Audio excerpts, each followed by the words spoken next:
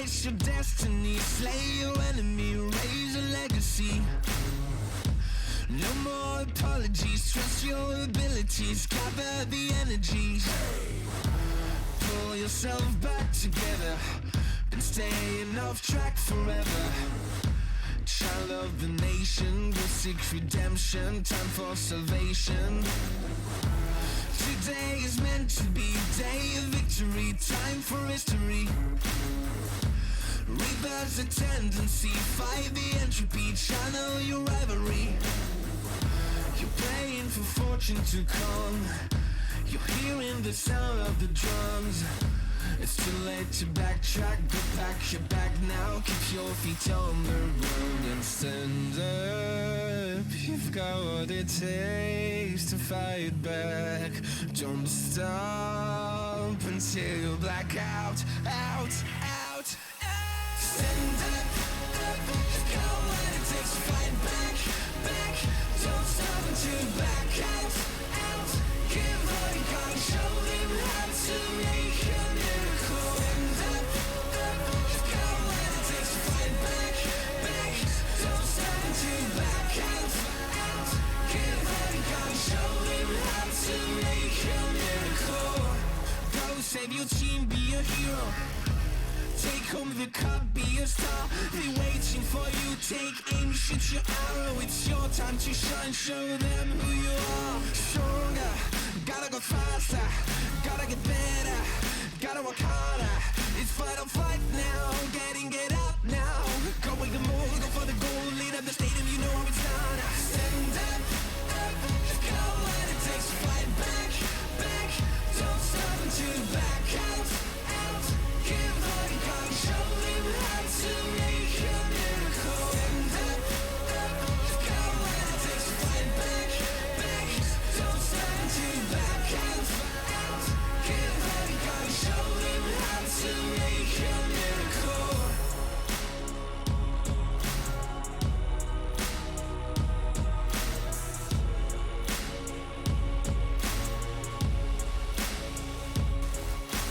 Stand up, you've got what it takes to fight back. Don't stop until you black out, out, out. Stand up, up, you've got what it takes to fight back, back. Don't stop until you black out, out. Give all you got and show them how to make a miracle. Stand up, up, you've got what it takes to fight back, back. Don't stop until you back out, out. Give all you got and show them how to make a miracle.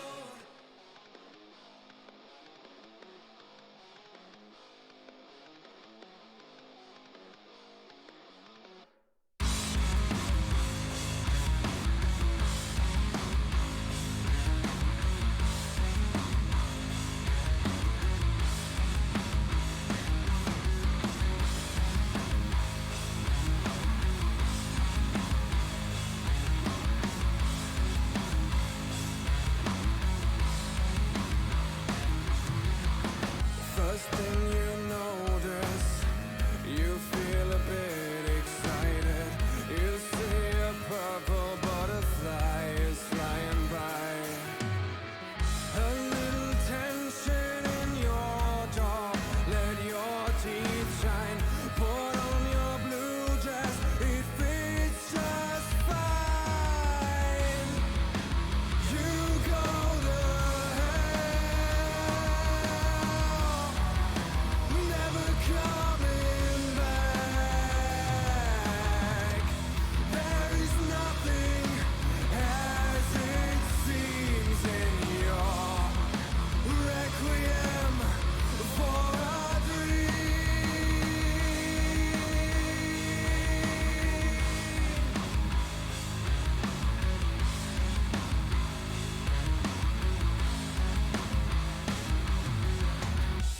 Halfway through you start to lose control.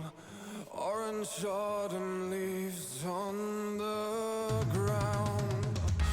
At the end there's nothing, and you face yourself. Green is all you see as you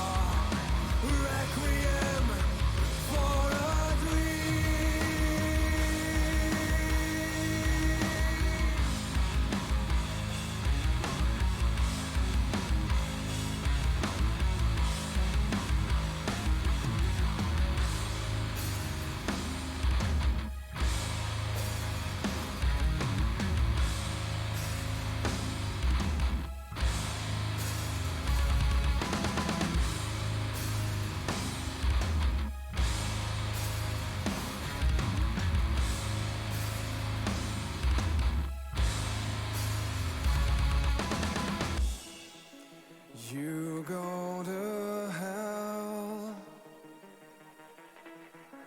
never coming back. There is nothing as it seems in your requiem for a dream.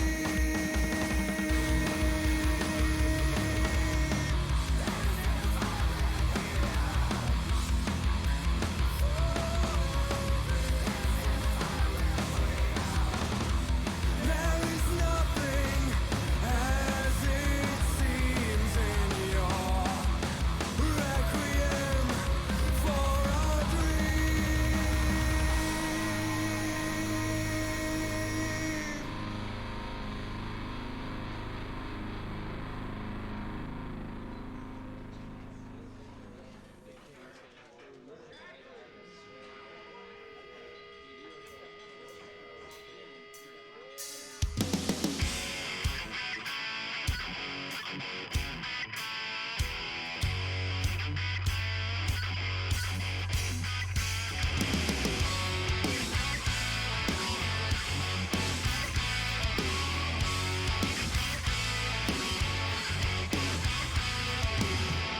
We've got obsessions that we can't control.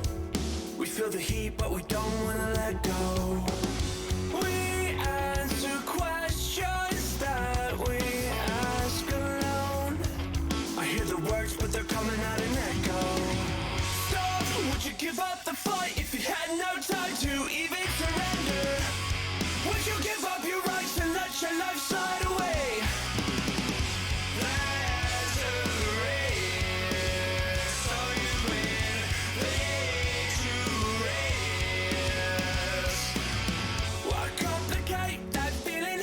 When it suffocates at the bottom, don't take the bait, just walk away, resuscitate your nirvana.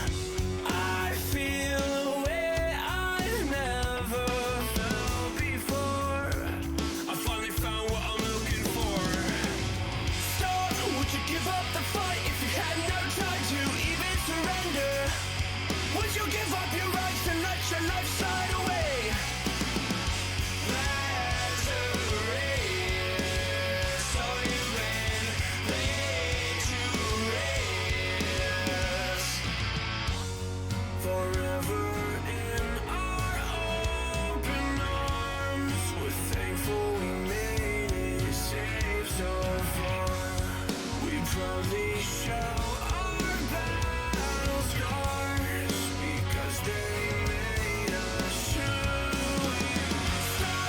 Give up the fight if you had no time to even surrender. Would you give up your rights and let your life slide away? Lazarus, so you've been laid to rest. Lazarus, so you've been laid to rest.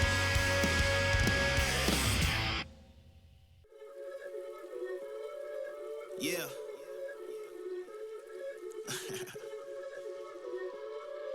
Let's talk.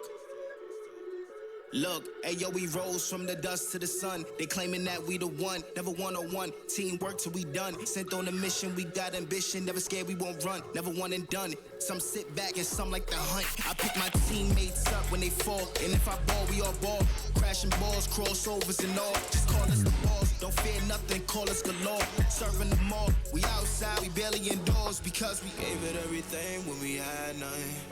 Gave it everything when we had nothing. Holding on by a thread, couldn't grab nothing. Seems we moved on to a better place. Shine, shine away from the shade. But now that we're here, ain't no going back.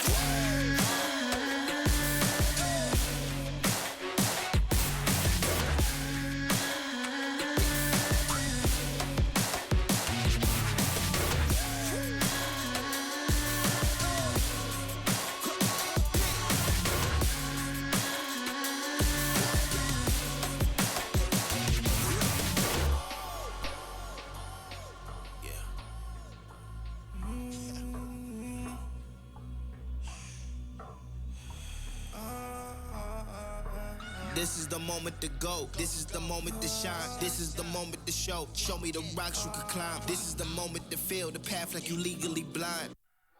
I can promise this is ours cause we built for this, kill for this. Pushing buttons, do it quick, push it off a new assist. Oh, y'all think we new to this? Pound for pound, break it down. Watch what we gon' do with this. Teamwork got us fluent with. Make y'all look like switches. Gave it everything when we had nothing. Gave it everything when we had nothing. Holding on by a thread, couldn't grab nothing. Seems we moved on to a better place. Shine away from the shade. But now that we're here, ain't no going back.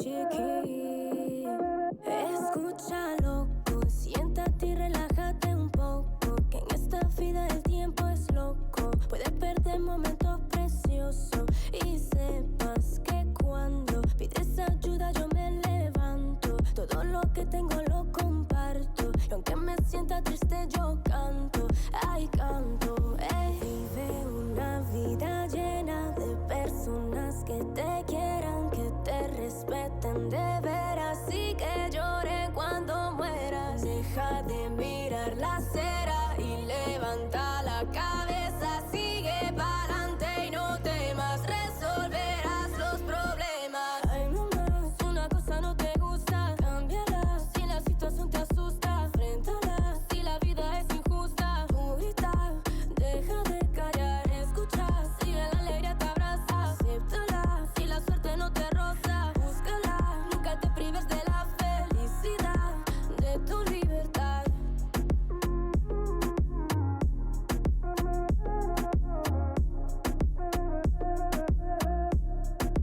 De tu libertad.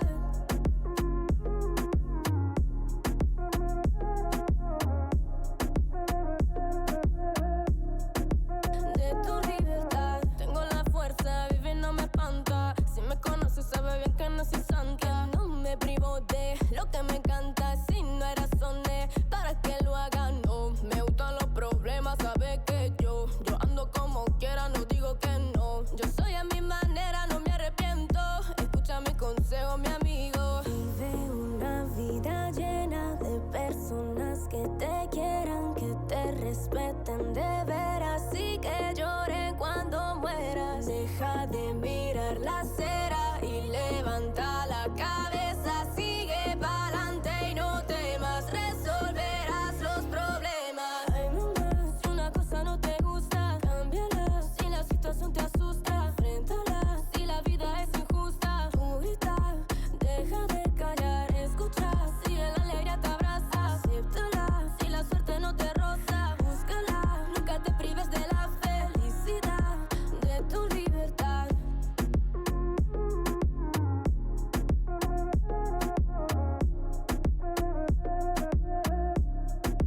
De tu libertad.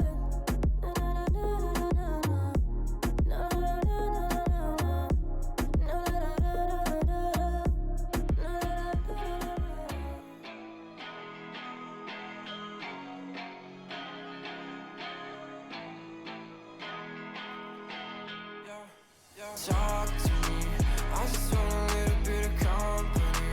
You acting like you really wanna fall for me, but baby, can you tell me who you wanna be? Yeah. Talk to me, I just want a little bit of company. You acting like you really wanna fall for me, but baby, can you tell me who you wanna be? Yeah. I left my demons in my past. I still want something that can last. You make me feel like I'm okay. We both know that you feel the same. Ooh. Baby, I got nothing else to prove. You talking about your best side of me.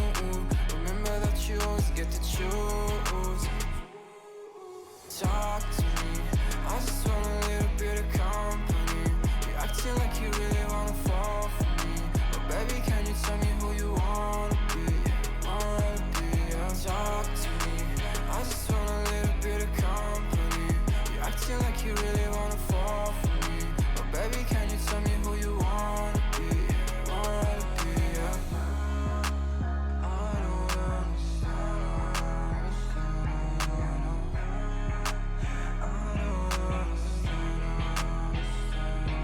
I don't wanna be friends, yeah, I guess you got my intention. Got no place I'd rather be, feel like another dimension.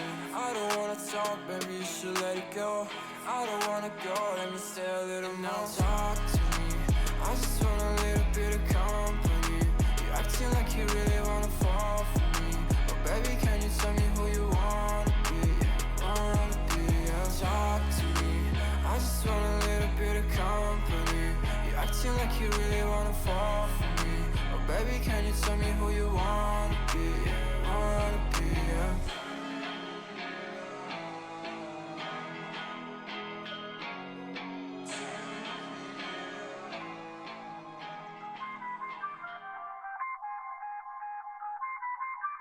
I feel on top of the world, I feel on top of the world right now. I feel on top of the world, I feel on top of the world right now. I always wanted the world, I wanna conquer the world right now. I feel on top of the world, I feel on top of the world right now. I call the shots in the man with the plot and we only go bombs away. Ain't no one protecting my mind as a weapon, that's why I'ma dominate. Taking advantage of every second, now I ain't got time to waste. They all tryna sign my name, they want me to sign my name. Counting your blessing while I count that in my winnings. We take 50s and 100s and throw them up to the ceiling. Everything I envision, now everybody gon' witness. Only difference between us is I ain't stop till I finish, yeah. I feel on top of the world, I feel on top of the world right now. I feel on top of the world, I feel on top of the world right now. I always wanted the world, I wanna conquer the world right now. I feel on top of the world, I feel on top of the world right now. Savage, you've been distracted, your best my average, there's a reason for that's a fact. So they snapping back, mad at the fact that I don't have a backup plan, I ain't need that. Outworking everybody when I relax, so I ain't tripping about none of y'all feedback. Heard that, wonder when I'm gonna peak at. And that's why you count your blessing while I count that in my winnings. We take 50s and 100s and throw them up to the ceiling. Everything I envision, now everybody gon' witness. Only difference between us is I ain't stop till I finish, yeah. I feel on top of the world, I feel on top of the world right now. I feel on top of the world, I feel on top of the world right now. I always wanted the world, I wanna conquer the world right now. I feel on top of the world, I feel on top of the world right now. I feel on top of the world, I feel on top of the world right now. I feel on top of the world, I feel on top of the world right now. I always wanted the world, I wanna conquer the world right now. I feel on top of the world, I feel on top of the world right now.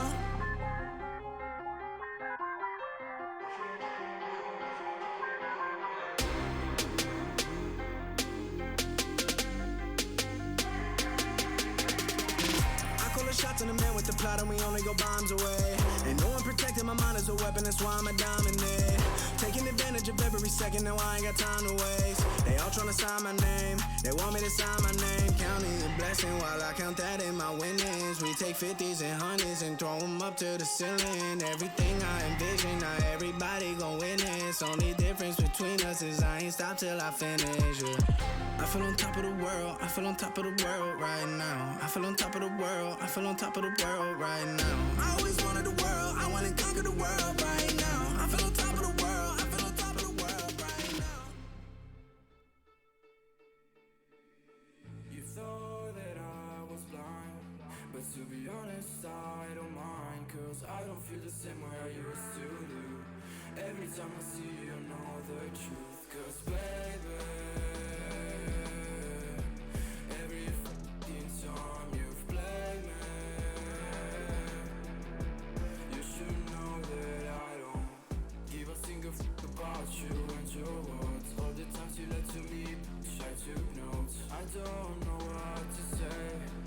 I thought you loved me, but you ran away.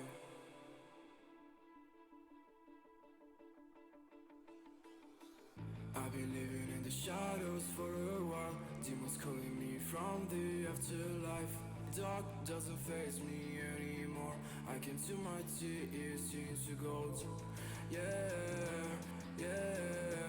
I don't care, no, I don't care. Yeah, yeah. I don't care, I said, cause baby, every fucking time you've played me,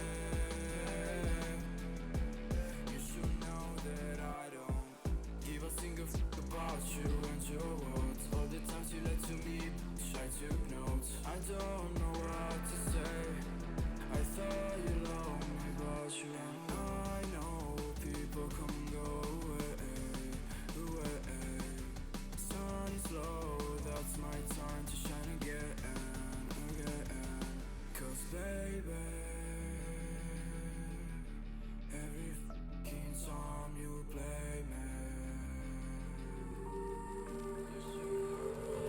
I've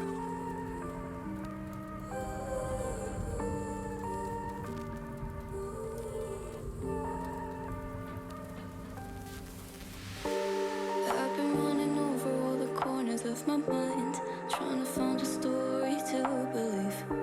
And I've been getting sick of how I'm spending all my time, searching for a way to find relief. And I can stay inside, go to sleep, but I feel like I need to let go. And I can spin a web of any story that I like, but tonight I wanna make a masterpiece. Stepped out looking like a small fire, half glass and filled with desire. Head down, but I know I can't deny it. Life is fun when you're a liar.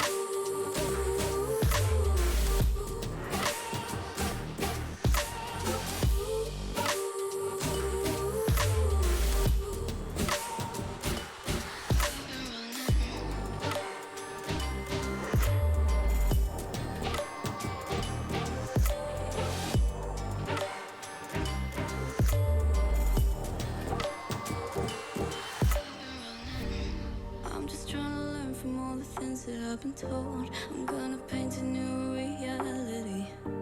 It doesn't take a lot to turn a person into gold. Yeah, I've been getting good at alchemy. And you can stay inside in the dark, but without it you never let go. And when you're done with hiding and you wanna have control, you and I can find a perfect fantasy. Stepped out looking like a small fire, half glass and filled with desire. Head down, but I know I can't deny it. Life is fun when you're a liar.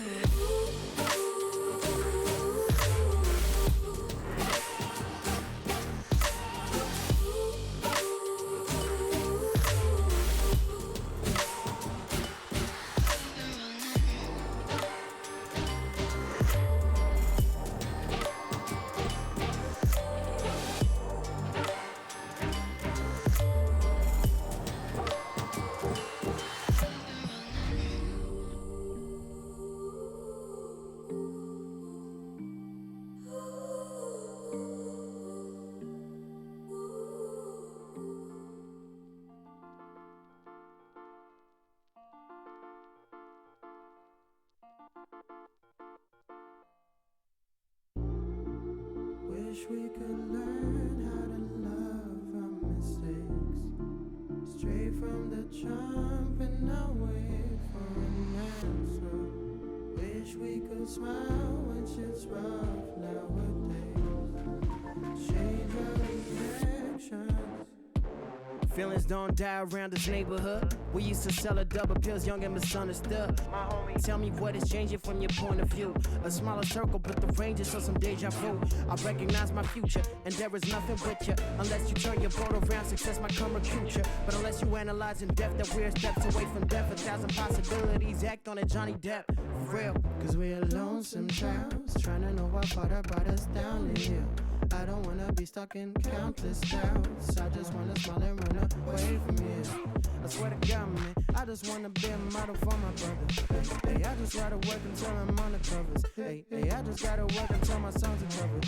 Hey, I just wanna make it proud to be my mother.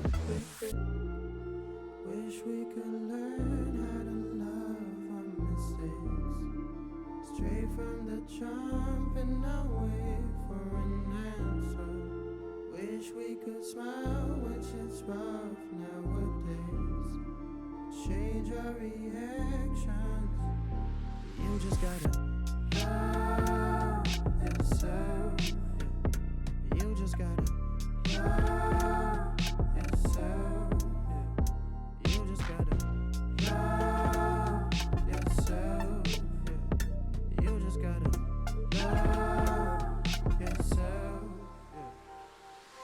Hope you learned your lesson, girl. I cannot teach anymore. Hope you show some faith in men. I am not like anyone. Cause I am over being sober with myself and I'm with you. I am over being something I am not. I'ma turn it to the man now. Hey, finna get my money, ain't no handout. Hey, finna be a legend like I'm playing down. Hey, I ain't gotta focus on my friends now. Huh? I'ma turn it to a man now. Hey, finna get my money, ain't no handout. Hey, finna be a legend like I'm playing down. Hey, I ain't gotta focus on my friends now. You just gotta love yourself. Yeah. You just gotta love yourself. Yeah. You just gotta love yourself. Yeah. You just gotta love yourself.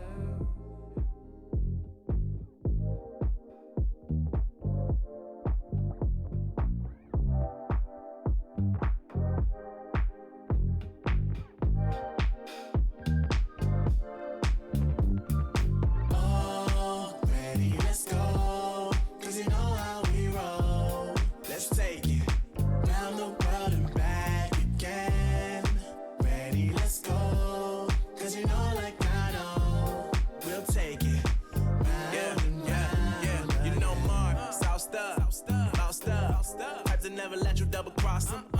Moving through the city like it's Gotham. They told me get one, so I got one. Stop saying you're a boss when you not one. You ain't sacrificed, nah, you ain't lost none. All over the gram like you got a bag. You ain't big dog, we ain't hear none of that. I'm in the gym looking like a running back. And you know the flow got him coming back. These are those moments I don't think anybody else is going to forget.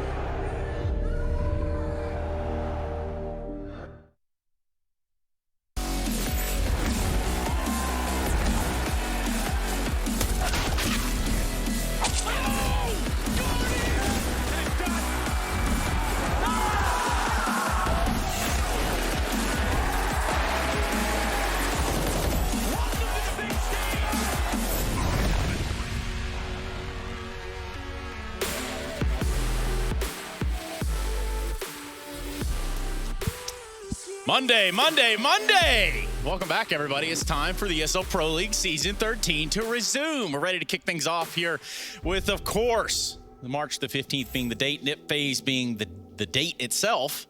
And then we're going to be looking at NSG2 Vitality Miles. Also, I have Yanko here. My name is Trace, and we are glad to have you at the ESL Pro League. Season 13, it's been a lot of Pro League seasons. It's kind of hard to, like, quantify, you know? Yeah, I think it's easier when you say XIII for people to comprehend what it is. Yes, I think you've actually nailed that right there. Man, what a day we had yesterday in terms of matches.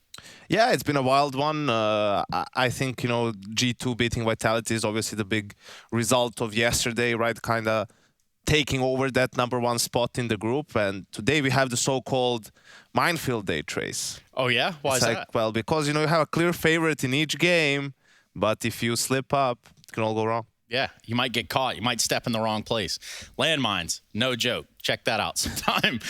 Yeah, I mean, so you know what the schedule is. We're looking at NIP phase, NSG2. Vitality Mouse is the third best of 3 of the day. Group B, starting off with a boom, but obviously there's still some twists and turns to go. Yeah, still, you know, anything can happen still in this group. We saw the likes of Ents have a really good day 1, then a bit of underwhelming day 2 against NIP. NIP saying that they feel like Vitality is the strongest team in the group and that with everyone else they have a 50-50 chance. So we'll see. There's been some surprises when it came to vetoes as well with some of these teams as map pools. They've obviously had some time to practice, so things have been changing there as well. And it's been hard to predict kind of what the battlefield is going to look like. There's a guy that's usually pretty good at predictions. We're going to bring him in right now. We're going to talk to him live here on air. And Who is this unicorn? I say predictions. I'm not talking about like game-winning picks. I'm talking about, you know, like predicting where the players are at any given time and who's going to be shining in the match. We've got Rushley. Are you asleep at the wheel? Have Rushley? Really? Hey, what's going on? Yeah. Yo, we've already given up on this show. Like, no more Chad and Alex. Yeah, they're around here. Just talking to Rush now. Yeah, but they're in the back somewhere. I don't know what they're doing. See, Rushley is the man with the plan. And, you know... Is he? Yeah. What's your plan, Rushley? I got many plans, many things on my table, lots of things to be looking at, lots of little dots on little maps, you know, connecting the dots, you know. So you're not doing anything really, are you? Well, you know. So aside from, you know, like the bump mining and stuff you're going to get to do later, what matchup are you looking forward to today, Rushley? Well, I think the first map will be nice. I'm glad I'm not doing the Ents game. If you don't know... What do you have against Ents? Well, they like to pick Train. Well, they're doing well on Train at the moment, so I'm assuming they're going to pick that. And as an observer, I absolutely hate Train. But I don't why? know what it was like when you did it, Yanko, back in the Son, observer chair. I am disappointed. Train is I hate observing that map, so I'm super happy I'm not doing the ends game.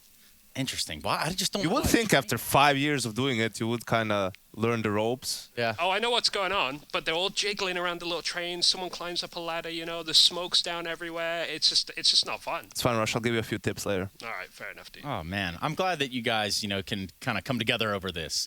Overall, though, Rushley, I just kind of got to ask you, man. We've been seeing a lot of bump mines and stuff like that. We've been kind of getting our fill of what's going on within Danger Zone. And I want to know if there's one secret tip or trick that you can give out. What would it be? Very important, pick up the parachute. It's very useful. The parachute is the key to winning. I recommend the parachute. Big purchase on the parachute. And the exoskeleton. Yeah, the exoskeleton, the bumper, grenade, impulse grenade. And obsidian arrows. Yeah, the obsidian arrows are really strong. You can also use the obsidian to make a frost arrow. Oh, yeah. When you're taking on the boss Moda with the bump mines as well, it's really strong. Man, that's really strong. Thank you very much, Rush. I know you have to actually work for a living today, so we'll let you go. Yeah. Good thing you don't, Trace. You're just talking about obsidian arrows live on stream. You know anything about an obsidian arrow? Of course not. Exactly. This is a Counter-Strike tournament. You're right. That's why we're going to learn more about it. We're going to get a quick recap. What happened yesterday? Let's find out. With wins for ENCE, G2 and Vitality, they held the top spots of Group B at the beginning of Day 2. ENCE went with Nuke as their pick to begin their series against NIP, and it was shown to be an absolute mistake, as they were firmly put aside by Hampus and co.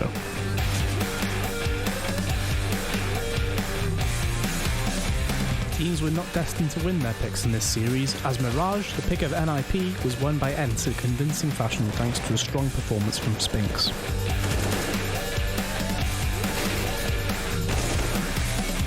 With all to play for on the third map of Inferno, it felt like there wasn't much fuel left in the tank for ENCE, as NIP once again dominated and took the series 2-1.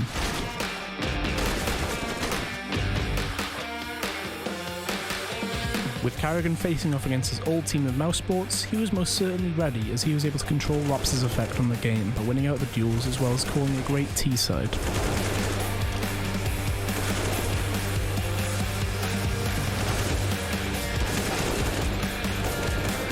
The pick of Mousesports, Inferno, was, if anything, more one-sided towards FaZe Clan than their own pick. FaZe were dominant throughout the map, with Brokey having a solid performance with both the AWP and rifle.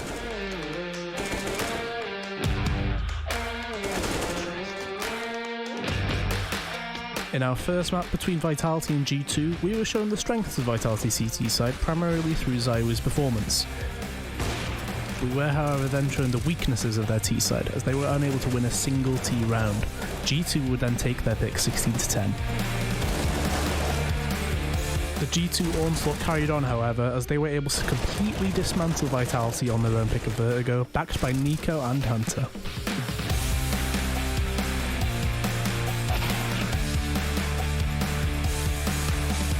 Here are the standings at the end of Day 2. As we can see, G2 are the only undefeated team left, whereas Mousesports are yet to yield a win.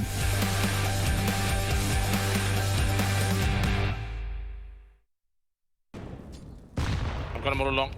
I have a flash. Yeah, we're gonna Herrick. One close long. Hold flash for us. Very long. I'm holding a perfect flash. Middle east. As long as he shoots, it's you flash. I need so long from Speedway, boys. Flash it up, flashing. Going back. Careful fake. One more dead. 1 HP holes. One more shot. Just short, one house. I'm rushing shot behind him. Short. I'm rushing over. I'm rushing as well. Come. Nice. Let's go. Good flash. Fucking insane, man. Thank you. Nice!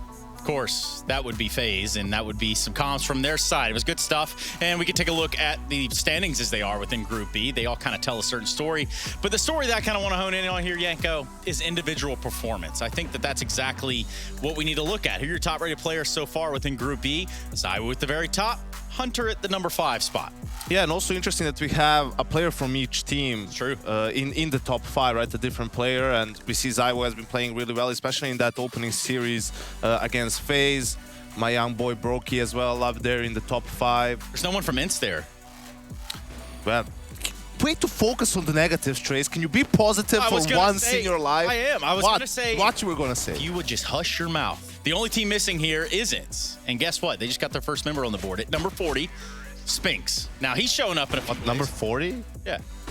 That's where the highest player is? There's no way. It happened. Really? That's crazy. Yes, yeah. That just tells you like that the load has been spread across the whole lineup, and I think we saw that in their win against Mouse. Like, people had their moments, guys like Spinks, guys like Diha, but it was a true team effort, you know, and we'll see. Today it's a bit of a tricky game, right? They're going to play against G2, the undefeated team in the group so far, and you know, we'll get to that game. The veto will be interesting, but they still have their chances in this group. They're not out of it. No, they're certainly not out of it. Now, also, they showed that they can hang among the best of them within the group, which is also a good sign, and it's got to feel pretty good for the inside, who are really in a reconstruction period almost. It seems like they're trying to rebuild the face that they've had before, obviously having gone up into a runner-up there at the major to now. It's been quite a topsy-turvy ride. Absolutely. Going from a full finish to an international roster, you know, that's going to be a process as well for the organization to learn how to handle these players. And they have a good mixture of experience and talent, it feels like, you know. I think it's an interesting project. We'll just have to wait and see how far they actually go. Now, Spinks, this is an interesting player, and why, Yanko? Interesting because, you know, he's one of the young, new up-and-coming players, also came through FPL. He's Israeli, right? So he was used to playing with 100 ping. Now he's actually at the Ants office in Finland, so lower ping. A couple of guys are there, right? We saw it on the player camps, and he's been performing really well. Like, you can see when he doesn't have to play with 100 ping, his aim is quite crisp, right? His reactions are nice as well, and you know, it's been fun seeing him play. Yeah, very entertaining player to watch. I've enjoyed it as well. I also enjoy hanging out with our commentators sometimes, so we'll bring them in right over there. We got Chad and Alex, and I'm going to go ahead and hit you guys with a hard-hitting question. No fluff this morning, gentlemen. Oh, fine. Yeah, sorry about that. So, hey, sir, Mr. Sarantas. Oh, yeah. Yeah, Good you morning, guys. Stop talking over the teacher. No, do it. Good morning, Mr. Saranthus. Good morning, students. Welcome back to class. Go ahead and get your notepads out and get ready for a pop quiz. Oh, jeez. Should Mouse be dead last in the group? Yes. Yes. Is that the answer? Did we get it I right? just copied his work. Okay. Explain your answer. What's on the end of it? Well, I think like Rops and Frozen have been playing all right. Yeah, I mean, they look good. I think they genuinely look like a team that at times, like, Frops?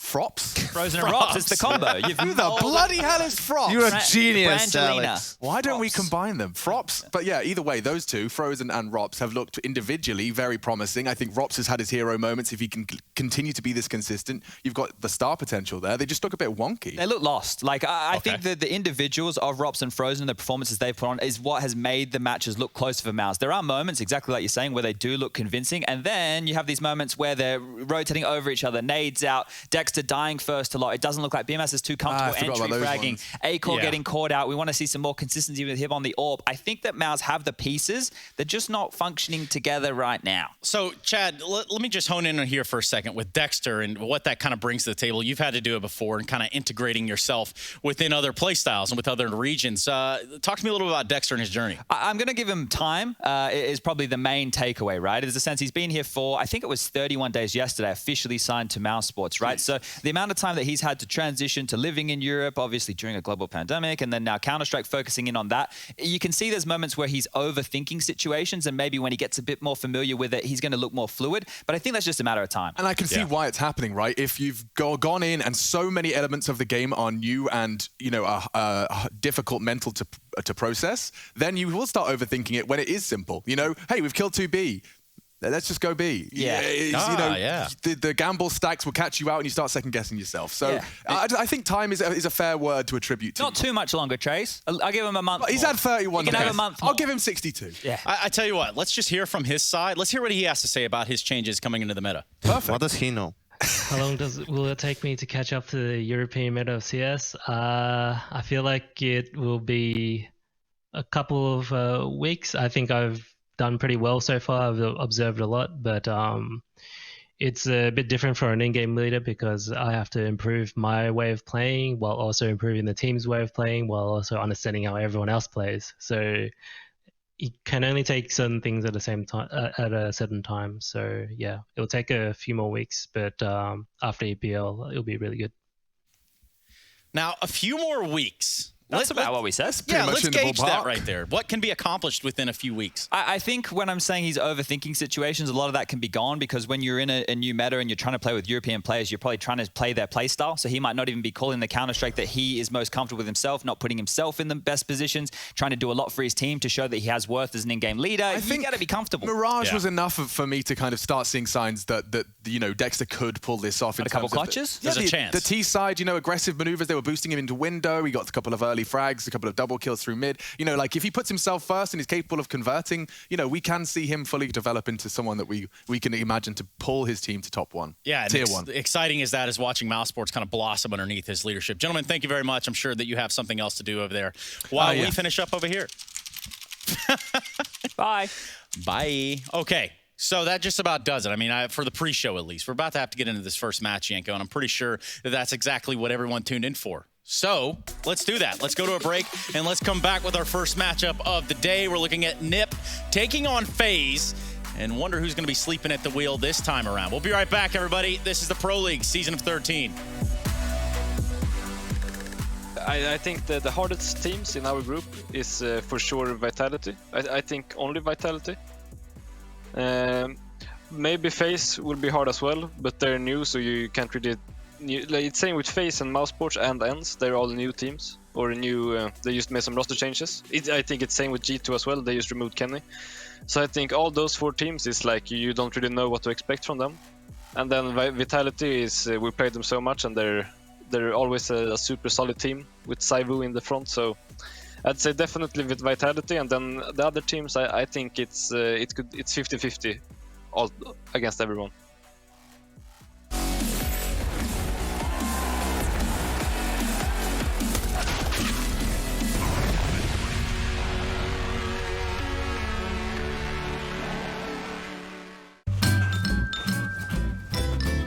You ready? Huh? Hey, he's a good boy, huh? You ready? Huh?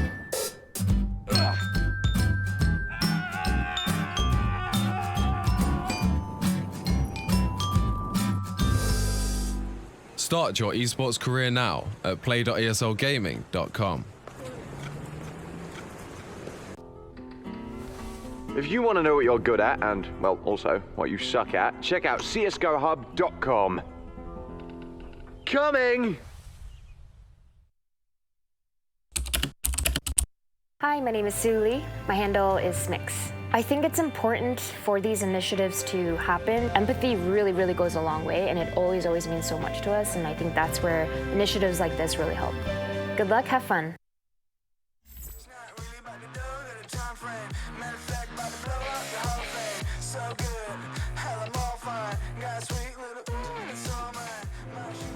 Oh, I hate Scout.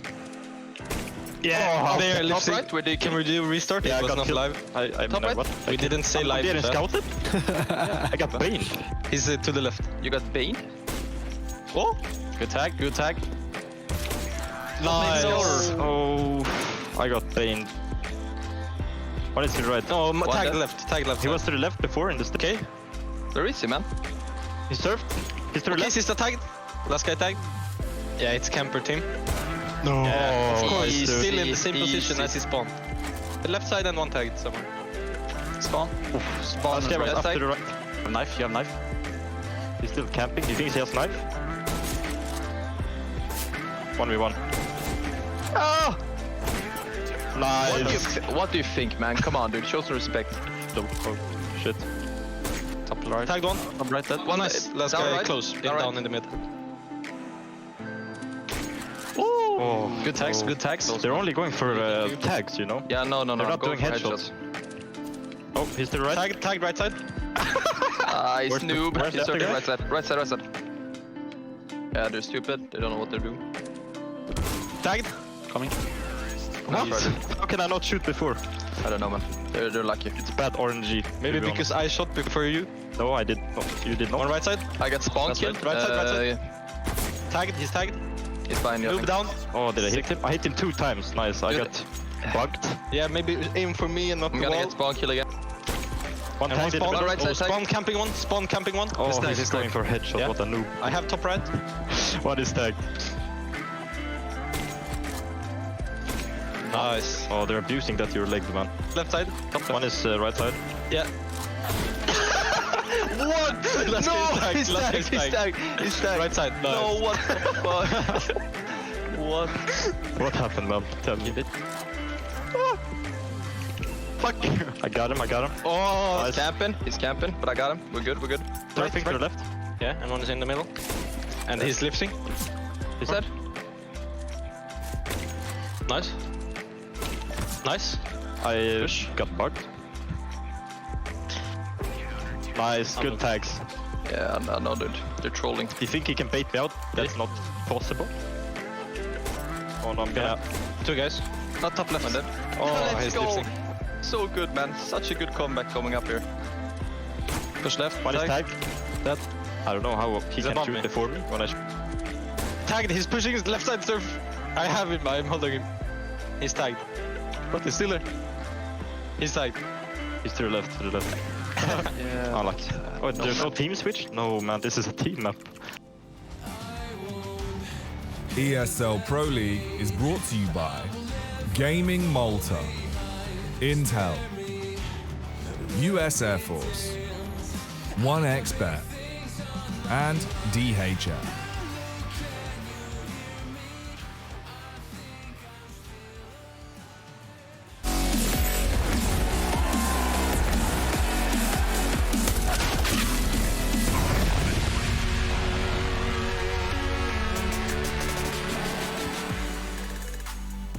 Bright and early, first thing here this, well, I guess it's technically the afternoon now. We do have NIP taking on FaZe. Both these teams coming off a W, one over Mouse Sports, one over Ints, but still a long way to go within the group of B. The ESL Pro League Season 13 marches on. I'm joined by Yanko. My name is Trace, and we're ready to talk some counter. Yes, indeed, Trace, and this does feel like one of those must-win games for FaZe, right? Seeing as how they lost to Vitality in the opening one, G2 beat Vitality last night.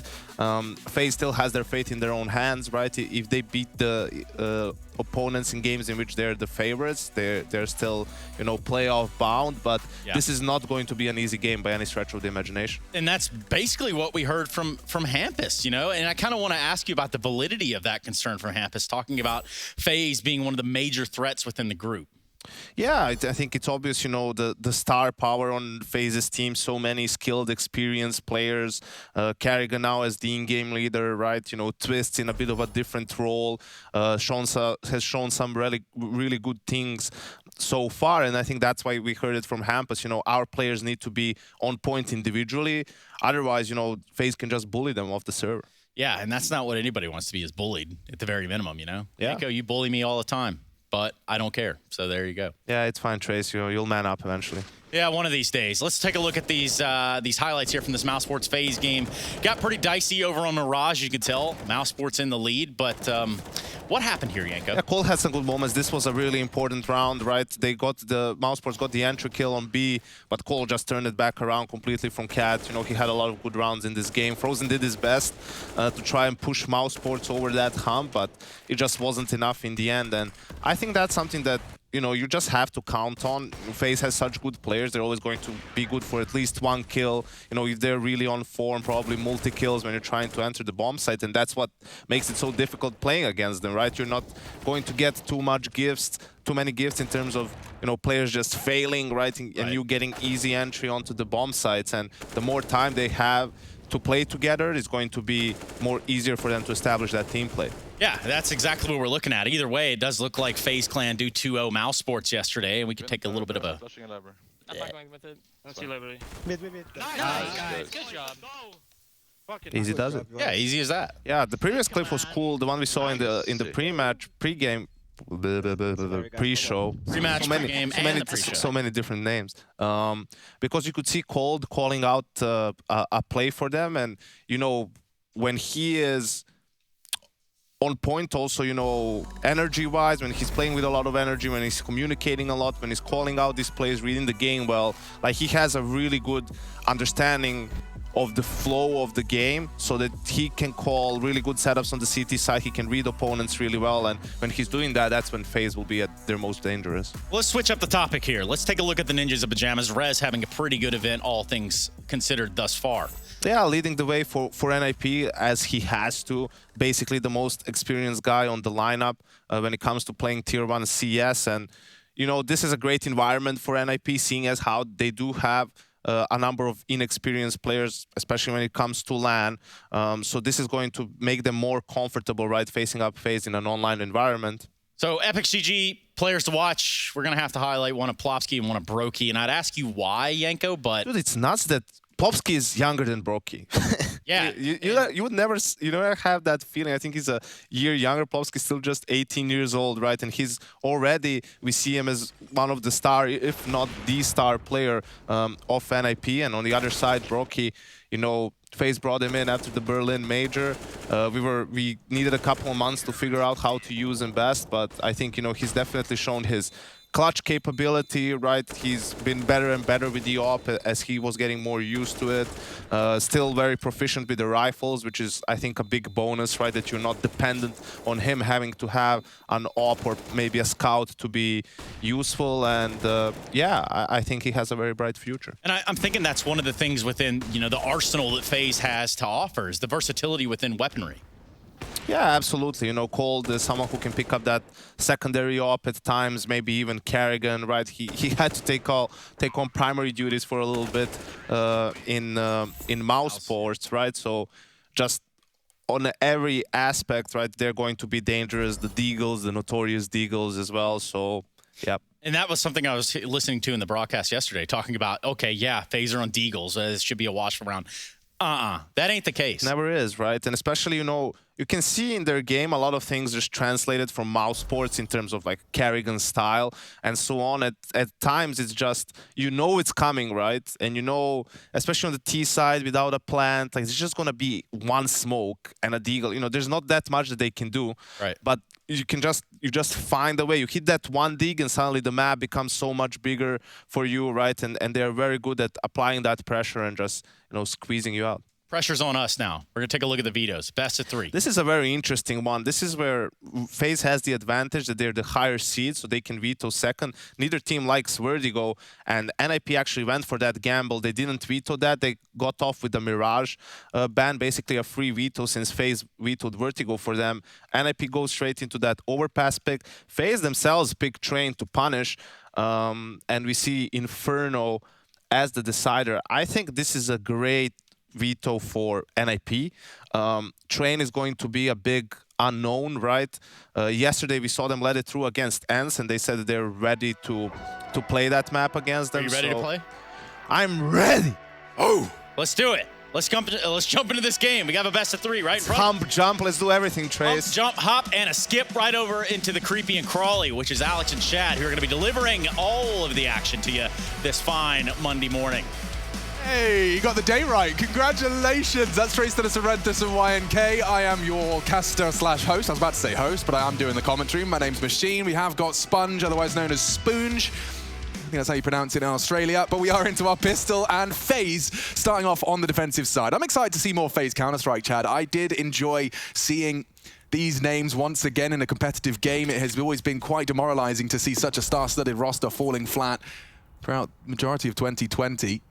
Yeah, well, in-game leader seems to have inspired a few of these players to go back to their form of older years. Hasn't it? You know, the power of Carrigan. He must. It's obviously a big part of, you know, his enjoyment of the game is developing and monitoring these stars as they do continue to realize their potential. We are into the 60-second mark. Hampus wants to dip his toe into the B pond.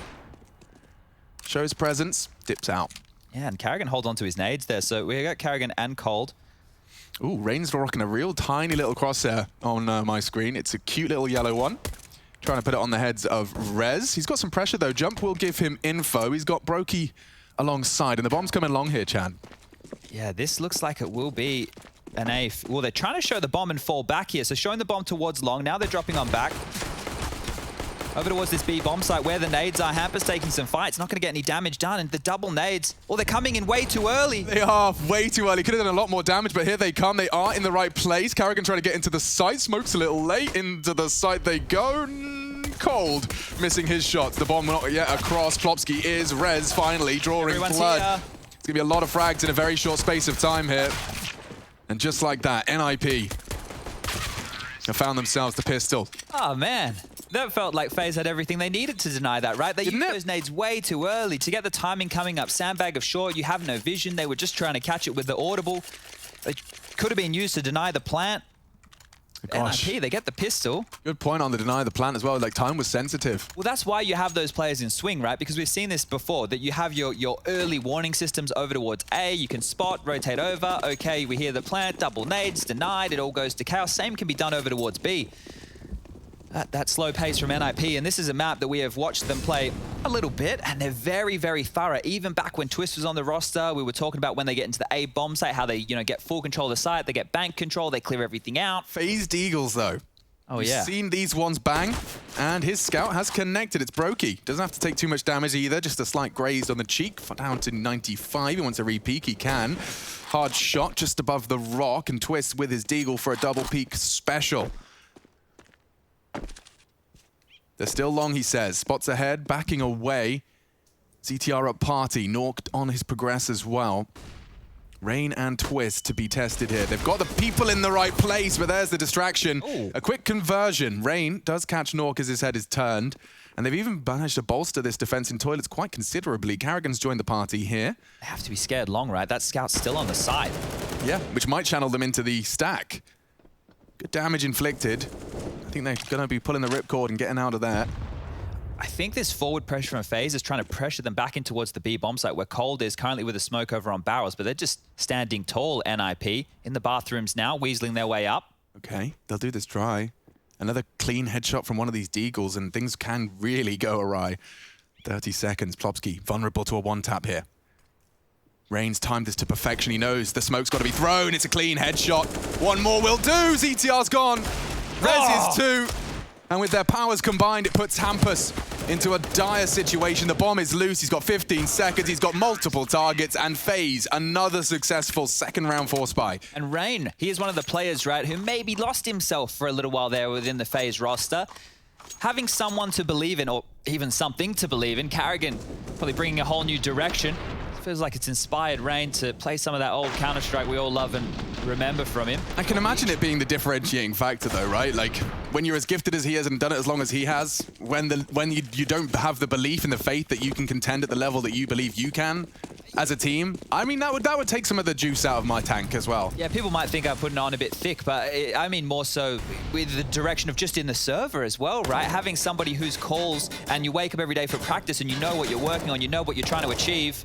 Here goes Cold Zera. That's his first, but very quickly shut down. The wall bang a bit sketchy from Carrigan. Twist, careful now. Dicing with death. They surge into the site. He's dealt with that.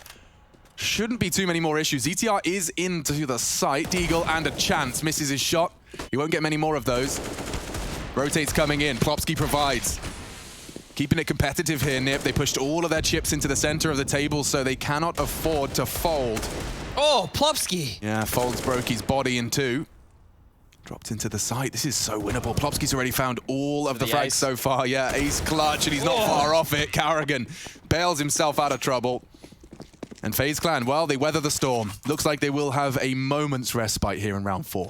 Plopsky has, in the past, been an absolute monster on overpass for NIP. It was a Virtus Pro game. I think he had 26 kills or something in the first half on the T side. He's what kept them afloat back over in Katowice.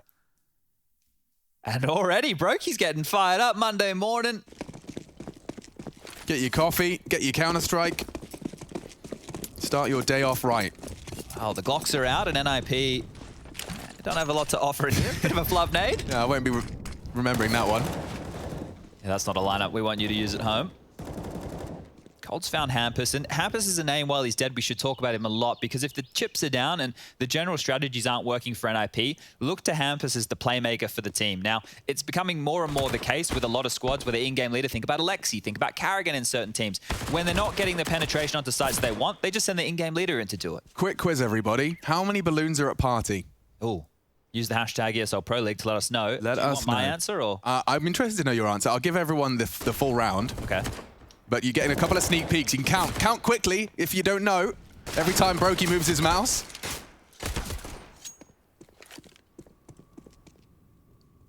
1, 2, 3, 4. 6. Come on, Rush. We're trying to play a game here. You just showed everybody at home the balloon. Sorry, guys. Jason Kaplan gave me that pop quiz yesterday, and I just looked at him like, I'm sorry, mate. No, I've played the map. I promise. I just didn't count the balloons. Didn't count the balloons. It wasn't on my priority list. Oh, how about this one? Where is the wheelbarrow in the map? Let us know. Oh, it's probably on a roof somewhere. Hashtag ESL Pro League. Go around, fly around. Find it. Screenshot it. And welcome to coldzera's Smoke Tutorials. Gonna be giving you a special one here. Ooh. Flying that one out. Not going to be seeing the default monster smoke out of him, but as it flies through the sky, it blooms as the stop smoke for Brokey's aggressive push. But he does gobble up a flash, and that makes him vulnerable to this re-peek. Oh, he's in a touch of trouble. The smoke might aid his escape, but he's chosen to stick around. Orc is hunting him, and that is his first victim found. Down, though, to just 5 HP for the rest of this one. Far from over for the NIP boys, but they've taken down the initial CT aggression. Yeah, now they can put the brakes on here. Minute 25 left on the clock. They've dealt with the aggro and phase. They need to retool and rejig to see how they want to defend. Right now, 2 players very silently making their way up the stairs. Silently running. Haha. Do you know how the timing shapes up? I want to watch. If Cold throws that smoke again, I'm actually interested to see if Tease can beat it, because there's a reason we molly it instead of smoke it. They did both. They mollied it and they put the smoke on top, and that is to contain them down towards the ramp. It's meant to allow Brokey to go for a pick. So we might see that one again, and we could highlight it. I'm getting my skybox up. I'm a little bit late. Because, you know, we've seen teams actually double molly. So where ZTR is now, we've seen one land there and there. Thank you, ZTR. Yeah, maybe we can catch it on the replay, or maybe I'm quick enough into the skybox. Yeah, let you fiddle around with that while I watch this one shape up. 40 seconds. Man advantage is lost. Rain's decided. Beheaded. 1. Hampus has fallen. Plopsky can change things. Catches Rain unawares. Bomb's heading towards B. Carrigan passive. Called the contingency on the other side of the map. There's no util here on Carrigan, so it'll have to be the bullets. Util starting to indicate he's got a lot to contend with. He's got an incendiary on Cold. If he could deny the default spot, that might make things really awkward for Nip. That's Nork low with the bomb. He won't be able to plant if they drop the bottle of flame. Too late now. Too late now. It's too deep.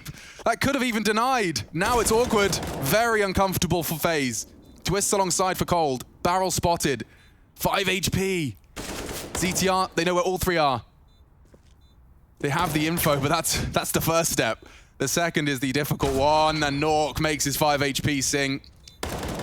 Connects into another. Cold does manage to make it costly, finding 1, but just begging ZTR to give him the fight. Plopsky taking his time. Finds more. Another multi-kill round from Plopsky. And incredibly close. The finest margin separating the 2 here. I was able to grab the skybox of what you were asking for there. So check this one out. I've highlighted the area with my cube. Nice cube. Well, it's not a cube, is it? It's a square. So there's the molly, and there's the smoke that lands directly on top of it. And that is meant to deny access, right? So you can see there that this one is much deeper. Traditionally, that molly would be around this area, and you'd see the one over towards playground as well. So this is trying to contain to allow an aggressive pick. He just got caught out because Rez and Nork immediately ran through that one. My draw tool needs some work. That wasn't great. We'll work on it. There's always room for improvement. Otherwise, life is boring. Yanko has a touch screen. I only have a mouse. Brokey with a deagle. Already seen what the deagles can do in this game. Rez has taken a bit of a fight, a bit of a biff. Will molly to contain towards underpass, and there's pressure from both sides. Yes, the setup. Rain just gets executed, but it's very short-lived. The celebrations are cut short. The confetti swept under the rug by Brokey. Bomb long, Hampus returns. The door is blown off. It does really reduce the element of surprise he can have here, because Short has been fully pushed. Twists may even, and that's what Hampus is holding for. Have a chance here. Oh, great shooting and preemptive aim.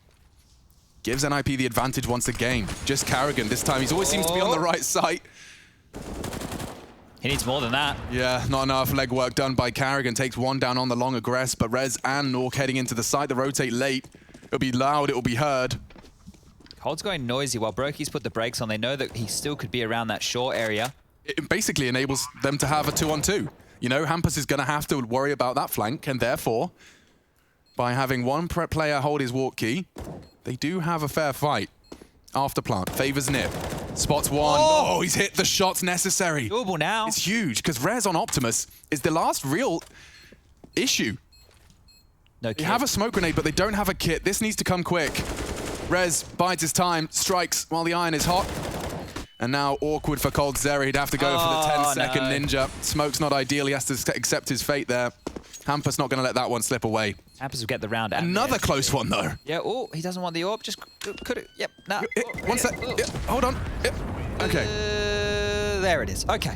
Saves the AWP. NIP out of drama. As FaZe will take a timeout off of that. And most of the time in those situations, like a 2-on-3, would say, yeah, they should be saving. Well, that opening kill that Brokey was able to get is what facilitated them going for that round. Still difficult to do. And without that defuse kit, a tall task. But there was a chance to keep NIP's money honest right there and win back control of the economy in the early stages. But now, with the timeout, FaZe clan, they probably have to take a save. Can we do a player crosshair eco? Is that possible, Rushley? Yes, sure. Oh, love that, love that. You can see Cold smoke there. He wanted it to just trickle over the top of the dice box and land in front. That'll give him a chance to fake it, jump on up, be very, very awkward. But time was the problem with no kit, and this time it will just be Cold's saved rifle. Whose crosshair are you most interested in, Alex? Well, this one's pretty close to what I was working on in the lab, actually. I've been trying to move into the yellow lifestyle. I've thrown an outline on it because my eyes just can't differentiate. I was playing Dust 2 the other day and I just got really mad because I couldn't see people. Rain's is tiny. This is what I'm saying. Look at that. He's not using native res, surely. Everyone's living this. Yeah, that's kind of pretty. It's a bit. It's like a Nico crosshair with a dot. Carrigan, of course. Vintage. Yeah. Gets a little wider as you get smarter. So the FaZe clan Fraggy boys all have a very similar crosshair, and you could look at the Swedes here. We've got Plopsky rocking that red, no less. A little bit of a personality flair. There are a couple of people here with giant crosshairs now, feeling pretty self-conscious about their own. It's okay, guys. You could. It's all about personal preference. Yeah, whatever you want to, whatever you want to have. Just because the really good guys all have small crosshairs doesn't mean your giant mammoth crosshair isn't cool. Now, I would recommend everybody at home goes into their settings, CSL, that's ESL. Try again. Let's try this again. CL _, crosshair gap, _ use weapon value. Set that to 1, and you're going to hate your time, but I enjoy it. Is that the one that makes your crosshair different depending on the weapon? Yeah. I like the other one I tried recently where it's like your gun shifts left to right with the spray. Okay. Rush knows what that one's called. Cold's got a nice little pop flash to jump on up, and oh, he's found one. Knocked off his boost. They're managing to make this costly. Twist with just his USP. Rain's even very filled winnable the feed. now. Yeah, this gets really difficult. Don't go down, Rain. Survival integral. 20 seconds. Cold lurking in the smoke. Hampers wants to spray it. He's using the bin to great success as it fades. Oh. Cold, the dink. Not enough. But Rain has managed to get the bomb loose once again. No ZTR plants it. And I'm afraid, Rain, yes, you're great, but this is a duel that does not favor you by any way, shape, or form. Bomb down, no kit, no armor, no health. You'd have to find the element of surprise onto ZTR, who admittedly is now clearing long, and AWP retrieve, which does change things. Not known to be a AWPer as Rain. No, I think he's got like 5 career AWP kills. Oh, dear. It's not planted for ZTR. Time, though. Oh, doesn't hear it. Wanted to check for Bank. There you have it. A clutch from the new kid on the block for the Ninjas. He's been having a rough go of things after a stunning debut. So going to be looking to just regain some of that control. I expect volatility when you're a youngster and you're joining a squad as fabled as NIP. Yeah, I think that the vocal minority, or at least those who post on the internet, not too impressed with the performances of ZTR at the moment, but you have to consider a few things, one of which you just mentioned, inexperience. The other is the fact that if they're winning, and they weren't winning before, maybe he's adding something to the team that isn't kills. Now, I can't perceive them in an easy-to-digest screen. And I can't perceive them either, because I'm not in the TeamSpeak, but Brokey, he's definitely made Hampers say something in TeamSpeak. Opening kill, AWPs on B. They're still going for it. All right, Cold, what you got, mate? He's fully flashed, in trouble now, ZTR provides. Need another, though. Carrigan's on the site. Wow, FaZe do seem to get their pieces in the right place fast. Plopsky, great bait. Draws the shot, confirms Bridge is a threat. Short is smoke, the bomb on the site. It is just deathmatch now. And that man advantage has got a little bigger. The gap extended by Twists. Oh, they know where they are. He saw Nork's shadow, even heard the shot. They won't let him get away with this one. Yeah, it could be the Nork special. They're all going to give him a little bit of a chance. Let's see if they can double peek and make it as safe as possible. Brokey. One more at least. One more required just to keep those guns on the rebuy. Keep FaZe honest. Look at this aggressive move. Rain's holding the walk up. All right, 4-4. Keeping it down the middle. Yeah, back and forth affair here. Obviously favoring NIP in terms of the early stage on the T side of their map choice. They get themselves 6-7 rounds. That's a lot. That is a lot of rounds to be working with here. I just went and had a look at, because I'm very interested in this. I know when we checked, it was probably this time last year we were talking about Rain and the lack of prowess in the AWP. He's not an AWPer, right? So that's why when we say not known to be an AWPer, seeing him with it in his hands, even picking it up is a little bit awkward. In the last 12 months, he's had 9 AWP kills. So he's maybe saving it a bit more, Alex. Maybe getting a couple more save kills with that AWP. So we have a double AWP set up now. Cold on B, Brokey on A. Passive stuff from NIP again, seeing if there's any aggression. Plopsy gets to work through that connector. Clears that one out. I wonder if there's a gentleman's agreement to not use those ridiculous new mollies. I still did. I said I was going to look into it. I didn't actually check it. Before I speak about it with any conviction, I'm going to have to go and watch the video. Yeah. I'll link you. There's someone that just basically saw the bug and then went and running around the maps and experimenting. Lots of really like game-changing stuff, and the fact that none of the pros are doing it makes me suspect that it's just hey lads, let's play the game we know. Yeah, and I think even still, if they get asked, or if there is, I'm assuming here, making a lot of assumptions, that the TOs would hopefully reach out and breach that topic. Now, this is going to be an explosion. There's a flash and a smoke, and a lot of damage with that nade. That's on the hero, and then they smoke it straight through the smoke, but Brokey misses. That's an important one. Hits his second onto ZTR, now playing hot potato with the AK. It's very short-lived. Just Plopsky's AK, and there's very little impact felt. Scavenging is complete. Double AWPs for the 10th, and NIP will be reinvesting into the 11th. So, starting to see the FaZe Clan lead extend just a little bit. Keep it clean. There is potential to get overrun and have an awkward retake, but when it's only Glocks, I can't see the world where that bomb goes down. Yeah, it's a hard one here for NIP, and well, with the force buy not paying off, should have to swallow the bitter pill, take the save. A plant would be great. A couple of kills would be nice to go along with it. Hey, future pros. Now, so they're heading through connector with 3 of them here. A couple over towards sewer and backyard of B. Twister's got an easy one there, so through the smoke they fall.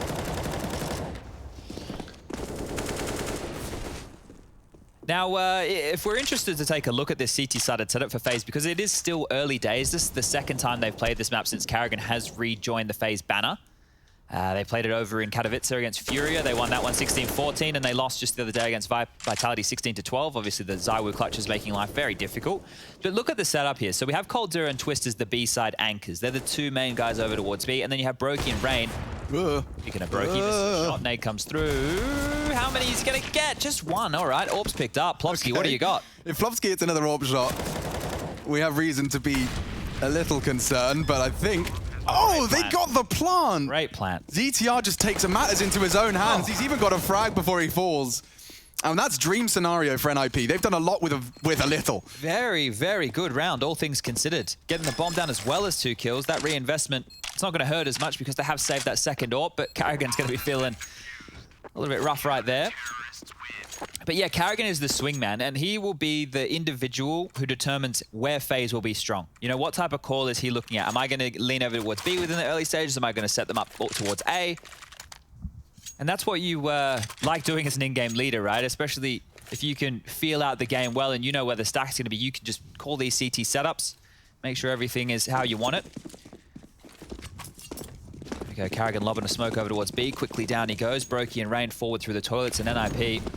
Oh, it's just Hampus selling a bit of a beat. Oh, he's not deterred by his early shortcomings, is Brokey. He's brought the aggression again, but it seems as he dips his toe, realizes it may just be a touch too warm.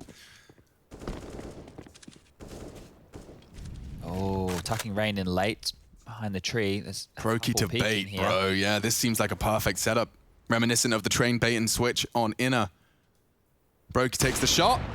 Rain readies himself for war. They were ready this time. The Swedes find him. First blood drawn by the ninjas. And this is an integral one. They've got the lurk. ZTR holding mid. Hampus containing monster. This is everything you desire for a T-side setup. Karrigan and Brokey are going to push up through bathrooms here. They're going to give up on long and they're going to search and see if they can equalize. So with Karrigan leading the charge here and Brokey overseeing No, this is a crucial frag and he's lost it. Coldzera was supposed to be the bodyguard, but he gets the trade late. Elevated position enabling the one-on-one. Well, bomb's going back towards B now. Yeah, if Karrigan goes down. Oh, great hold. ZTR's provided another. Brokey for a crucial trade, and he will find it cleanly, but the bomb's on its way B. Cold will have to ready himself for war. He needs to play a bit forward. Yeah. You'd fall into a trap where you think you have an AWP and you want to play a passive line, but 3 rifles. They don't know where they are right now. He can get so much info. There's so much room for him to take some angles. He's actually kind of in limbo right now. He doesn't know if they're walking up. They could be close. Could be perfect. Pillar could work. Especially with Brokey baiting. They've gambled over towards B now. It's the right call. Here we go. Missed shot into the site. Brokey does provide. Need 2 more though. A clutch required. And he hasn't chosen to drop just yet. Elevated over the rail. Anti-flash. Oh, it's actually eaten. He may have gotten down undetected though. He's going fast. Does catch one. Great shot, but Nork immediate response. NIP back with a 5th. With a vengeance. Well, another close round, and this is a back and forth affair, 6-5 now. I wonder what they were chatting about, but I think Brokey was just wondering if the Hail Mary collateral had come down. He hit that shot. If only Nork's shoulder had been a little touch closer, but look, that's timeout. In victory, they take a timeout. Is this just to do with the fact that you might want to get some juggling, util, make sure everyone has what they desire? I think also to talk through the buy of the CTs as well, right? It can be hard to lose track of what they have, what type of buy we're looking at. Is Plopsky pre-aiming trig? No, it's a reaction shot. Yeah, so Rain a little bit, well, unfortunate there. He was set up for success. The bait and switch setup, you'd like to grab one. But considering this started with that opening, FaZe did a good job of making this a competitive round. It really wasn't far off the collat. Look. Oh! Look. Okay, no wonder he asked the question. Look!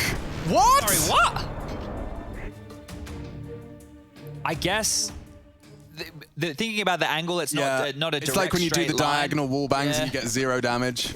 Yeah, it would have, I guess, just off to the side. So unfortunate there. I'm really glad we got the replay. Wouldn't have seen that if you guys hadn't have been listening to the chat. Great stuff. Carrigan? Oh my lord, he could take an AWP out here, but Norky's prepared.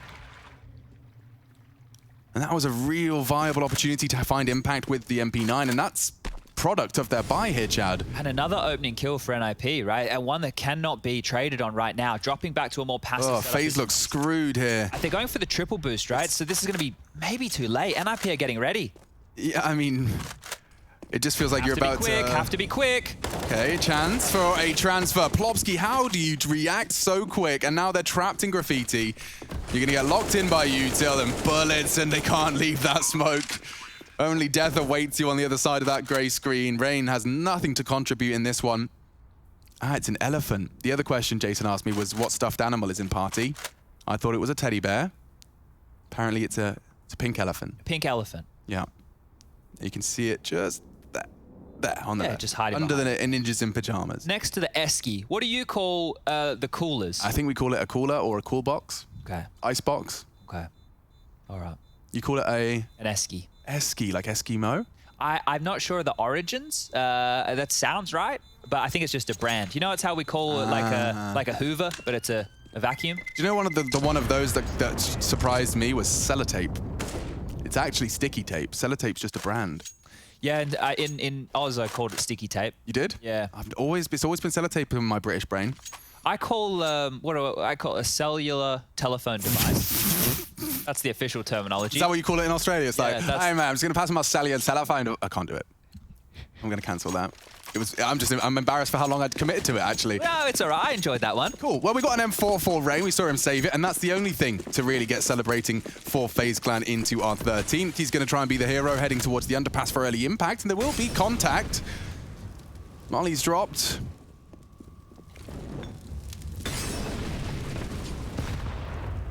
Oh, Rain. It's not an easy repeat. There could be so many angles using Brokey to bait the crosshair, but Plopsky's always good for that first. Another NIP double open. Does well to land the dink there. Makes it costly for ZTR, but yet to be converted upon. 2 in toilets, Twist and Cold. All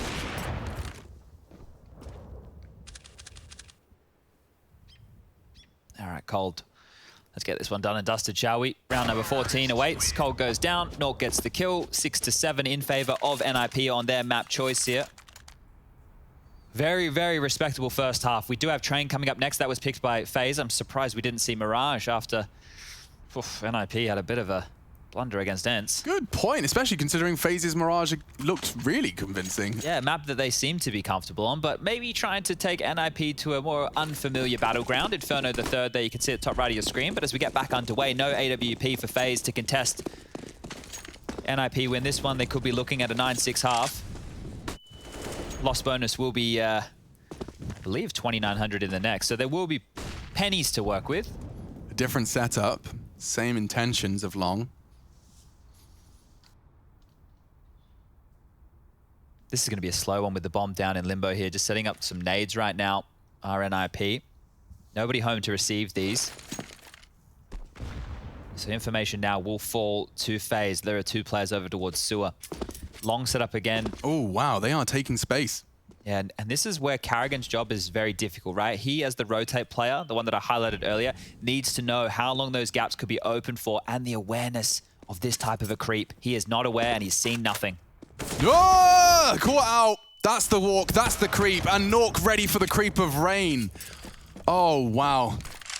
Turn of the tide here. Rez has the sight, the bomb is surging forward. Twist has managed to catch Plopsky, but there's another on the site. Through the flames, he wants to try and take initiative. You can't blame him, but it does cost him his life. And just like that, another round fizzles out for FaZe. Should be a save. I think going for this one, a lot taller of a task than the 2-on-3 they attempted earlier. Cold and Twist will want to hold on to these M4s. With that loss bonus I just spoke about, they'll be able to drop across Famis's, or MP9s, maybe even an M4 from Twist if he grabs another kill. But NIP, they've set themselves up. Power position here in the first half. And this is a must-win game for both teams. This group is going to be highly contested down to the wire. We've been speaking about how we'll separate them on the final day of play for Group B.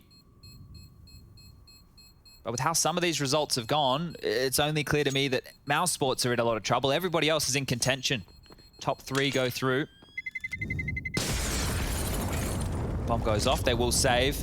And that gives FaZe at least something to work with here for the final round of the first half. Maybe some more initiative as a team, like a complete all-in type of biff or battle. 4 players going aggressive A, 2 long. Maybe 2 up towards the fountain position, have 1 guy anchoring B, and just hope that they don't decide to go towards the second letter of the alphabet. Props to Rez for holding the molly push. Another player could easily have got caught out by that. Caught out. How's that? Niche references for about 4 or 5 countries that actually play cricket. Cricket's not niche, is it? I think so. Damn. The American audience has no idea what we're talking about.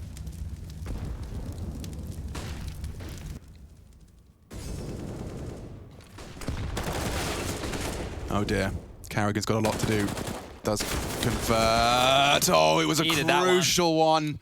ZTR's bullet does find Carrigan first. I think they also heard Brokey scoping up towards bathrooms, so there is a chance they are well aware of this setup. Rotation hasn't been pulled away from B, and Rez, well, he's about to find a lot of information here. He loves finding this space. Swedes are switched on in that respect. I think Brokey's got a whiff of him, and it's the necessary shot. Dirty stuff. He says there's no one home. Grabs himself an AK-47 for his troubles. Needs to get over to B. Needs to get there now. Cold and Twist. Very passive setup here. And ZTR, if he goes down, that's all their util. Put in the ground. One more spray from Cold's not there. Oh! Twist makes a meal of it. And Brokey gonna have to try and do his very best to overcome the odds here. No kit for this retake. Yeah, no fun. And against AWP. Vulnerable to a lot of different angles, hoping to catch him as he... Whoa. Oh, he does perhaps catch a glimpse. Lurking in the smoke. Does he wait it out? There's no time for this, though. He's hunting Nork. This is great. He has got time for this if he gets it now. Oh, just as it fades, Nork converts. Nicely done. Ninjas certainly do seem to have sharpened their shuriken. Let's see how Overpass's second half shapes up when we return.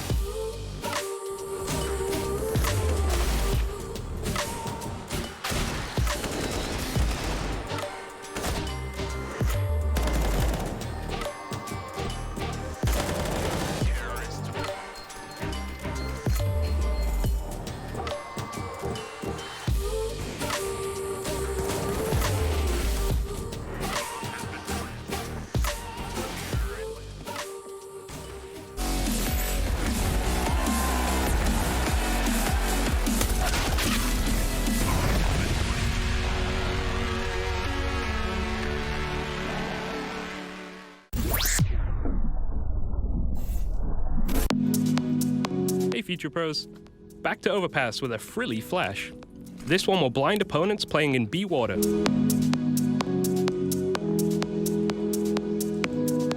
To do this flash, crouch and position yourself so you're looking at this line. Throw the flash and it will bounce and pass straight through the window.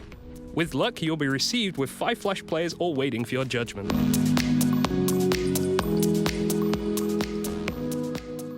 I think regarding the experience in our team, we have a lot of like everyone is almost young. Like I think Frederick Res is the oldest one now, and he's 22, 23. Just turned 23, I think maybe.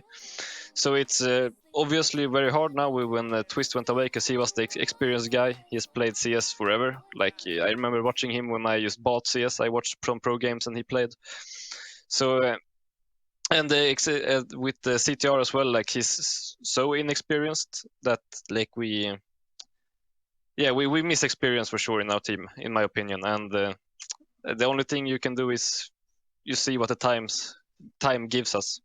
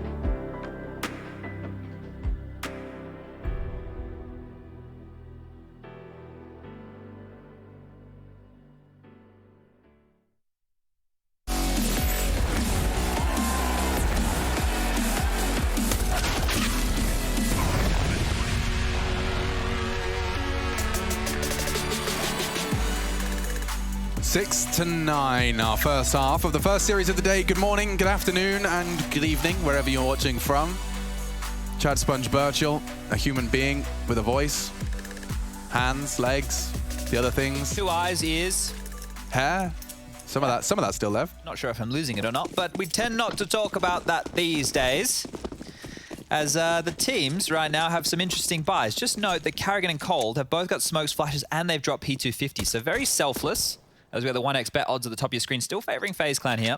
Oh man, these P250s really have come into a meta of their own. There's very few T-pistols. We don't see at least 1 or 2.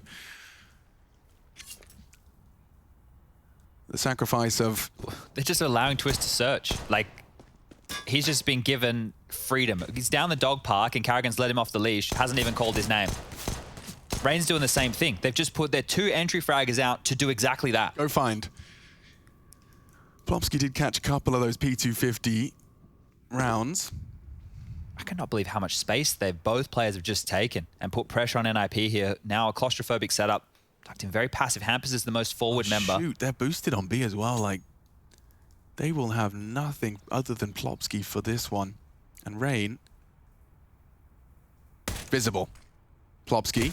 Hearing pins pulled and taking a duel is eventually won out by FaZe. Into the site now. 1 flank, 2 from Bank. Hampus onto Cold. Needs to finish off the job. And oh, he denies the plant. Together shot. What is that from Hampus? He can even find a third. He does. He's doing it all. Cold trying to save the day. He has made it competitive. Brokey can't go down. Couple of cursory shots. Help. 25 seconds. He needs backup. He needs it now. Cold, where are you? Brokey does get himself out of trouble. It's only Rez, and he can't handle it. Hampus' heroics denied and silenced.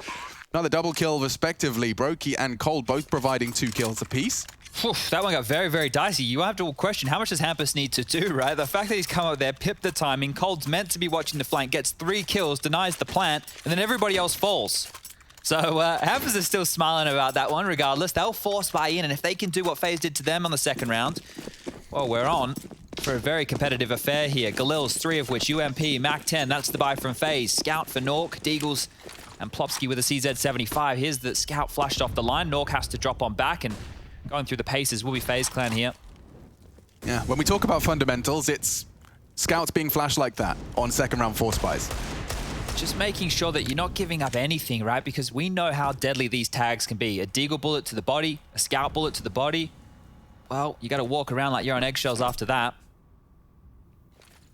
Bit of noise in connector here as they go to take control of one of the more deadly initial parts of territory.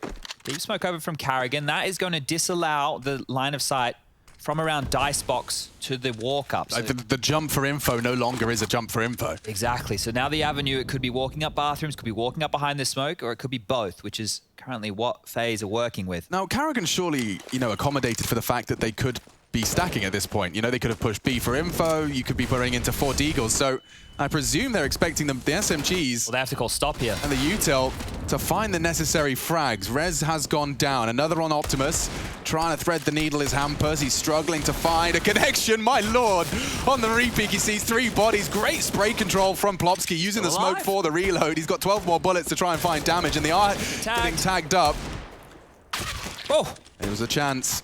Now I'm afraid it fades. Rain has a perfect sitting duck. And he'll go ahead and collect that. Get a little Szechuan sauce on it. Duck, duck, goose. Now that was a game. Wasn't it? You sat in a circle. You tapped them on duck. Duck, duck. And when you said goose, they had to catch you, and you ran around the circle. I don't know what the end goal was. Actually, I'd be up for that now. Adult, duck, duck, goose. What do you say? First LAN event back, we do playground games with all the pros. Okay. All right, come on, Rez, it's hopscotch. Come on. 4 square. Oh, one leg. That's great. Skipping next. Oh, dearie me. Will be the eco from NIP now. And just to note, it felt like they were going for a similar option as what Vitality did against FaZe the other day when they limped that smoke out towards front sight. I actually noted when Vitality did it, Oh, triple boost. Hold up a second. Rush, catch this one. Well, I haven't seen this one before. He's got a USP. And a dream. It's quite a weird angle. Let's see it from... Yeah, let's stick with this. Yeah, from Rez's POV. You can even call the info on mid. Hey, Rez, don't dismantle, please. Brokey's gonna have... Come on, Brokey. Yeah, just for us, bro. You can win the round. Yeah, plan B, but come on, Brokey. Come on. No. He's underneath. Okay. Come back. Yeah. Try and communicate that one. Where is he? Long? There's one fountain. Might be fountain. Underpass, perhaps. Yeah, I don't know. It was silence. Silence USP. No idea. All right, it's all good. Bombs down. FaZe get the round. That was fun. That was fun. Overpass has been the map I've seen the most of those triple boost game changers. There's so many. Let me think. You've got T-Spawn. You've got Long, off, not anymore. Rez. There's a bunch at Long as well. Yeah. You've got the graffiti one. There's 5 triple boosts I can think of at the top of my head. We can do... It's not a triple boost per se, but if you boost 2 guys on top of Sandbag at short and then boost on that guy's head, you can see a little bit into backyard. You can peek like the Hampus, barrel. Yep. Okay, cool. So this is what they did. You can see that they're just using that little clipping to make sure he's leaning into the right-hand side of that clip brush. Boop, boop, boop. It's got to feel nice to get away a cheeky one of those. USP's only your triple boost works. It's not all in vain. Orp out for Nork, Kit for Rez. High on the other side, Brokey's got his big green. Maybe he's happy he went down. Might be operating with the UMP this round otherwise. Cold, responsible for early water control, and he does take it by force, just straight through the smoke. A little brazen, a little brave. No absence of testosterone there. They got this 3-man lean monster. Yeah, they've already used quite a few of their smokes, right? We see the first smoke come out just to stop the rushes, but they've already used a second. 2 more will remain. And CTR getting pushy with Plop Dog. Yeah. Carrigan, you're in trouble. Oh, dead man walking, and ZTR provides one as well. CT aggressions. Overpass is known for CT aggressive maneuvers, but not as clean as that one. It is insane that that has become an in vogue maneuver, right? The fact that that one is so popular, see teams doing it time and time again. You don't think there's many aggressive options through that little monster tunnel? You don't, but the byproduct of it is so interesting is because you prove you can do it, and now on your default, you have to have someone staring at that smoke. Because as soon as your smoke fades, you know, you can keep smoking monster as much as you want or staring at the smoke, but as soon as it fades and you've had someone lurking in it, you've got the stack. You're running into a stack on the other side of the map. It is a powerful maneuver. It's justified. Pop flash is cool too, but not going to be too much of an issue for these Ts as they do flood in, and already they just get sent out. CTR triple kill. There you have it. Double digits. NIP take 10. The thing with those moves, right, we've seen a triple boost, and then off the back of that, the aggressive maneuver just there. You need to have a plethora of different options to go for aggressive moves like that to find picks on the CT side. Because if you're playing a style and the other team is great on executes and they're winning these set pieces into B, or they're playing out these late rounds, especially like what a lot of these CIS teams do, and you haven't been able to go aggressive and find an opening pick, you will be getting executed on, or you will be getting these situations where you're getting clamped in on from all over the map. So NIP taking some initiative, taking the direction of the game, and well, pushing FaZe down to a hodgepodge buy. Deagles and AK-47s, utility not great. Karrigan making space quickly on his lonesome here. Can't apply too much pressure because of their own smokes, but they've wanted to corral for connector control as well as party, and they get exactly that now. They may worm up through the smokes and try to play a bit of a timing here.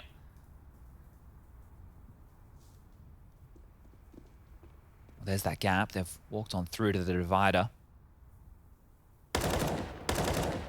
Rez baited in. Nork, though, holds his line and does hit his shot. 4 players on A already for NIP. They've read this one well. Yeah, they're trying to pivot back. Plopsky's calling it all clear for now. Think about the gap that's left. If they just go straight up sandbag into the site, sure, they're clamped on him, but they might get the bomb down. ZTR rotating over. He will get there in time to spot sandbag. They're in. That was all it took. Faked out beautifully. Not going to be an easy conversion. Plopsky reveals he's coming in from Monster. That's going to lock one in. They need to take some fights. They do. They win out on the fight. That's such a relief of pressure, Chad. The valve is fully released. They even pick up another rifle here. Okay. This is shaping up for a problem for NIP. Rez has been quiet. Flash this time. It's ZTR for looking for impact. He swings up on the ramp and Rain beheads him. Rez trades. Needs a second. Time ticking. It's getting awkward. That's the frag they needed. Now pressure onto the Ts. Oh. Overwhelmed. Rez overwhelmed with another, in fact. The lineup's there, though.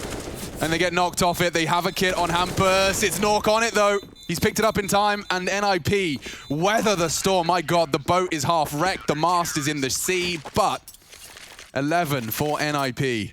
And FaZe, that would have been such a new injection of life and cash into their T side. Yeah, that was a very, very tight round. I thought they may have done enough there when they took that fight against Plopsky. Meant they could all train their attention towards the CTs pushing in, but Rez reacting perfectly. Had a quiet game, but this is impact. Look at that, 3 huge kills. Able to get NIP their 11th and put FaZe just down to Deagles with no armor, with no utility behind it. So the call out of spawn is, let's get some picks.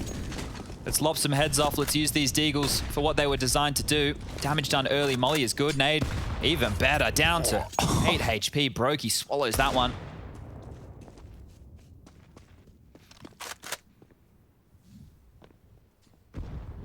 Only one member of FaZe has not taken damage already. Rez wins out his first duel. There is a little bit of a chance for a Karrigan element of surprise. Rez is contained. Okay, well, that should be the round, right? All that early damage. If it was just FaZe Deagles, at every chance I'd be like, there is a moment. No, just that one kill. But now, low HP, rattled already, 2 players dead, a minute on the clock. Again, NIP would have to try really hard to throw this one. Well, that's a good start. Surely that's it. Yeah. No stress.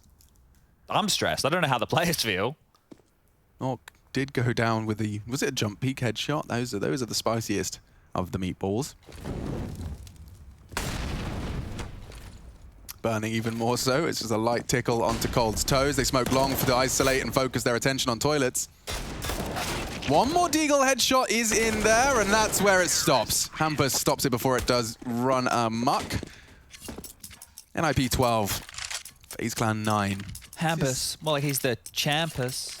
Yeah. I don't know. Champus. I don't know. It came into my brain and I said it. Here's the Brokey one. Bada bing, bada boom. Yeah. And we see Twist going down alongside Cold to finish it off. This is going to be a very telling round of how competitive our final few rounds will be. I'm a bit worried for FaZe here. They don't have everything they need. They don't have the AWP to help control that long area of the map here, so we'll have to operate with 5 AK-47s. And FaZe need to be on notice about these aggressive maneuvers, so this time sewer control. Haven't been seeing that same connector biff as usual. True. It's played out very differently to the typical overpass. The door is blown off and Rain has taken space. ZTR just cleared close, so maybe not expecting anybody to be up this far. Setting up for a boost now, Rain and Cold Zero. There isn't... Okay, Rez, very aggressive. Haven't seen a FaZe opening kill in some time. It has felt like a while. Now Rain's lining up a nade, lobs that one out. Not going to net him anything. There are players towards barrel now. If they do boost, there is a chance. But Plopsky has been ready for these type of plays. Yeah, well, he just seems so reactive. Like, he's so quick to process the new information and adjust. They are ready for this boost, and the smoke might encourage them. Rain just really wants to make sure that the short push doesn't completely destabilize the round. You can't fault him for it. There's no one at barrel now, so... Not worth. Oh. Plopsky. This is going to be dicey. Yeah, he's trying to nutmeg just as the smoke fades. Re-smoke. 30 seconds. And he does hit the headshot. 1 for 1 into the site now. Pressure mounting. Twist not planting. And he's going to get pressured. They have to win this duel. They have to stop Hampus. And they have. The bomb will go down. He took one with him. CTR's advancing, and that is an important duel. He's won it out. It's low. Heart still beating. Nork with only the orb. Rain's been found. ZTR, another huge frag. Brokey can clutch it. Nork with only an AWP, but they know where he is now. What are you supposed to do about this? He baits the shot, jiggles it out. Nork's isolated, forces him off the bomb, and there you have it. Brokey, cool, calm, and collects the 10th. Brokey yesterday on Inferno was an absolute animal with the AWP. Now here on Overpass, 21 kills to his name. A big clutch. A very big clutch there from Brokey. They needed that one. It's almost like if Plopsky had waited a second longer, that could have gray screened the second fragger. It was really cool timing. Like, throw the smoke from your teammate, peek as the other one fades. It was nearly dreamy. Hard to get it pinpoint perfect, though. You'd have to account for travel time, bounces. Nearly perfect. This round that Brokey's just stolen away for FaZe Clan has a lot of ramifications here. NIP, their money, it's around that 3K mark. So we know a full buy is impossible, and it also means that they can buy next round if they just take a light investment here. So this is FaZe Clan's chance to get 11. But they want to keep as many bodies alive as possible. So for FaZe, get the round, keep everybody alive. For NIP, just be annoying. Just keep them frazzled, right? Don't allow them to start to stabilize. Don't let them think they get it easy. Make those deagles do a lot of damage. Keep the comms high intensity. I'm convinced as well that partnered with what you were just saying, you know, making this round as painful as possible. I think Hampus has just played the Mind Games card. It's a special trap card. Okay. He said HF in the chat. Ooh. So now if I'm FaZe, I'm sitting there going, why is he saying have fun? This is just another round. Does that mean he's bought? Have they bought? What's happening here? I don't know. Okay. I'm just saying Hampus is playing 5D backgammon, and we're all peasants in comparison. I feel like a peasant. I try to look like a peasant as well. Yeah, man, you just keep rolling out of bed. It's ridiculous. Unacceptable, to be honest. Well, mind games aren't going to work when you're dead. Yeah, for the record, a lot of people ask how I do my hair. The answer is, don't do anything. That's the secret. Grow it out. Yeah. You don't wash it too often. Don't put too much once a year. Don't put too much shampoo in it. For the record, when I say wash it once a year, what I mean is I wet it. I just don't use any soapy products. That was the one hair tip I got from my granddad, who's got a lovely, luscious head of hair at an old age. His tip was just don't use those chemically shampoos. The sodium laureth or whatever it's called, the thing they use to make the bubbles, is actually quite a strong chemical, and your hair is pretty healthy on its own. All right. Well, we aren't experts. Ask your doctor. Yeah, by the way, this is not, life or hair advice. This is Counter-Strike. Casters stop talk, OMG. Some people do have nice hair, though. They do. I mean, one of those is still alive in the server. It's Mr. Twist, the magnificent Van Dulkin. Magical not only in the fibers of his hair, but also with his crosshair. All right, round number 11. FaZe, they've got it. I wish you'd have commentated it though, Chad. Sorry, man. Damn it. Yeah, missing those 2 deaths of Rez and Hampus. That's the difference maker here as Twist, door swings open, Carrigan will get both. Nork does get a kill onto Rain, so they wanted it clean. 4, that'll have to do here for FaZe. Yeah, just the one Galil does mean that Rain will probably get gifted over an AK-47 and everyone's going to be happy as Larry. Who is he? What's his secret? Trying to think if I know any Larrys. I honestly don't. I think don't know any Larrys. It's an expression from a generation when there was a lot of Larrys, I imagine. Is Larry short for something? Leonard? Larold, okay. Yeah, that's the official one. I've noted that ZTR in a lot of these games, when his money is skimp, he goes for the UMP. And let's see if he's able to work with it here, because the rifles are out in a big way on the other side. This could be the turning point for FaZe Clan in map number 1. They get this one. Maybe they can start running away with the remainder of this half.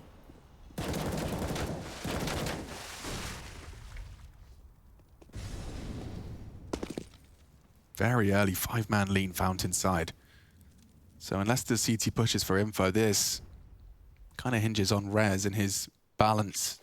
He looks to strike here. Passive for now. Double long hold. Hampus rotates in to support. Rez is feeling the pressure already. FaZe are willing to wait this one out. Yeah, they understand what puzzle piece they're working with here, FaZe, right? They've given up long.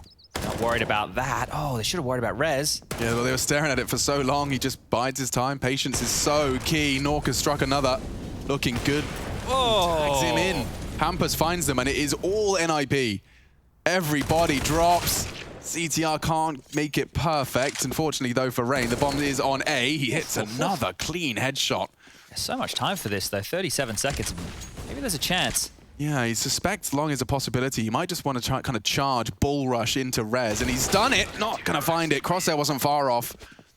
NIP, 3 rounds now separate them from a victory on their map pick. Yeah, you could see there, right, by going up through bathrooms, that they're funneling into the site, but NIP were happy to do that. So both teams, when you look top down at the map, it can be very deceiving, right? It looks like, okay, well, we have to comb through long and bathrooms all at the same time, apply pressure, do the full map press, and then hit the bomb site when we know that they're on the back foot. Well, you can circumnavigate that, right? You can go, well, if they're long, we'll go up bathrooms, and we'll smoke off long. Well, they didn't smoke off long, and Nork made their life very, very difficult, as they will be buying. This is a really important round here. Yeah, crucial round and ready. Hampus' aggressive maneuver has been met by Led, the Galil of Rain. Body shots him down, and now first blood to be converted. FaZe have that advantage. It seems that they want that, once again, monster push. Oh, Cold's aware this time, spamming through. It's enough to perhaps deter them. Well, they even pushed all the way. All the way on the reload. Cold has no info on this. Oh, dear. This smoke's going to give it away, though. It does give it away, but it will slow them down. Like, what's that going to do to the game plan? Yeah. Scrap that. Carrigan, though, catches long aggression. This is premium. Premium real estate lost now. And they're going to have to gamble stack. This is so dreamy for FaZe. They cannot afford to lose another single body. The rest of this should be a formality at this point. It's just a question of execution. Oh, holding the shift key. Plopsky and Nork, so they're not aware if they've lost complete control, but that utility that's just been limped on out, that is more telling, right? NIP are able to work with that. Oh, they don't have control of bathrooms. Oh, they don't have control of long just yet. We can take our time, have a bit of a breath. Carrigan lining up another nerdy smoke. Look at this one. Is that the long end from Party? That's so cool. So he's done a lot with that. I mean, that's just going to make them gobble the bait even more. If Nork caught the trajectory, might know that it is from a different angle. He's clearing out long now with the boost. Oh, they're actually going A, but oh, look at this. Cold's in B, so he's calling this clear. They're bringing the bomb back now. As they rotate back to B. Oh, NIP are going to be in the right place at the right time. They're actually in the right place. It's all graffiti, though. Cold has the element of surprise. But look at the damage they can inflict. They fall. 8 seconds. Cold only 2. Brokey does get the plant, but my God, is this a mess? A disaster has struck, a misread, a strong rotation. Nork and Brokey locking horns. Uh-oh. Oh, he reveals where he's coming from. Brokey trying to get away to Monster now. Yeah, he's just holding that crouch key as hard as he can on the way back out. Oh, a missed shot. Nork had a chance. He's got another one. Time's still ticking. No kit, though, but he's hit the shot in time. And just like that, Nork with more impact on the back pick of the Ninjas. 3v5. That's what the situation was. A 3-on-5 for FaZe. They couldn't have been in a better position. Oh, you can see it was actually just that false info. I mean, it's not false at the time. Oh, and the molly missed.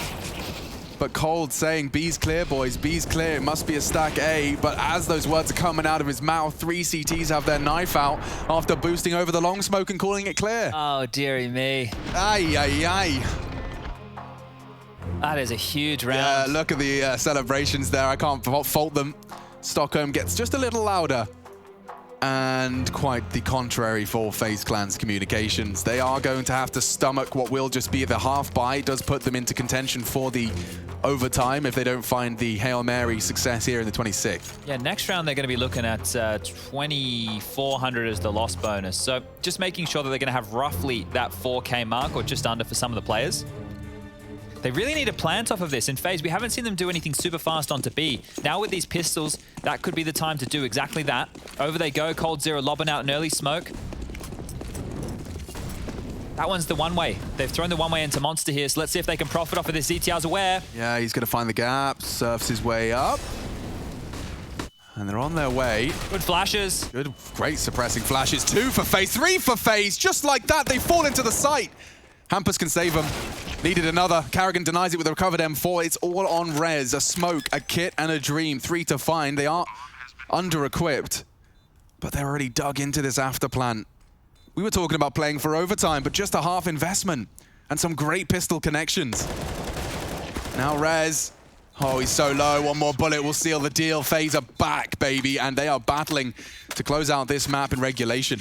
Oh, dearie me. The fact they pulled a little pocket strat onto the B site. NIP even responded accordingly, right? I think ZTR playing close to the one-way smoke on Monster. That's the right decision. You know that they're going to try and lurk around that, look for a little bit of a pick. Unfortunately, it was the full commit. And you can see just those flashes that were coming in the early stages left Rez in a very difficult retake. Just picking and pivoting all around the site. Eventually, they whittle him down 14 to 12 now, and NIP, their money is in the bin, and they've had to force buy. I saw 1,400. I suppose it makes sense. Yeah, well, Rez has the scout, so does Nork. Once again, you've heard us highlight how potent these can be with the tags, especially at long ranges. This is a hard-fought game, man. This Group B, individual hero plays will be felt all the way through the bracket. Well, one scout's just been heard, right? So FaZe are aware of what type of buy. Carrigan lobbing out a smoke. Nerd. He seems to have so many smokes, like, for everything. If anyone's not aware as well, he's got this new series on YouTube. He's been doing kind of Carrigan School of Counter-Strike. It's great, actually. It's a wealth of knowledge that is very easy to consume. Recommend to a friend.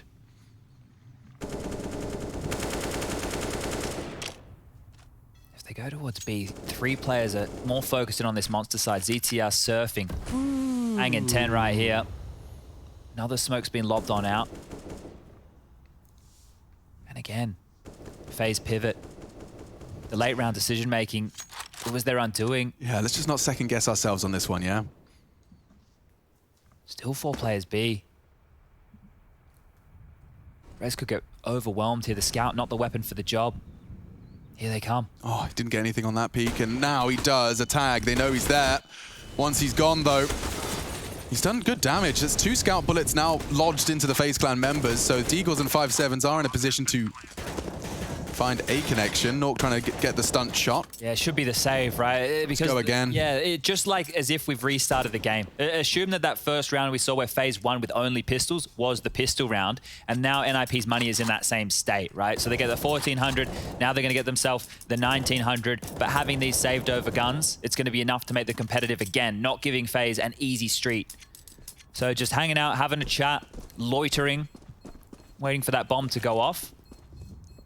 Have a menagerie of weapons here, right? It's the Deagle for Hampus, ZTR with the 5-7, Plopsky with that CZ, and Nork onto the Scout. So still very deadly. But it has allowed FaZe to get back in contention here on map number 1, all the way down to the wire. Looks like we're guaranteed the 30 rounds. Rez did land the tag. Does well to just wound Carrigan, but nothing there for the conversion. And just like that, FaZe have managed to post 13. So you saved your stuff. You're staring down the barrel of potential equalizer here. This one is far from over.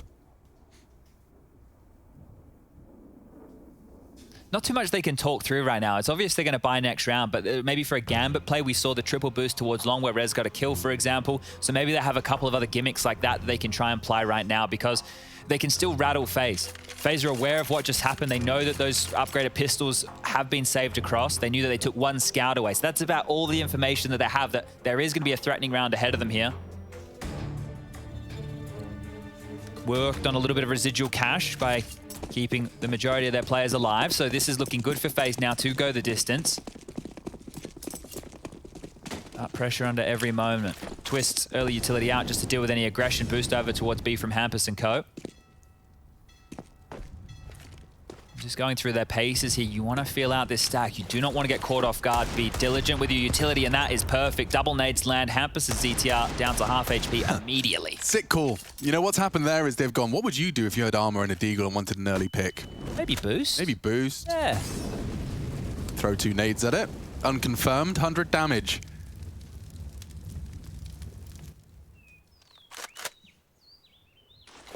The only problem is the scout. That is the only issue I see, and now they know it's long, so Karrigan immediately is going to be aware of which direction they should be sending their forces, what type of utility they need to use. Just Rez with that USP in the tip of bathrooms. So almost playing this like a gun round NIP. Yeah, Cold was doing a lot of talking there, Chad. I was looking at his picture. Okay. Lots of talking from Cold. He's still going. Look at him. He's calling something. He wants them back at B. His squad has arrived. Rain through underpass to control short, and that's NIP are rotating again. Rez just cleared out party. Oh yeah, they're gonna have all their pieces in the right place. This could. This is a brawl. This could get messy. It's about FaZe and their procedures here. Oh, too good from Twists. Double entry. Smoked off now. A deagle could have changed things, but it's Twist third instead. Yeah, you can see as soon as they get the space, utility comes in to make sure they don't get any more damage. Hold up a second. A little bit more. Yeah, bite your tongue. It's just a little extra. A sprinkling of additional spice. And Orc will go down. Didn't have to worry too much. Wanted to try and find something before he left. 14 for FaZe. Okay, we are back even. And this game now hinges on the following 2 rounds. Oh, and it's not even pretty for the CTs. You have a couple of sacrifices. Yeah, it's either low util or a FAMAS. No kit. FaZe have got everything they could desire and more. The no kit. That's the nasty part, right? Because there's no AWP, which means they're not going to be able to put as much pressure forward, meaning they're likely to give up a site. Oh, FaZe dealt with the back-to-back upgraded pistols. Now they have to deal with the big guns. Not hugely scary here, and I think running out of moves are NIP. I spoke about Hampus, the in-game leader, to step up when the chips are down. This could be time for him to have another miraculous multi-kill.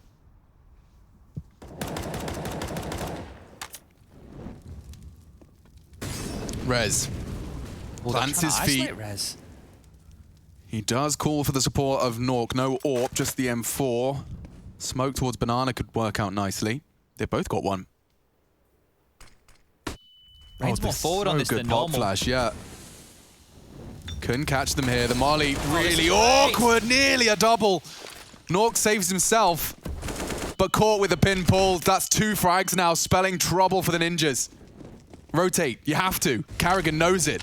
You have to pull out your knife. They could be surging onto the site. ZTR does seem to be aware that it's a possibility, but he's going to be calling for help about now. Plopsky doesn't know where to go. Back and forth, up and down the stairs he runs. Oh, and it's a perfect flash. They're into the site, vision now restored, and oh, wow, the damage is huge. Plopsky's caught a dink as well. ZTR doing damage. Hampus fills the feed. Oh dear, no, FaZe collapse. Wow. And they leave us breathless. NIP get the 15th on the board purely in duels on that site. Everyone wins their fight. Oh boy, and I cannot believe NIP have pulled 2 rounds like that, just out of their ass, right? It feels like they shouldn't be winning these ones. This was great. I love how they were more forward from FaZe Clan, trying to isolate this. You can see Rez like, get me the hell out of here. Nork obliges, takes down his teammate. But just in transition, FaZe have no utility left for this. They think they're clearly going to get into the site off rotations alone. That's not the case. NIP fight and NIP secure 15. Yeah, that's a heartbreaker for FaZe Clan. You find 2 opening frags, and it's getting worse. Plopsky twists the knife. He's taken down the head of the snake, and now FaZe Clan writhe awkwardly. Oh, they haven't invested anything over towards A early either. They might just... No. Don't say all in. I think they're just going to really push the issue over towards B, looking for a pick now, because they cannot go back towards A with any confidence. Long could have been pushed. You're right. Fountain could have been pushed. Rez could be sitting there waiting for you. They can have all the info. So FaZe have to park the bus here and see if they can find a frag. Cold working into Sewer now. Rain, at least he has connector control, but still, how awkward is it for him to take all of these fights on his lonesome? Yeah, he's taken a lot of gambles here, and actually just going to be dropping the smoke they've thrown as they progressed A. It's the same kind of smoke. You can see that it's at least going to plant the feet of those A defenders. I say that. We'll see. Plovsky thinks better of his rotation. And Rez is now seeking for info, so he's about to call bathrooms clear. Rez is literally just playing for info here. And ZTR, crucial frag, he's found another. He provides, but it's Brokey and Twists, keeping it competitive, a 3-on-3, overtime, hinges on these 3 frags, or NIP can take their map pick. Everything hanging in the balance. It's going to be Hampus. He reveals his location. A missed shot from Brokey costs him his life, and Twist, can you get your gun out in time? It's not enough. And the Ninjas in pajamas will take their map pick by a Nats wing. Separated only by a round. We're not defusing yet, thank you very much. And so FaZe Clan fall. Ninjas in pajamas 1-0 in the series, starting their day off with a W. And another win for you guys in the chat. When we come back, the desk will be breaking it down and we'll get into second map.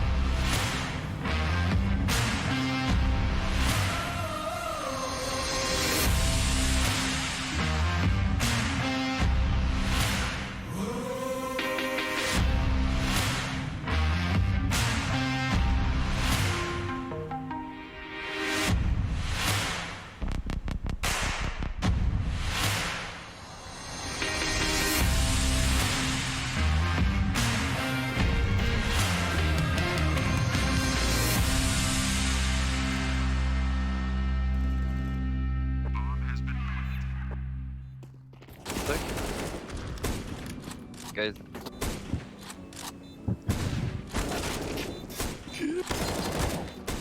Enter, look on your right, enter. Look on your right. What? I am a Formula 1. How did you get there, Jackie? Bro. When you are secret, huh? When you are secret.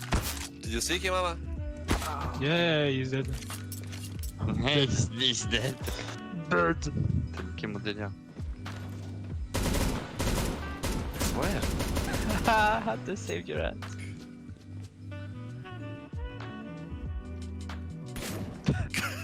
Non. C'est secret. What?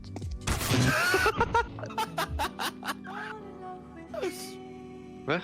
Non, Franta, arrête. Ah, François, abuse pas. Arrête. What? Ça, man. What was it? Oh, it's possible. There, What? in the middle. Ama, bro, move from this spot. Yeah, I will move. I'm waiting him. Jacko. Ouais, I try to come, bro. 3 times in a row. And if I come, it's not for nothing. Trust me. Tu me vois arriver, hein, frère. Ouais, je suis là, t'es où? T'es le fou. You are very far. Attends, Steve, t'arrives à mettre un one tap là. I touch you. I touch you. Nice, center. Je t'ai touché ou pas? Non, non, non. Ah oui. Oh, Jack, you can up here. Go. No! I Of course there's one up. So, get... Yeah, I get it, I get it. No! No! Come, piste. Come, just swing. Ah!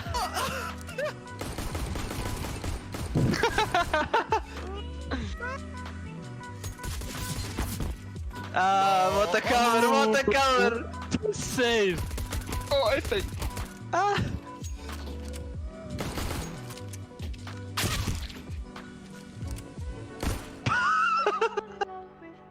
Where's Hope? No. Oh my god. Ah, Manek, leave me alone from this spot. Ah, Manek. Bon. Go move, Amma. No, Jaco, I saw you on the camera. You have my hope. Ooh. Oh. I find something, guys. Did you?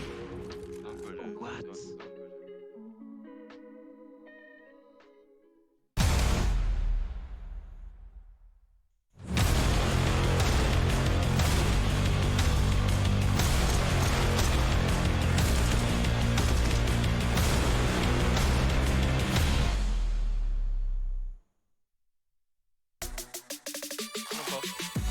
Jag är inte jättebra på det. Ja, de kan gå in plus låga. Jag håller med. Är det monster? De slog mig. Kan man ner i vatten och allting. De wide måste två. Jag målar så här. Ta över. Jag kommer flasha ut den och pika. Jag går låga. In i vatten. Vatten är clear. Jag flashar jag. Alla är clear. Det är bron då. Jag är bro. Ingen bro. Jag flashar in.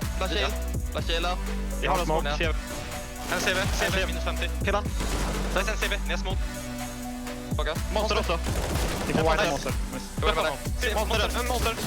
Nice. 3v. Jag deffar. Ett uppe. 3v bakom. Ni måste ligga. Nice!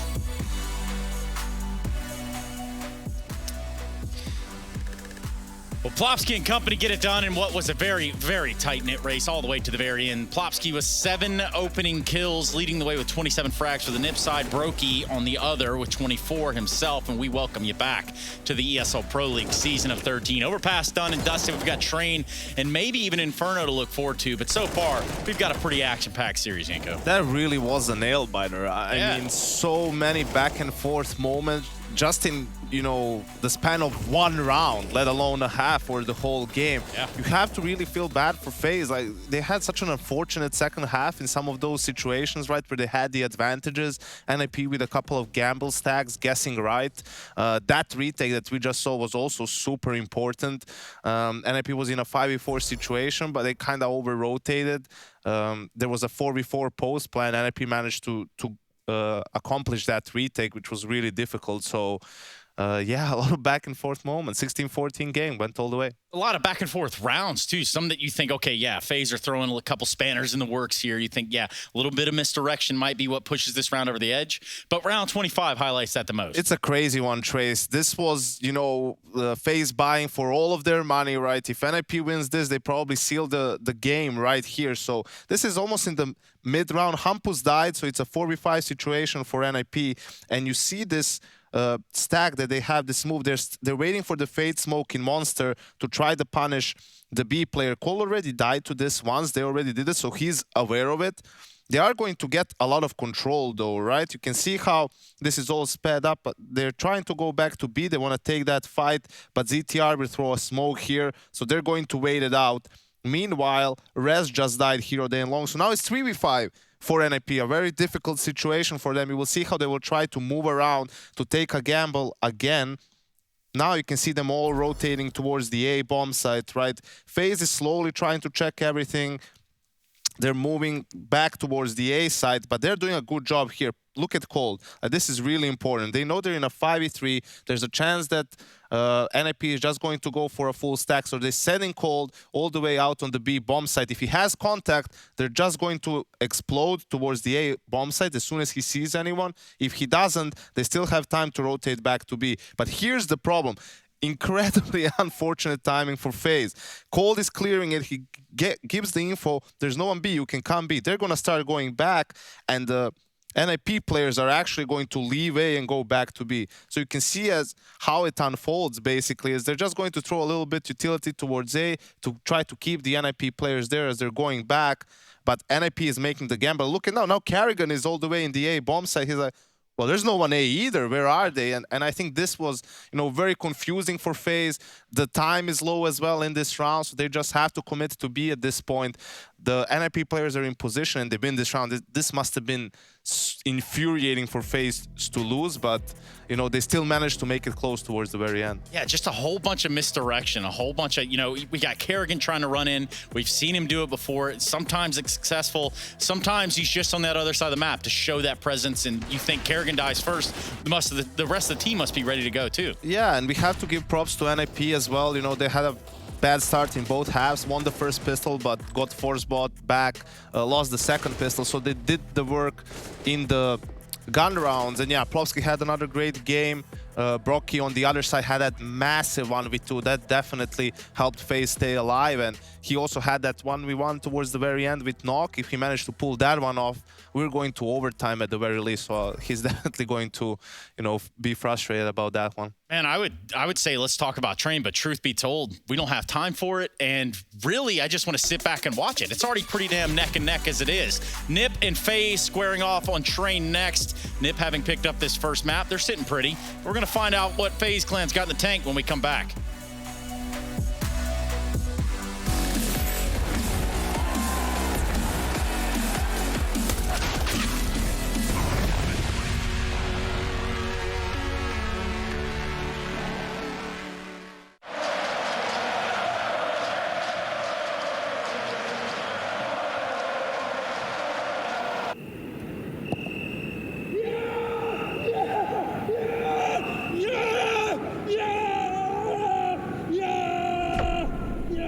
Start your esports career now at play.eslgaming.com.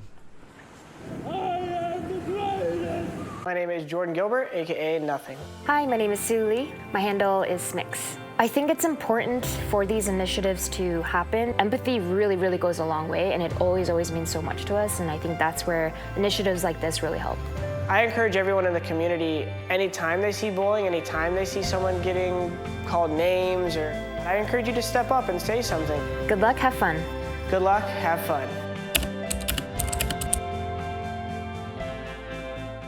It's time, Cologne!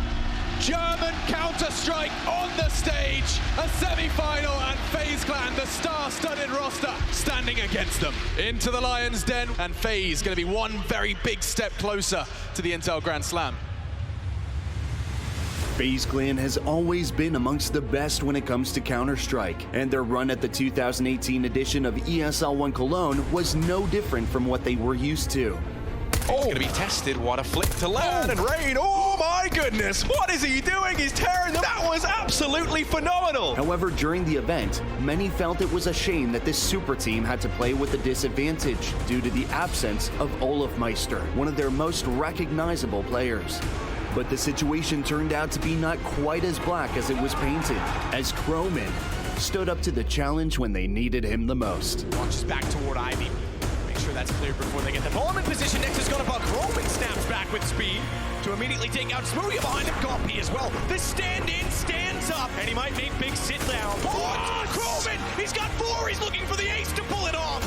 That is absolutely amazing! He saves them, and a must-win round to tie things up.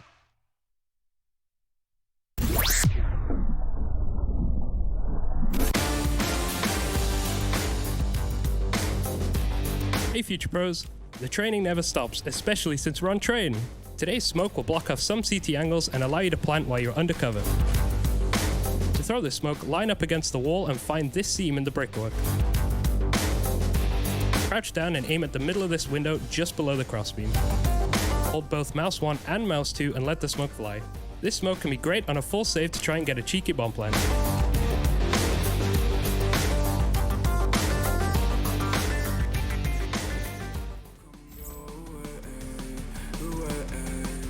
Sun's low, that's my time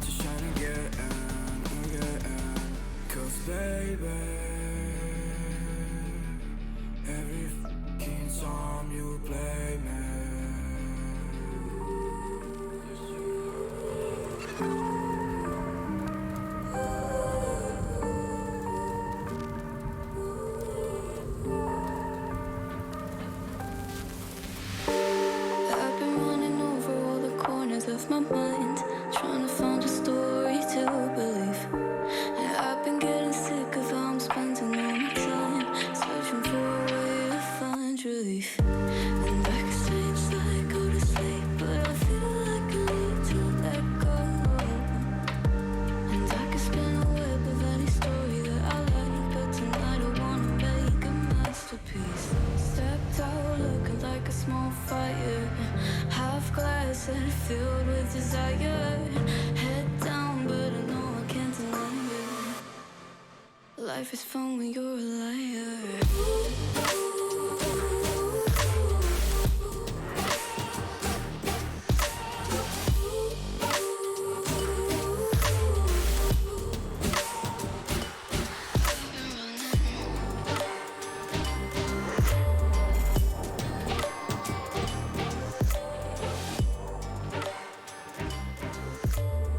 ESL Pro League is brought to you by Gaming Malta, Intel, US Air Force, 1xBet, and DHL.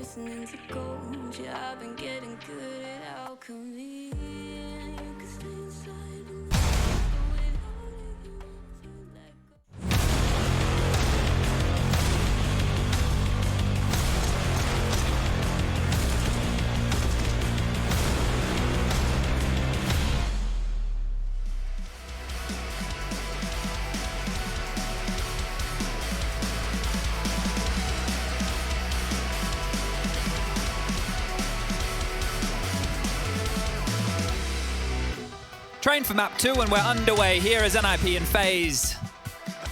You scared me, Josh. I knew I did. You bastard. I was waiting. You bastard.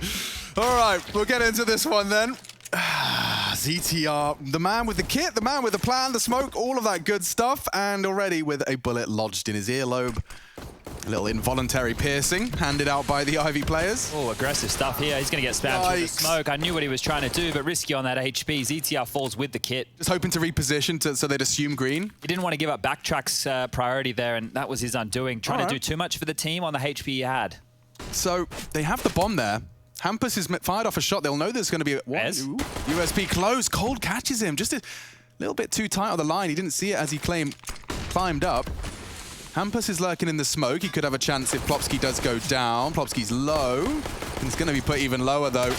Just like that, FaZe have looked for a spotless, pristine pistol. Not a single point of damage inflicted into the international roster. Beautiful way to keep it. And Nork here probably wanted to hold on to his armor.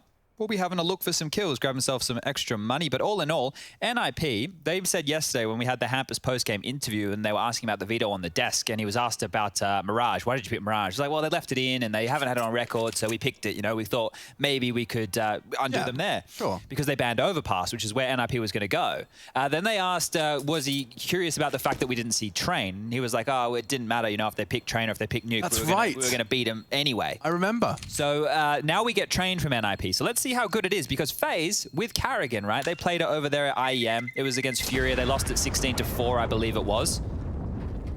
But Carrigan and Train, Alex, normally they go together, right? They go hand in hand. Establish his Train game, right? We talk about the different evolutions, I suppose, of Carrigan on this map, and the one that sticks out to me the most is the 5-lane smoke and the E-box smoke where he gets out main control and creeps around.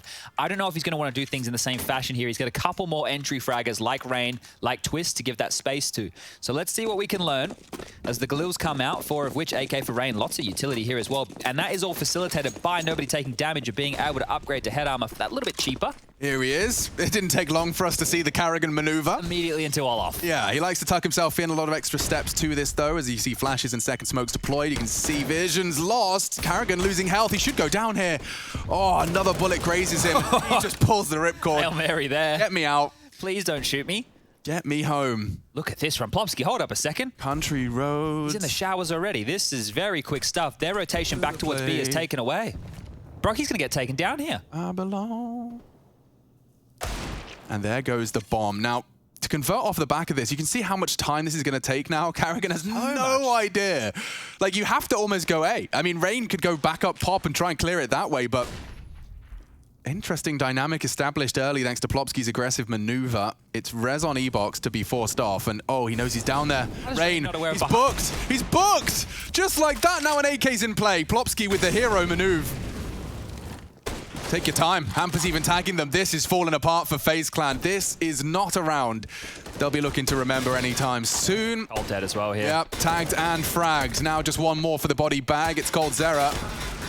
See you later, Alligator. That is better than a clean pistol. A clean force buy. Let me tell you, because look at the upgrades immediately coming in. 3 Galils and an AK picked up. ZTR holding onto that scout. Full armor, that's full util, that's a diffused kit. That's your 3rd round set up for success. And that's 1,400 as the loss bonus for FaZe. So their force buy can't look anywhere near as scary. And this is all it was. Plopski just walking B. Yeah, it's so silly, isn't it, that frag, as anticlimactic and unimpressive as it is the round that converts, or rather the kill that converts the round there. That's cool. We do see the force buy coming back in from FaZe. They want to jostle for control here. They know how much cash they've just injected into the NIP ranks. They have to pull out something of their own.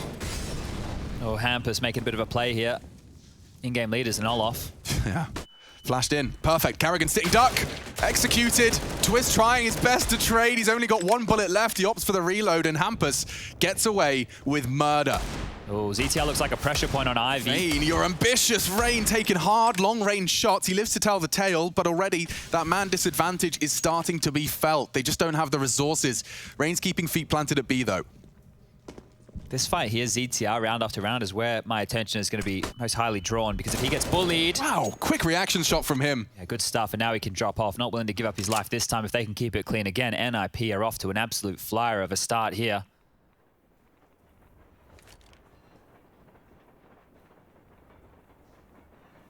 Hampus has all the advantages right now. Yeah, he's going to catch Twist toes soon. Oh, just in time. They are flooding into main, though, and actually, it's, yeah, Twist and Rain both finding one with the headshot. ZTR clawing it back, the bomb in an awkward spot, but Rain's hitting more. Finally shut down, and there you have it, dunked onto his head. Brokey can't even switch to him in time, rushes fingers, too damn slow. We don't say that often. No. Yeah, all right, boys. Hold up, Rush. Hey, we were complimenting the speed by which he died. It was the action of the game. Nothing to do with you. What are you meant to do? Watch 10 POVs at once, you madman? Well, that's kind of my job, almost. Also, Chad, you said 0% chance of train today. What am I looking at right now? Well, never go 0%. You never go 100%, I thought that FaZe would pick Mirage. Yeah, me too. I don't know why they picked Train. And it is Rush's least favorite map to observe, so let's all be nice to him today. All right.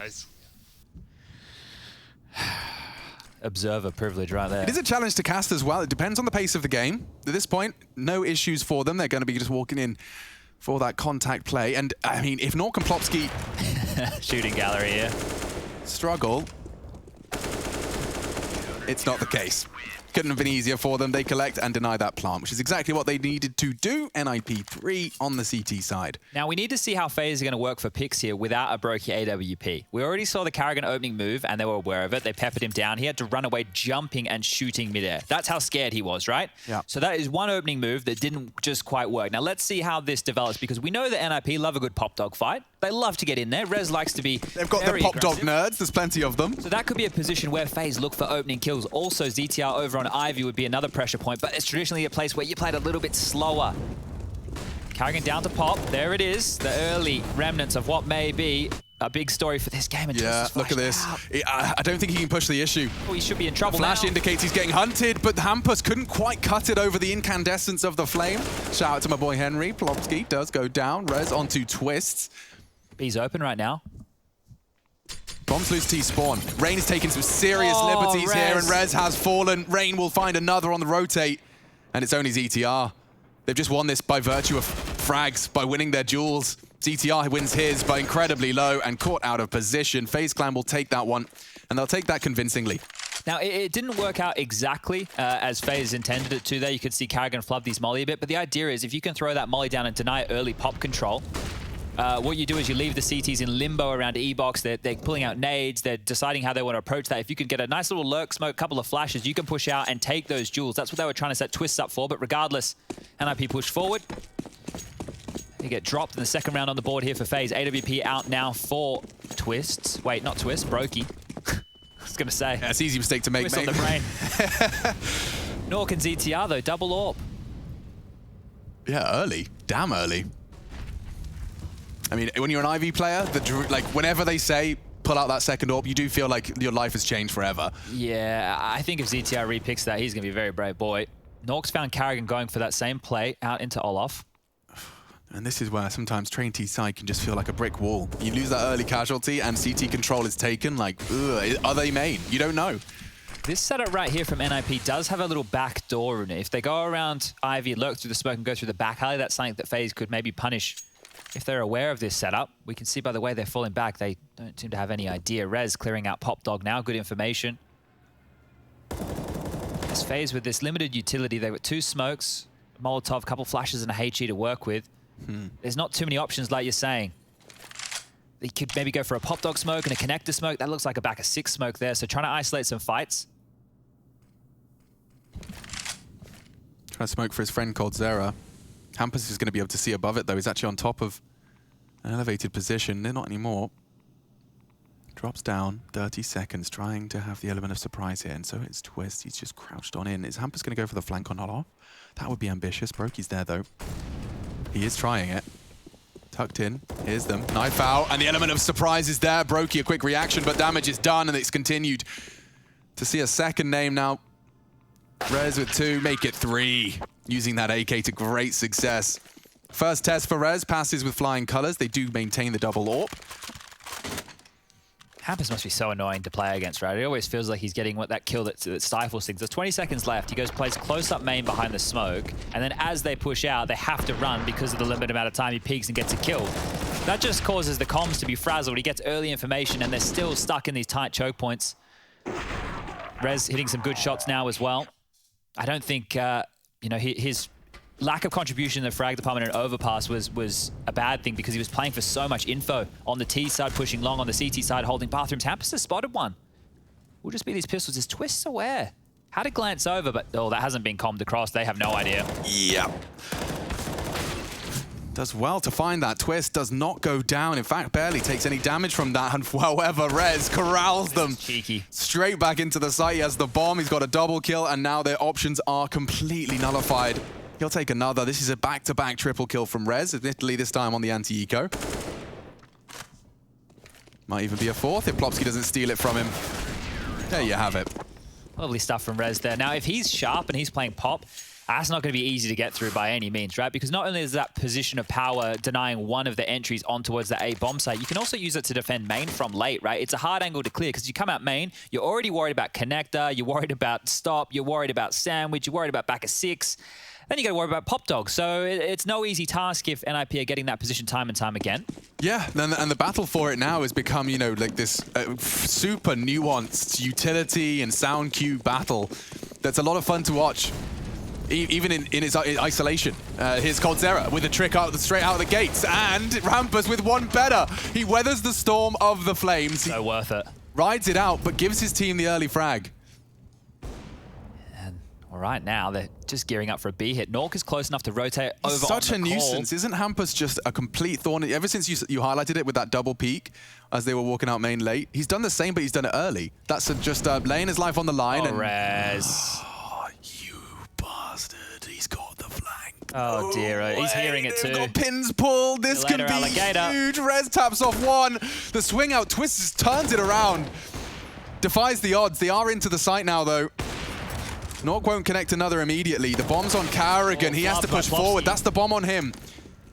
Twist giving his leader a chance. The smoke shot is his only hope. ZTR will not deny the plant. Instead, a 2-on-2 is established. More flames. Isolating Nork. ZTR crawling to try and find an elevated position here. They got a kit on him.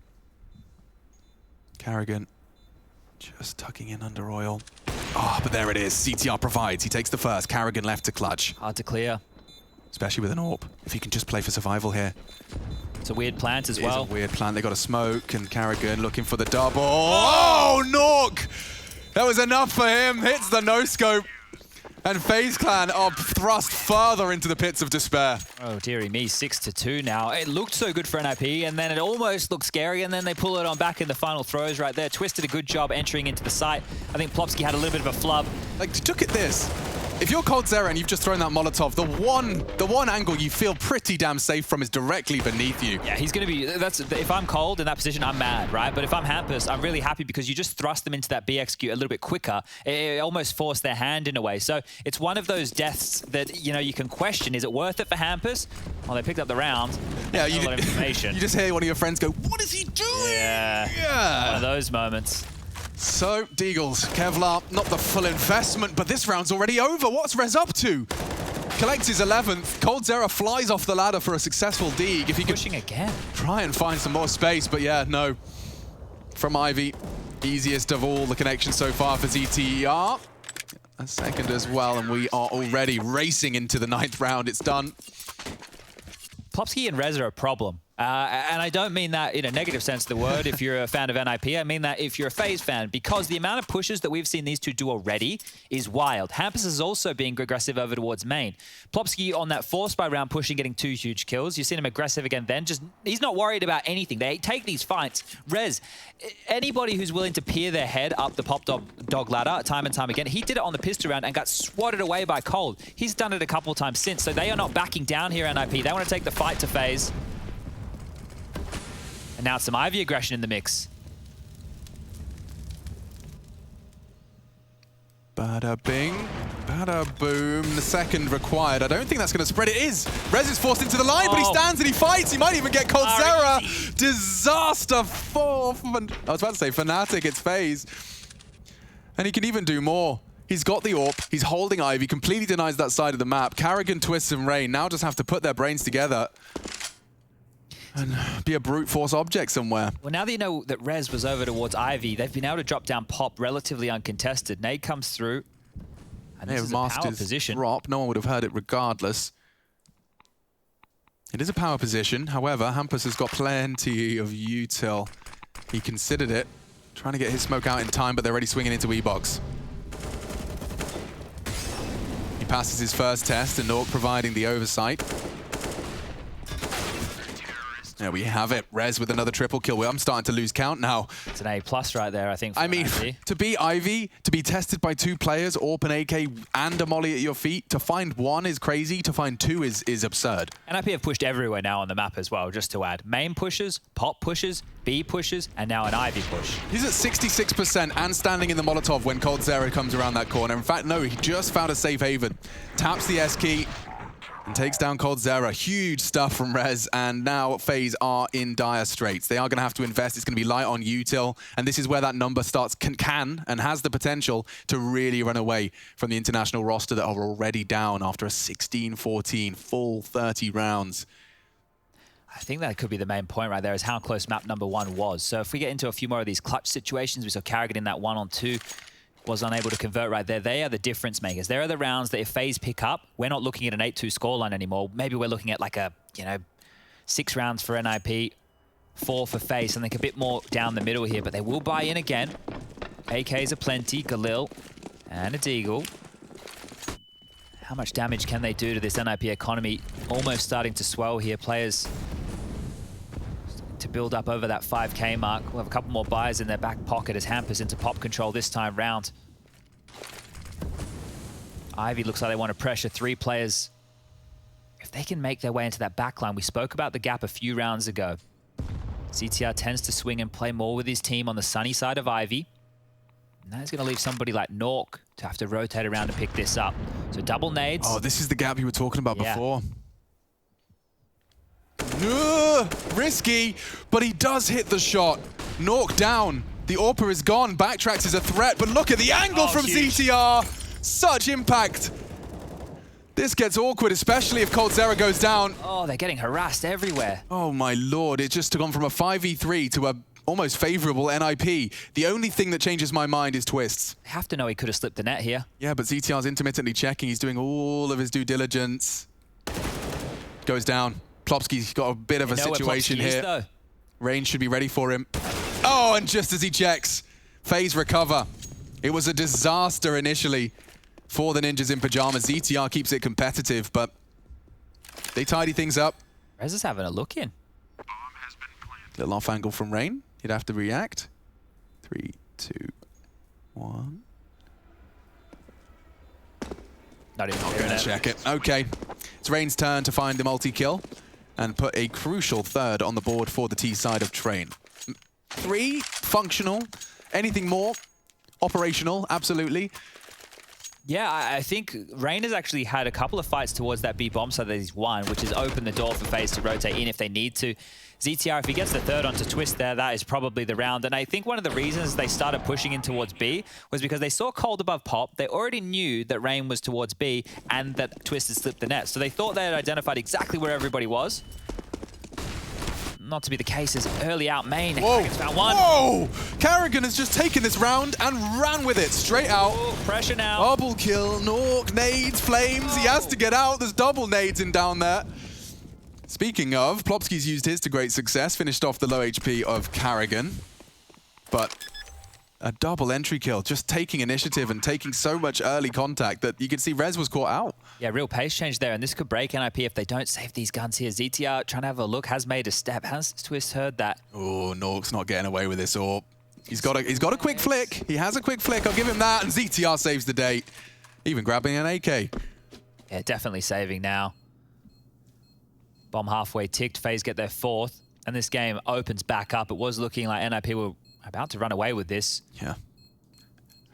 Until Karrigan decided that wasn't going to happen. A nice little pace change, right? And now that they've had success over towards B a couple times, now they've done a fast yard, NIP need to be on their toes, and this is where Karrigan can really start to marinate in his own in-game leading juices. Guns will be dropped. Plopski has enough to do so. They can get a MP9 or maybe a FAMAS out as a Hail Mary weapon. Timeout called, and I think it's important for NIP to do so, because if they lose this round here and don't save again, well, then it is really, really big problems. This is Karrigan, 2nd and 3rd kills, but Impact 2nd and 3rd kills. Look at the transfer right there, completely blind. Hampers can't see a thing. Good flashes from Rain and Brokey. Yeah, so if NIP lose this, their economy is going to be in squalor, and FaZe can come back and potentially even 8-7 this half. You never call that kind of strat twice, right? Well, I think it would also depend on who has that good spawn. If it's a player who's said, I'm feeling it, let me go. If it's your AWPer, probably not, which is exactly what Brokey's got. He has got the fast main spawn. Might let him go for a pick. Yeah. Don't let him go for too much, right? Don't send him out to E-Box, but certainly he's going to be able to take an early line and contain that side of the A site.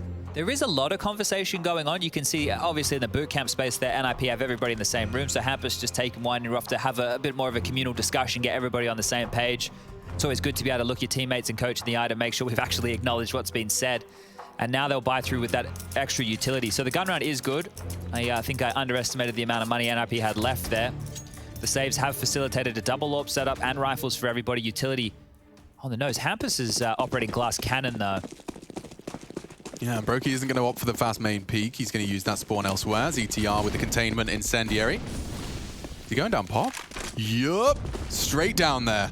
This will be a new test for ZTR and Rez. The Flames buy them time. Not again. Karrigan comes out of the smoke and catches them with pins pulled. Rez reacts. 4 on 4.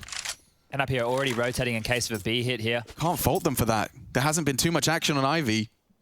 I think because they couldn't action straight down low ramp with that smoke, they've called the pause on this. Still a minute 20 left on the clock, and teams are still settling in. NIP have 3 players in touching distance to the B bomb site, and one up in Pop Dog. Nork will be the swing man, and back towards Yard he goes. How far is he going to tuck in? He has so many problems here because main's an issue, and so is Ivy. Now, there was a gap that they left. There is always a chance it could be slipped, but it appears that they're operating under the assumption they're still towards the box halls. Utility now to bait out anything Plopski has left, and it's done exactly that. Only one flashbang for him. Rez is, or rather Nork and Rez, and really not convinced. This is the power of cutting noise. Oh, he's just heard some footsteps there, Rez. Starting to build a picture now. They'll have to go off this. Plopski turns the flashes. Oh, he has his vision, and he has the frags. 2 from him. Hampus provides with a 1, but it's all Plopski. Locked out. Multi-kills come easy to the Ninjas. Okay, well, they dealt with Karrigan being an absolute pain in the ass once again coming up main. ZTR is going to wonder how many times he's going to have to deal with that. And the economy swings back now. Neither the team have established a bank, and we only have 2 rounds left. So, scout instead of an AWP for Brokey. Yeah, and 3 smokes. Yeah, it's not a lot to work with here. Maybe just a B execute off the bat here. Could have called it, Chad. Just seems like one of the bailout options, right? coldzera with a smoke to draw attention elsewhere. I think that's the connector Flying smoke from down. Cold.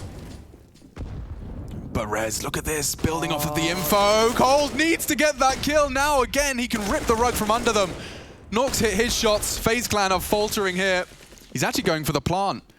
Carrigan's responsible for Rez's flanking. He's playing it very passive, very slow. He's got a lot of teammates to rely upon, and taking some fights, his twists.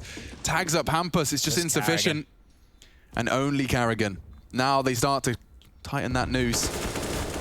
And he has stabilized, but at such a heavy price. Now a Molotov is present.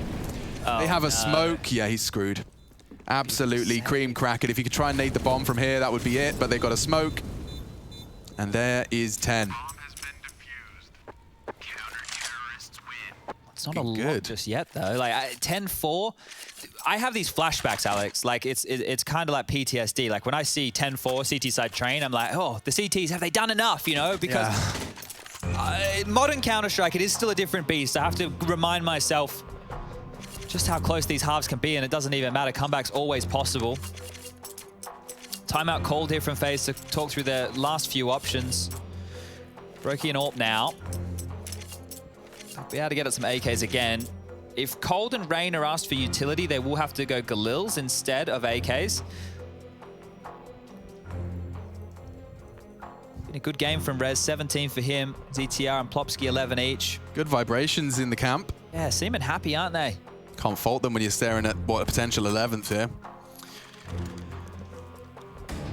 Okay, Cold on the 3.8. Yeah, so they're going Oh, he had an extra one dropped. There you go, that's lucky, isn't it? We take those. We take those any day of the week. FaZe looking for a crucial round in order to stay competitive here. To soften the blow of some of their shortcomings earlier. So Ivy, we haven't seen this ever since Rez kind of said no. Brokey and coldzera getting double sprayed by the sharp Swedish star. And speaking of, he's taken more fights. Carrigan denied. And Hampus not far off the mark. He does miss the run-boosted player. But this, unfortunately now, for FaZe Clan, is a situation without Carrigan. You will be more divided. Rez has found that early. You've lost main control. There's always a part of the, the three-pronged assault. One of them's gone. CTs have it. And if you twist, you kind of floating between two options here. It's like, do I want to deny this info? Do I want to be the one that died on main to a person we knew could have pushed up? He is taking that space back. And just like that, Rez evaporates. He swaps with Hampus, which probably makes the peak a little more favorable to the Swedes. Yeah, handing over the baton as Rez will head back towards Pop. Flash won't really affect Hampus either, so it's actually a perfect adjustment. This is just going to be a late outside split. Oh, he still misses his shot. They're given another chance. Rez, however, has managed to snatch away Rain. Another frag from him, too, for REZ. Hampus pulls the trigger. Twists is gone. This looks like 11. The no-scope from Brokey tries to change my mind into Hampus. coldzera denied. ZTR quick. And that's that. 11 for the Ninjas. Just 5 rounds. That's all they need for a 2-0 here in the series. It's intense in Group B. Every win, every bullet matters. And FaZe Clan take to the defense when we return.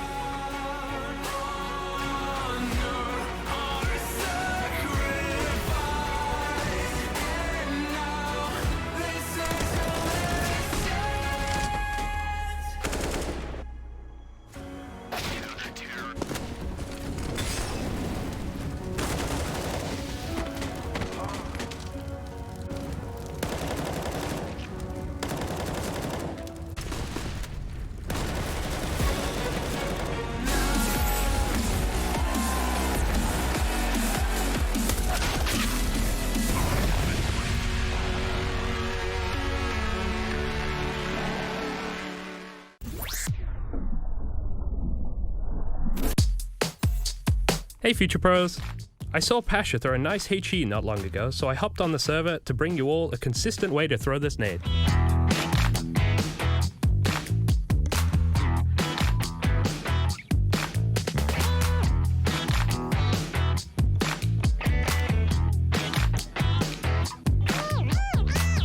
First things first, shoot out this window. Line up with this section of the train. Aim just to the right of this wire holder thing above this odd dent in the cloud. Then run forward a few steps and throw the HE. This is a nice way to chip off some damage from rotating Ts if you get the timing right. Or even better yet, kill a player who is on the save.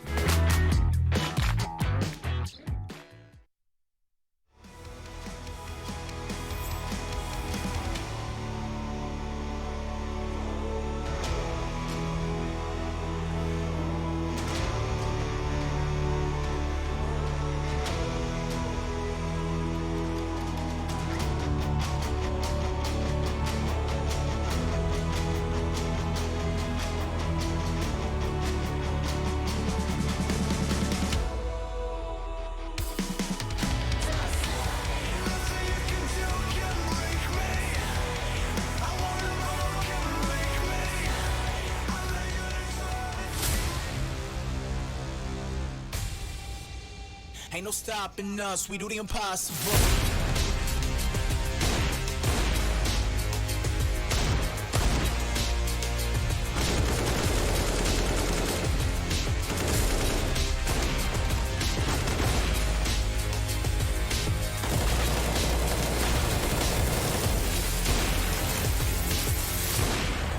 Robs has already caught him, and now they're coming from one direction. They can focus their attention, but Cold Sarah's on a mad one!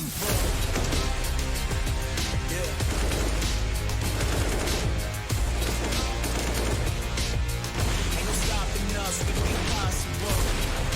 Straight to the top, we're the top dogs and you're not. Too good, let me fake it. So close, I can taste it. Ain't no stopping us, we do the impossible.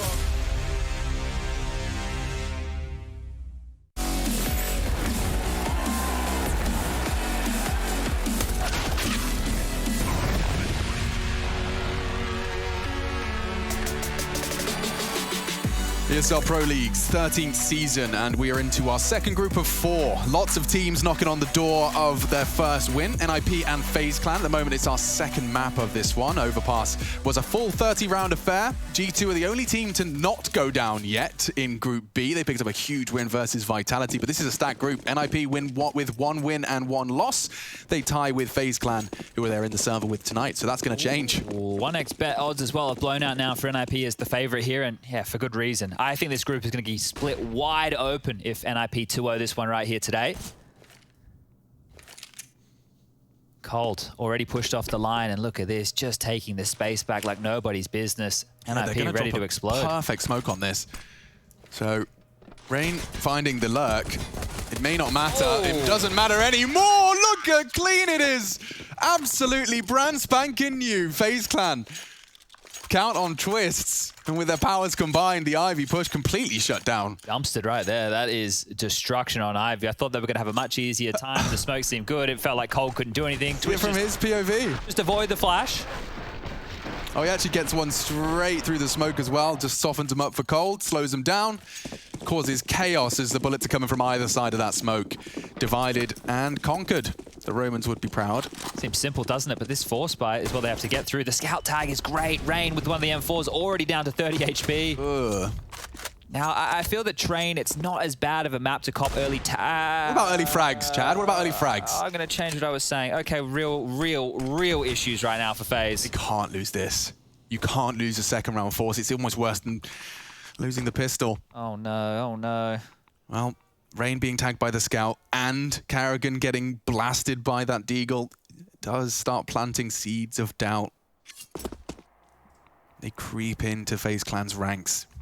Cold is responsible, so knowing NIP and knowing that the world of Counter-Strike in 2021, it's unlikely that they will just wait this out and go without forcing a little more out of the CT's decision-making. So they'll throw out their smoke, and that is the second one. Oh, Lurk smoke out to E-Box as well. Oh, and another kill. This has found another one. This needs to be Brokey's moment. He's found the first 2. And he confirms that Bomb Train's not a threat. Oh, I think he caught a glimpse. Definitely spotted. Yeah, Plopsky walking the smoke. They know it. 2 CTs on it. Twist is brave. Oh no, Twist, he could be caught here. Quick reactions. They take back control of the round. A man advantage, but... And it's a big but, I cannot lie. That bomb should be able to go down uncontested, especially with Rez going for a push like that, dink, and it's just insufficient. Brokey, the impact player, the Latvian. They're gonna let him plan here. Nah, he's shot through the train. Okay, gets away with it. And there you have it, FaZe recover, and a sigh of relief shared by them and their fans alike. All right, so everything I was saying, I can still run with it. Train, it doesn't matter if you get the early tags as much, because the ranges you can drop back, there's so many filthy holes that you can hide in, and well, if you have a Brokey on your team, you can win rounds like that too. So they stay above water here, FaZe. That could have been such a catastrophe, right? Because they won the pistol in the first half and then they lost the force buy. If that happened again here, oh dearie me, I don't think this one would be going for much longer. No, Carrigan's got a very cool head on his shoulders, but even him, when you're so hyper aware of the circumstances by which you're going into this round, when you take that Ivy jiggle and just have your head blown off by a deagle, there is a sinking feeling. Fortunately, he's got Brokey. He can rely upon him, finding all of those frags necessary to convert and a sigh of relief. Yeah, you can see the exhale. All right, NIP have actually got themselves an AK-47. Thank you, Hampus, says Rez, because Rez has been so sharp in this game. 20 kills, 126 ADR. He has been hitting absolutely everything. Set your best man up for success here. I mean, it's hard to see how they can get away with this. The only way in which they can somehow convert this would be enough frags on the entry from Rez to deter the retake. Yeah, but Cold still, he's played Ivy his entire life. He's only been over to this B bomb site for about 6 months, so it's still a place that they can pressure. Certainly.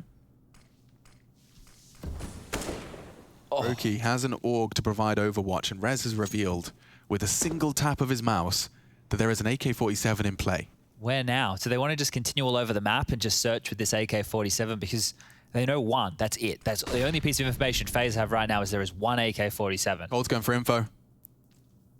He's going to get more than info. Gets the first and goes down. A new weapon to play with. Even an incendiary. There's some successful shopping, at least, for the ninjas in pajamas. See, B might just be the play here so they can at least get the plant. Plopsky needs to be careful on this. Brokey on top of Oil Train with that AUG. Realizing Well, if you see the AK main that was once inner, that might sell you on a bit of a over-rotation. There is only one on B. This bomb plant you've been talking about, Chad, it could become a reality if Rez starts taking fights. He does pull out. Rain goes down, or shuts him down, rather, and that enables them to try and flood into the site. This is the cross. That's the bomb. NIP have done enough to enable the bomb plant. This is all on. Plopsky's dead. Never mind. Round done. Well handled then. It did look messy, right? All of these rounds feel like if it's just one kill for NIP and the round could quickly tip in the other way. But we're starting to stabilize here with the scoreline 11-7. The bomb going down. Hampus will now be able to afford himself a rifle. So the selfless in-game leader, make sure they get the bomb down.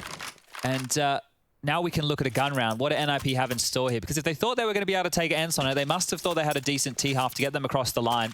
CT was fantastic. They backed themselves. There was so much confidence in their plays, but you need more of it here. And I will also highlight that there was a really interesting juxtaposition you can draw between the two of them when we just had Hampus in an interview talking about the lack of experience now in their roster upon the departure of Twist. And then you look at FaZe Clan where there is no shortage of experience. Brokey surrounded in the warm embrace of 4 legends of the game. There goes one of them. Cold's gone. Plopsky, previously supporting the Ninjas in Pajamas in Malmo, now wearing that jersey and only 5 rounds away from taking a big leg up in his group here for Pro League. They found the opening, they put on the brakes. They're waiting for a bit more aggression here from FaZe Clan. That pause button can be the difference as backpedaling and regrouping. A lot of nades remaining to set up whatever piece they want. A lurk smoke towards Ivy. That's going to keep at least one set of eyes glued. Carrigan dumps out one of his own, and the HE a little bit too shy. Nobody's pushed up just yet. Flashed into main, they've cleared that out. So information now being regathered for the ninjas. Yeah, they're gambling in the right place. 4 of them, yeah. Completely abandoning the huge call by FaZe. East site. Oh, Ivy spotted. Carrigan swings out. He gets a lot of information, but he needed bloodshed. They're tagged. Rez and Hampus surging towards the backtrack. Twist is going to lose track of them soon. Brokey desperately hoping to be given a frag, but instead it's Rain. Catches Rez. Backtrack's dead. Rain tapping out another. He will eventually go down at CTR. over the bomb train for the 12th. Solid shooting from the Norwegian, but yeah, just a bit too much of a gap, and Carrigan having a quiet one, kept honest. I didn't see the rain shot, I only heard it, and it sounded big. So that's why I went all rain. I'm assuming it was a one tap. Yeah, I was looking at the minimap, I just saw someone disappear. Pop. All right, well, that was quick, as 12 now. First round on the board for the Swedes. Okay, well, they've proven they can pick up T rounds. It looks like we have got a half after all. Yeah, well, coldzera threw his body on the line there for that opening. Let's see how we play in more of a standard situation. The job of the inner holder. Just practice your jiggle, get it perfect. He played with Taco, right? So should have a decent understanding of this one right here, Cold. AD, AD, AD, AD. Would you get your fingers off the damn keyboard? We're trying to sleep. Sorry, Mum. Oh, those loud switches. Yeah. Even with the bedroom door closed, that was still too loud. Lurk smoke to Ivy again. So just for attention's sake, you see, Carrigan can't leave this. He cannot leave this smoke, right? He has to just be focused on it. Because they can just poke their little head out at any moment. Indeed, and wow, very slow stuff from NIP. Yeah, but there's plenty of time on the clock. It felt like a long time. Into main. ZTR's very hesitant. You can see he's just trying to almost bait it in with the barrel, but gets no information. The flash confirms it's clear. Yeah, had to use 2 there. ZTR actually hit by the last one, so they do clear out main, but that indication for FaZe is known. Yeah, and they put their pieces in the right place here. Carrigan's pulling the strings. The Puppet Master wants info. The flash in. Carrigan to try and perhaps swing off the back of this, and sitting duck is Rez. No trade. Info main, though, and missed shots. It's good from Plopsky, but not enough. Twist silences him. Nort gets tagged up as well. FaZe are sending them packing. Might be a save here. Might have to be, especially considering that frag's come in. Twist finishes off the job. And he's not done. Damn, Twists. Oh. Where'd you find this? 4 frags.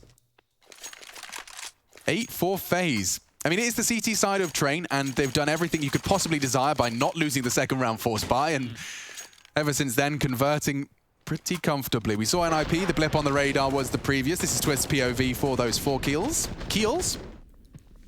Hi guys, Nadine here. Hi guys. Nadine doesn't know she's a cult hero. She has no idea. She's got no clue. A charming Australian who used to book our travel. She still does. She's just in Oz.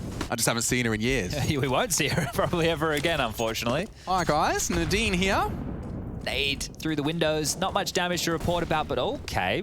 You've been spotted, Hampus, and you've been taken down. Brokey's AWP rings true over towards B as the rotation, it's not there just yet, but they're playing a retake setup, FaZe Clan, so even if the bomb goes down, they'll be able to deal with this. Yeah, Cold in his inner clunkiness visible. The aim, however, is perfect. Rez's Deagle does enable them perhaps to try and plant. Not today, not on Twist's watch. Controls his spray, stops the evasive move. And that gap continues to close. Baby steps.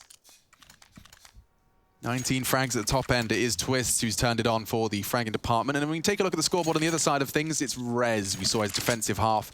A lot of impact. Hampus I'd give credit to on the CT side. He's cooled off certainly here on the T. And that's their 3rd timeout. Getting Threat involved, worth highlighting. Threat, the coach of NIP.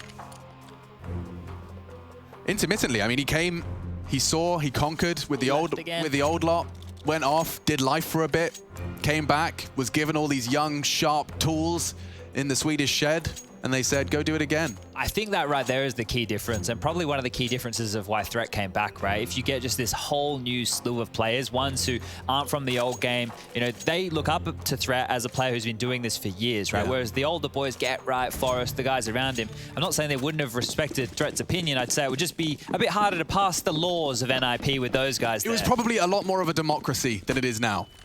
Yeah. I definitely agree with that one. Threat's word would go. Which sounds strange. Yeah, but we need it. With this format, with these players, and with their current trajectory, I think it's a perfect opportunity for Threat to try that style of an approach. So ZTR playing on the ladder. Another one of those fakey boys, just likes to sit on it. Well, they know that one player is close, and that player is Rain. Pivoting between main and Pop, doing a bit of his best Rez impression here. And they'll clear this out. Minute 15, applying pressure now. Searching and nobody's home. They've done this quietly. There's no tell with smokes. Yeah, last time though, Carrigan had to deal with Ivy with a flashbang. Now he's got no help, and they're already slipping backtracks. There is a gap. Carrigan will be holding that. Oh, he knows these games. Carrigan too smart. That's a huge kill. Nork wins out his duel. It's not easy for the AWPer to win that one. Carrigan confirms backtrack's presence. Brokey rotating into support. Carrigan's doing it all here. Look at him. Oh, Takes huge. another fight. He's taken all of the Ivy players down. He's not done. Plopsky's added to his list as well. ZTR to try and clutch up, and it will just be him now. He's lost his partner in crime. It's Brokey to do the damage. 10, FaZe Clan, here we go. Getting themselves comfortable. A little bit of nest of funds as well for some of them, and quite the contrary for NIP. 3.6 on the low end, 4.7 on the high. It's going to be pistols and a little bit of Kevlar involved in the mix. I really just want to talk about that Ivy play there for a second. What's been going on in Ivy is that lurk smoke. That is about the third or fourth time we've seen it thrown from NIP, and they've been throwing it more passive. This time around they threw it, and Hampus was there ready to react to that immediately to go for one of those smoke plays, right? Try and weasel through the smoke, pick the gap, because there hasn't been too much threat behind it, that maybe FaZe would just go, oh, they're just going for a lurk smoke. There's no real worry. Oh no, the stack nade, 2 of them. I haven't seen that one in some time. Nork bowled over. And this one is a bit of a speed run. There's only one man left. Still at the 1 minute 25 mark. Give Hampus a chance for the 1D onto Brokey. Go on. Not to be. Don't you think it's insane, though, how long Train's been in the pool, and it's only just, what, in the last couple of months, it's become popular for teams to consistently throw HEs through that window to do damage above pop. Yeah. Right? That just shows you, right? There's always something changing, always players learning and adapting and adding in new things, and things which were once in previous iterations of the game. In 1.6, you could throw the nade over the wall and it would make noise, and you'd hear them all above the ladder room, Sick, right? isn't it? So these little details, just like that, it gave them a real big indication it could be B. Now, AWP's out for Nork. They need a pick here. NIP need an opening. They need something. Standard smoke's over. That depth that you've highlighted, just one tiny example of, is the reason we're all sitting in our chairs watching this game play out. Yeah, it's the minds, right? And how they continue to evolve. Yeah, I mean, we're all aware of the puzzle of Counter-Strike, right? We all understand it's a game of 2 halves, etc., etc. Everything else just comes down to your independent decision-making and how it unifies with the rest of your teammates. It's cool. It's really cool. And the skill ceiling's still being expanded with every passing year. Hampus has to get a kill here. He's been having a rough time on this T-half. His little plays haven't worked on off, and I mentioned he is a playmaker. Oh, that's such a good pop flash, but his vision is restored in time, so Rain's crawl's going to be too easy for him, but not expecting Twist pushed up. 1 for 1. They're in. Cold. Oh, they didn't spam him. Tested. They double swing. He can't even find more than one. It's just a dink. Cold's inner could be a little bit of an Achilles heel for FaZe here. Might be a save. It is already. They're backing off, right? And it makes a lot of sense. FaZe already have a bit of money on a couple of their players left over, but because we still have a lot of rounds ahead of us here in this second half, and how closely contested the next few will be, making the right call. Both teams need these guns. So they'll lay down their arms and just chill. Approximately 20 seconds left until that bomb goes off. No one from NIP should be hunting here, but you can see that adjustment from Hampus, right? They've traditionally been playing across in the deeper corners, aware of that pop flash coming in. He didn't start spamming, he didn't make any noise, he didn't panic, he just looked away, turned back, gets a kill, and sets them up for that explosion. Because you think, oh, okay, he's traded 1 for 1. Well, no, he hasn't just traded 1 for 1. He's got a kill, and he told you there's another player close main. So the rotation to inside with more players, if you get that first guy, it's going to be far away. So they spring the trap, they hit the B bomb site, they get the bomb down. Is it safe to say that you can consider that like a simple approach? Like that, like you got one main late contact and the rest go inner on the reaction? Like that's a pretty, bare bones, basic and effective strategy. Yeah, and it's all just the information, right? That's all, because what we're doing here is calculating what the most likely outcome is of what we see. So knowing that players are close main, the simplest solution is, well, avoid as many players as we can. Sure. Yeah, we'll spell it out. What are you up to, Nork? Trying to force that smoke out of coldzera's hands. He's not going to fall foul to that, though. Oh, actually, tell a lie. He has deployed it just as I looked away. So he's already without a smoke, very early into the piece. The same can be said now for Carrigan as he drops it Ivy. They might boost on this. They have. Carrigan a sitting duck for Rez as he finds a perfect headshot.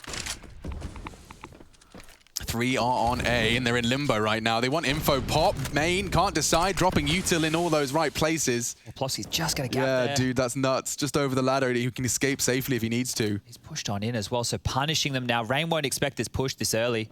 Yeah, he smoked it for a reason. False sense of security, and it's perfectly embodied in his push. Brokey in trouble too. No man's land. Ampus in backtracks. All the frags going NIP's way. There's no way in for Cold. And Ninja's in pajamas. We haven't seen a perfect T round in some time. It's just Rez. He won't be able to win the duel clean, so... Cold spoiled the day, hasn't he? He's ruined it all. Unfortunately, though, so have NIP for FaZe here in the 25th round of play. That's going to be their third T round by my calculations. So the score on the first half was 11-4. Looking to do better than the mark set by FaZe here. NIP preserve 3. I don't know if you're going to kill him with this angle, but it's definitely a safe way to hold.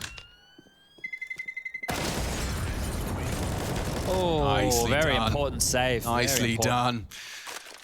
And that means Rain's got a weapon. Yeah, it's good to have your teammates staying alive for you here, but you can see exactly what we were talking about, right? The fact that Plopsky plays on that ladder, sees through the gap, and then punishes. Rain is not looking towards Popdog at all. Simple as that, simple as you like, and just NIP using the game to their advantage to punish here. Surprised we're not seeing a timeout from FaZe. Going back in, double AWPs. Twists is doing the secondary AWPing duty on this one. I remember talking to him, saying he wants to do a bit more AWPing, be a bit more free. Ooh. Well, Brokey's dead. One of the AWPs already on the ground. Yeah, not going to be a fun death to concede, especially at this juncture of the game. If I'm Cold, it's awfully tempting to want to go back and pick up that AWP instead of the FAMAS he's currently wielding. God, yeah, in a hold with a FAMAS against a full util exec. And they're coming as well. FaZe are running out of options. He's had his fair share of issues. They've asked a lot of him. When you're the solo hold and you keep getting faked out, it's an impossible task to be effective. And here he goes. Through the flames, they flood in. Caught, twists AWP, only the one. Nork there. Carrigan, Rain. Saving. You don't love it, but you have no choice. Cold Zero, as the solo anchor on the B site, as soon as one player goes down, it means one of two things happens. FaZe can either gamble and stack B, or they go, hey, Cold, you're on your own. Hopefully you get one. We have to keep watching Yard. And because NIP have been threatening in a lot of different areas on the map so far, it's very difficult to gamble. It's not easy going for info, especially when the main key for FaZe's info have been those main pushes that has now not been figured out, but has been stifled and slowed. Just those 5 guys running into that inner site. Yeah, well, it's hard to deal with all the players pushing in front of you. Cold sitting there like a bit of a hot dog.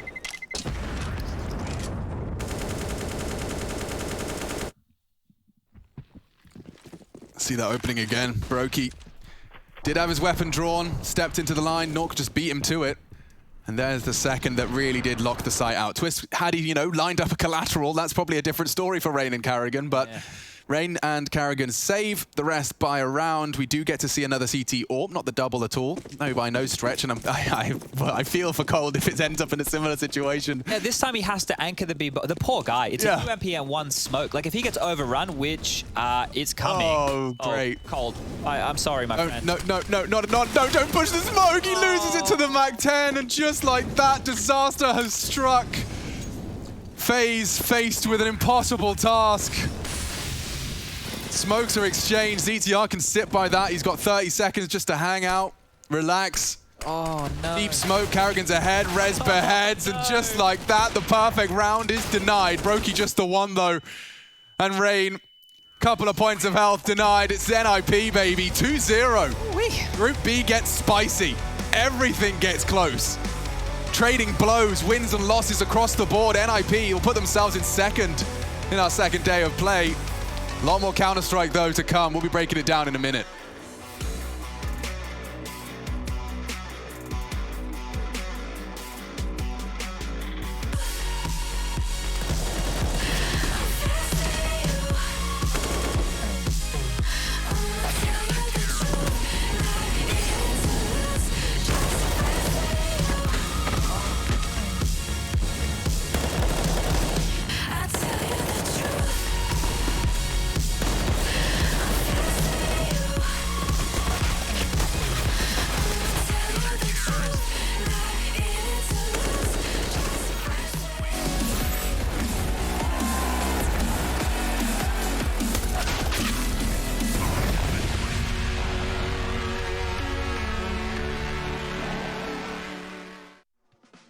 Бро, ну как ты думаешь? Давай ты мне будешь говорить. Не, давай ты мне будешь говорить. Пожалуйста, умоляю. О май гад. Почему ты первый арбор купил? Купи калаш. Нормальный. А калаш? А деньги есть? Все, беги прямо, у тебя первый... Налево сейчас. Левее, левее, бро. Еще сильнее, может? Назад отбеги, что не нажимай В. Влево нажми, пожалуйста. Ты сейчас врезался в машину, где вперед махнуть. Налево. Иди налево, на рампу, иди на рампу быстрее, пожалуйста. Как поставить бомбу? Нет. Пока не ставь, пока не ставь. Не ставь, пожалуйста. Тихо. Где я? Ты за форсом. Как открыть дверь? Ты вообще не у двери. Где? Стой, подожди, посмотри налево, максимально влево, пожалуйста. Максимально влево, что ты делаешь? Тихо. Почему ты меня не слышишь? Я не знаю, это очень тяжело. Лево, стой, лево. Еще. Все, ставь. Чуть правее, чуть правее. Чуть правее, да. Все, теперь сядь. Бомба взорвется. Забей, вообще не понял. Хорош, давай опять. Как жестко. И улицу бежишь, там челы улицы убегают. Звук дай. Право, да, я же тебе говорю, тебя чел убивает. Что ты делаешь? Это очень тяжело. Теперь максимально влево и вниз по петлю сядь, и мы настроим тут прицельчик. Вниз максимально. Еще, левее. Вот так, все, заебись. Стоять? Прям идеально, да. По пульке ебашь. Хуярь. Хорош. Без шансов. Дай 5. Да, но будем так и делать, я тебе серьезно говорю, по-другому я не знаю. Их 3 уже, бро. Их 3? Возьми смог. Смог, это молик, бро. А это что? Это флеш. А это? Смог, все, кидай. Уебашь. Стреляй. Хорош. Стреляй. Чё, хорош, да, там же будет, по идее. Стратажа. Очень хорош. Слушай, нужно быстрее сейчас, их будет 4. Я понимаю. Ты... Я не знаю, что делать. Не стреляй. Право. Ты неуправляемый, братан, ты вообще неуправляемый. Это очень тяжело. Давай АВП возьму. АВП давай. Где я сейчас? Заскопься. Ты вниз посмотри. Вниз. Он на тебя смотрит. Он Сарика пошел, убил тебя. Чуть левее. Все, уходи назад. Нет. Это так сложно, братан.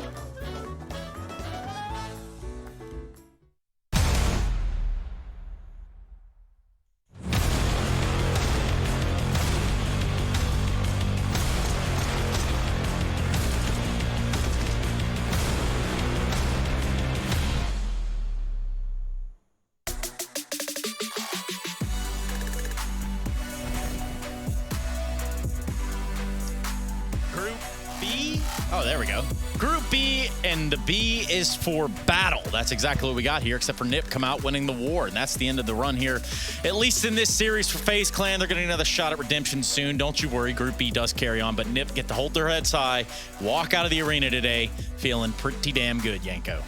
Definitely. I mean, this is one of the big games of the group as well, seeing as how NIP got the win yesterday over Ants. This now keeps their playoff chances very much alive, and yeah, big disappointment for FaZe. This was one of those, as we said in the pregame, must-win games for them, considering some of the other matches that they still have left. G2 is their next opponent on Wednesday. Undefeated G2 at that. Undefeated, yeah. 100% right here within the groups. 100% with this lineup, actually. Which is interesting. Which is this groups. Yeah. True. And then there's also that whole thing like, oh, the ops, this, that, and the other. Who cares? We'll get into that in due time. Not right now. That's Inst G2. That'll be coming up after this segment. For us, we just look at what would seem like a pretty quick one, but also, I don't know. You could see the back and forth. It's the power of the economy once again, right? We saw it on Train where FaZe had actually a really cool pistol on T side, and they won that fairly easily. But then NIP just wins a flawless force by with some early aggression towards the B side from Plopsky, getting all the information, and that completely put a spanner in the works for FaZe Clan. You know, after that point on, they couldn't really recover. They couldn't win consecutive gun rounds, which is the main thing, right? Once you're losing, you need those 2 rounds to really force your opponents on an eco and get some breathing room. And yeah, we see some Rez highlights here. He was a real nuisance around that pop dog area. You know, if you want to hit B, he's climbing up the ladder. We can see here, you know, he had another round, a gun round later on, where he was very proficient going up the ladder, and then you want to hit A, well, he's there as well to ruin your execute. And this is one of those situations where, you know, the average viewer might look at it. They say, oh, well, you know, he's got a 40 and 40 is what he goes in the series. But that doesn't matter. We're talking about straight impact, and that's what Rez brought to the table today. Yeah, and it's just, I remember when we played NIP even before, right? And just so annoying. You know that it's coming, and somehow he still manages to time you, right? Like when the one, you know, a couple of seconds that you're not looking, he goes up, or you're just paranoid about it, right? Like you always have one guy watching the flank when you're executing B, worried about him pushing up. Like here towards the end of the half, he gets another 2 kills, right? It's just consistent, so consistent from Rez. Yeah, and that's exactly what the Ninjas need. They need that consistency in this rebuilding, this construction period they find themselves in. Now, speaking of that construction period, at least, we do have a worker here on our side. He has come on down. His name is Hampus, and we're going to be catching up with him right here and right now. This man really, how do I explain this? He's the one that's forefront, jumping out in front of the camera. And mastermind as well. Yeah, that too. Running the show. Hampus, before you got into this game, you said that playing FaZe was going to be one of the tougher things that you've done in this group. Do you still feel that way? Yeah. Yeah, I think so. Like the overpass, I think they had the grip of the game, I would say, a little bit, it felt like. And I think they, in my opinion, they made some bad decisions that made us win some easy rounds, like the round where they faked A or something, and then they went back to underground to short to B when we stacked A, and then we went B or something on the fake, and then they went B again. So rounds like that, I think they did very bad. So I think they had just some bad calls, and we were just ready for everything. So it was FaZe is a good team, and but yeah, I'm happy we beat them. Yeah, congrats on the win. We talked to you yesterday as well about the Ants game and Train and so on, right? And you said you were ready to play Train. Did you expect this coming from FaZe, or were you maybe expecting something like Dust once you vetoed Mirage? Yeah, we expected Dust too. Like I was 100% sure they would pick Dust too, since they've only played one Train with Kerrigan and they lost pretty big, like 16-6. So in my head, there was no reason for them to pick Train, since our Train is not bad. It's pretty decent, I would say. So so now when they picked Train, I just got super happy, and then that they left Inf as third as well. It was very surprising. Yeah. So basically, did you have something in store, like just in case for Train, or were you not really prepared for Train? You just went with your own style, and that was it. We went with our own style. Björn, after the veto, we had 1 hour, so Björn just checked their positions and stuff. So we just knew where everyone was holding, but we didn't really know how they played. We mainly played our game, and it worked out. Now, the question I'm going to have for you is this, and maybe you can describe it best. Your teammate in ZTR, or ZTR, as they might say here in Europe. Can you tell the audience a little bit about him, and maybe what they should be looking out for about this guy? Yeah, he's just super smart, and he's never tilting. He never get the He always does the thing you want from him. Like if you ask him to jump for you, he jumps. Like he brings the energy. Like he's the one that brings up our energy right now, I would say. Like he's the one who screams nice the most and stuff like that. And he's actually calling on overpass right now. Okay. Since I'm going towards B, so he's the caller on overpass as well. I just help mid round. So I think just in 1-2 years he will be probably top 10, top 20 player, I would say. Yeah, and how do you think, like in your opinion, how's he doing? I mean, he's the youngest guy on the squad, the most inexperienced, and he has to call a whole map. You think he's doing a good job so far? Yeah, I think he's doing an amazing job. He's calling on nuke as well, and our nuke has been pretty crisp since he came. So I think he knows that we trust him, and he's just doing his best, and it's amazing. Cool. Man, that's come out here dropping some knowledge bombs. We appreciate that. How do you think you stack up against Mouse Sports? Against Mouse, I think, I don't know really. Like it's a really 50. They've been looking good and been looking bad with Dexter, so I have no idea. It depends if Rops feels like he wants to win. Yeah. Then it might be hard, but otherwise it shouldn't be a problem. Yeah, wild scenes. We're going to keep an eye on that. We've got you and Mouse Sports having a date tomorrow. Congratulations, Hampus. Thanks for joining us. Thank you. Huh. So we just learned something, didn't we, Yanko? Dude, the kid is 17 years old. He's leading on 2 maps already, and they've actually been doing good on both of them. Yeah. So that's a great sign if you're an NIP fan, that to have such a young player with already showing, you know, promise as an in-game leader, that's one for the future. And yeah, the Mouse game will be an interesting one. You know what they say, Trace? Wounded Beast is the most dangerous one, so... Oh, I actually never heard that, but it does make sense. Well, I don't know how you say it in English, but we have that one in Serbian. I'll check it. I'll take a look at it. I'll check it out. Now, here is the group as it lies. Mouse Sports 0-2, so I guess not being super worried, as Hampus was kind of at least giving me the vibes of. It does make sense. And they have the Vitality game today as well, right? One of the favorites of the group for sure. The highest rated team in the group. You can see number 3 in the world. So, but Mouse Sports is a team that they can pull it off, right? Like we said, a lot of these games are wide open. A lot of teams, even if they lose the chance to make the playoffs themselves, they still have a chance to, ruin it for someone else, right? Because every game you play, you're trying your best. You're playing for pride, amongst other things, points, and also just you're learning with every game, right? So I think there's still a lot of Counter-Strike to be played in this group before we can know who's where. Yeah, which is, way different test than the last group. For us, though, the test, well, we passed it, and so did NIP. Now we get to move on to what is INTS versus G2. G2 looking red hot here at the ESL Pro League season of 13. And we can't wait to see what the new formed INTS can do against them. We'll be right back, everyone.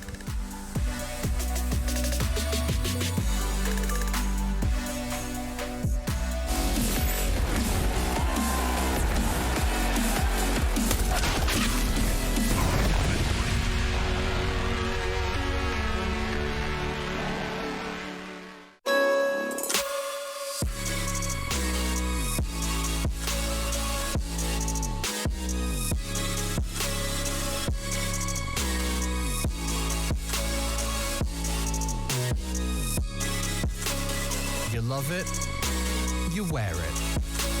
What's your style? Get your merch at shop.eslgaming.com.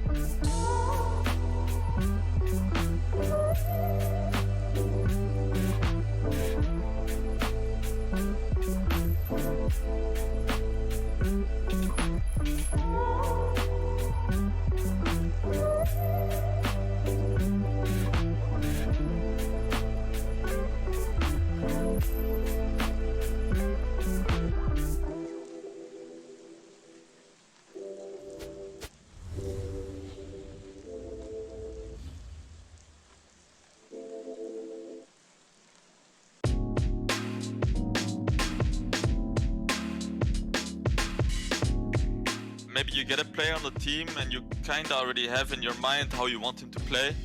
So you force him too much in certain roles or positions without really giving him the room to maybe get his side of things or how he wants to play. And I feel like usually when you really give someone the confidence and the trust to do what he wants and let him figure it out by himself in a way, you know, within the space of the team obviously, then you get a lot more out of that than just saying, okay, you need to play here, you need to do this and that. Because then you're kind of missing out on some skill sets the person have that you maybe didn't think about at first, you know?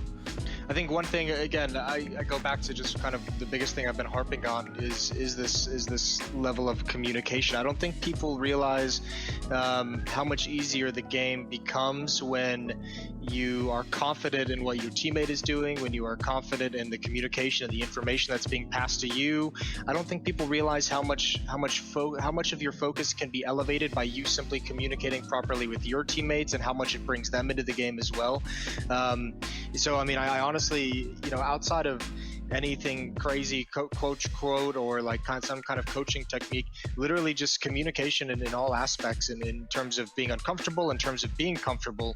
I think that just helps. It elevates the teams, and it elevates individual players beyond what you would believe.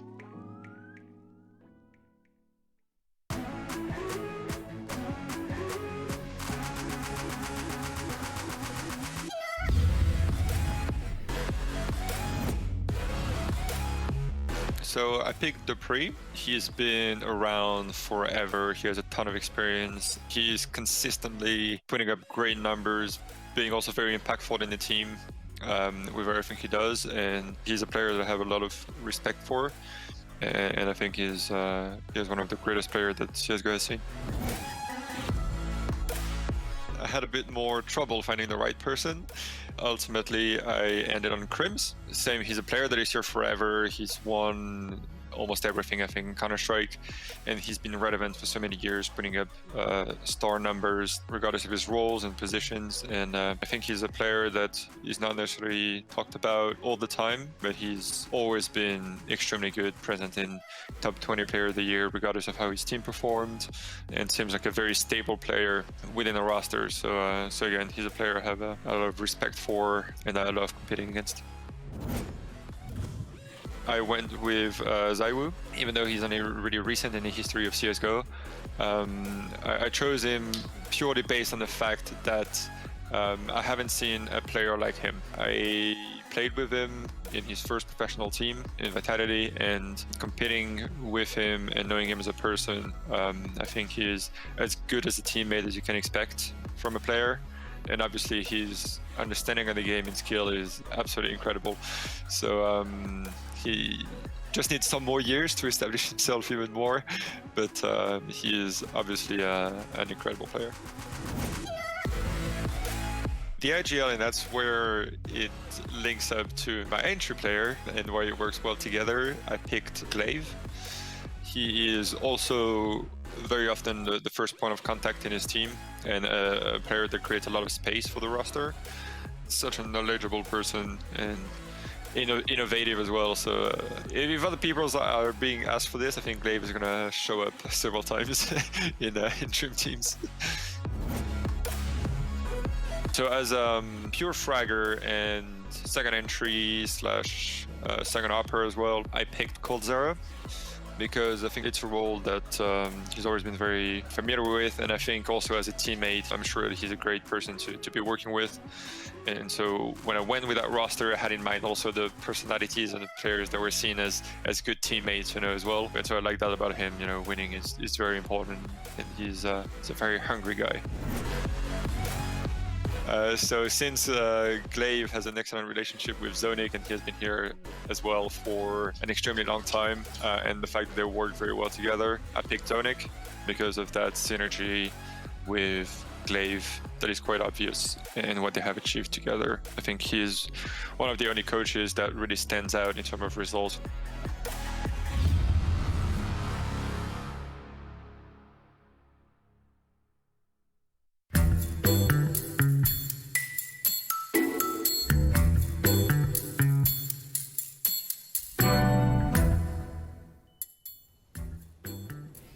I'm dead.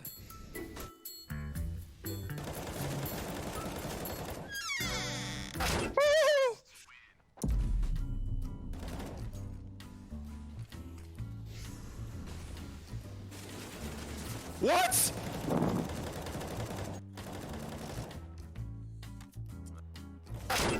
Are you out of your minds? No. Oh my. Dude, I feel like I'm playing a cheater. What the hell is this? Playing matchmaking. They missed their heaven smoke.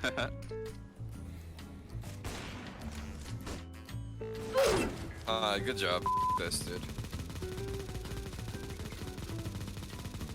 God damn, is this guy again? He's a blue player.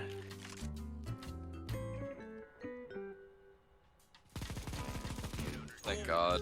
Thank God. The first round. Sorry, where are you going? I don't know. I'm looking at my monitor now.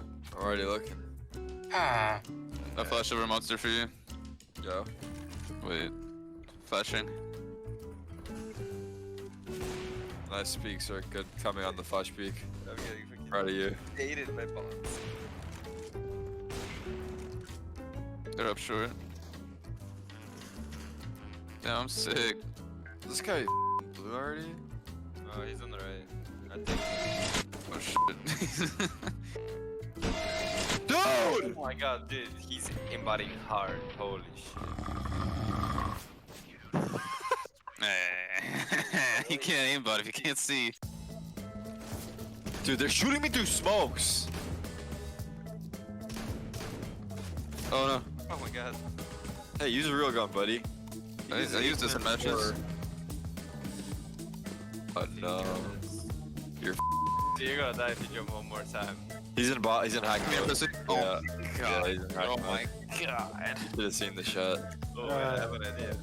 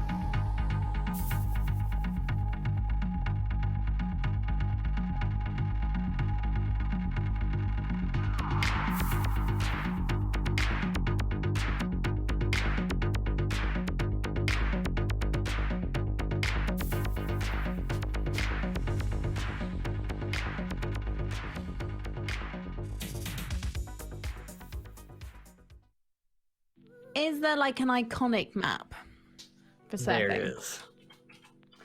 Ooh.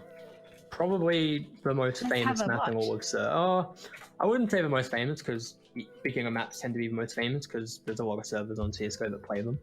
But Omnific is probably what piqued my interest in the surf the most. This map was made before I started surfing. It's probably the most well put together map in my opinion. In like all of mapping, it was made by 3 different people, and the way they went about making the map is they each made a tier.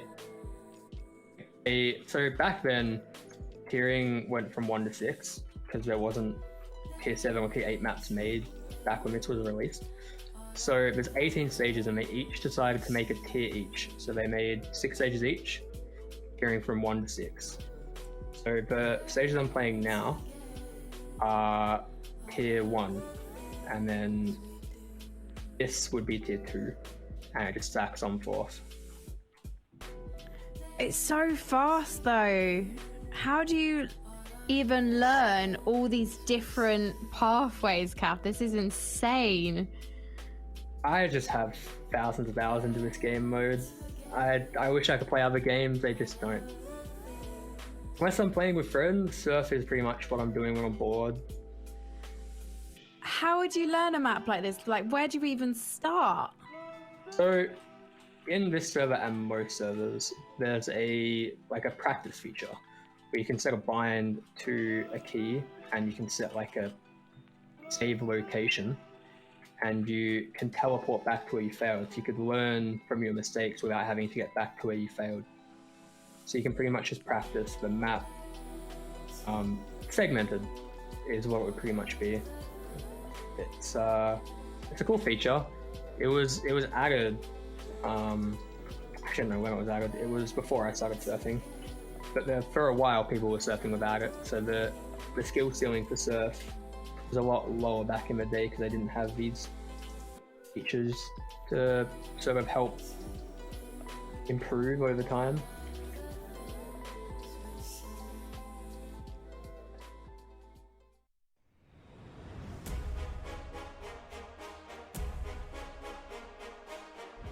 The 9th season of the ESL Pro League started with a brand new format featuring offline play during the group stage. All teams were divided into groups of 4, with the top teams advancing to the finals and the bottom teams being eliminated. Second and third place had a chance to qualify for the finals in a group stage round 2. After a disappointing 2018, Team Liquid made changes to finally become the #1 team they were meant to be. With some success already under their belt, Liquid headed into their group as the clear favorites. All on to Stewie here. Def in the pit. Stu knows where he is. Is he going to be able to pick it up? And he does. During the group stage, they confidently swept the opposition, only losing a single map. Off the pick on Twist here. The regression now coming out from Liquid as Nap will get a 3K towards Long. In between the group stage and the beginning of the finals, Liquid managed to secure 2 more tournament wins, inching them closer towards the Intel Grand Slam. With these victories under their belt, the North Americans look poised to take their first ESL Pro League win. But on the first day of the group stage, they lost to North and a mighty Valde in uninspiring fashion. As Valde peeks it out from the window, finds Naf, he finds Twist as well. It's all an illusion, a 1v3, and Gabe's gonna put him to rest. Facing elimination on the very next day, Liquid quickly dispatched Tyloo, only to face Hellraisers in a close 3-map affair in the second round of the lower bracket. Melting before them, Hellraisers, it all falls to Oscar. Such a sensational game, a sensational series, but it ends in a demoralizing spray down. The last team standing between Liquid and the playoffs was MIBR, who also played through the entire lower bracket. The match would again be a quick 2-0, and Liquid was set for the quarterfinals. Akko 1 versus 4. This has been an outrageous game, and it's going to be Liquid making it through. In the first match of the playoffs, Liquid faced their old rivals Astralis, against whom they played out numerous finals in 2018, a year in which Liquid could not seem to beat them. However, in this 2019 edition of the rivalry, Liquid was victorious over 3 maps. He's going to stick it. He's going to stick the defuse, and Naf's got him in the spot. In the following semifinals, they denied Mousesports a second map comeback and qualified for the grand final in a 2-0 fashion. And now all onto Carrigan 1v2 to take us to another OT. It's been quiet from Carrigan. Stewie has managed to get across, his back's turned, it's over, it's all done. In the grand final, they faced G2 Esports, the French super team. The match was close and went into overtime on multiple maps, but in the end, Liquid was able to hold the hometown heroes to a single map and grabbed a decisive 3-1 victory. Stewie, he may have just done it! Double for him, and Alicia on the other side. Oh my God, Amanek in a 1 versus 3 with 19 seconds. Unbelievable scenes here, ladies and gentlemen. Team Liquid are your Season 9 Pro League champions. With that win, they got their 3rd notch towards their Intel Grand Slam and set the scene for their win at the following ESL 1 Cologne in 2019.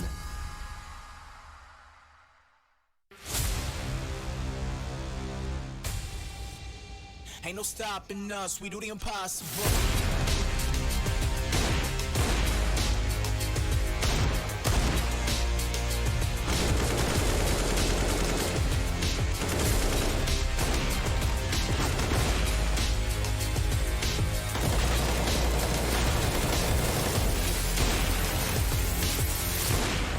Robs has already caught him, and now they're coming from one direction. They can focus their attention, but Cold Sarah's on a mad one!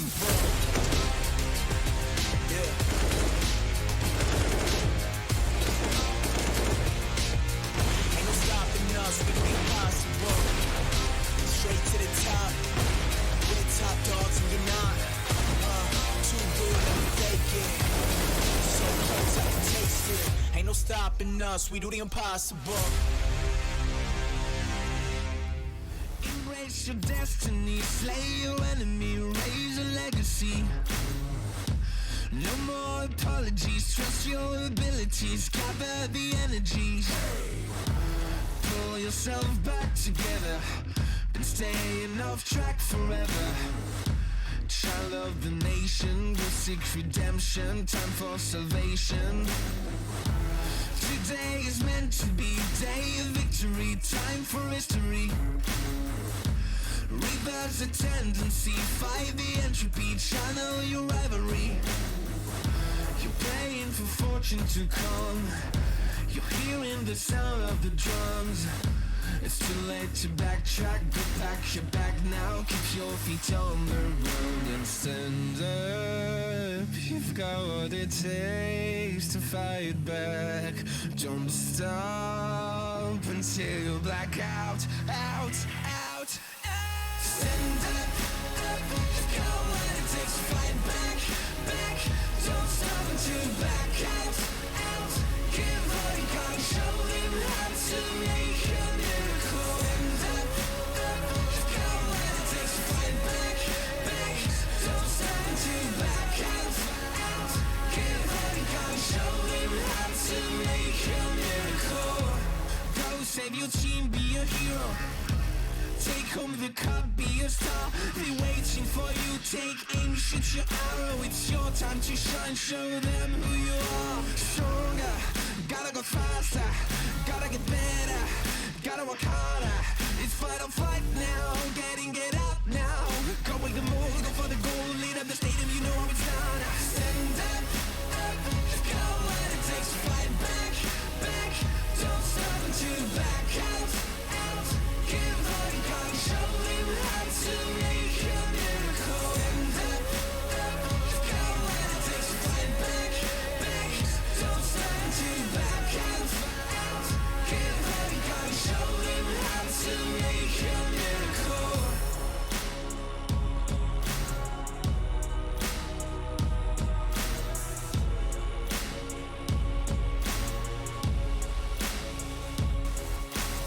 Stand up, you've got what it takes to fight back. Don't stop until you black out, out, out. Stand up, you've got what it takes to fight back, back. Don't stop until you black out, out.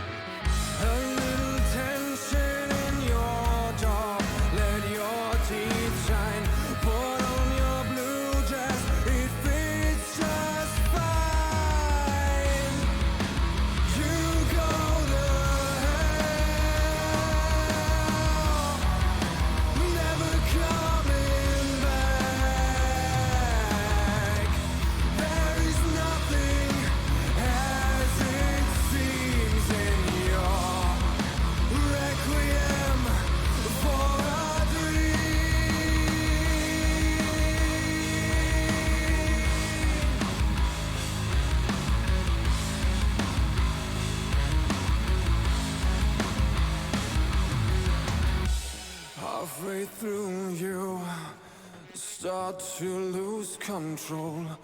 Orange autumn leaves on the ground. At the end there's nothing, and you face yourself. Green is all you see as you fall. You go to hell, never coming back. There is nothing as it seems in your requiem for a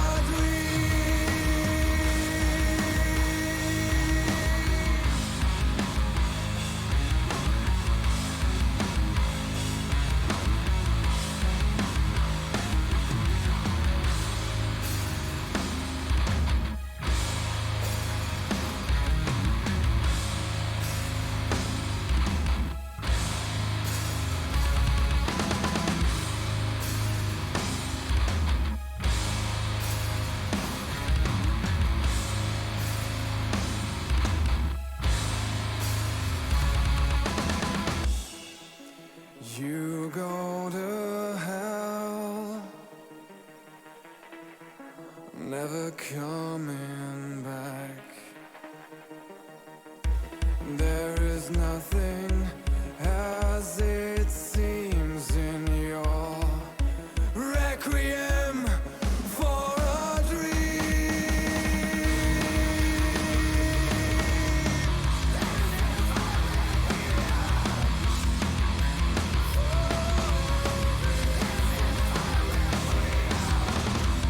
There is nothing as it seems in your requiem for a dream.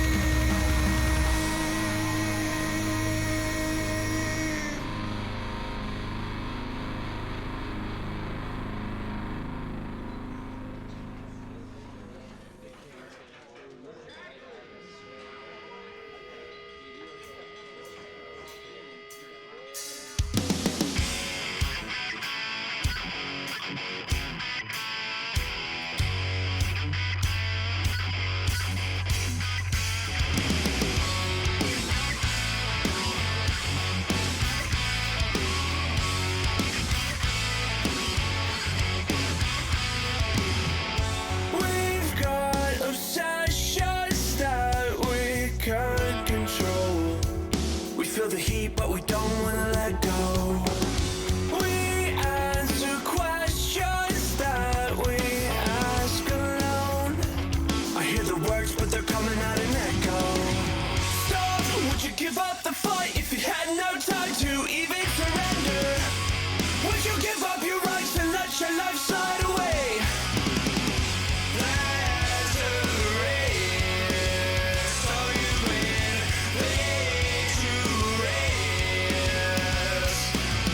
Why complicate that feeling hate when it suffocates at the bottom? Don't take the bait, just walk away, resuscitate your nirvana.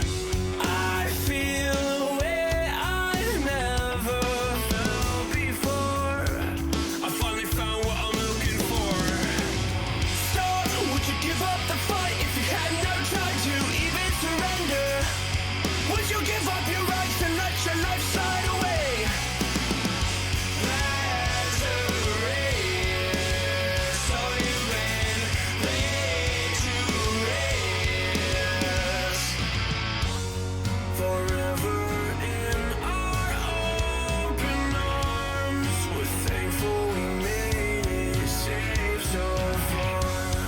We proudly show our battle scars because they made us true.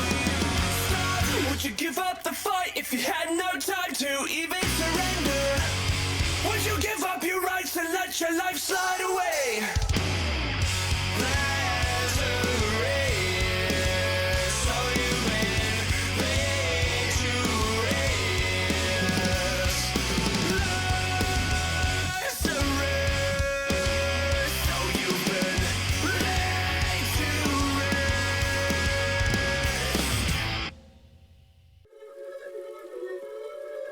Yeah.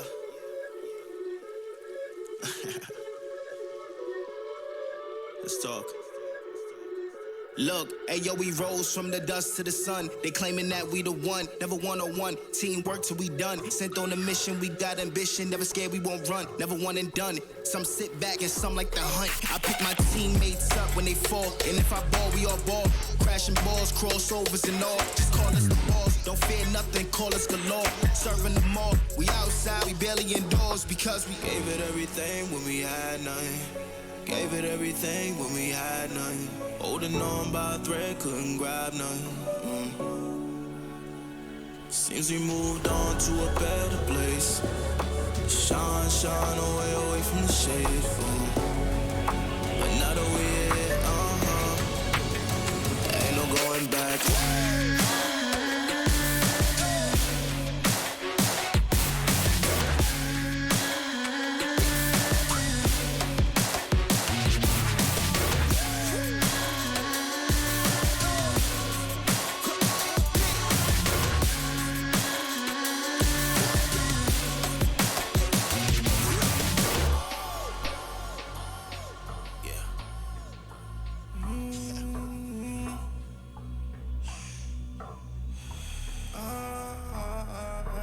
This is the moment to go. This is the moment to shine. This is the moment to show. Show me the rocks you could climb. This is the moment to feel the path like you legally blind.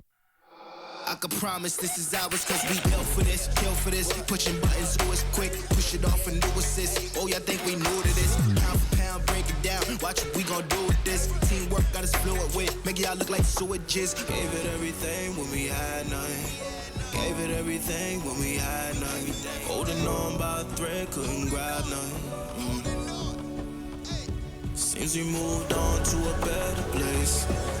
Shine, shine away from the shade. But now that we're here,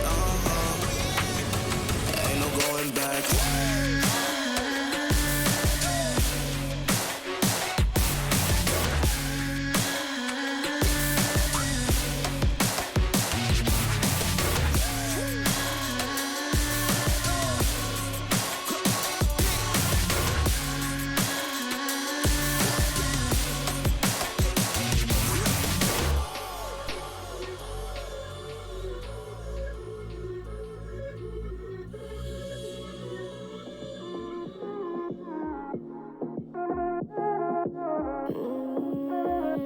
Chiqui, escucha loco, siéntate y relájate un poco, que en esta vida el tiempo es loco, puedes perder momentos preciosos y sepas que cuando pides ayuda yo me levanto, todo lo que tengo lo comparto, y aunque me sienta triste yo canto, ay canto, vive una vida llena de personas que te quieran, que te respeten de veras y que lloren cuando mueras. Deja de mirar la acera y levanta la cabeza, sigue pa'lante y no temas, resolverás los problemas. Ay mamá, si una cosa no te gusta, cámbiala, si la situación te asusta, enfréntala, si la vida es injusta, tú grita, deja de callar, escucha, si la alegría te abraza, acéptala, si la suerte no te roza, búscala, nunca te prives de la felicidad,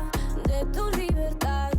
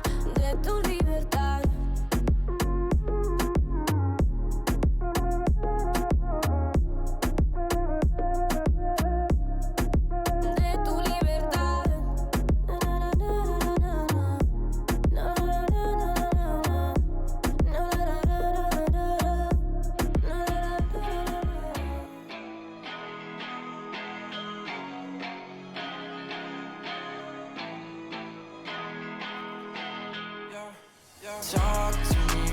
I just want a little bit of company. You acting like you really wanna fall for me, but baby, can you tell me who you wanna be? Wanna be, yeah. Talk to me. I just want a little bit of company. You acting like you really wanna fall for me, but baby, can you tell me who you wanna be? Wanna be, yeah. I left my demons in my past. I still want something that can last. You make me feel like I'm okay. We both know that you feel the same. Ooh, ooh. Baby, I got nothing else to prove. You talking about your bad side. Remember that you always get to choose. Talk to me. I just want a little bit of company. You acting like you really wanna fall for me, but baby, can you tell me who you wanna be? Wanna be, yeah. Talk to me. I just want a little bit of company. You acting like you really wanna fall for me, but baby, can you tell me who you wanna be? Wanna be, yeah. I don't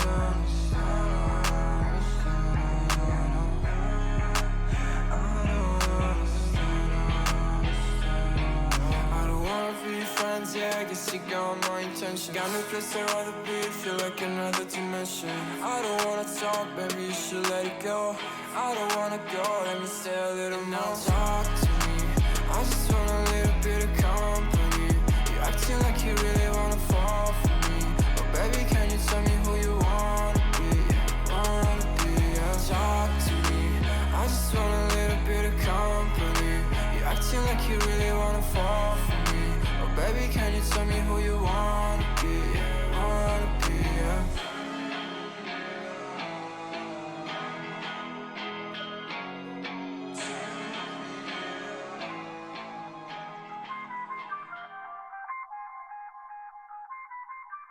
I feel on top of the world. I feel on top.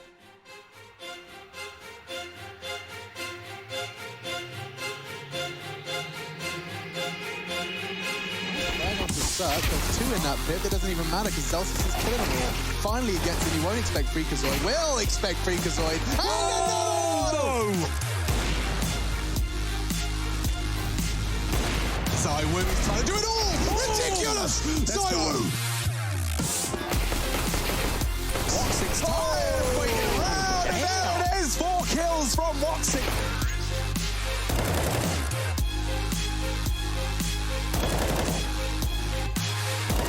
Maya locks down the A-bomb site. He's going to get the ace there. He's overwhelmed. Doesn't make it look like that. He wants some close quarters, shoving his barrel in their belly button. And he's got it as well. Freakazoid. Oh!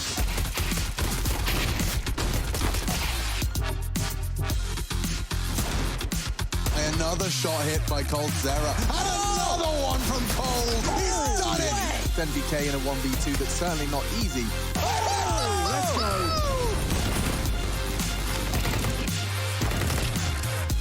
Oh my God. That is just absolutely remarkable. Oh, let's go.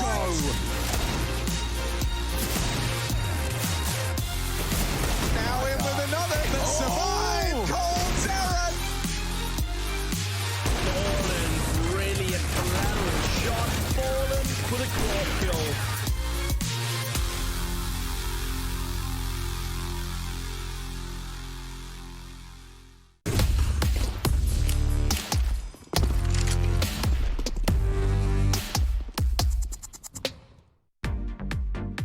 Hey Future Pros, taking the A side on Nuke can be brutal, but this set of util from Mousesports should help you get a foot in the door.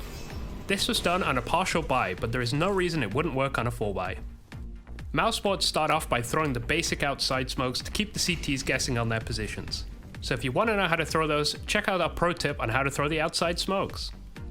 To pull off this execute, we'll need 5 Future Pros along with 2 smokes, 3 mollies, 4 flashes, a decoy grenade, and an additional 3 smokes for outside if you desire. Future Pro number 1. You will be throwing the Heaven Smoke along with a Rafters molly and a flash.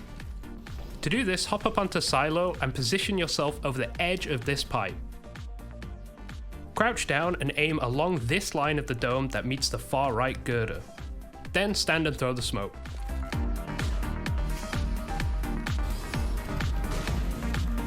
Then, while in the same position, pull out your molly and aim between the two lines just below the coping and throw. Frozen's molly missed here, so make sure you throw it just a little lower and it will land.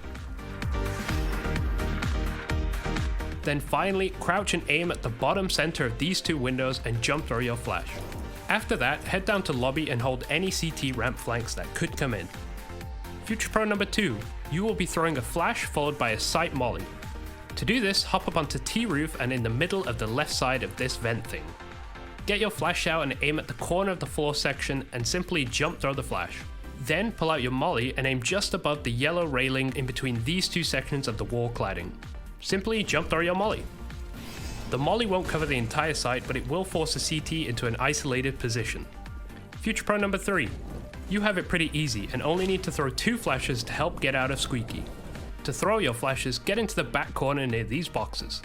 Aim below this section of the yellow girder and running throw your flash as your teammate opens a door. Peek wide and toss your second flash into the cubby of the second CT vent. Then hold the main smoke and keep an eye on vent 2. Future Pro number 4. You will start off the round by shooting the front set of windows, throwing a decoy, and then throwing the main smoke. You heard that right, a decoy. This is used to break the back window for Future Pro 1's Heaven Smoke. Get your decoy in hand and line up with the truck. Aim to the top of the wire in line with this part of the AC unit and jump throw. To throw your main smoke, get into Squeaky as fast as you can so you can do the lineup before it gets smoked off by the CTs. Position yourself to the right of these 3 wires, close to this very tiny little dot, but don't worry about being super precise here. Then aim between the door handle and the lock. You are the one who gets to decide when to go on this execute. If there is a smoke, wait it out and tell your teammates to hold. When it fades, it's go time. Open the door and immediately throw your smoke. Push out and hug close to the hut to avoid any of your teammates' flashes and take space onto the site. Finally, Future Pro number 5. Arguably, you have the best role. All you will need to do is molly second vent and follow Future Pro 4 and trade them if they get killed. There isn't really a lineup for this molly, so just know where second vent is and get that molly out as soon as the door opens. I hope you made it this far because that's it. This will be something you'll have to practice with your 5-stack to get the timings down, but if pulled off correctly and with a little luck, I'm sure you can make it work.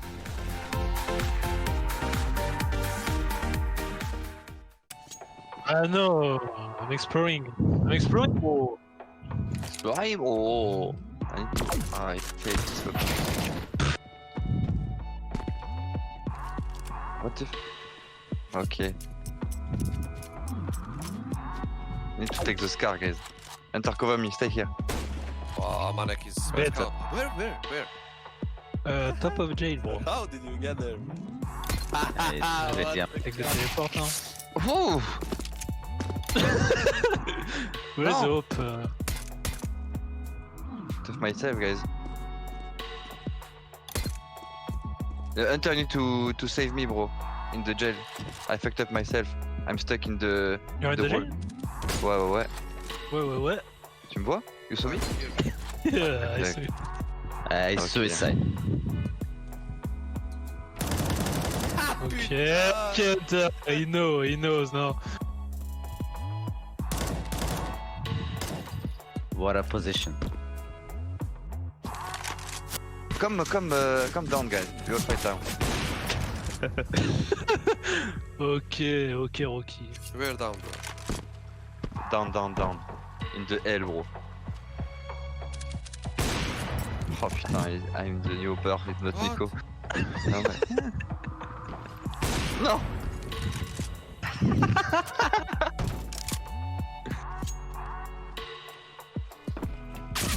Relax, relax. Okay.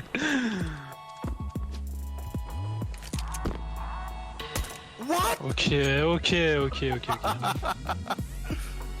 One in jail, Hunter. Hiding team. Attends, a little rat in the laboratory. A rat. Where are you? I wanted to go on the ladder, but I'm down now. Wow, Sick duel. it doesn't work, man. Okay, Jackie, we are coming. Okay. Beware, I am the ghost. I am the ghost of the map. I disappear. Wouhou! Ok, pourquoi pas.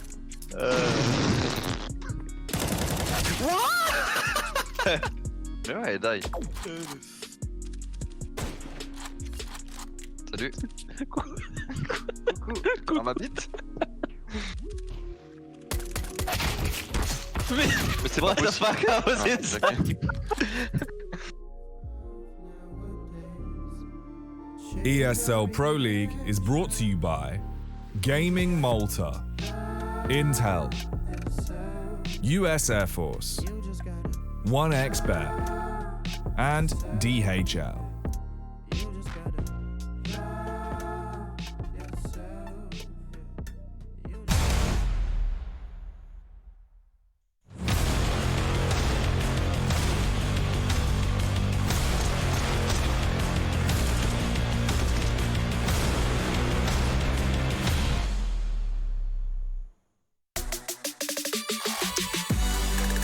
Well, put your fizzy lifting juice down, ladies and gentlemen, because it's time to jump into INTS versus G2 right here for the ESL Pro League Season 13, XIII, all that. We're ready to get into it. We're ready to get this one started. Alu versus Nico will be a talking point at some point during this pre-match. I can almost guarantee it. Now, representing Nico, we do have his Serbian comrade here in Yanko. Representing Nico, wait, he's not a country. Well, I mean, like in defense right here, because, you know, people are saying... Hey, I'm just keeping it real, man. Like, there's no, you know, I think just people are pushing one side of the narrative a lot, and there's two sides to every coin, Trace. There are, unless it's a double-sided coin, in which case, but that isn't what we're dealing with. Shout out to Harvey Dent. Yeah, shout out. Let's go ahead and talk about what happened to INTS, because they got absolutely plowed yesterday across the first map of their series. Could not have been a good time for them, Yanko. Yeah, and it was their map pick as well, right? Which really makes you wonder what the hell was going on, Trace. But NIP just had a really solid CT side. They have been praised, you know, for their coordination on the map, like had really good information plays, and they just had a really easy time reading what it was that Ants was trying to do, and Ants just couldn't get anything done on that T side whatsoever. Yeah, that's a rough way to go about it. And for NIP, you know, we've seen them today. They beat up on FaZe. So this isn't a NIP that's, you know, like the NIP of old that really kind of struggled and floundered here and there. Yeah, they're definitely showing promise. Up and down, right? They lost 2-0 to G2 earlier in the tournament as well. But, you know, the fact that they were able to take down FaZe and 2-0 at that really gives you a lot of faith if you're an NIP fan. Yeah, it does give you a little bit of faith in the project. Obviously, for INTS, we're looking for that sort of faith as well. And then for G2, having been undefeated in the group, been undefeated as a lineup, they are the ones to probably run away with it at this point. Yeah, I think so. Definitely have gotten a boost of confidence from that win against Vitality, I believe so as well. And also every game they get to play with Nico in his new role, they get, and he himself personally, individually gets more adjusted to, you know, just the contrast between full rifler and picking up the op, and he's trying to find the balance between how often he wants to go for it as well. You can see he has fewer op purchases by a big margin compared to Alu as well. He's been picking up the Krieg more, right, as a sort of a balance between the two, so he could still be a part of the group and like cover his teammates. Well, it's because the Krieg is the most versatile weapon in the game, apparently. Listen, don't even get me started on that. Like, he did not play the Krieg for 6 months when it was the most OP gun in the game. Now, when no one's using it, he's like, yeah, I'm gonna bring the Krieg out. Like, yeah, okay. Just give me a break, dude, please. Well, the comparison was Nico versus Alu. It's working, though. He's getting, yeah, the Krieg, he's getting it done with it. You know, he had that great 1v2 with the Krieg on Vertigo.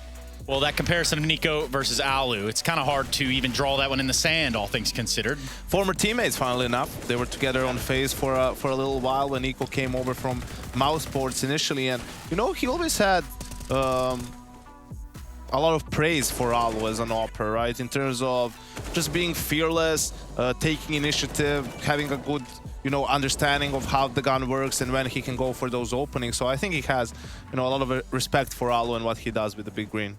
Yeah, and I want to also look around the board, too, because when we start talking about our Epix GG players to watch, it's pretty obvious when you talk about a new guy such as Diha. Yeah, he has been, a bit of an unknown. Played for Sprout beforehand, and with a full Polish lineup with Taz. That was his kind of breakout team. And we'll see what he'll be able to do here. He's had some good performances on Train, right? Some good rounds lurking out of Ivy. I think we're going to see that map once we get to the Vetoes a bit later on. I think that's going to be Ence's pick. What about that Hunter guy? Hunter, he's all right. Nico's cousin. Yeah, Nico's cousin. Yeah, Hunter's great. I love Hunter simply because of his attitude, his work ethic, right? How he approaches the game. I think there's no shame in saying he's not as talented as Nico, but I think he works a lot smarter when it comes to the game, right? And I think that's the main reason why he was able to, coming in a little bit later on into CSGO, while he was able to reach such a high level. And, he was top 20 last year. And if he can keep it up, maybe even higher this year. Yeah, it's a cool storyline. Either way you spin it. You want to talk about cousins? Well, I've got two of them. Two of yours coming out right now. We got Harry and Hugo. Guys?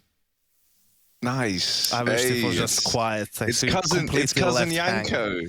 Yeah. I'm so glad that we get to see him again. Yeah, maybe like 10th cousin or something like that, Well, where did the red hair come in then, if that's... Well, I guess it's a different part of the family. Hugo, maybe I can have a conversation with you. How you doing over there, guy? Yeah, we can keep it calm, Trace. I'm wearing something that you bought me. I'm throwing it back out to you. I miss you, Trace. So you're a teacher for Chad and Alex, and you're actually Hugo's dad. Well, I wouldn't it's a whole I'm their dad. Weird family over here. Oh, man. Guys, InstG2, give me some quick tidbits here. I know you got a few up your sleeve. Oh, I can't wait to see Diha. I mean, obviously he's been whipping clutches out of the wazoo, and he was rated 100 on the Epics cards there. That's crazy. Like, only ZywOo I've seen at 100. So pressure's on for Ents, but G2 looking for a third 2-0 in a row. Maybe they can do it. Yeah, Harry, what do you think? Any thoughts whatsoever in that cranium? Man, for me, yeah. Thoughts. I have a couple of them sometimes. I really want to see what Nico's bringing to the table again, man. Like the debut wasn't all that with the AWP, but then I think, when we kind of, just imagine he was having like a bit of an off day because the second time around he was looking real good. It felt a bit more like hybrid, right? And then his usage of the Krieg was sick. So I'm excited to continue seeing that develop. Nailed it. I'm sure I don't think anyone thought I messed I'm sure that if up. he keeps missing, you let us know, Harry. Oh. Yeah, don't worry, man. I will, yeah. I'm sure. And I know you'll be there to protect him. You won't miss that. Okay. Let's simmer down. I'm going to get you guys out of here. I don't know if you need to go get some water or maybe refresh yourself after that one. We got to talk about Vetoes, so get off my screen. Thank you. Goodbye. Let's talk about maps. Veto's pretty straightforward. I think no vertigo for Ents, no overpass for the likes of G2. So you would imagine that Ents go straight into that Train pick. I mean, it's their best rated map. They've also won it in this particular group already once. And for G2, generally it's not been one of their best maps. And G2 in turn can just decide whether they want to go for Mirage or Dust 2 as their own pick. Probably something neutral like Inferno for a decider. Probably Ents getting rid of that.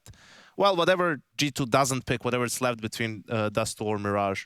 Yeah, and when you look at this Ents lineup, it's hard to say and put a pinpoint on, a comfortable map for him. But then again, can the inverse be said about Has G2? to be Train. There it is. No, I think they're fine with playing Train against anyone. That's left over from the old Ents days as well. To an extent, they for a while had an insane streak on Train, probably on the best Train team in the world for a while. And we see G2 goes into that Mirage pick, not opting for Dust 2, which is, I believe, going to be the veto for Ents. And then G2 basically picks the third map between Inferno and Nuke, whatever they feel more comfortable on. I don't know if the performance yesterday from Ents on Nuke is going to affect their call. Maybe it does. They do decide to go for Nuke as the third. So yeah, all in all, like a good map pool. I think the problem with Ents' pick is the fact that it's so obvious, right? So G2 going into this, they know Train is coming, so they can really delve deep, into that playbook of Ents, see what it is that they're most comfortable doing, what are their favorite kind of little moves, not just strategies, right? But also those little moves. Look at the anchors, how they like to play. So I think even though ENCE is favored on Train, I think just the fact that G2 knew it was coming, I think their preparation is going to be really good, and I think they're riding that confidence. I think they're gonna win 2-0. It's like we just heard from Hampus, right? He's saying, you know, we completely expected a different map. You know, and I want to bounce this off you. What happens when it is a different map in the veto and it's like, oh shit, well, it's true what he said, right? The vetoes happen an hour before, so you still have time if you get surprised in the veto to do at least the basic stuff, right? Who holds what, who plays where, you know, even maybe just see what their main defaults look like. But, you know, you have to throw your anti-strat out the window, right? You don't have time to really go super deep into it. So it depends. You know, that tells you that FaZe probably did a good job if, you know, if they intended to surprise them with the pick. It's just they didn't execute on the map as well, which is then even worse because you're thinking, well, yeah, we did catch them off guard, but should have we just gone for Mirage, right? Like, you know, no, but it is true. Like sometimes you do think about it that way, and we'll see how it goes in this game with ENCE Pick and Train. Let's see how it goes. Twitch chat, I'm going to need you to get on your feet as best as you possibly can because it is time to jump into this best of 3. G2 looking to remain undefeated here in the groups, and then we've got ENCE on the other side. Will it be easy for them? Who the hell knows? Let's go ahead and give it over to Harry and Hugo.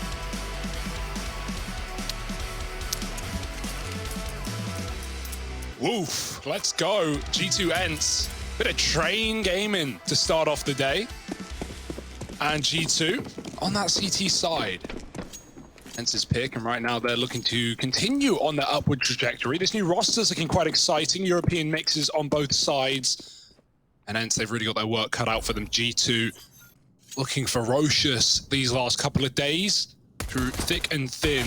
NiKo pushing up B. He's got the early kill and plenty of support as well. 3 players for G2 crunching this box halls, and Spinks is trying to avoid them. He's letting them go past. They go back down the ladder, and Spinks is now on a bit of a hunt. They have no idea. Silent sneak. Oh no, 2 kills right in front of him. Oh, he misses. Amanek doesn't get the frag off though in time, and now Spinks grabs a molly for the connector and covers the kit. Defuse out the window with Spinks in this position, and now with the bomb planted, a very difficult round indeed.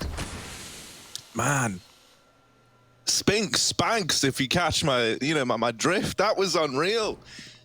That late lurk is beautiful. Now, Diha has been bypassed by NiKo. They've crossed paths with one another. Oh, no. And Alu misses the chance at the trade. Diha, they didn't know about him being deep, but it's cost him 2 of his teammates' lives. And now they're pressuring Spinks as well. Diha's dead in the water. And Spinks having to try and get them off this bomb. Tap it away, needs the ace, and he's gonna get it. An ace in the pistol. Wow, okay. What a way to start. That's a pretty sick way to begin this game. Yeah, like covering the kit, that was actually huge. Just him coming in on that late flank and dropping the diffuser. Like, G2, they probably would have won the round off of the bomb diffuser. They were halfway through it, but they have no kit. They have no choice. They don't have time, rather, to chase down the Pop Dog player. And even though NiKo seemingly kills everyone, well, Sphinx actually kills everyone. And that'll one-up it. Gotta feel good to start off a series like that. Wind in ENCE's sails, and G2 with scouts galore. Hunter even gets an M4. Yeah, that's wild. M4, second round on a force from the... That's the A1S for you, right? $2,900. Ka-ching. I'd love to see you be able to buy both the A... Ooh, that Deagle. The A4 and the A1S in the same game, right? Not have it separate slots. Feels like a win-win. And you can buy that cheaper M4. Give CTs a little more of a chance. This game is rather T-sided at times, it feels. Hunter, can he make it worthwhile? They've already heard it rattle off, well, pretty silently. Pew, pew. And here come ENCE into that A site. Yeah, the flashes are good. Hunter is still looking to peek over the top of this smoke. Doto getting close on the left side. Little dink onto Snap. But still, it's all the kills coming up in favor of our boys on the side of ENCE. Things are looking up. Yeah, scouts only. And a free M4 to be grabbed. If they know where it is at the back of the bomb site, gotta wait for those scouts to peel away or to be killed first. I mean, this is a classic ENCE map, Harry, right? Like, no matter whether it's finished territory or not, we've always seen Alu wreck face on this map. Wreak havoc, maybe.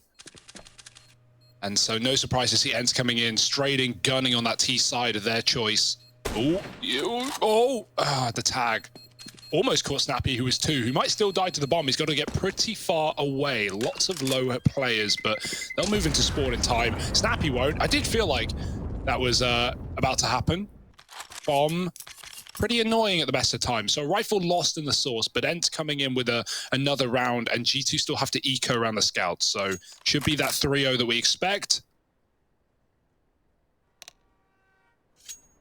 G2, they need a chill. They need a break. Tech problems. Don't we all?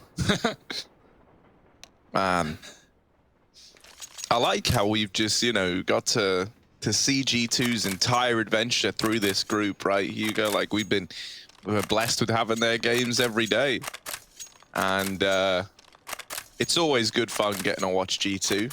Always very enjoyable. Yeah. I think now, especially with the changes that have taken place, it's a very interesting team to keep up with. Yeah, just the fashion that they like beat Vitality yesterday. Yeah, it's really cool. It's the longest time in a while we've had that matchup, and one that I think a lot of people expected Vitality as favorites, right? As, you know, they got torn apart on Vertigo. That's a go-to map for Vitality. So yeah, impressive stuff. Ence's work cut out for them, sure, but they're off to a really good start. They've got the momentum, they've got the guns, and they're heading towards B early. So right now, things are feeling good for the Ent side. Can they keep it that way? G2 have already read into things. They've moved a lot of players towards this B site. Ents are far from committed, but taking their time to clear these halls and waiting for aggressing CTs, much as they did in that pistol round. Another rotate, 5 CTs in the site. Ents are still defaulting. This could end up anywhere. That bomb's in main, and they're going to drop into the pop dog. Flash is lined up for Deher. And here come Ents into the empty A site. Yeah, this is just free. You're not worried at all if you're Ents. I mean, well, you know, I say that they don't know it's free, but we know it's free. We're not worried for Ents yet.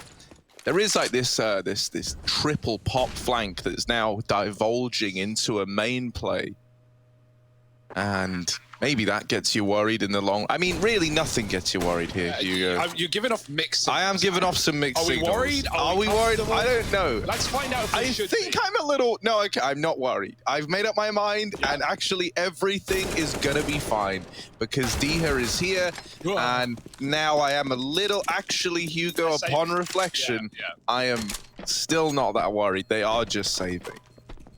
Well, I'm glad we went on that journey with you, Harry, through the ups, through the downs, and now to the save. Next, nothing to lose, everything to gain, but M4 v USP, not really a fair fight. He's looking for guns, scavenging anything he can. And at this point, he doesn't want to give them numbers, give them stats. No more HLTV rating for you guys, as Ents take a 3-0 lead. G2, they got the money, and the AWPs coming in very early. Sooner the better, as far as I'm concerned. Yeah, some say that, right? I wonder if we see Orgs in this game, right? Obviously, Nico's using the Krieg as more of a tap gun. Org can do that at close range, but not on this map, like a lot of long angles. We see players like Karrigan use that Org a lot. And Nico, certainly someone to keep an eye on, but right now the Orb will do everything he needs, taking Alu out of the fight immediately with his own AWP.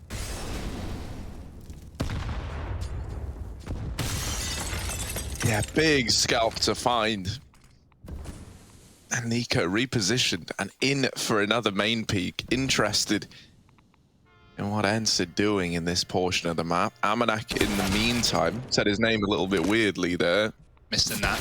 Mr. Knack, of course. And Mr. Nico, it's not gone well for him. We lost Mr. Knack. Through the smoke. Jax? He knows. Oh, no. What? But Dia still beats him in the head-to-head. You know, this isn't going how it's meant to at all. Dia still creeping into this bomb site. And even though Nexa gets that trade, the only chance he's got is if Doto gives up his position and gives over the 1v1, which, lo and behold, is what has happened. Oh, dear. Snappy with the AWP down into the B site. It was a 2v1. Now it's a 1v1. Well, I mean, it was a 3v1 at one point in time, right? Yeah, you can't blame Deher, though. He got 3 out of his position. Deher's totally fine, right? He's exempt from being bought into this. This was a 2-on-1. This was Doto and Snappy divided between A and B. Luckily enough, Nexa was all the way over at the A side. So this is going to waste a lot of time. This has kind of improved Snappy's odds a little bit here. He's got a molly as well. Nexa doesn't have a smoke. He does have a Molotov of his own, could throw that in the halls, but there's just very little you can do with him as a molly on the bomb. And already, as we've noted, time has disappeared as Nexa has to go on this long rotation. And at this point, what can you even do? Drop the molly late and try and stick the bomb? Sure, but he can come down the ramp or even just run through the fire and flames. Oh, the nade is good, but the time is not. That nade slowed down Snappy on the repeak, but he knew he had to go for it. Nice try for Nexa. Just not enough time, right?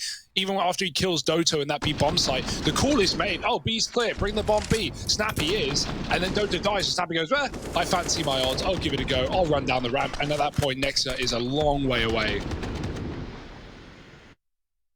Just moving around the map. And yeah, rubbing the hands, feeling good. We saw Snappy getting real hyped just the other day, and so it's actually kind of cool to see him back in this team, right? Like I say back, but in this team, you know, away from the Danes into a European mix, a lot of experience.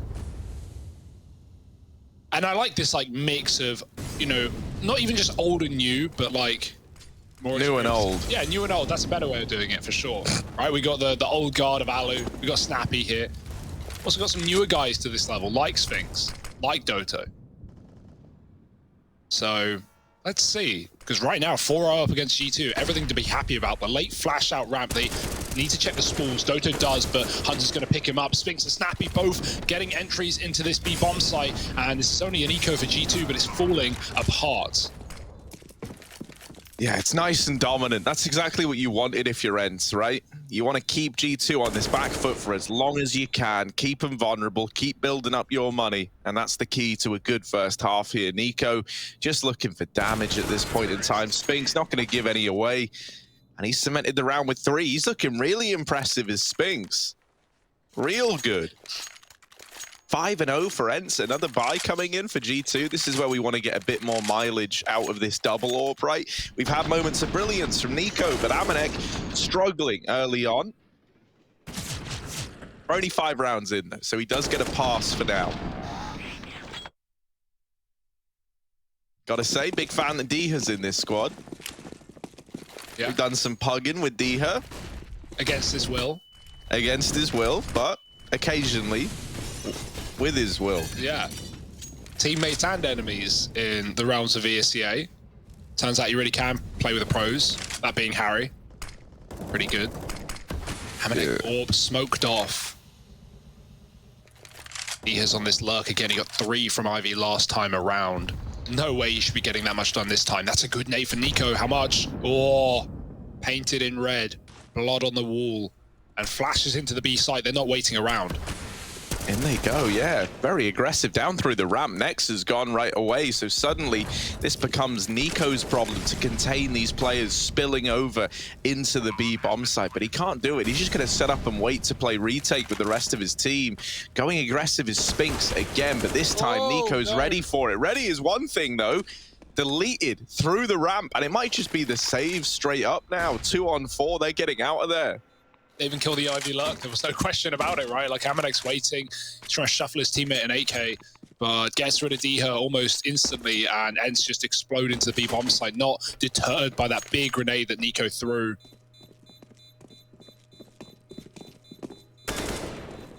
And Ents just running wild right now.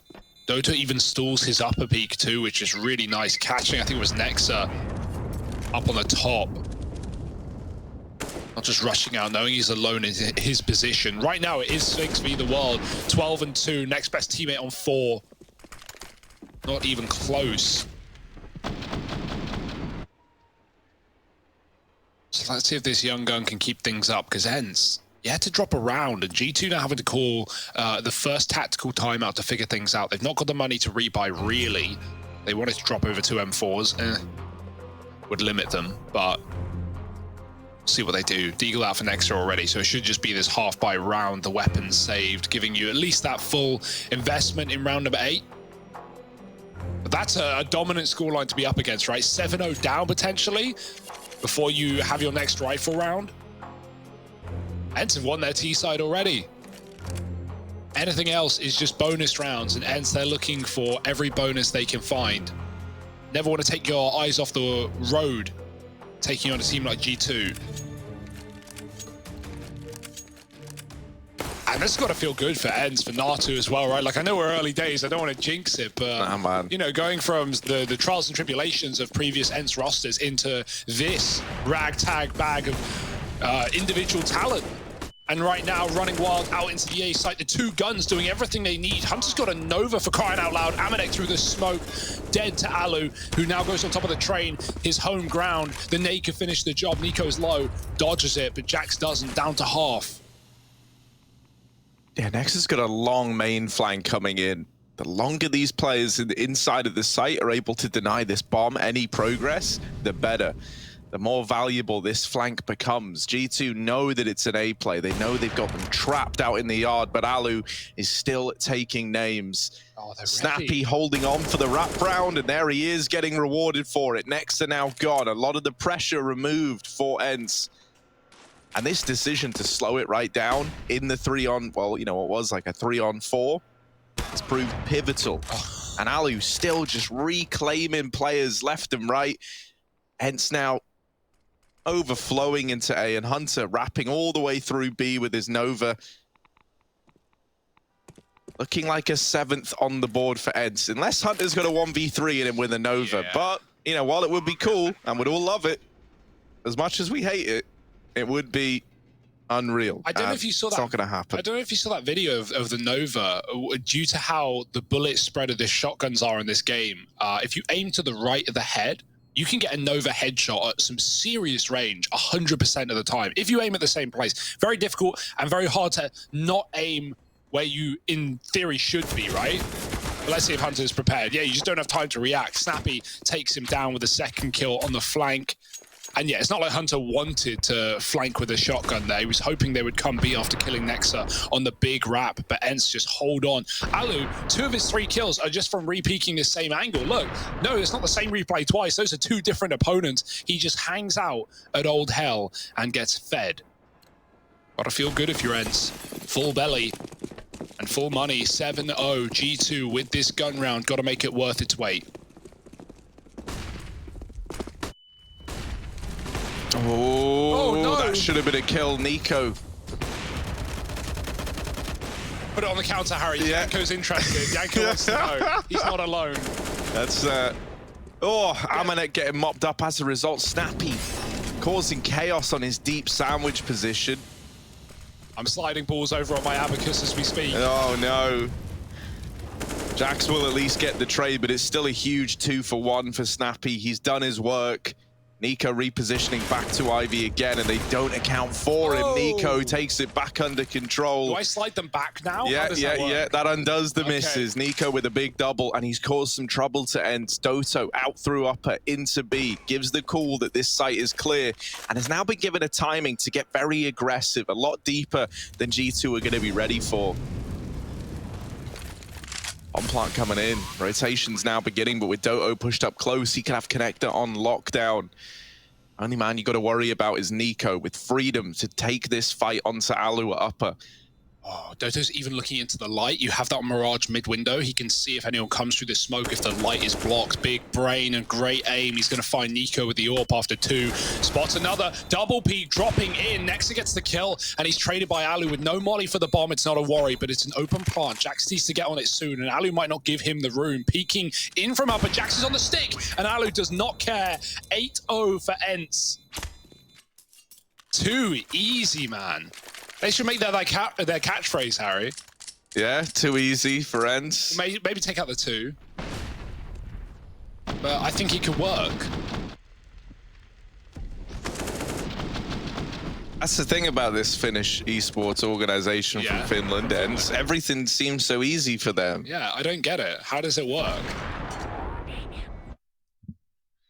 My oh my, this is what train can feel like in your pugs, man. Like T-side, you can't get out main without believe me, I played versus Diha on train, and this is actually a lot like what it feels like. I dropped into pop and got M249. I remember that.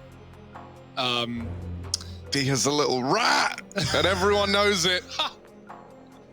Leave the poor guy alone. Yeah, he started off with that big 3K in the first gun round. Now he's been pretty quiet since, but not needed to step up, right? Supporting cast around him. Alu on the Orb, Sphinx as well. Everyone's had their moments. G2 haven't, though. A moment of silence, perhaps. But after their quick tack break, they're back in with a buy round, a half buy round. Excuse me, Deegs and Scouts. I like this nade that we've been seeing, the different variations of it to catch an aggressive RAM player. G2 set a precedent by doing that in the pistol, but haven't done it since in any precarious position. Ents are still wary of it though. Double Ivy setup for the T side. No one watching it for G2, right? Taking risks, gambling on an eco like this with 3 and B. Ents have gone for a lot of inner hits. It's not a bad call. But it does rely on Ents just kind of gung-ho, hopping into the B bomb site without clearing anything out. And so far they've been pretty meticulous about checking it around the map. Giving some show on Ivy. Dropping mollies in pop.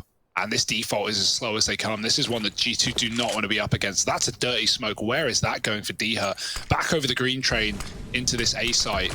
Usually seen that thrown from pop, but those open skyboxes give you a lot more room to work. And Diha, spray to the second, almost finishes the job. Yeah, much slower round this time from Ents, right? Instead, just working this Ivy control, but it's worked out well for them.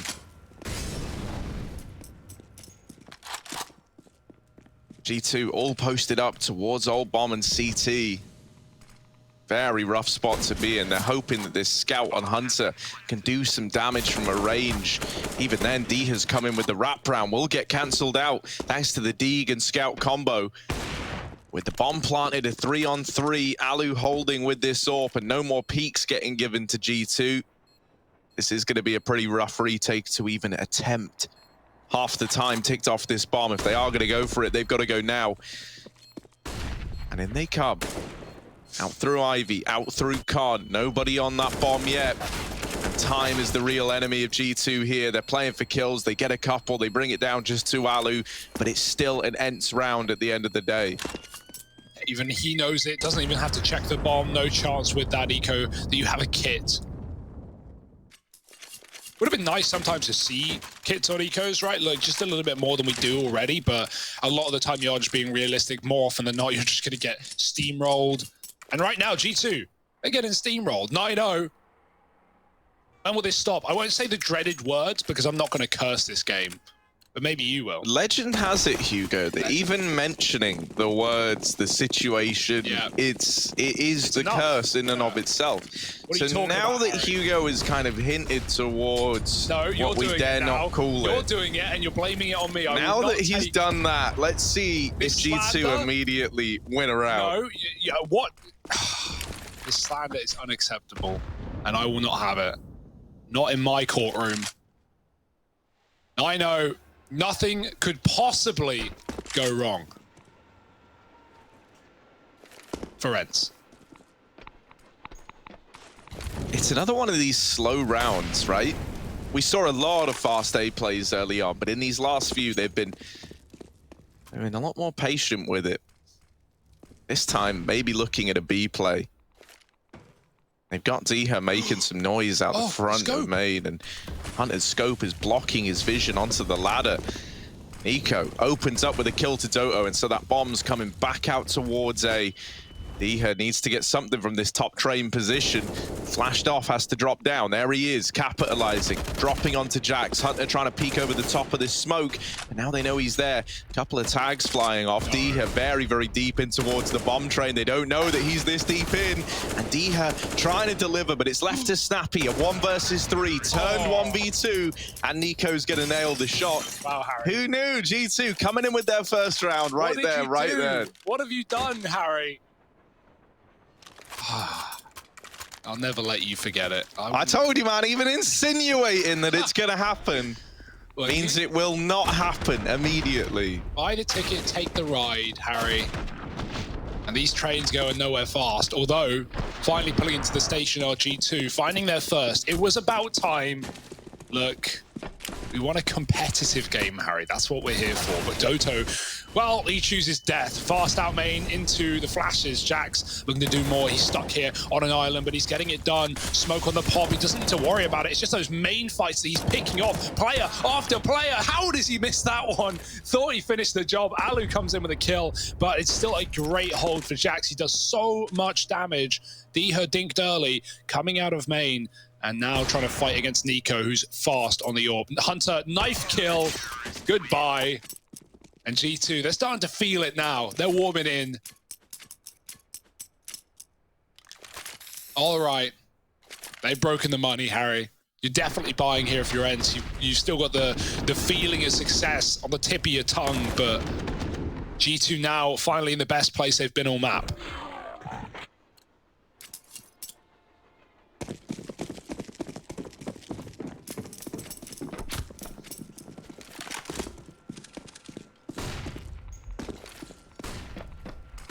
Oh, Nico's one man's out.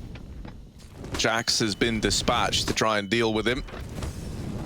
Out through Ivy, calm a bunch of players, and Amanek and Jax get it under control. The Ivy play denied, and just kills all coming up blue on the scoreboard. G2 trying to roll over this fast A play, and they've done a good job. It's just Alu left. While he is getting kills to make it close, Amanek at the back lines is going to rail that shot past him. And so G2 are up onto a third. Now finally all that money is gone. It is just an eco for Ents. So from 9-0, G2 are trying to blaze a trail back into this game. And, you know, if they manage 6, you can recover that, I think. I don't think you'd be, you know, not thrilled with it exactly. I think this is already a very good T-side for Ents.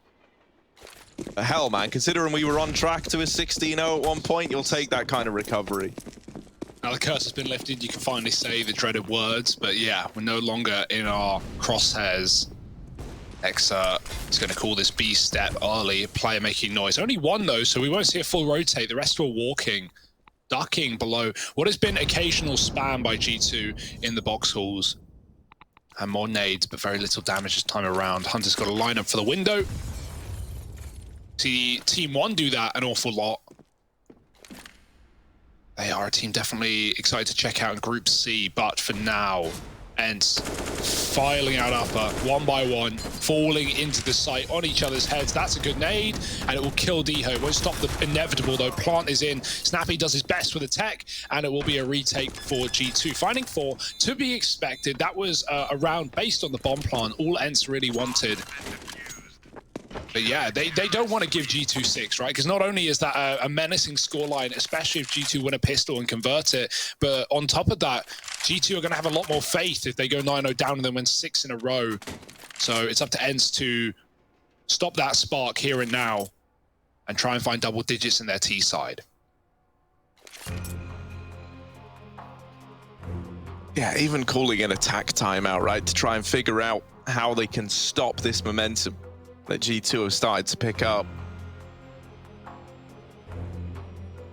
This double AWP causing problems, right? If you remember, Amanek had a pretty slow start to this game. He was 0-5 down, now 6-7. He's starting to find his footing. Nico's been looking really good with his AWP as well.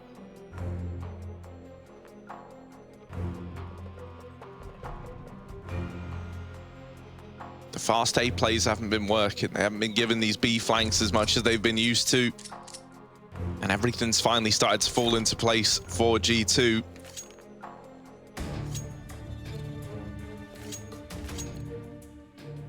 Up on Alu. We might get to see this early head-to-head again. This time, a lot more attention given towards the B site early on. Maybe going to have players try to take the pop dog as well, with so many over towards B. Alu is holding for an upper peak that isn't going to arrive. And Snappy does get control of the pop dog. 2 set up back in Ivy. Alu has retrieved the bomb as well. They nade stack Amanek. They bring him down a little bit. So the bomb's now been retrieved and is back towards T main. Timing on that peak for Jax. He wasn't in pop all round. The second he goes in, he gets naded. Trade some damage back, though. Snappy avoiding wall bangs and more grenades. and then hold off, go about their default and their day. Deher with a smoke up Ivy, giving him that room to take the top Ivy control. Clearing his corners is a must, but what lurks around both sides is not fun for him. Amanek and Jax with their eyes on this one. The rest of ENCE setting up around Pop and B, looking like a CT split. Can they get control of that spawn though? Spinks is moving in, and they both in sync get headshots. Doesn't get much better than that. Forget the B play, guys. A is free as ENCE turn round and take this site. Oh, D has jumped. That's going to be Hurdy. He's got to fall in. Hunter's trapped on the bomb site. Then Molly pushes him into Sphinx, but Deher dies in the meantime. Bomb coming out of Pop, and both players trapped in the connector with a smoke. Oh, they try to go through. They have dealt with Sphinx. Alu has got his back, though, and trades that to the favor of ENCE. Ooh, for Nico, a 1v2, and he might dare to give a look in. Nothing's getting presented to Nico just yet. Half the time ticked off this bomb. Alu crossed back to Olof. Nico's got to be ready for a gunfight right here, right now, because up in heaven as well, they can just peek on each other's contact. The bomb, still a problem, still ticking away. Nico not getting given any opportunity for kills, and he realizes now that the round is done. Oh. Missed shot from Alu. Nico not reacting. Trying to close the gap. They all died to the bomb. Like we all expected. 10-4. ENCE, they break the momentum that G2 have built up. And they reach double digits before this first half draws to a close. Who needs AWP kills, right? When you got the bomb on your side. That won't change anything, sadly. It will actually affect ENCE more than it will G2. Like, G2 had more money. Nico could have lost his gun with nothing, and still everyone can rebuy on G2. So, yeah, ENCE maybe affects him a little bit more. You like, no AWP on Alu here, no util either. So actually, you know, that's a mega brain play for Nico. Whether he knew it or not, everyone dying. I mean, obviously, he's just clearing corners and he doesn't know where they are. And on train, when you fall back into those passive post plants and you pick good spots on that A site especially, there's very little, you know, G2 or any CT can do, for that matter, to find you. They've got to clear the corners themselves. And, you know, how are you going to clear both Olof and Heaven? Like, those are two opposite sides of the site. So, impossible 1v2, but the damage is there, and look at the effect that's had on ENCE's economy for the last round of the half. They'll still be fine, but for a team that's throwing a lot of util, throwing a lot of lurk smokes up Ivy, this is going to limit your play. So maybe a faster approach. Alu catching that pop cross, lovely stuff with the spawn, and Jax is dead. Even though he was looking away from the flash, he never sees anything. Just back to spectating his teammates as ENCE Group B. This is a lovely call. Get a pick, Group B, you know it's weak. Yeah, Nex is responsible for a hell of a lot here at the B site. The flash gets him off the angle. He will smoke the ramp, and they've already pushed through it. The molly slows them down, denies the site cross right away, and Nexa is doing a good job of buying time, keeping this 5-round dream alive for G2. Nico flakes back up to upper, and now even though the bomb plants come in, it's a very low HP Alu left to try and hold it off. Deher is sneaking in through the A bomb site to try and deny this, and actually it's the other way around rather. Alu is the man sneaking in through the A site. Now having a wrap back through upper. They are on the bomb, they're covering the ramp, and the round is over. Alu knows it, we know it. G2 up onto 5, but is that enough? It's a very convincing first half for ENCE. Maybe a little too easy for them.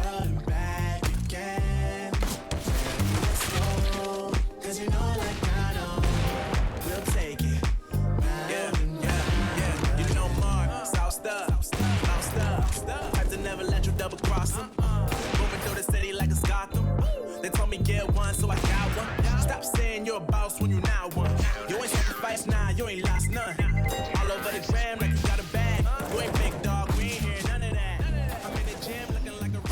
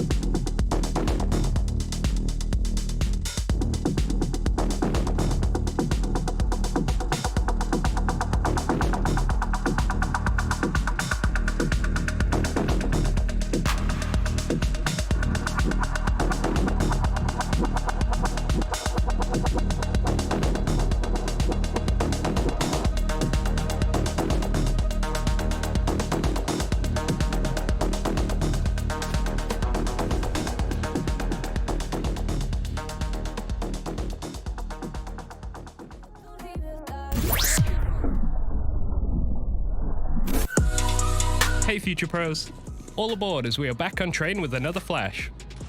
This one is for PopDog and should blind or push any CTs away from the area. First step is to wiggle yourself into this corner, then crouch down and aim along this vent. Use mouse 2 on your RGB high DPI gaming mouse, and whoever is playing inside of Pop will not be having a good time.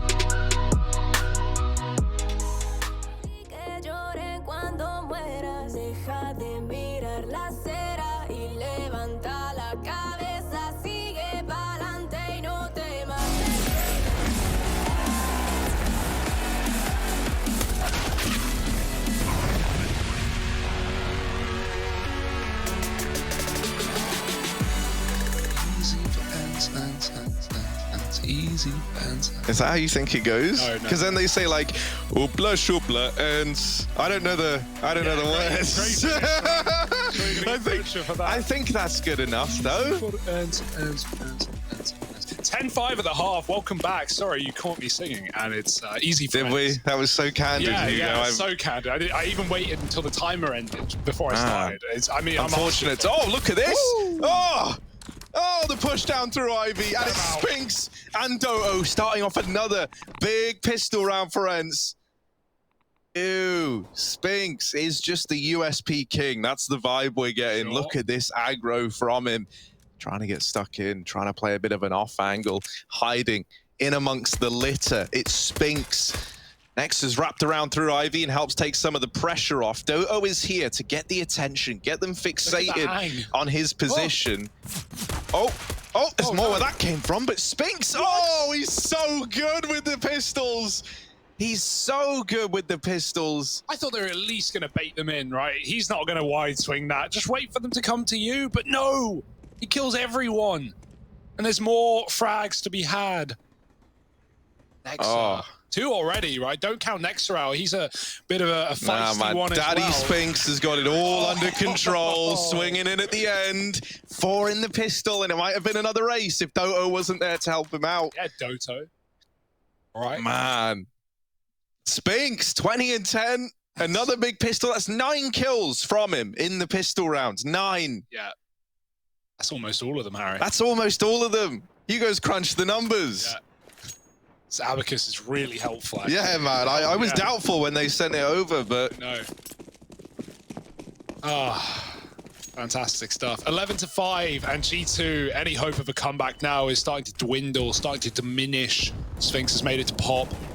And no upgrades here for G2, just P250s, a couple of them. And that's sadly the right call. Very little that you can do about this inevitable 12th round victory. Even forcing would limit your rifle rounds here, and this is not a map where you're going to get a lot done, especially on those T4 spies, right? Other than running B, going for a plant, but then you often just fall apart in the post-plant of retaking players. If anything, this would have been the round to do it. There's no kit, limited util for Ents, but obviously G2 don't know any of these deets. So they're going to group up, probably just run it into B. And so already prepared for that inevitability. Not only the flank available in PopDog that G2 have yet to clear, but also 2 inside of the B site. Snappy committed to the cause. You always need one dedicated man, and he will die with his ship or go down with it. Maybe he'll be able to swim from the wreckage, but right now the rest of G2 are about to pour in through upper. Alu's going to be here to whittle them down with the FAMAS from a range, and then Snappy pouncing out from inside the site. Alu's been glocked by Amanek, it would appear, and the P2 is taking down the next man. Nexa would love a bomb plant, but he's getting wrapped from here, there, and everywhere. That's just one too many places. How does Halu die? I don't even get it. Like, Glocks, man, OP. Everyone's been saying it for a long while now. Yeah, Glock meta, man. That's why I run it every, first round of the T side, like without fail. Like, no, obviously, you dropped me a P250, but yeah, Hunter was waiting on the pop flank there on a grimy off angle. Sphinx came up with the SMG, still killed him. So, feeling it, safe to say. 12-5. Here's the Krieg for Nico. He pulled out some ferocious tap work yesterday. Not really using the Krieg when it was meta, but now the fire rate is destroyed beyond recovery. Spraying is pointless. It's a waste of your time and energy. Well, Nico knows that he can get quick shots off with it. and he's been putting it to good use. But right now, Ents armed with Augs. Flash falls short. Nexa moves up the Ivy, though. He could go through this smoke. There's no one on the other side. Dota's going to peek him, though, and that is a Dota peek right there. Nade comes in, and Amanek is still here with the bomb as well. Flash is good. Oh, he doesn't clear the corner. He has no idea. That is unfortunate, but great recovery from G2. Now they have the B site, and they've got Ivy. Sphinx has come up pop again on this flank, and now B's been cleared out. Snappy's got the kill. 2 players left up. This was supposed to be a B split. G2 lose all their control. For crying out loud, they've even backed out of Ivy. So Ents have everything and then some. Nico needs some of those taps we were talking about. Yeah, more than some. Nico has got to really do it all. Some heavy lifting needed here. Sphinx is available to come in on a ludicrously fast flank as well once G2 have got this information. But there is Nico delivering us the first of many taps he's going to need to land with this Krieg. Trying to spy even more players in towards the A site. While this is happening, Amanek is now trying to progress out of Ivy with this bomb. If the bomb is lost, if the bomb is cut loose, then this could reach an unfortunate conclusion. And now with 15 seconds, Nico, while he's landed some stellar shots here to begin this round, it might be too little too late. A 1v2, the bomb not in his control, and there's that Sphinx flank that we talk about. Ents are up to 13, the money is gone again for G2, and this could be a very dominant game of Train. But with no money left, G2 likely just partial buying into this round. Sphinx can do it all, pushing in first off of flashes, coming in on late flanks to close rounds. We've seen everything from this guy so far, so yeah, Ents.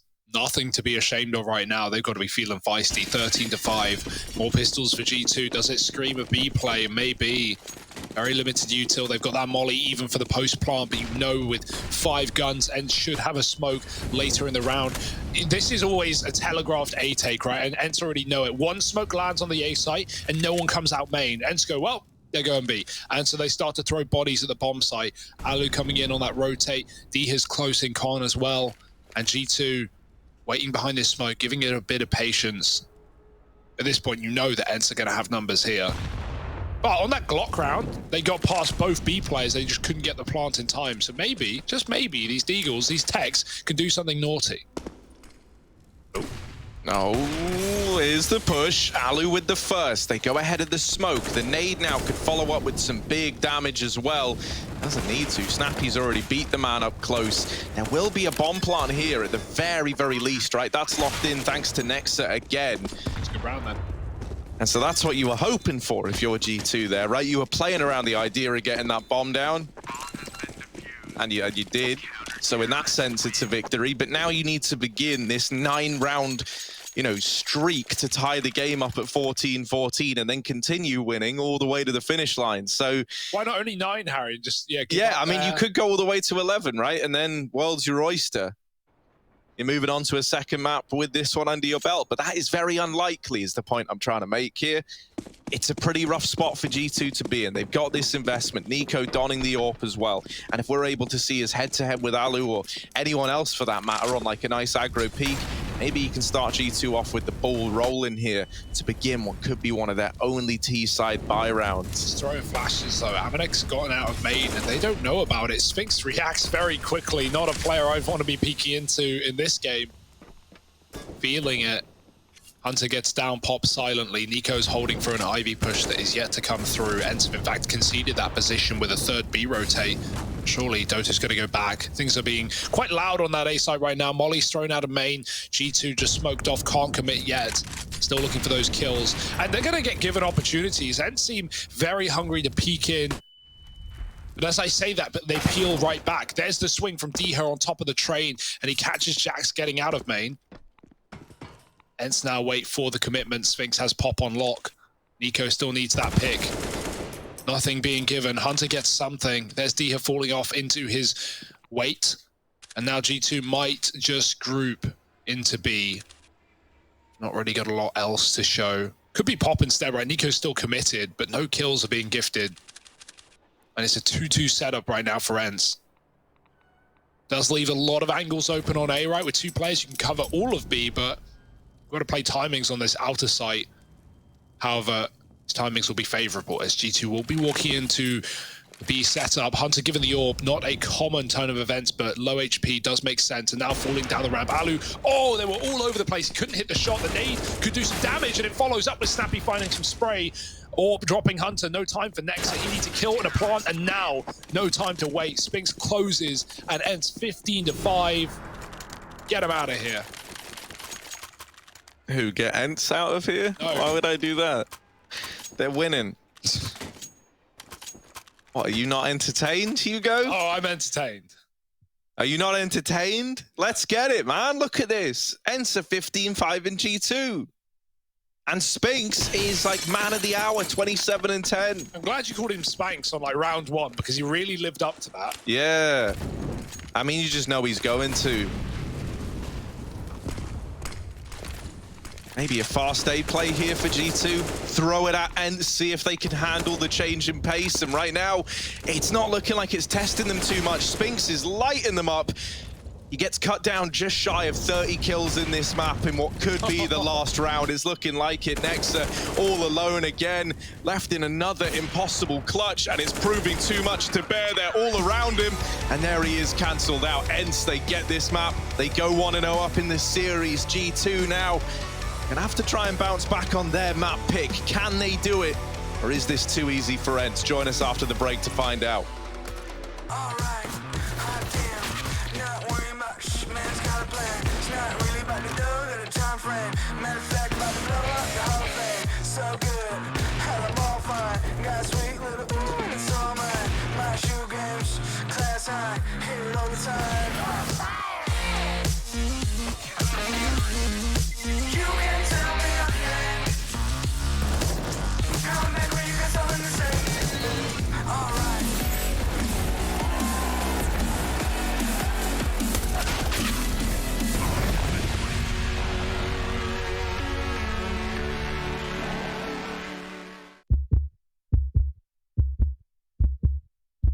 Malta has truly its finger on the digital pulse. Malta, game on.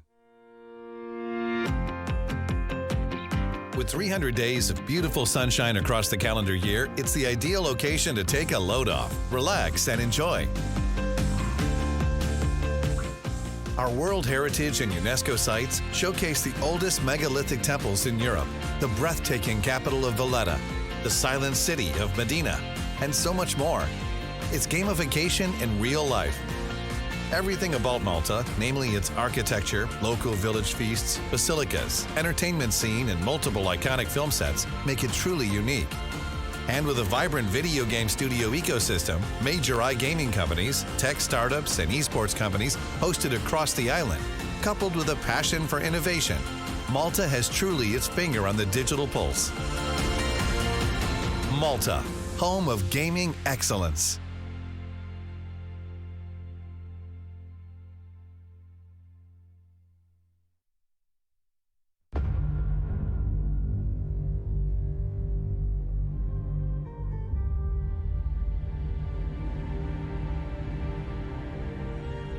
It's hard to imagine the playoffs in Cologne without Nadas Vincer, and 2018 was no different.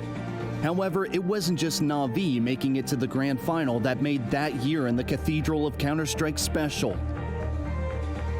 The German team Big and their almost miraculous run throughout the whole tournament made Na'Vi the antagonists of the event, and some fans will say it's a shame that Big's Cinderella story didn't receive a happy ending. Big may have leveled the scoreline by taking Dust 2. Goppy left nothing to be desired. Knew that there was a possibility a player would turn around and check it. Zeus tries to hold off. They knew he'd gone into the corner. They find him. Edwards in the sight, but they already pushed back through tunnels. Tizian gets the shot. But Navi's Electronic became a herald of what was soon to come. Great mid-round calls. Now it's on to Electronic trying to isolate. Here we go. They completely surround him. How the hell do you turn that around? You do nothing about this. What? Oh, he reads it. He reads it. And an arc. A power surge right through 2. What the hell just happened there?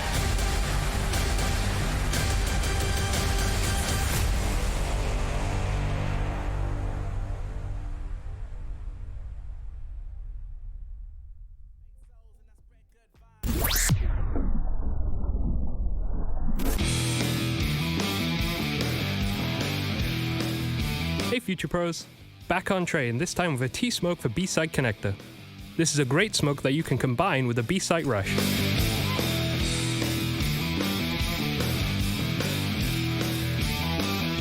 To master the smoke, you must first nestle yourself into the corner of this train. Aim to the left of the left chimneys about halfway down.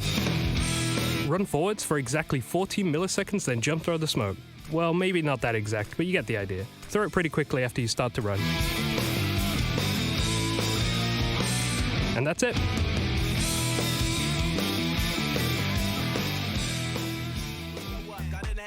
Still made it for them to go nuts. You know what? I'm so what? I'm so That means I can't describe the way I vibe, the way I slide in with the rhymes that make the dimes. I'll close their eyes and fantasize. Young Divine calling their phone number. No, you know I love you. And you know me, I can't sleep without blazing beats on stages for their ones gracefully. And I got a smile that they hate to see. Young black successful, though life gets stressful. Though life gets stressful, go and vibe out with whoever you next to.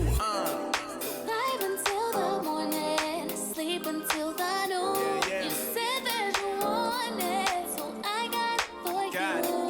Let's all get together and show them how we move, bringing summer to you.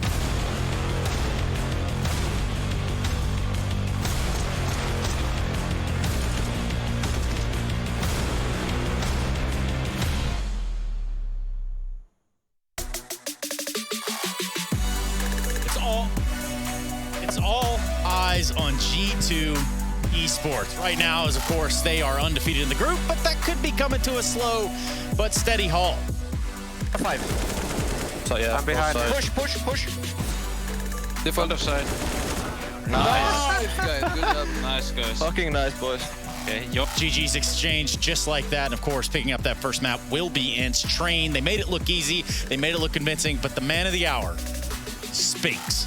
Always a bit dicey when you hear the comms of Alu's team and someone's talking about pushing. Like you always get a throwback to those IEM Katowice comms back in the days when he was on NIP. But yeah, Spinks, an amazing performance from him.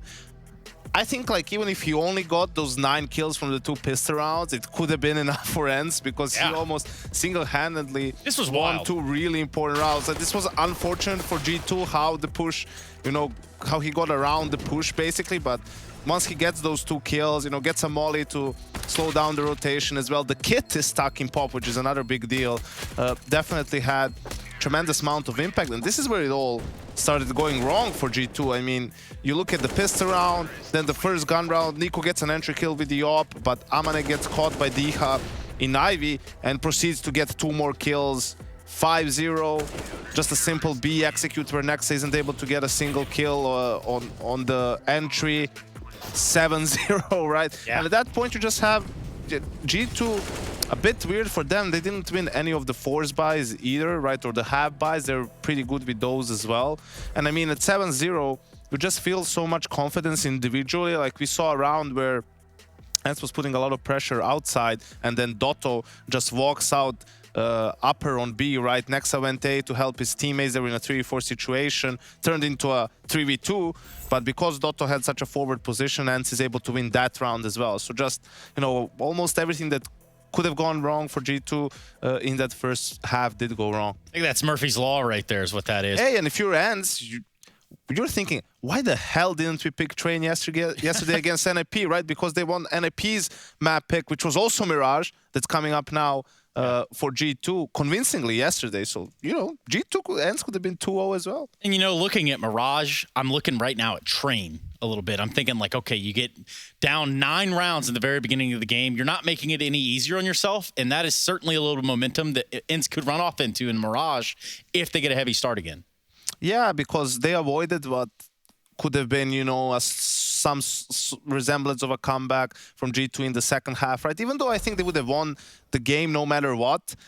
If G2 starts coming back, then they're getting their confidence, right? And even if they lose the map, they're still coming into Mirage more fresh, so to speak. But because they lost so convincingly, there's nothing that they can really take from that map and bring it into Mirage. Yeah, speaking of Mirage, you got your friend Nico over there. What do we think he's going to do today? Obviously, there's been some adjustments.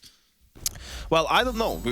We have to see what he's feeling like in regards to the team. Yes, it was Mirage where he had a pretty poor CT side with the op, but then we saw yesterday against Vitality, they had a flawless CT side. They were 11-0 on the CT side, and he didn't play much op. It was mostly Amanek, right? And, you know, with Nico, it just comes down to also what the call is in the round. Sometimes, you know, you want to do a more explosive play. I don't need the op for this play. I'll just take an AK or Krieg if I feel like it, and let's follow the call. If we're maybe doing more of a default style, like we want to exert more pressure on the map, well, maybe I'll get the op then and try to do that. You know, maybe he sees something on the map where he thinks like an op could be a good weapon to create an advantage, right? I think for now it will be more situational, and I think that's how it's supposed to be, you know, throughout this this role change. Yeah, I mean, you have some oppers that can change the tone of a match, right? They can set a pace and dictate it. Yeah, I don't think he'll ever be the guy who gets an op or a scout no matter what, right? I don't think he'll ever reach that level. And the percentage of, you know, how many rounds he has an op, I think it will depend more on the opponent and their game plan rather than on him just having to have it every single round. Yeah, it's not completely necessary. It is Nico. This guy can hit a shot or two, maybe even 5 in a row. Who knows? We'll keep our eyes attuned to it because now we get to jump into Mirage. G2 on the back foot starting out early in this series as they have lost Train, and Ints are looking to continue and put a stop to G2's run in these groups so far. We're going to go to a break, and we're going to come back with more ESL Pro League Season 13, y'all.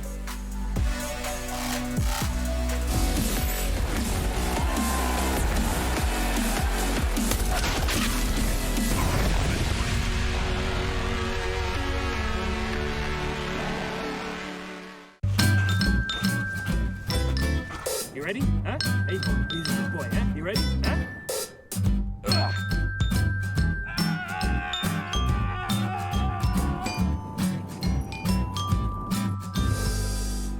Start your esports career now at play.eslgaming.com. If you want to know what you're good at and, well, also what you suck at, check out csgohub.com. Coming! Hi, my name is Sue Lee. My handle is Smix. I think it's important for these initiatives to happen. Empathy really, really goes a long way, and it always means so much to us, and I think that's where initiatives like this really help. Good luck, have fun. Alex! Oh, for God's sake. Alex! Alex, Alex, you're right. No, clearly not, Chad. Dude, what's up? Okay, what's going on with this whole ESL Pro Tour thing? There's a million acronyms, rankings, there's points. All right. There's decimal places. Chill. Take this, drink this. We got class in session, right? Take some notes. First things first, mate. Do you know what the EPT stands for? I'm leaning towards early pregnancy. Not quite. The EPT, aka... AKA? EPT, also known as the ESL Pro Tour. ESL plus the DreamHack events, we got the ESL Pro Tour. The ESL Pro Tour, it's a constant, all right? Mm-hmm. Now, the EPT is your path to the top, your opportunity to climb the ladder of global Counter-Strike in the pursuit of the big stage. So even Harry can compete? You guys are garbage. Here's the levels. Challenger, Masters, and then there's the championship events. Challenger level, where some of your amateurs and the semi-pros can get their hands a little bit dirty and climb the ladder of Counter-Strike. The DreamHack Opens, the ESEA Premier, ESL National Championships, you know, like the Meisterschaft. Die Meisterschaft, sehr geil, ist ein super Schaft. Genau. All right, Masters level events, that's the Intel Extreme Masters, the ESL 1, the ESL Pro League, and the DreamHack Masters. It's where the big guns play, and with that in mind, these tour stops act as a gateway to the most prestigious tournaments on the planet. Meisterschaft? Spicy, I think. Look, pay attention, mate, because we got some big stuff to dig into here. Now, that brings us to the championship events, the crown jewels of the ESL Pro Tour. Katowice and Cologne, $1 million cash money. You, me, Henry, Rush, and Jay. We make a team. Yeah, sure, we can do that in theory. Yeah, so like we go and we make a team name we can call Thugs, you know, like the highly underrated gamer squad. Yeah, but we would need to win tournaments or accrue enough points to qualify. Okay, points? Yeah, points. Each and every event in the EPT offers points. These points are scoured across the 2 levels. Alex, pop quiz, what are the levels? Obviously Challenger and Masters and... The fucking big boys. Gold Star, Mr. Richardson. In that order, the points increase. That makes the EPT points the backbone of the whole ecosystem. They measure performance strictly inside the ESL Pro Tour and the CSGO majors. The ESL Pro Tour points mechanic determines which teams will secure themselves a spot at the championship events. What the hell was that? Hey, they paid me a little bit extra for that one.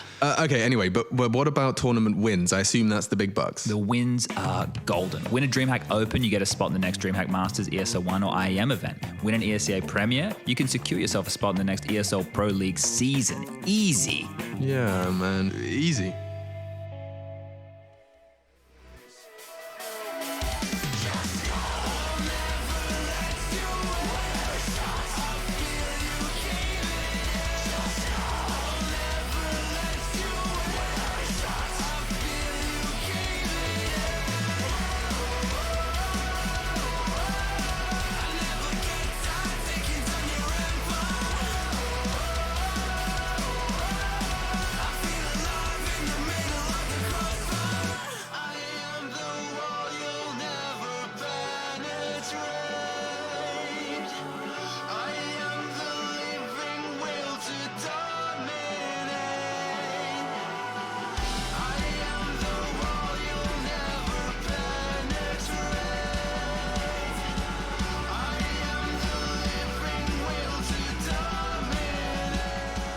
ESL Pro League is brought to you by Gaming Malta, Intel, US Air Force, 1xBet, and DHL.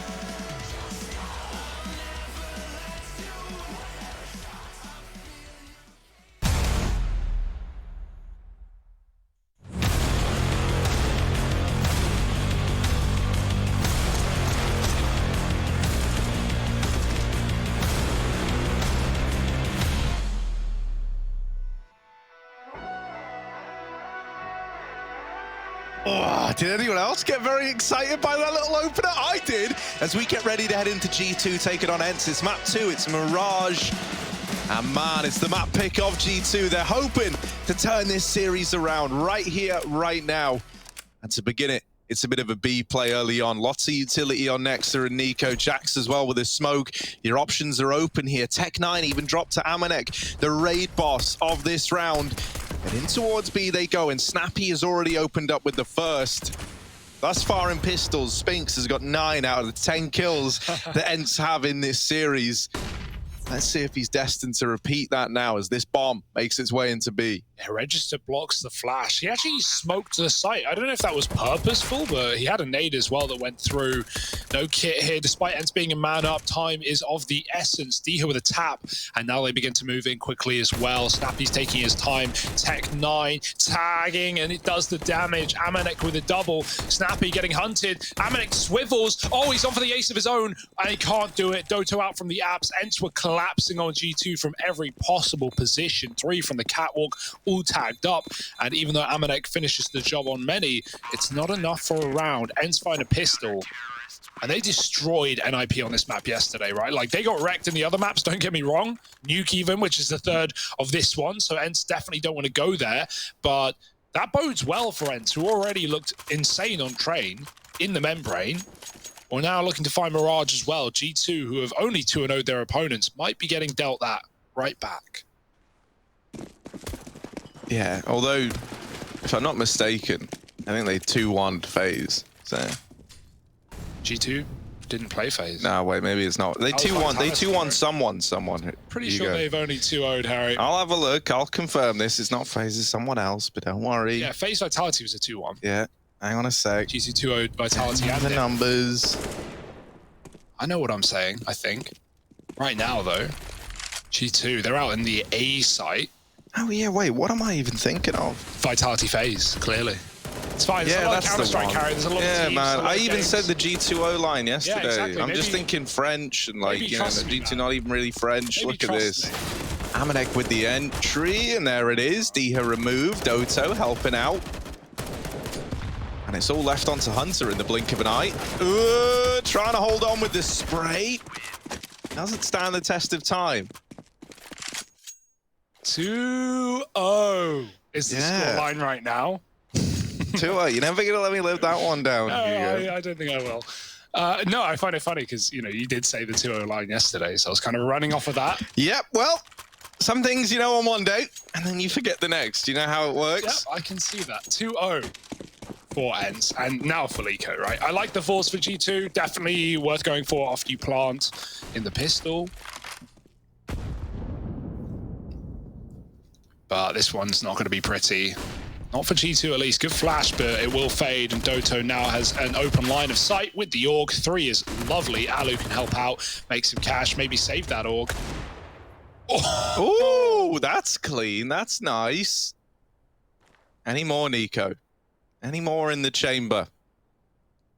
Come on, Deagle. Where did they go? Spots one. There's 2 in that bomb site, though. More trouble where that came from. Nico, gonna get ahead of this smoke. Still taking peeks in. You don't want to feed him here.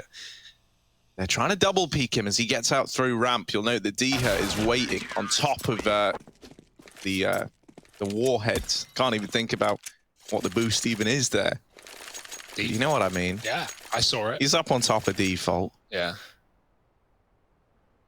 Kind of missed the opportunity for a line. I was trying to think, you know, what the name of the little rockets are called. These things, look at them. What are they, mortar shells? I mean, I guess what he stood on top of is like, what even is that? I don't know, canisters of something? Big things. Help me out here, man. I don't know, I just don't get too specific. Trying to identify props and it just doesn't work. Well, it's prop hunt right now. And Hunter's hiding in the woodwork. Yeah, well, coming we've in got the prop flank. hunter. Yeah, nice. Look at him go, here he is. Amanek as well, just rushing down Doto and Diha. They're cut down in the A site in a second. Ooh. And well, to say this is a G2 round is a bit of an understatement. In the blink of an eye, 4 out of 5 kills needed coming for G2. Run. And for Snappy, it's a save game. Yeah, does Nico grab the orb? Amanek has. There is another one to be found, not to be retrieved, but rather taken out of their opponent's hand. All Snappy needed to scope in there, and Hunter is already round the corner. So G2 find their first early as well. It's flawless. That's a great feeling, right? Keeping your money, getting the orb. If you're throwing that to Nico as well, he has a Krieg. So do you really want a Krieg? That's a question. Amanek's up for the job. Ents themselves are rebuying back in after going 3-0 up.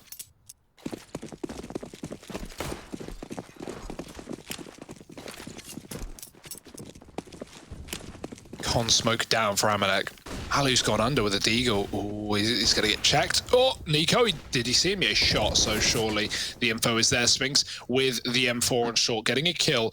Jax is trying to trade. Careful with the connector. Players can easily meander around that smoke. Nexus with a good timing into B. Catches Spinks leaving. Snappy's here, and he seems aware. He seems wary of the site. Waits on the Molotov, and it pushes Snappy into his crosshair. B is now lost, and yeah, already saving. Probably the right call here. You've got no kit, no nades, very little chance. They need to feed Diha if this is going to be around, and even if they were, the rest of his team have already run away. Yeah, immediately, right, we're getting more out of G2 here. That's a good sign for this series.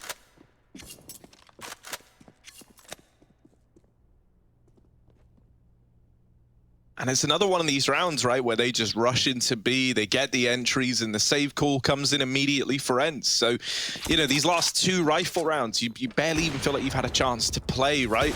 First round that G2 get is from that A rush, where they just mop up Diha and Doto in the blink of an eye. And this round's more of the same, but over towards that B side. So these fast rounds successful for G2 early on. And it's a nice change of game plan as well. If we think about G2 yesterday against Vitality, a lot of defaulting on this map, right? A lot of slow, calculated plays, going for picks, grouping for a bomb site, not giving away info.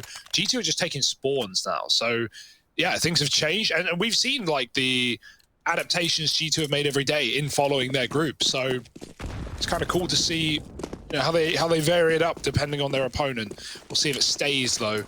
Right now it's working, so why not? It's window smoke, double under push. Ents are going to get info. B is clear early, but that won't matter when they've already lost the A site. Only a deagle here, the worst weapon on the team. No armor either. Alu does come in on the jungle, but he's blinded. Spinks with the body shots, grabs a gun. Can he do any more? That is reckless. Spinks with 2 should never get away with that in such a position. Bomb can get planted now. It's for CT and ramp. Doto's on a big flank, no kit. But this flank is very early indeed. It might not matter. Are they holding it? It has to come down to Nico, who's looking at stairs right now. His back is open to the perpetrator of Doto, and he's ready to strike. Oh no, he stalls it out. Nico checks, and if anything, the timing works well for Doto, who should have that kill. He does, and the rest of the opponents fall like flies. AWP to be grabbed, and round as well as Ents get the defuse with plenty of time.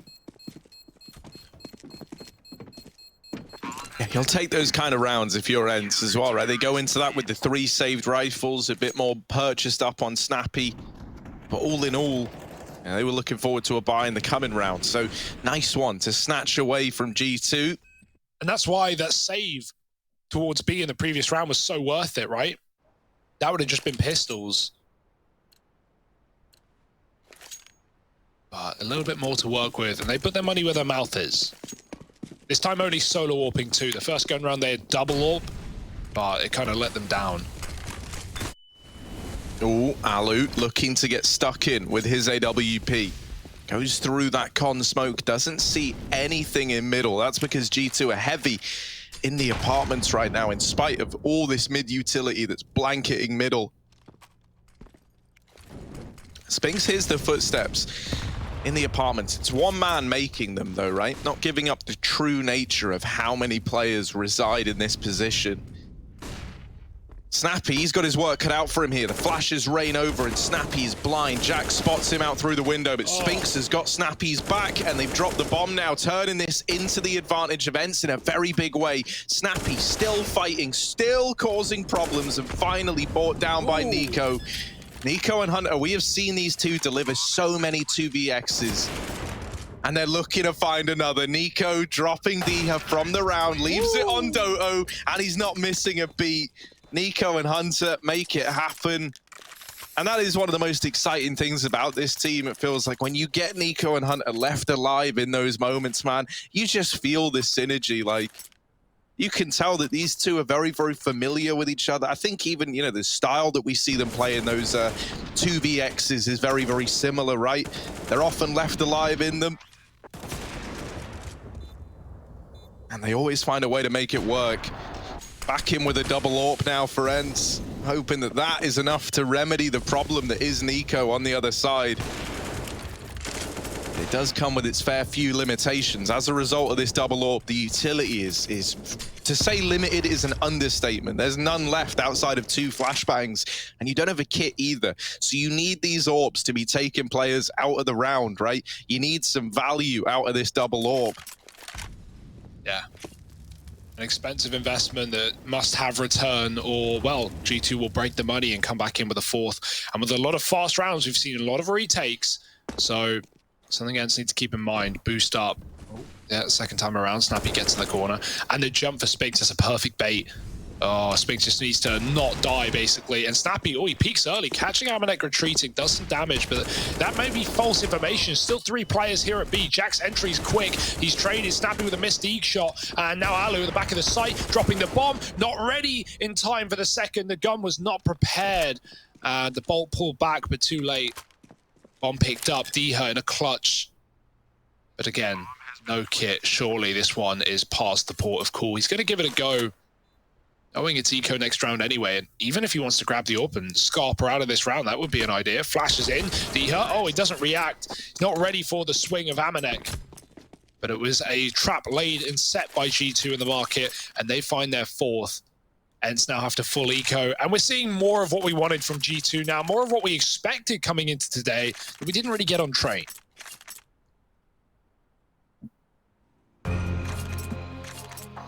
Yeah, it's clearly causing Ents some problems, right? They call in this tag timeout very early on. They're not feeling that same, you know, vibe of success that they had back on train. It felt like they couldn't set a foot wrong back on that map, right? They had great individuals, they had good reads, whereas here, G2 keeping it far more competitive. The majority of these rifle rounds falling in G2's favor. And when you actually could like compare the names on the teams, like you could say that G2 certainly have more firepower, or like more experienced players at the top level. And so on a map like Mirage, it's going to come less to the cooling and more just to a lot of those gunfights, like who's getting multi-kills, who's anchoring well. So this is where it's not train anymore, baby. It's not going to all come down to your reads and to your rotates. G2, well, this round, well, they've emptied out the A site. Util's in. And the plant as well. 5 inevitably. It was what we expected. Ents have 1 flash to get through this jungle smoke. Maybe they can do it. Yeah, I'm not getting too excited, Hugo, if I'm being honest. I'm not hardcore repping the belief in this round. You'll have to forgive me. Maybe I'm wrong. I'd hate to be proven wrong. I'd despise it, in fact. Oh. Don't jinx it. Oh. Control. No, everything's fine. Everything's fine. Not a worry. Nothing to worry about. G2 in the lead, 5-4. And they keep it nice and clean. Don't lose a single player to the vanilla pistol round from Ents. Amanek and his MAC-10 is tearing through Ents right now. My MAC-10 actually named after that man. Yeah, what's it called? Amanek 10. Like, it's actually Aman Mac 10, which, you know, kind of draws away from his name. Stretch. I almost did it a second ago, but I was like, yeah, it's just too... Or I think it might, I don't know, it's either Amanek or Amanek 10, one or the other. But yeah, man, I love his Mac 10 play. Oh, they are not Look ready at for this. that. It's another fast round, and it's just these changes in pace that keep catching Ents before they're even set up. The round's decided, it's done, it's over. G2 are on to 6, and there's nothing that Snappy nor Spinks can do about it. Ents were setting up, mate. They were like swapping positions. They were knife out. They were jumping around triple. Like, they were not ready for G2 to just storm the fort. And I love the calling here as well, right? Just taking names. Like, why respect your opponent when you're feeling it like this? Like, G2 miffed after losing their first map of the series. And so now they're just showing some face. Showing some metal. And really rattling with the minds of Ents. Running through Molotovs. All right. 6-4, another save. It's not going to get easier here on out. This will be a strong T side from G2, whether Ents like it or not. I think you spoke about this back on Train, Hugo. I do love this Ents project, though. I think it's shaped up to be something quite cool, like the mixture of new and old, right? Names that are used to being on big stages and have been historically, and then new guys sprinkled in there as well to inject some life.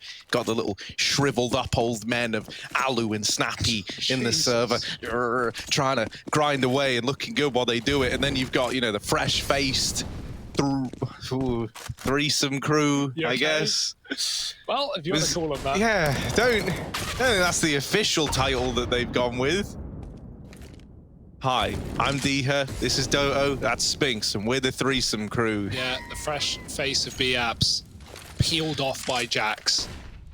And they want that gun back. Diha's going to go for it, but now smoked off with his deagle. Blind shots maybe, or just wait and hope in the smoke that someone jumps out of the window and gives you a freebie.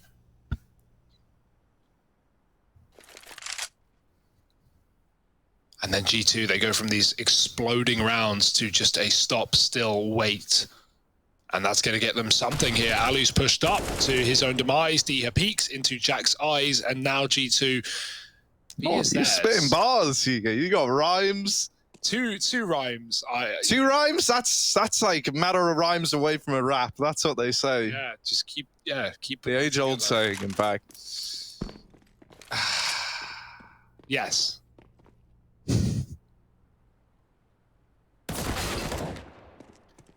I mean, you know, I can think of other, you know, like key big players out there in the talent market that have like rap careers on the side. So Hugo, why don't you give that a go? Yeah, I couldn't possibly step up to that level, Harry. Oh, Nico. That's a timing that may go miss, that may cost you your orb. Doto is considering creeping, crawling. Come on, Doto. Oh, it's messy. Oh, it's messy, but he gets a hold of it, and now he gets the AWP out of there maybe as well. No one else is nearby to deny that save. So Doto, come on down, collect your prize. You are the winner of an AWP Asimov. He gets it out of the round, and that's a little something extra for ENCE to hold on to. G2 not going to be terribly happy about giving that over for free, but they've got plenty of money. They reinvested in another right away. And now we have a timeout for ENCE. They can feel this game getting out of hand, right? It was 4-4. I mean, hell, ENCE were looking good at one point in time, but G2 are now pulling ahead, and they're at this key moment in the game where they can keep this in their advantage. Like, success is only breeding more success for G2, always feeling like a 2-for-1 round, you know, a round where you get those first couple of kills and then ENCE don't want to attempt it, and they just go and save. Okay, ENCE need Molotovs and they need to throw them. That's the key, right? Like, G2 are just spawn playing in so many of these gun rounds, right? When ENCE are like, okay, finally, we've done our eco, we've saved, we're coming in with a gun round, let's get ready. Oh, it's over. So they can't afford to let that happen again. Nico's got some naughty smokes that he's throwing from different spawn points. Is he going to line this one up, or is he just throwing from where he stands? I don't get it. Like, he's got a window smoke for, it feels like every spawn in this Mirage. I mean, like, there are ways that you can throw it from the majority of spawns. People have no, and yeah. That's the sick part. I remember watching Mahone's video on it at one point. He did a whole breakdown on it. I think Big were also great at doing them. To my knowledge, that's the team that he covered. Maybe I'm wrong. That's one thing that Nico's been doing really well, is his util has been good, right? Lots of flashes for team. He's often... Oh, we didn't realize Hunter got boosted. That's unfortunate. Okay, we'll get back to that, because this has just gotten very weird, very quick. Hunter could flank market, but it's so hard to pick a side. And right now he's got to watch both as they're coming in from behind. Snappy won't peek into spawn in time. Hunter makes it to A. Oh, he won't get anything from this, though. He's going to clear stuff, sure, but the closest man is Doto back in the jungle. When you lose window, you often pad B, as that is the more normal approach on this flank. It's far easier, it's far faster, but Hunter takes everything. And now you can see, yeah, G2, they're going, why is A empty? Let's clear Palace, let's clear ramp, and they've even cleared jungle, not by their own doing. Doto peeks into Amanek. And this might be, although a slower round, another one where ENCE might have to throw in the towel. They have no idea Hunter's here. They will not be ready for this. Snappy, can he flick fast? No, Hunter's got the headshot. And, like, what can you even do here? You're 2-on-4, you're mollied out of your own spawn. G2 are planting. It is at least a default plant. That cuts off 2 of 4 players left in this round, but you've got to kill those first 2. And Nico will not let it happen. Spinks needs a save. And the AWP's there, but he's getting hounded down, hunted even with a 3K from Hunter. And that all starts off of the fast smoking window for Nico, the quick boost out under, and Hunter just walking past D here in the smoke. And look at the effect that that has. Just the opening of the round is also the closer. And 8-4 for G2. It's a beautiful T-side right now. Yeah, and there's just no containing this. That's how it must feel if you're ENCE. Like, no matter what you try, nothing is working. I see a lot of standing still, and I hear a lot of typing. Alu's crashed. Alu's crashed. It's fine. We can restart the round. No worries. Harry, get under the table, please. Fix that. I ain't going underneath Alu's table, man. I got a nut allergy. I'm staying away from that. Oh, no. Oh, no. Yeah, this round getting reset soon. Yeah, this round will be replayed, believe it or not. No, this really? one isn't running as live right now. I can assure you that G2 would be doing a little... Well, Hugo, try break down this strat for us. So we haven't seen this one for a while. It's the stand around in top mid. It's the old existence, right? Like, you're not doing it on a full eco, you're actually doing it on a full gun round. Full gun round. You just wait, you talk it out, you have a good time. And you're getting ready for your we next got the eco. music back. Oh, thank goodness. Man. It's nice. It like resets the energy. Yeah. Resets the energy in the room. Harry, let's all focus up. How do you think?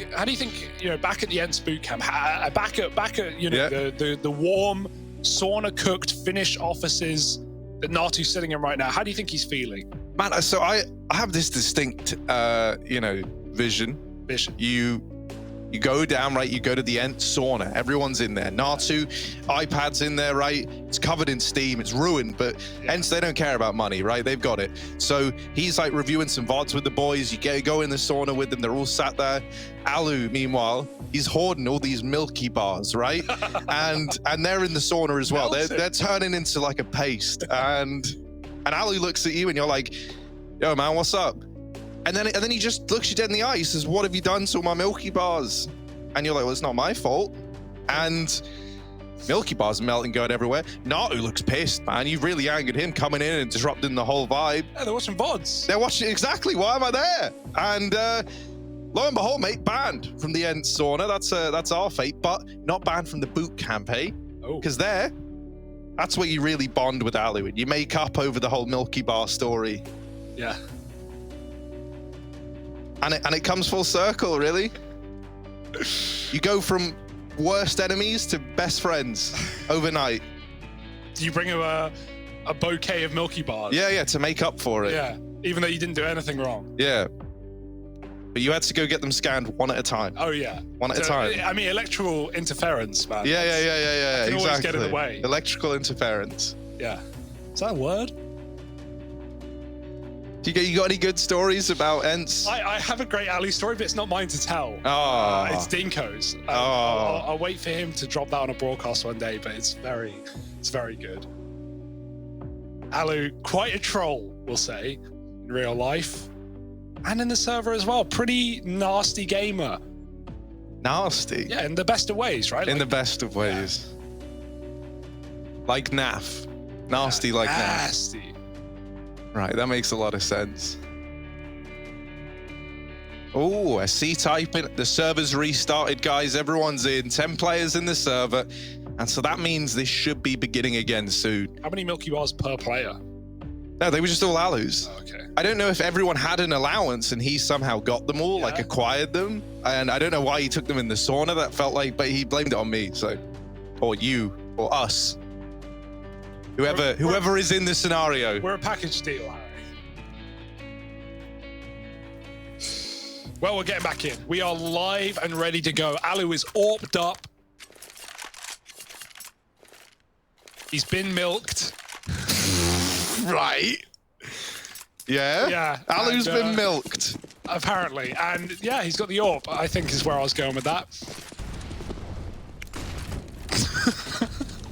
Nice. These two back to mid, and Ent's back to ramp. It's about time that Ent stop these fast plays, and so Molly's in on both sides of the map early to stop it. G2 set up outside of B.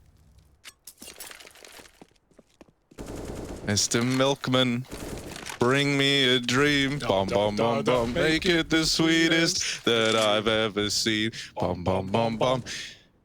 Come on, Alu, give us something with that AWP. After an introduction like that, you better be hitting shots. And here he is, set up in the A-bomb site, ready for a mid-play. Of course, the slowest round yet. Out of this Slowest round yet. But eventually, the clock, a minute, it decides. It means you got to go, G2. You know what they say about the milkman? He's always coming. So let's see if he's able to get a handle on this short play. They've slipped by. G2 moving in through short in towards the B side. Spinks is bested right away. And Snappy doing what he can to respond, but it's only good for one. The Orbs have removed him from the round. Alu, let's get it. The milkman is in. And he's taking a peek into this B site. Hop across for Alu. And now scoped up. The flick misses. And in this round for Ents, well, they just had to let it slip by the wayside. There's no use crying over spilled milk. Diha, he's removed as well. Oh, the humanity. 3 kills for Hunter. I mean, G2 are maxing cash right now. Hunter's got 15 grand. And I feel like Ents, we're probably, you know, they're dialed in. They're listening to us right now, Harry, because they seem distracted in that one. A lot of missed shots. some hard flicks to hit. And Alu is 3-11, so slow start after a great game on Train. Looking for a recovery here. G2 looking for double digits at the half. Surely going to be accessible with only pistols. Nico's even put away his AWP as, you know the end's going to be broke. Why give them an AWP when you can just rebuy it for the last round of the half? It's a good call. As Yanko said on the desk, it doesn't appear like Nico's ever going to be, the cis and like never buys an AK, only scout AWP. And I actually kind of like that variance for G2, right? We know Amanek can take it as well. That's certainly available. And so it's more based on feel. It's more based on, the round coming. And in a position like this where G2 have all the money they need, they can afford to pick and choose when they buy it. Good flash, snappy turns, and Amanek takes him out of the round and ends one by one. They're just falling here. They've only got pistols after all. Yeah, you weren't really feeling their chances in a round like this. But hey, at least it's a really, really good half from G2 in the sense that, that's what we got to see from Ents back on their map pick. So that's nice. Amanek's locked in a duel here that he doesn't really know he's having yet. Doto waiting up on plat. They've got a man through stairs into the A site. And so right now, G2 have got information of both bomb sites. They've got stake in both. They molly out the man in window. And now they can look to go anywhere, really. And either bomb site, you need a huge individual play to happen. Jax finding Alu, and the B play still coming in anyway means that Doto is all alone in what is essentially a 1v4 that B bomb site. Jax at least was a long way away, but it doesn't matter. I'm still talking about the round like it's happening, and it's not. It's all over. Now we've got the guns in for Ents. AWP in the hands of Alu. Rifles up for everybody else. One last go at it before this half comes to a close. Yeah, this has been a great half from G2. Like, they've just done everything they need and more. Ents have had no answers, no retakes. Rifle rounds just getting swept aside and spray into the window. Put Snappy down low. They know Alu's trapped under. Oh, he misses the flick again. Nexa gets the shot off. Spinks pushes up on Cat. He needs to make a hero play. It's worth the risk for Ents to throw bodies at mid, but it costs them a two-man advantage, or a one-man advantage now, rather. Diha backs out of con. Snappy's hiding on the bench very low, and Doto's pushed in Palace. G2 just wait again. They're so good at just stopping and holding and not throwing away rounds like these. Why make a mistake when you know Ents are more likely to do it first? And so Ents, the horrible call of having to sit back and wait and watch everything, knowing as every second passes, more timings can be hit, more position can be gained by G2. Got to watch your back at all times in spots like this. G2 aren't moving a muscle. Yeah, it just feels so punishing, like they will make you sit and stew in this situation that you are 3v4 in the last round of the half. And they'll make you come to terms with that and then make this play happen. Up through short, no information for Ents, but they are stacked with two in towards this B site. That's at least something. Diha nailing Nexa, and there's Amanek removed as well. Hunter will reclaim one of these kills, but he's suddenly thrown into a clutch. Up through short side, Doto's on the flank, but it's Diha just peeking straight up that finds 5 to round out the half for Ents. 10-5, G2 in the lead, trying to take us the distance, but can they get us there? Can they take us to these promised lands? Find out in a moment.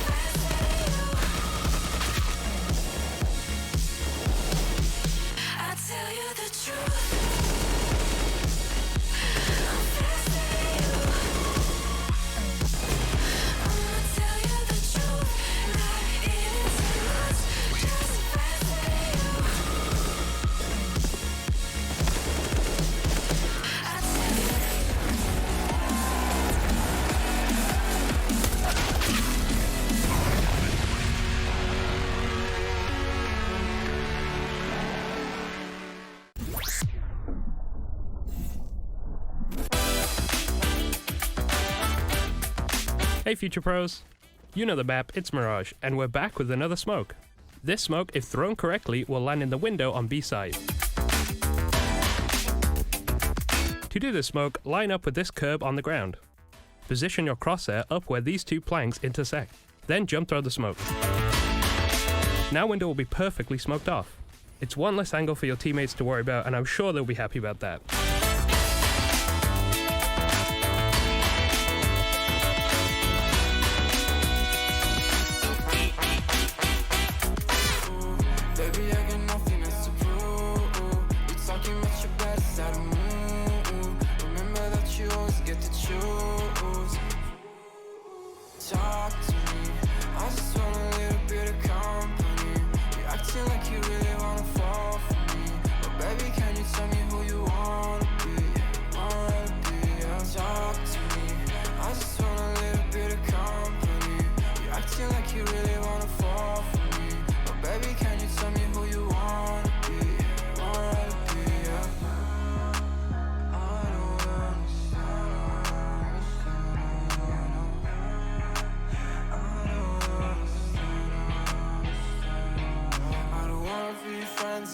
she got my intention. Got no place I'd rather be, feel like another dimension.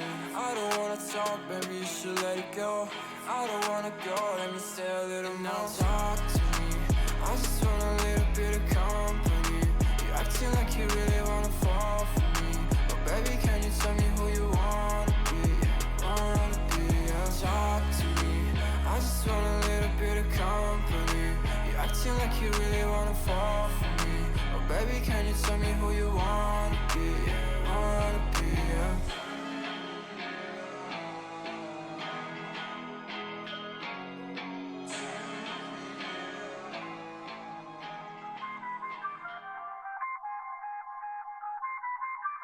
I feel on top of the world, I feel on top of the world right now. I feel on top of the world, I feel on top of the world right now. I always wanted the world, I wanna conquer the world right now. I feel on top of the world, I feel on top of the world right now. I call a shot to the man with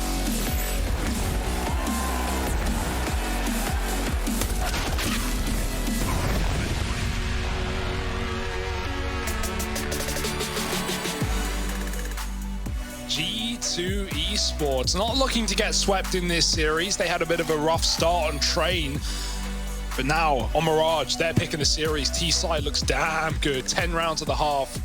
Moving over to their defense now. We're going to find out if G2 can weather the storm, bring us to Nuke, and bring us to shaky ground events, who have looked a little bit more quiet in this game than the last. Alu 3-13. Had a crash in there as well, certainly can't help. Oh, and Harry's here too. How you doing?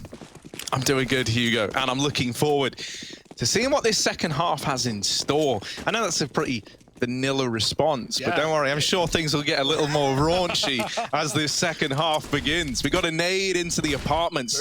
Amanek doing some damage with the utility, and Hunter taps down the first man in. Amanek trading places with Ents.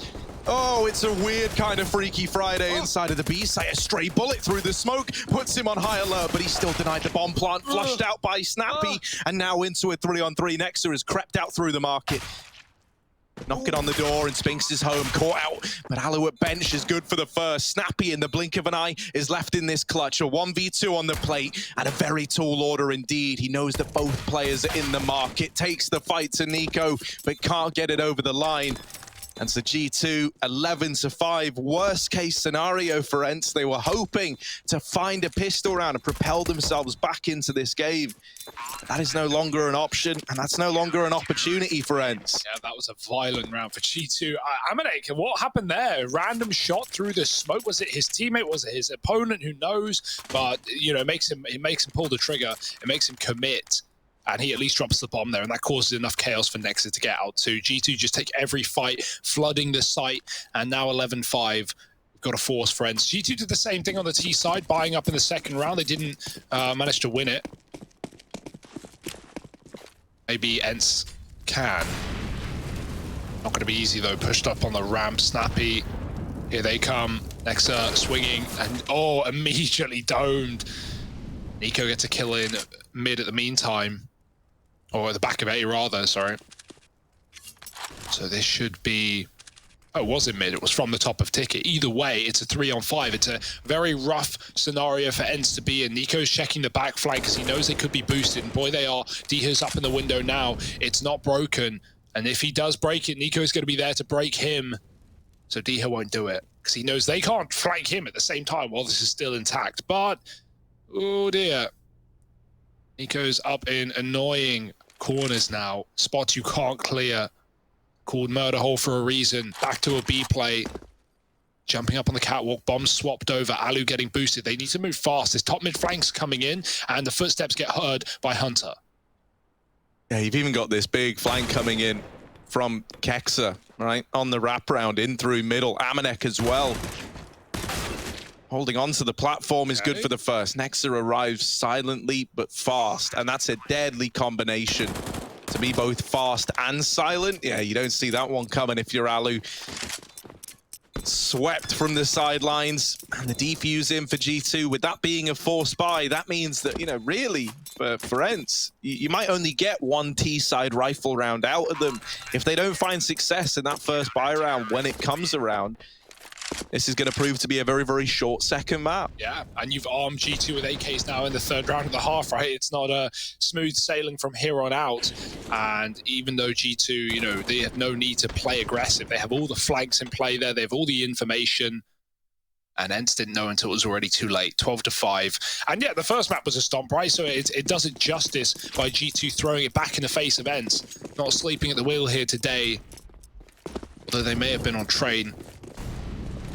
Pistols and a fast B play by the looks. We've got that deep smoke. Hunter is boosted up. He can't see through the Molotov, so he's going to drop off as they chase him down. He doesn't want to waste too much ammo. A1S after all. Amanek, no, they can't do it again. This time he just fires. He doesn't let them check him or not, and now he's going to drop the bomb. Freebies for Amanek. 4 in the round, and Hunter closes 13-5.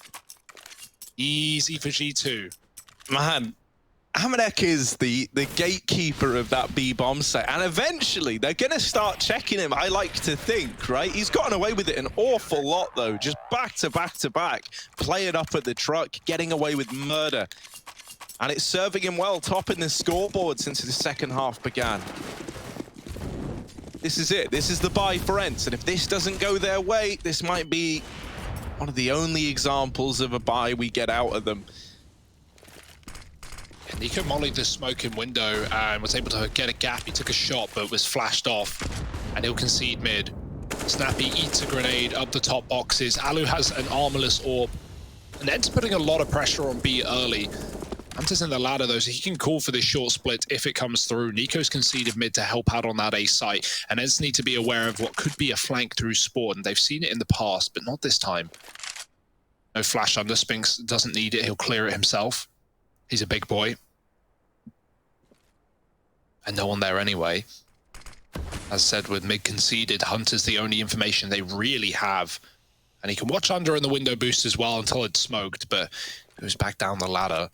ENCE just looking for a kill that's not been given to them. Nico is very dangerous from default yesterday against Vitality, more so with a rifle, but now he's got that AWP ready and waiting. It is a B split though.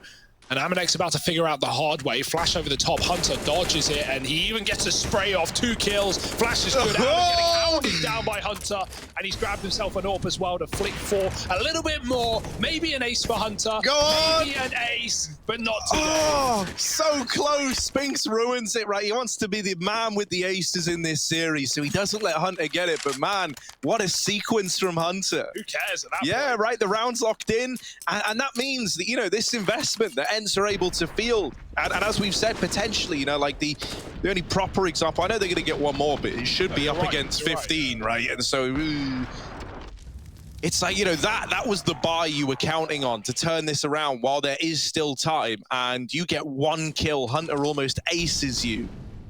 That's rough. Yeah, and you say one more, well, Ali's already full bought into this one. So yeah, and that's kind of throwing everything into a weird spot. Yeah, I think it's also like, you know, you're not giving up here, but it's just realistic. It's 14-5. Like, you need to win this round, really, if you're ENCE. So it's worth putting enough into it that you can actually contest it. Amanek, oh, they're out B. He knows it. He hits the steps, and he hits a flick as well. Doto down. Nico helps out, and the bomb is loose as well. It's all about kills. Forget the plant, and they can't get any of them. Hunter, oh, it's brutal. G2 are looking fired up right now. Forget train. Put it in their history books, because right now, in the present moment, it's all G2. We're looking to nuke right now, Harry. This is it. ENCE, their last buy round, their last chance, and they need 10 in a row. Dare I say it's impossible.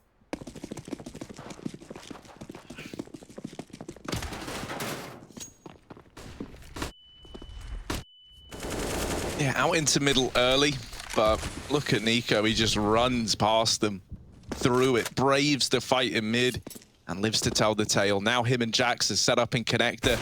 There's also aggression coming in over in the B apartment, so quite soon G2 are not only going to have this man advantage, but a very clear picture of what this round is looking like. Hunter is embarking on a flank in through the apartment, so Amanek leaves B, sets up on short to alleviate some of this pressure from connector.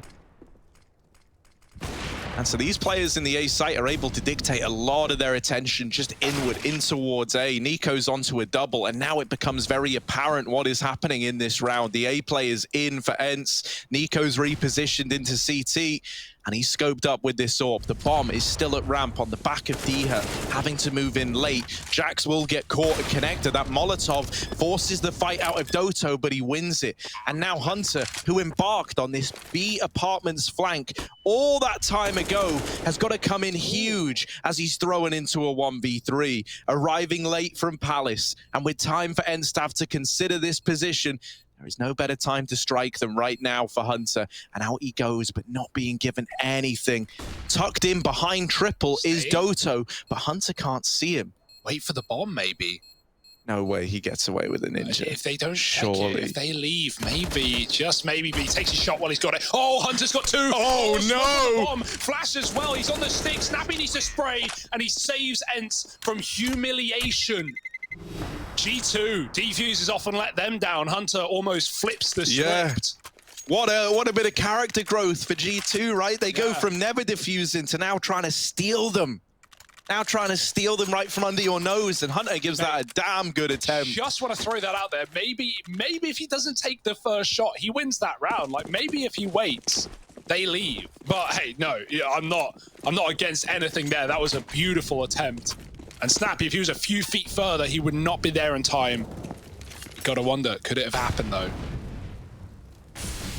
Fast B ENCE. They are broke after that one. They may win the round, but such casualties leave them with pistols and MAC-10s. Doto's dead after one. Amanek again anchoring B like a beast, and he's done it all. He might just be here to close out this second map of the series. Oh, swiveling around the site. Spinks gets him, but Jax drops the bomb. Spinks trays, trying to keep this one going, but this AWP is already trained in on his angle. He's going to have to jump across. Nico will have to miss his shot if Spinks wants any chance, and that will not happen today. 16-6, G2 looking fired up, and they're going to be going into Nuke with a new look, with a chance to take this series right back from ENCE.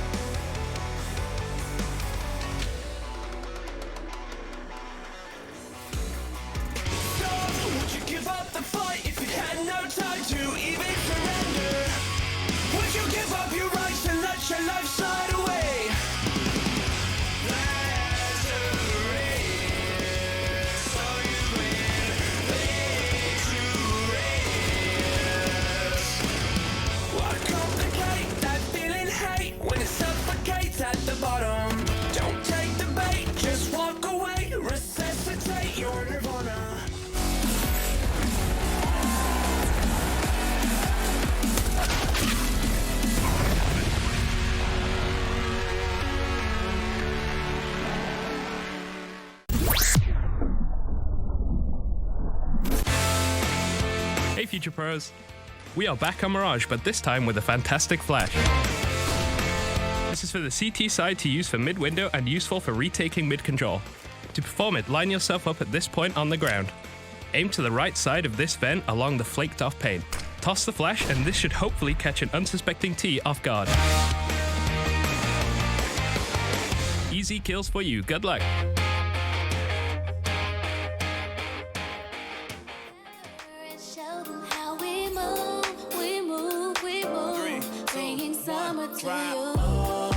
Ready, let's go. 'Cause you know how we roll.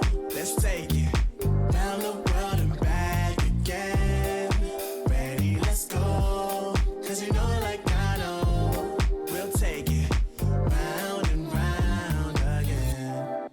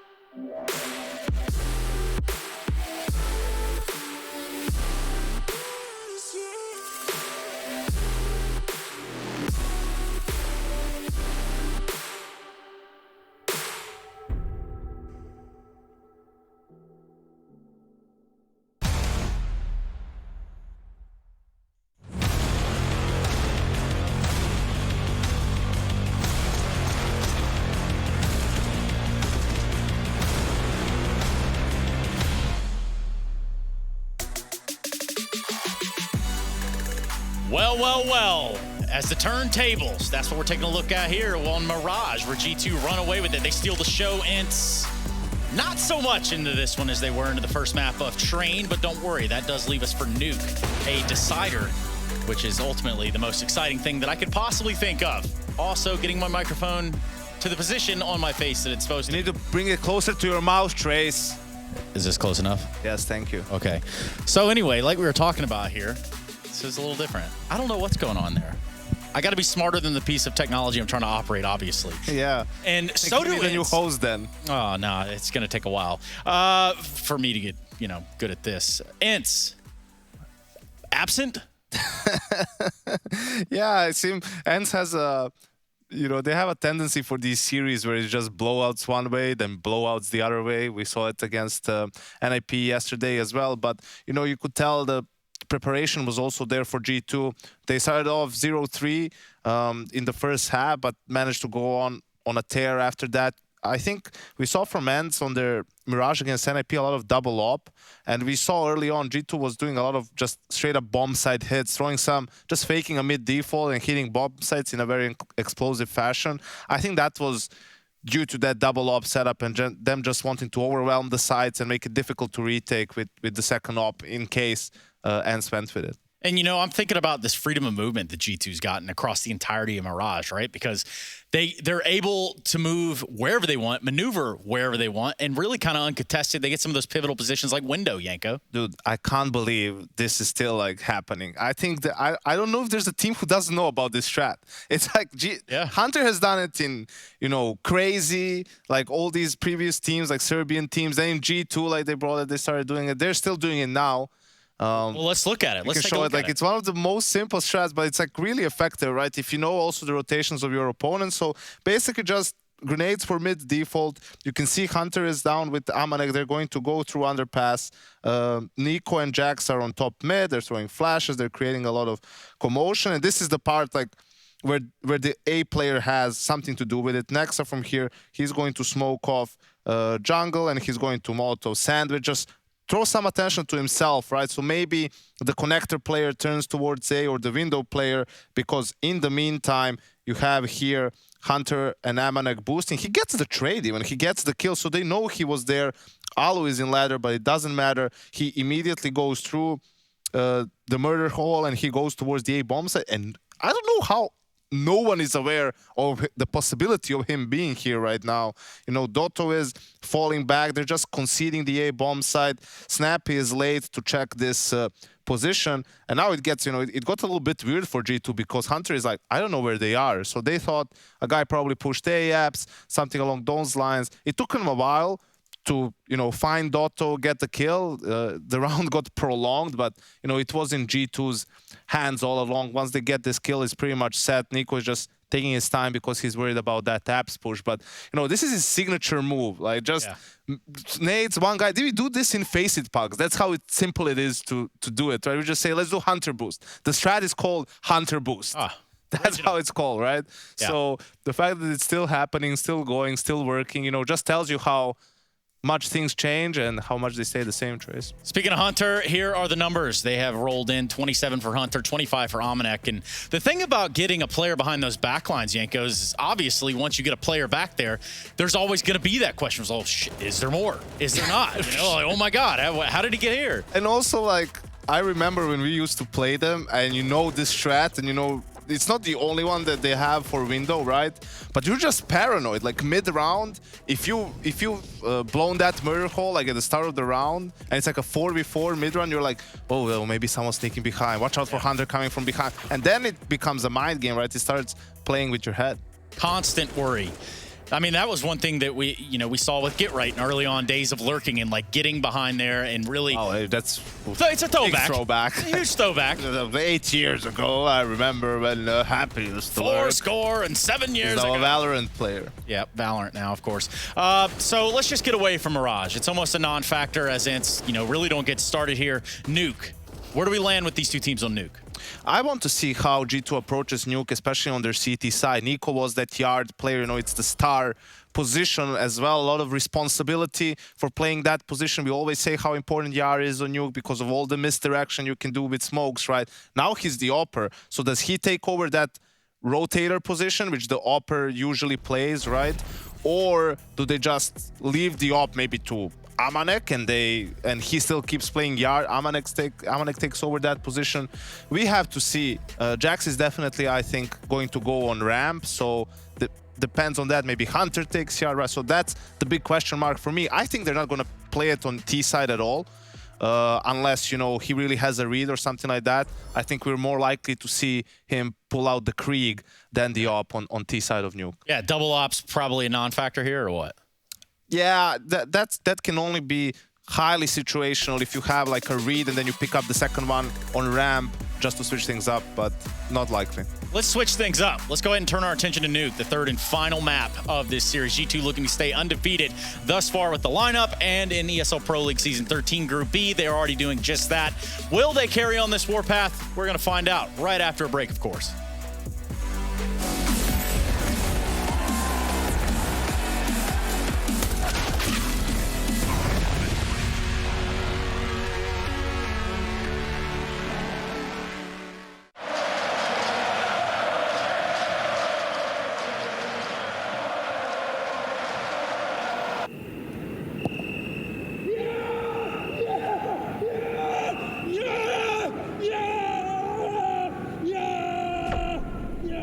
Start your esports career now at play.eslgaming.com.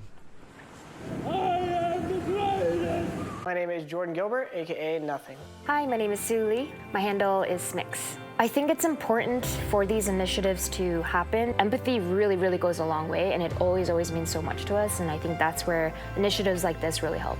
I encourage everyone in the community, anytime they see bullying, anytime they see someone getting called names, or I encourage you to step up and say something. Good luck, have fun. Good luck, have fun.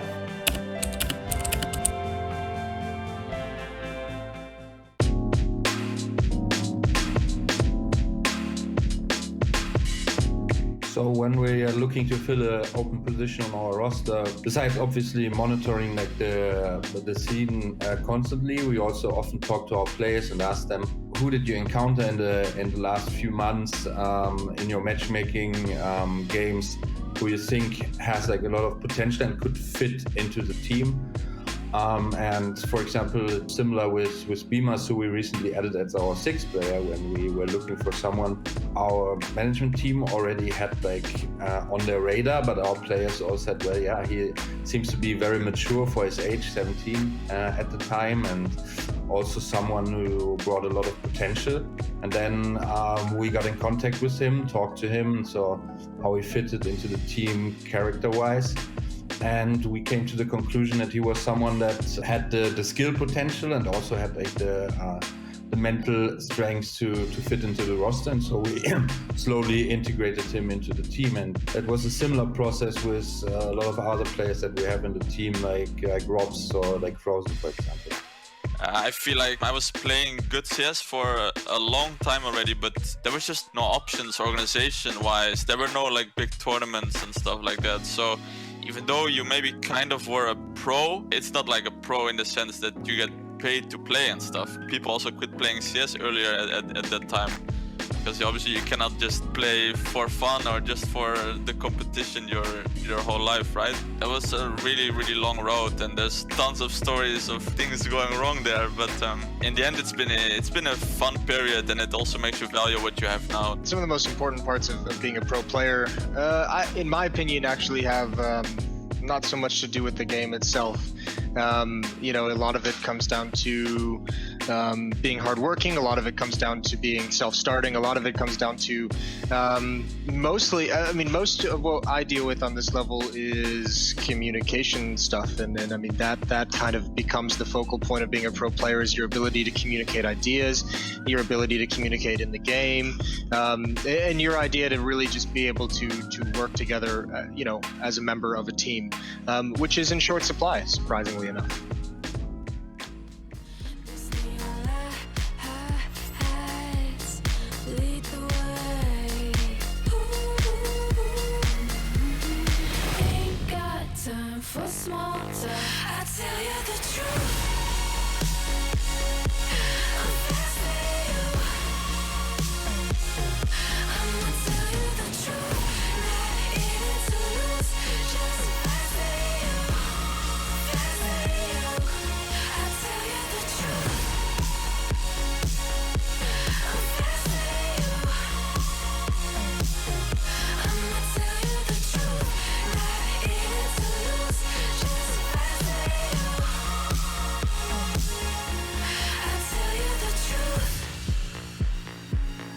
just faster than you.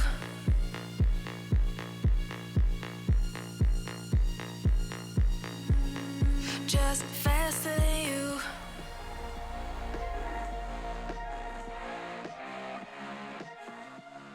ESL Pro League is brought to you by Gaming Malta, Intel, US Air Force, 1xBet, and DHL.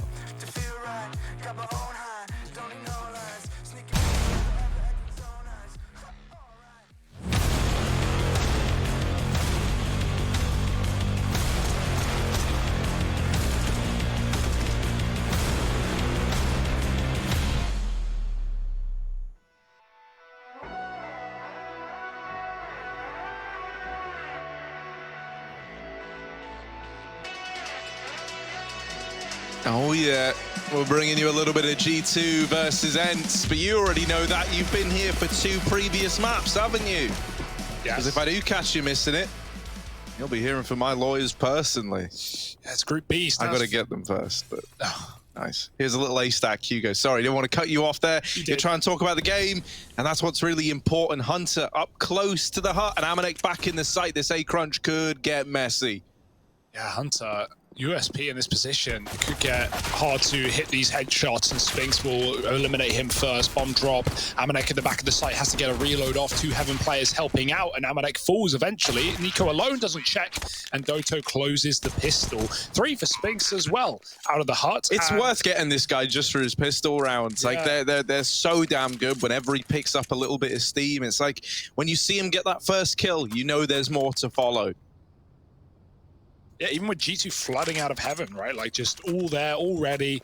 And didn't make a damn difference, did it? ENTS back 10s in the second. Nico's got a scout, otherwise forced up a G2.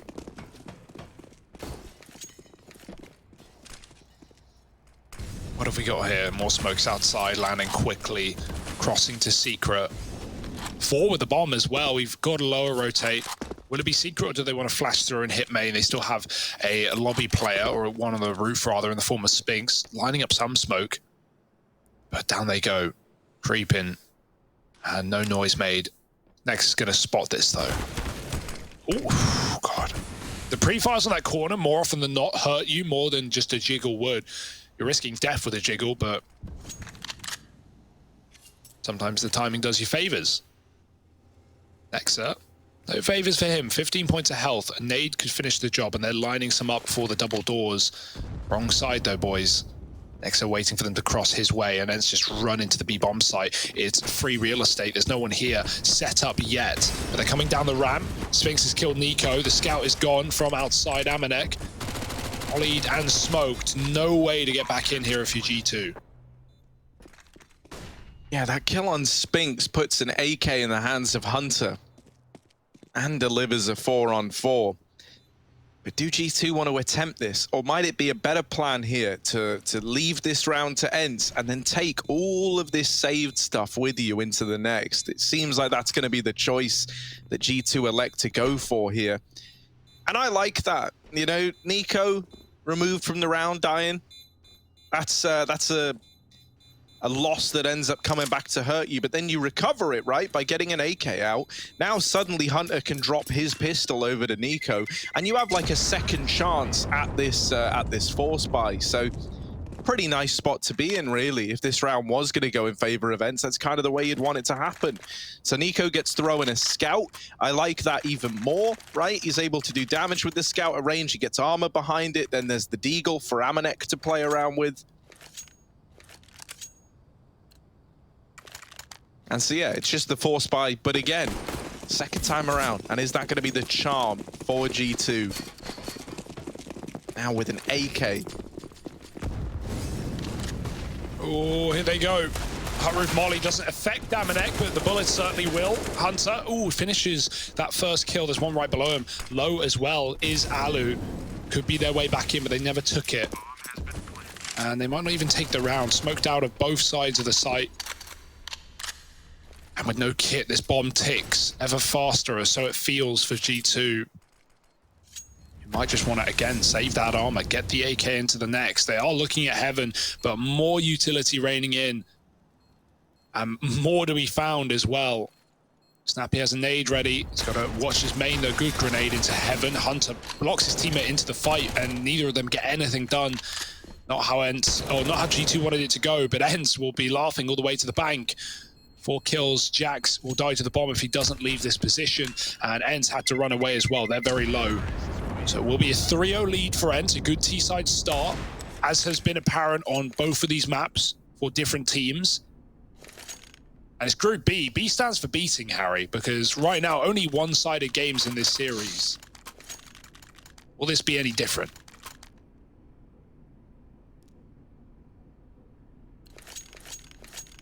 So Nico's taken his first AWP glass cannon up against the attempt at a bonus round from ENCE. That's certainly a little bit nerve-wracking. Are they going to go back to another fast A play in the bonus round? I like this decision. They charge in with the SMGs, just trying to have the pace be the difference maker. Now Amanek has just alleviated a lot of pressure by buying time with 2 big kills, holding down this bomb site. The A play has all the momentum removed. These players that were originally throwing nades, trying to set up the guys in the site, now arriving far too late into a site that is stacked by G2. Amanek really is the key to victory there for G2, right? The fact that he stays alive with the double gives Nexa a berth out through main to come in and get a kill of his own. And at that point, you know, you've bought room for your Heaven players, your main players to all get involved and help out inside of A. Becomes a very, very rough spot for ENCE to try and dig themselves out of. The jiggle there is actually his undoing. If he swings that, Nico wasn't looking, but he sees the arm of Doto and then flicks back, hits the tag. And Nico even falls into the A site to try and cover the bomb, make sure there's no way of getting back in for Doto. And he's getting collapsed upon right now from main, from spawn, with his back turned. As soon as he kills Jax, Next can trade this, you'd think, but nade out, and there it is. Yeah, Doto caught, unsure. And G2 on to their first round here in the CT side. Good to see it early as well, right? Not letting ENCE's money get completely out of control. And lovely A-site hold. Amanek, he almost did it in the pistol as well, right? He had a couple of kills there, but this time he's got a supporting cast around him. And with that bomb dropped seconds from the round starting, that was a seemingly unwinnable 2v4 for ENCE. And so it will be Molotov outside to stop the smokes. We've seen fast yard smokes for ENCE, but not in this round. Nico AWPing, how does he choose to approach it? Does he want to go down with his ship, or does he want to just give up the room when he sees them crossing red? They will never go. They back up for the late smokes. All the way back to the spawn. Now, where's this one for Alu? I think that's one that lands next to main. And yeah, wider than usual. 3 of them.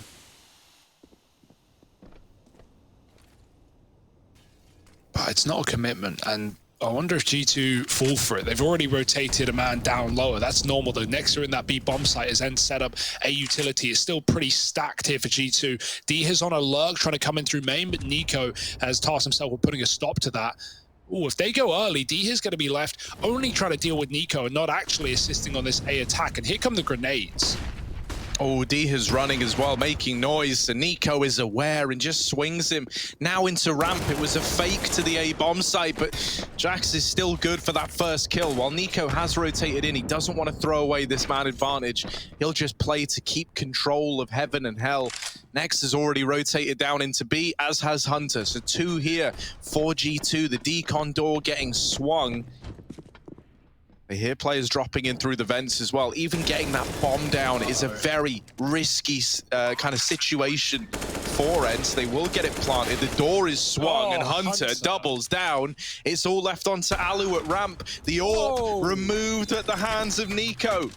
And so G2 make the retake happen and flawlessly as well. Outside of losing Jax at ramp, the rest of the round is completely clean. Yeah, and Jax, he's in such a good position there because he's committed, right? He dies after 1. He hears all those footsteps. G2 never fall for the fake. They certainly could have, even after killing Diha with all of those nades out A. But then, you know, the call is made, like, I hear the steps, I hear them coming. It's out ramp. Jax 1 for 1, no problem there in that position. And Hunter, no idea how he gets a double here. Both headshots. Nico covers him as well to take down Alu, who was on the angle. That's a beautiful round for G2. And now rebuying somewhat back in. Pistols with an AK on Snappy. Back to ramp it appears. Jax again. The grenade is absolutely torn them apart, and it's put a stop to their push. At least slowed it down. Jumping through the smoke will be Spinks, but Nico is here to fight back. They're getting awfully close. He hears that though. Flashing for another repeat. Snappy dead as well. Now it's Spinks in the corner. They should know about it, and they do. Nexa clears it, and G2 from the 3-0 down to a strong recovery. Can they keep it up?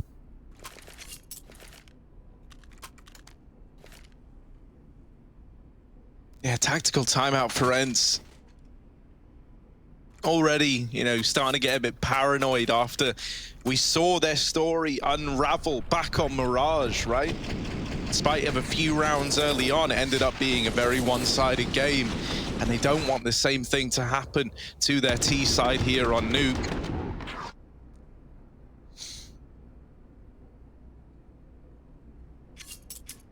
Alu's got the AWP, it's going to be Glass Cannon. Nico and him haven't really gone head-to-head yet on this map. Instead, Nico's just been removing a lot of these rifle players. So maybe sometime soon we get to see that. Something I will say, those outside smokes that we saw throw in the other round were cool. It landed so that the smoke that faces and blocks off Garage is the first smoke to fade, and it links back into this idea of like smokes on timings that we've spoken about before. So the first smoke falls, that's nuts, by the way, from Nico. Huge opener as well. When that first Garage smoke fades, it lets you peek into Garage, and you only have to worry about that angle because main and blue are all still smoked. So that was a nice little detail, and I'm excited to see if Ents go back to use that in the future. This round, though, they've lost a player early on. They're very limited in terms of the utility, and G2 are even seeing what they can get away with in terms of aggression, pushing in through the ramp room, pushing hard, looking to collapse onto these players in lobby. They might come to regret that decision, however. Losing 2, this has suddenly flipped into the advantage of Ents, and now they pick up the pace into A. This lobby push is the undoing of G2. Ents just holding for it, waiting patiently. And boy, is their patience rewarded. They're on to a 4th round. Jax, faced with a pretty rough save call to have to make. He's at least going back to try and get his hands on that AWP from lobby, I imagine. That's why the meta is as such, right? Like, you know, G2 are a man up, they're 5-on-4. That's why you don't push in those positions, but they're trying to do the unthinkable, which is, you know, like we would never push in a 5-on-4, so let's push in a 5-on-4, right? They're just trying to mind game Ents, but you know, Ents aren't falling for it. Holding into the hut, 2 kills there, double on the ramp push as well.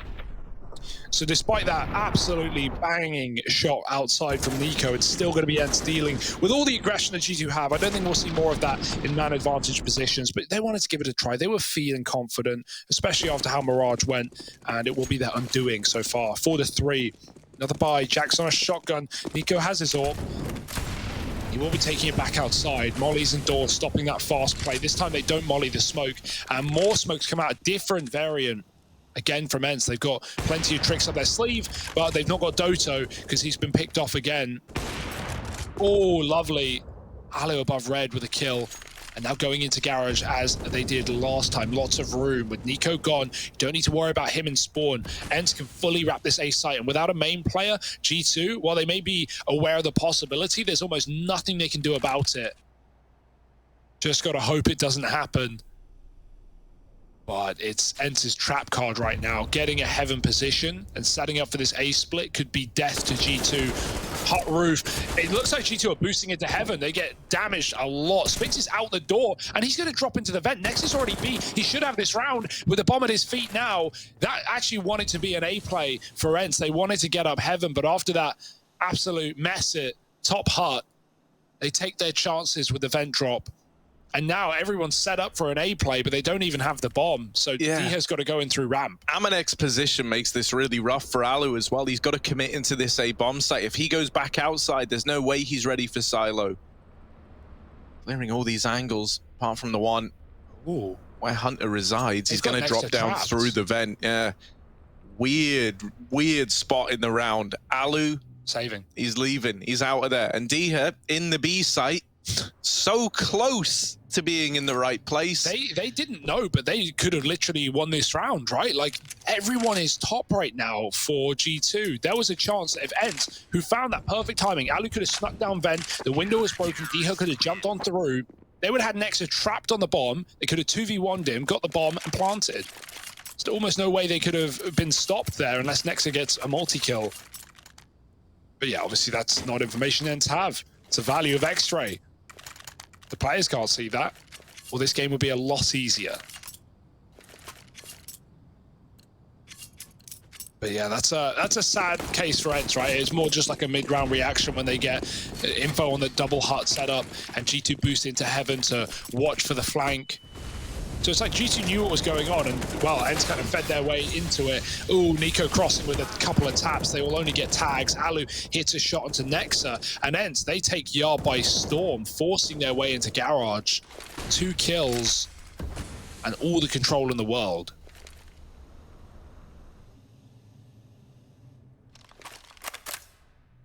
Yeah, and at this point, G2, they're taking a gamble, right? They know that a round like this is won or lost by the risks you take.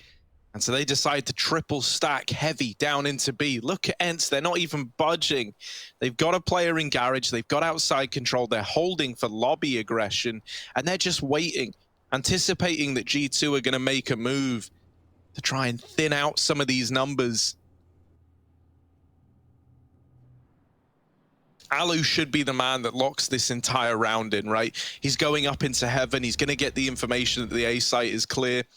And once that happens, you know, the nature of this gamble from G2 is just that if it does go A, they save, right? And if it goes B, they've got a chance. They've got 3 players there. With the smokes raining in, with Alu in heaven, it will be this A play. So just the save call for the G2 squad, or at least the surviving members of it. Yeah, very methodical. No way back in with the molly in the vents, and Alu even drops some from heaven on the site. Now, they made the call to save. Will they be allowed it? Will they get away with it? It's not like Ents have the money to justify chasing, but could they run into G2 in this post plant?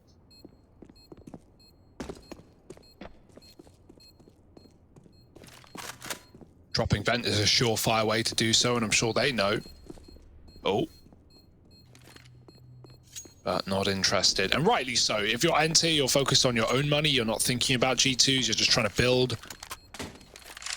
And Doto's got a gun as well, grabbed from Nico.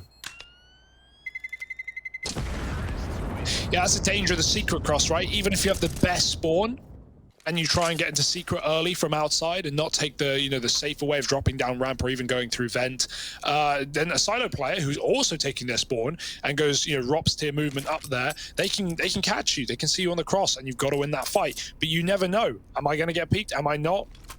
It's just random. So it's a hard one to hit. You don't want to be standing out in the open of the yard fighting a silo player who's not giving you a kill. That's exactly what happens. Oh, back outside, Hunter's here.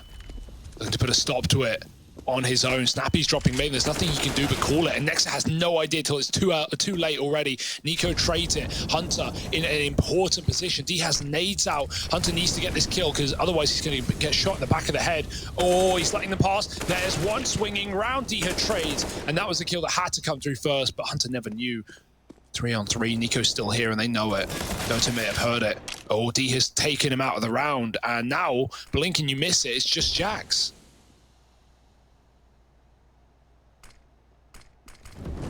Yeah, left to right on the border of these lands. It's Handsome Jack back at the site, and he's dropped the bomb. Minute left on the clock. Now the bomb at his feet, in with the swing again. It's Jax leaving it now down to the 1v1. The pressure is on for old mate Spinks. 10 bullets left. And not enough for Jax to make him count. 6 on the board for Ents. A damn good try from him. If you had the AK, man. If you had the AK, hit the dink. First bullet, put Spinks on 20. Spinks fires right back with the headshot as well. God, great attempt from Jax. And again, like, I'm going to keep repping this guy. He has looked so refreshed coming in to this tournament, coming back into this team, right? Had some time to not only work on his English, but work on his gameplay as well. And right now the results are tangible. G2 looking for a third BO3 win in a row. But ENCE at the cusp as well. Definitely been a bit of a dark horse inside of this group. 6-4 and more pistols here for G2 should be another freebie. ENCE, they're doing this every round. They go back outside late. They throw those smokes. G2 are just grouped up, stacked on the A side, but no matter where they are, it's what they got. And it's not a lot. Outside smokes are in, and G2 being only pistols, they go to it like moths to a flame. Smoke in main, Molly to follow, and now the A-side push coming in. Amanek is cleared immediately, and these pistols, the chance of doing anything with them is out the window. Alu trying to pad these stats a little bit. ENCE know they've got this seventh round locked in.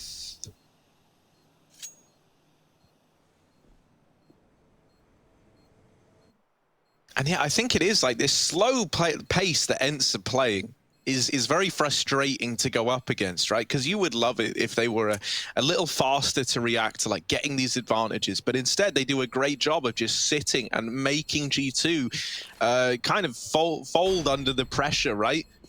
They start to commit to peaks that maybe they wouldn't necessarily take if they weren't a man down, if they weren't looking to trade, and ENCE are just reaping the reward of that.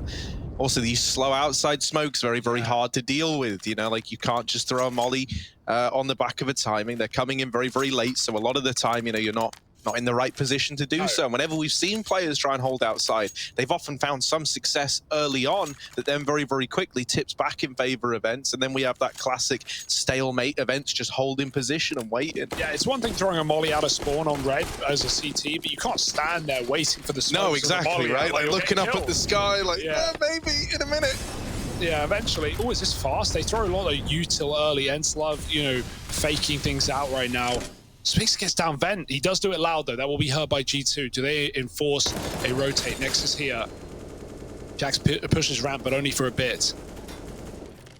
And yeah, G2 are getting a little obsessed with these outside smokes for good reason, right? That round they put 5 pistols out there. The round prior it was 3 rifles fighting it, and they almost won that out. Right now, things are changing. Things are different. Things are new. A vent drop is the plan for ENCE, and they're going to try and meet Spinx down lower with these smokes eventually. Nectar has not moved a muscle. He's waiting for the plant if it is going to come through. There are the smokes. Do they go with it? No, again, just faking and looking for this A site. How does Spinx play into this round if they're just going to walk out top? It might not matter. There's barely any enforcement up here. There's only 2 players in position to stop this. Hunter in the hut. Amanek on an off angle. They jump into him, but he can't continue to spray, and Hunter gets cleared from the hut position. And double molly heaven, insult to injury. These lower rotates for good reason, right? All G2 saw in that round was a vent drop that they know happened, and then outside smokes that they can't contest. They have to drop. They have to rotate lower. Eco's still here outside, getting something done, but it's all over for G2. It's an 8th round for ENCE. Some excellent calling, like again. I love the way they're playing with their food. Nexa can't re-aggress either to clear those secret smokes and to go, oh, there's no one behind red. And that's because of Spinx's position, because he's so deep anyway, and Nexa knew. He just had to wait for it. ENCE playing with their food right now. 8-4. No matter the firepower on G2, they're getting outmaneuvered right now in the server. ENCE pushing these pieces all over the chessboard wherever they want.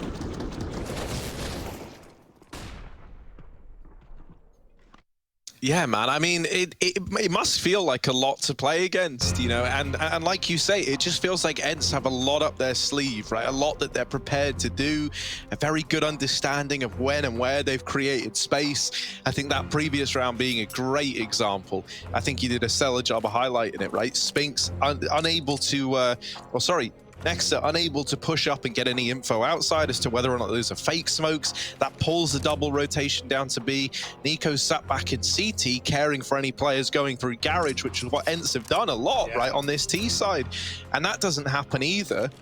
just that A play with the 2 kills coming in right away, and the round's decided. So Mirage might have been a battle of brawn in which G2 were leaps and bounds ahead of ENCE, but here where it's coming down to outmaneuvering your opponent, a battle of brains, ENCE are running the board. Yeah, these scoreboards aren't even that exciting. So many rounds not coming down to the kills. Back down the vent for Spinks, running fast with the bomb behind him. Oh no, Nexa, he does get the spot. He gets a warning, but only a second of reaction. He'll get the kill. His teammate's not trading him. Snappy's gone through the single doors to try and plant, and so Nexa can start to try and dance behind these smokes. It's gotten very weird, very awkward indeed. And Nexa could close this entire round if he found the kill before the plant. Even so, still in the smoke with a 5-on-3. What is happening right now? Snappy at the back of the site. Nexa, oh, he doesn't see him. He finally will, and that's the kill. Traded through the smoke. Hunter's in the vent. D-His on his own. 1-on-4 for the ace. Surely no way he can even make this one close. They are about to poke him in the back. There's one, but no more. Nico trades, and yeah, fast into B, but I don't know if that was miscommunication or you're just hoping for the best. Like, they completely split up there. Spinks is trying to take ground towards double. Both his teammates go single. You know, Spinks doesn't die. That's fine. Nothing wrong with that. But the fact that he falls instantly gives Nexa a wormhole into that B bomb site, and he's able to cause so much chaos. 8-5. G2 still in this one. An important round to keep their money above breaking point. And 2 left at the half. ENCE even calling it attack timeout. Mate, they won this T side, but they still aren't happy. They're perfectionist, and they want a little bit more.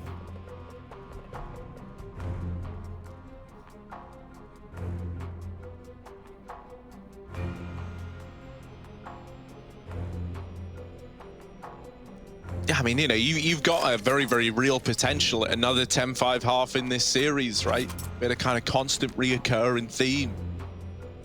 And hence, they don't want to let that opportunity just slip by. They're taking these last 2 rounds very, very seriously, knowing that it can make the difference between a one-sided game or a game that's close right off the bat in that second half. Outside smoke's going in immediately. Nico crossing behind them, getting set up with this orb. The flashes leave him blind, and so he's now forced to reposition, but spammed to death by D-His. That is a big opening kill to find. You catch Nico on his aggression, and you've taken a big scalp out of the round for G2. Spinks is down B. He dropped the vent again, and Nexa is not aware of this. First man to rotate in, he's holding Decon, and D-His is not prepared for someone to uproot his existence at this B-bomb site. Now, Nexa is a little bit weirded out by this. That felt a little too easy. Spinks could still look to trade this kill, but instead he's waiting in the control room down on B. This is giving Nexa room to potentially re-aggress up secret and catch this timing on ENCE pushing into heaven and hell.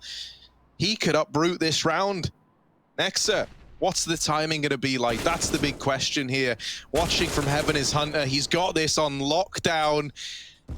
And now Nexa arrives, misses the timing onto Alu, but Hunter is still posted up, still holding on to this position. Alu's been able to get the bomb at least, and now sets his sight back towards the B side of the map, where Spinks is still lying in wait. Amazing awareness from Hunter. He missed both awful timings. He peeked hell as they came around the corner, and then as he goes up the ladder, they walk below him. He checks again outside, he sees nothing, and still he's scared of hell.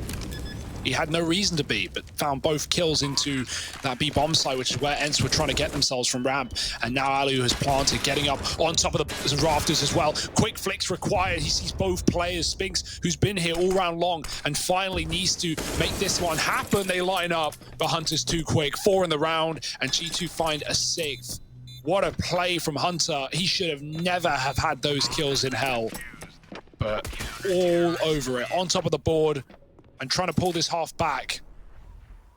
G2 can make something of it after all.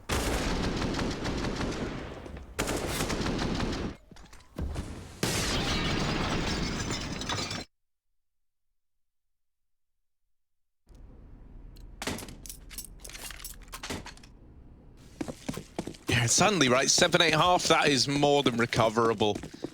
Not what you wanted if you're ENCE. This game was massively in your favor, and now right at the end of the half, G2 are there chomping at the bit to catch up.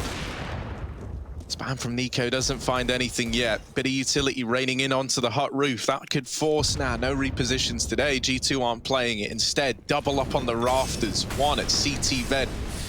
And a man in main. Lots of bodies in this A bomb site, but it's all a ruse. The utility goes in. They catch Jax getting aggressive at ramp, and now the B player's prime. Nico has left heaven and set himself up down here to try and hold on to the ramp room. He hasn't seen anyone get past yet, so this should be information that G2 have to work with. Regardless of that, Nexa is still down on B. He also hasn't seen anything yet. It's a double CT vent setup, so they deal with Amanek, and now they discount Hunter, who sprays him with a double. At least making this round a little more possible now. A 2-on-3. Nexa and Nico to round out the half. And Nexa down in these vents. Nico having to aggress in through the lobby on the AWP. He's elected to go for the Deagle instead. A kill here could help open up the round. Nexa not in a good spot to get out of this position. So you needed Nico to find something there, and with that not happening, Nexa's left just to creep up the vents and into the crosshairs. 9-6 to close out that first half. Close game at the end of that first half of play, but there's only room for one winner.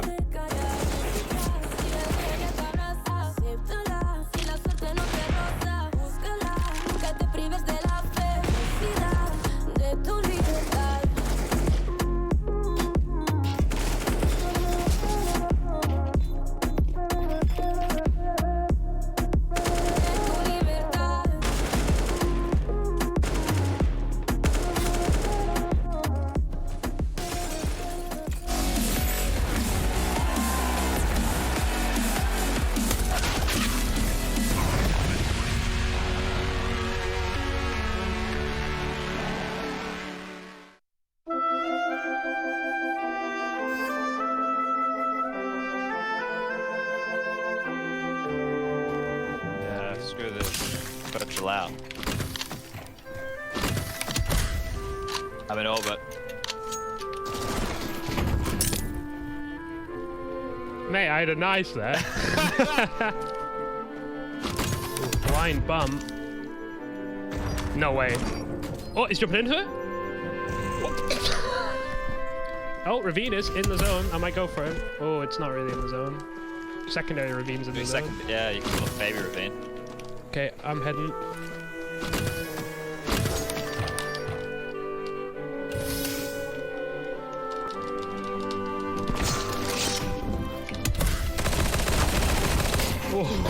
Dude, I'm in orbit right now.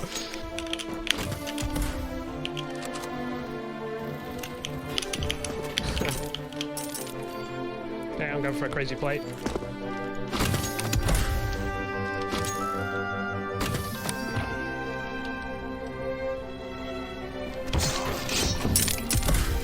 The scout was still over there, right? Inside the building you're next to, by the way. Yeah, that's what I thought, yeah. Oh, I do see a guy over there. I'm going in for that guy.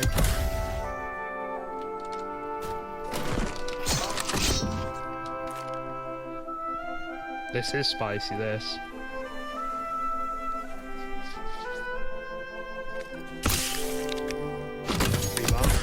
Oh.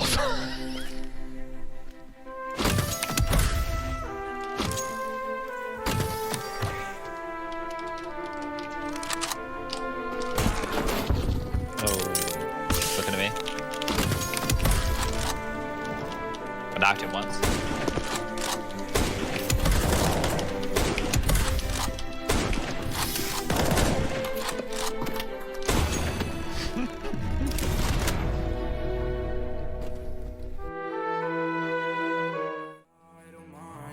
I don't feel the same way I used to do.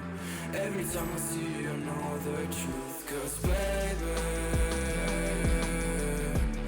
every fucking time you've played me, you should know that I don't give a single fuck.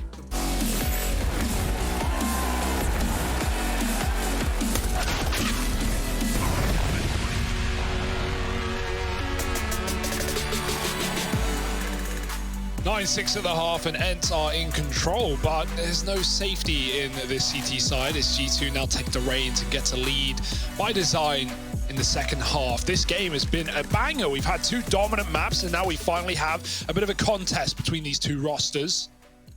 European mixes are all the meta right now.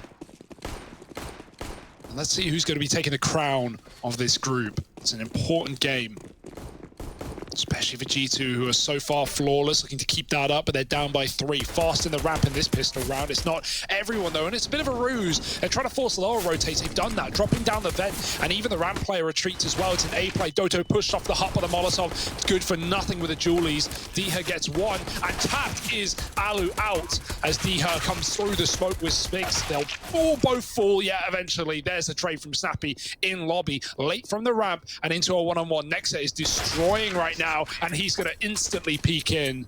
4 kills off the Glock. G2 back on the board. Yeah, I like that. Nexa getting in your face, right? Had a great pistol round to begin it. 3 quick kills from him. And then just swinging onto that 4th man.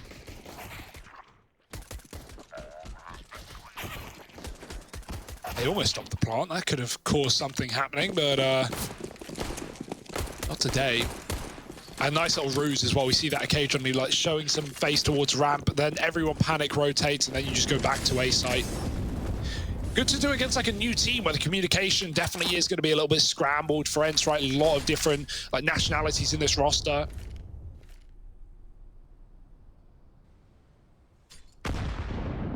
Ooh. So ENCE panic. And it will cost them a round, an important one at that. They're going to try and bounce back with a force. Double ramp setup, Alu with a scout getting tagged. They're going to push on this fade. Amanek's holding, and he is joined by 2 more. Oh, they reset. Good idea. Was about to all explode into ramp, and it could have gone very badly for ENCE. Instead, this double setup could be dangerous instead. Snappy baiting for Diho, who is not checked, but he only gets 1, and Jax follows up with a key entry, kills Alu. Oh no, Sphinx rather, missing everything. It's not a USP, or he may have hit the headshots. Snappy gets 1. Doto's down B already. The chance. Oh yeah, the Deagle good for 1 up close. He's trying to reach the AK, but he can't quite get his hands on it. Still, Sphinx has got it into the 1v1. Trade onto Nico, leaves him now just with Hunter from the Kovac clan to try and upset. Swings the doors again and now pushes through. Bit of a mind game here between Hunter and Sphinx. Oh, he gives up the angle and starts to rotate away, believing that this is coming back in towards this A site. Hunter looped all the way through the vent, is now going up as well. Sphinx, he's behind you. Hunter sneaking on in through the heavens, but he's got to focus on getting the bomb down. Nasty surprise. And there's no time for the plant by just staying alive. Sphinx has done it. He's won the round for ENCE. And even though he dies to the hands of Hunter, the round is already locked in. What a weird way for that to pan out. Remember how that round started, man? It was a whiffs for Sphinx on the ramp flank. He had like 2 players in front of him. He completely whiffed. And then he just stays alive. Hunter, by the way, he's not chasing Sphinx. He doesn't know where Sphinx is. He thinks he's gone back to decom. Sphinx thinks Hunter's gone ramp to heaven to A. And then Hunter eventually has to make noise. And Sphinx is just, oh, he's here. Okay, I'll take this one. I'll run right away. That's a very weird round, and it's a force buy that ends pick up somehow, 10-7, and G2 immediately put back on the back foot. Retreating is Hunter. Man, I can't believe that round panned out like that. Freebie bomb site, never to know. Hunter gone early in this one. Snappy drops a molly, they've got to go through it. 2 of them do, 2 of them don't. Snappy, oh, he gets mowed down, mauled in the ramp room. G2 with a path to B. Doto's already on rotation though. Can he stop the plant or at least delay it? Amanek, got to clear the corner. He does, but it doesn't matter. And now Doto has support. Door gets swung, and he gets hung out to dry by Nico. Nexa as well with a pistol. And maybe there's a chance here. Nico's hit a Deeg. It's all on Sphinx again in a 1-on-2. Yeah, this time, time's not in his favor though. Back of the site, the flick to Nico is good. And so now down to the 1v1, and Nexa tagged up earlier on by Sphinx, and now all that's left to do is finish the job. The bomb is planted for Decon, and with double open, it's a world of problems for Sphinx. He doesn't know where Nexa is. Tapping on that bomb, he needs to be ready for the peak from Decon, and he's just sticking it the full 10 seconds. Nexa! Oh no, the famous G2 quirk shows its head once again. No, 10 seconds. Just the full 10-second stick from Spinks. And Nexa lets it happen right before his very eyes. The worst part about that is, like, you know, Spinks, that's a one position. He went, fine, I'll just not check it. I'll just gamble. He's either double or he's window. He's not single. I won't even consider it. I'll just stick the bomb. Surely after like 8 seconds of silence, you're like, maybe I should peek. But Nexa, he holds his own. He tries to call the bluff, and the bluff calls him. That was G2's round. Bread. And, well, born and bred, rather. I was going to say bread and buttered, but that doesn't really make any sense either way.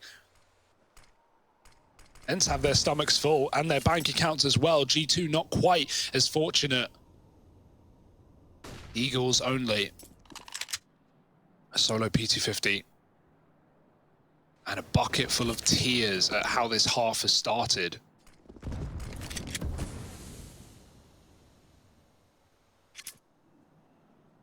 I just can't believe. I don't think I've seen a 10-second stick in a one-on-one in a while, we'll say.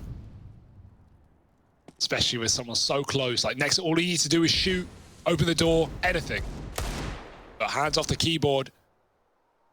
The keyboard hands, Ents around. Alu. Oh, they're never going to be ready for him so far up. Oh, don't want to feed the beast too much, though. Alu will swing out, and that nade could be juicy. Instead, not too much damage, and Nexa might be blind still. Good for the kill. So, man down for Ents. Trying to regain some outside control, and Spinks has been dispatched to leave it in a 3-on-3 at least. An M4 retrieved in the hands of Nexa now. Grouping up back here in main. The CT vent and this site crossfire. This is a pretty brutal crossfire to try and get past. As they go to clear that vent, Spinks peaks, times it to perfection with Doto.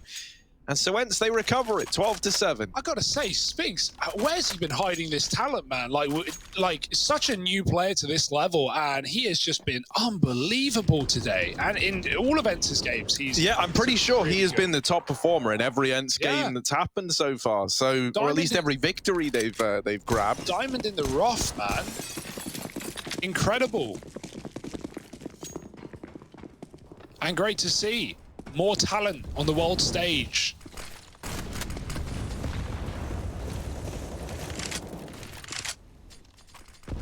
Okay, right.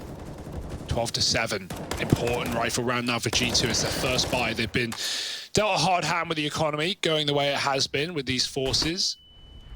Flashed out. Same smokes that we saw Ents use in that T side a lot, but they fade. And Alu finally sees what he's waiting for. A couple of Ts walking their way. Flashed off though. Can they get into main with that timing? They're going to give it a go. Alu, the molly comes in, the call is made, he at least communicates it, he can't stop it, but Doto can with a couple of headshots. Any more? Where that came from, Doto doing it all, and he's being spammed by the creep, but it won't make a damn difference as Nico is trapped in a 1-on-4. Oh, the nade adding insult to injury. Doto goes on a tear. Ents on to 13 and no money left for G2. It's another one of these games where, you know, as we get into the crunch time, it really is falling back onto the money. And with it not being there for G2, with them being at such a deficit now as well, odds of victory are looking slim for G2. It's going to take something pretty monstrous if they want to get back into this game. Not an AWP in sight.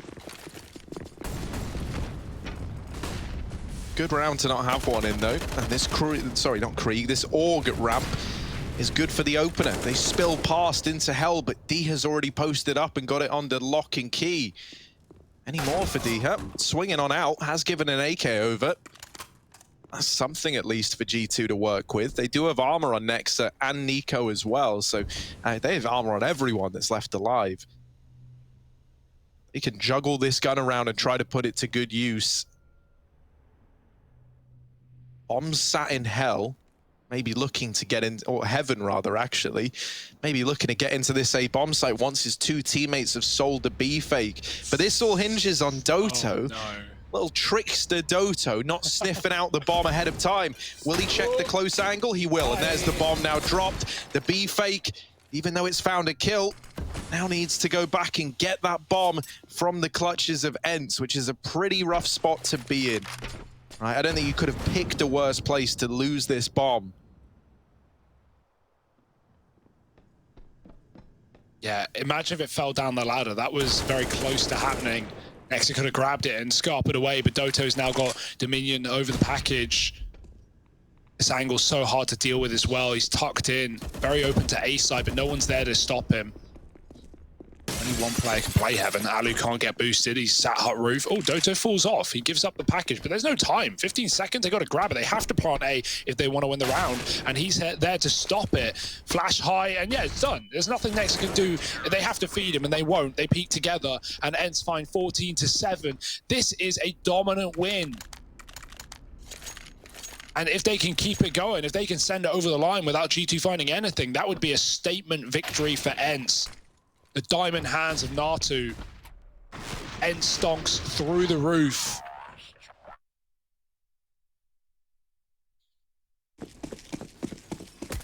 Who doesn't love a meme stock? It's great. It's working wonders. 14-7. Do or die for G2. Their final buy round up against match point.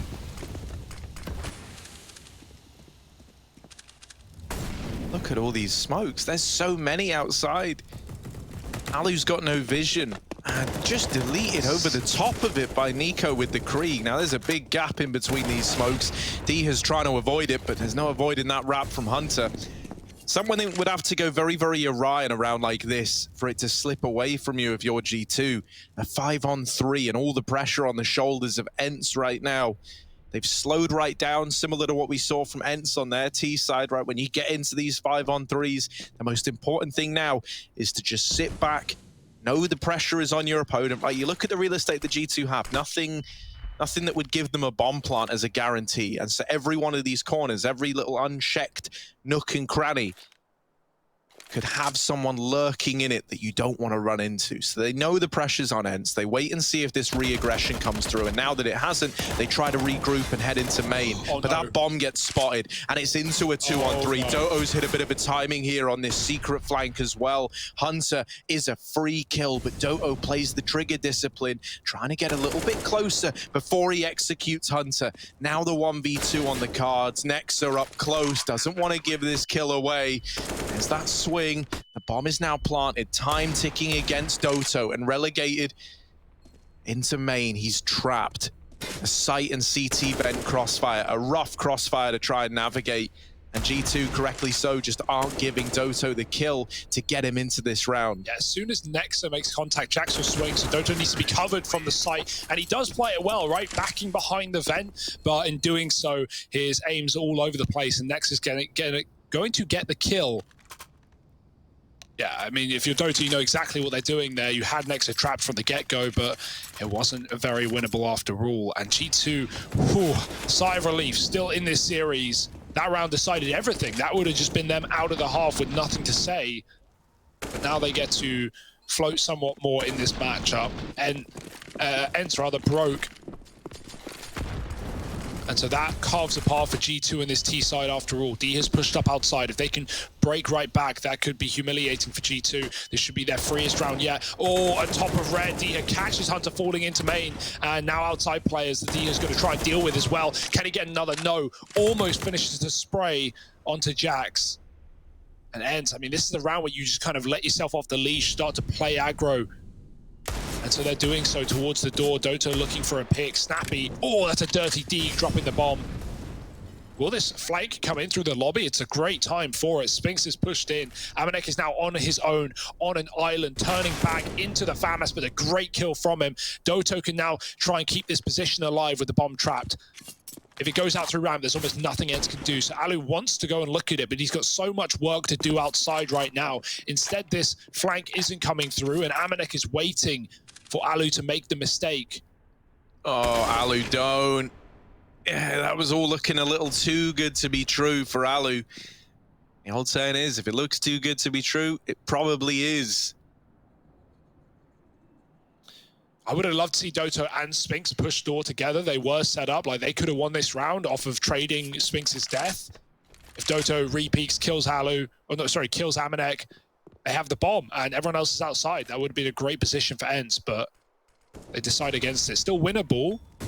Doto's got to do it on his own. There's Nico gone. Heaven drop. One more wide up in the rafters. Jax has gained great ground. Wallbang for Doto. Didn't matter last time, but this time it does some damage. Jax is still the unknown quantity here. And so Amanek needs to stay alive. ENCE with no kit. They've got to go soon. Yeah, both these players are so low for G2. If only ENCE knew this. Might be a little more gung-ho in the entries. There's the first, but Jax now needs to win this entire round, and they've set him up perfectly to do exactly that. Jax with the tap, and the double up is in. The 1v2 played to perfection. The trigger discipline, the gonads to just not take that first kill when it's presented, and to just hope that they never check you, which they don't. Yeah, if he takes that first shot when he gets it, he definitely gets traded there on 20 health. That's a really smart play from Jax. Bombs for Heaven. Why would they think he's anywhere else? And he gained that ground so early. He was out there before Amanek was even planting. So deep. G2, man, they survived the force buy. That was ENCE's ticket to a closed series. Now they've actually got to really fight for it. The scoreline may look more dominant than any of the other... well, it may look dominant, but it's really not, right? Like, G2 are double digits essentially already with this eco coming through. It's only USPs on the most part. And then you're just trading, you know, gun rounds with anti-ecos until you can close if you're ENCE. Oh, they're getting swept aside. And it's flawless. Easy does it. G2 makes some money on the top, and now 10-14. This game is not done. Not by a long margin if G2 can keep this up.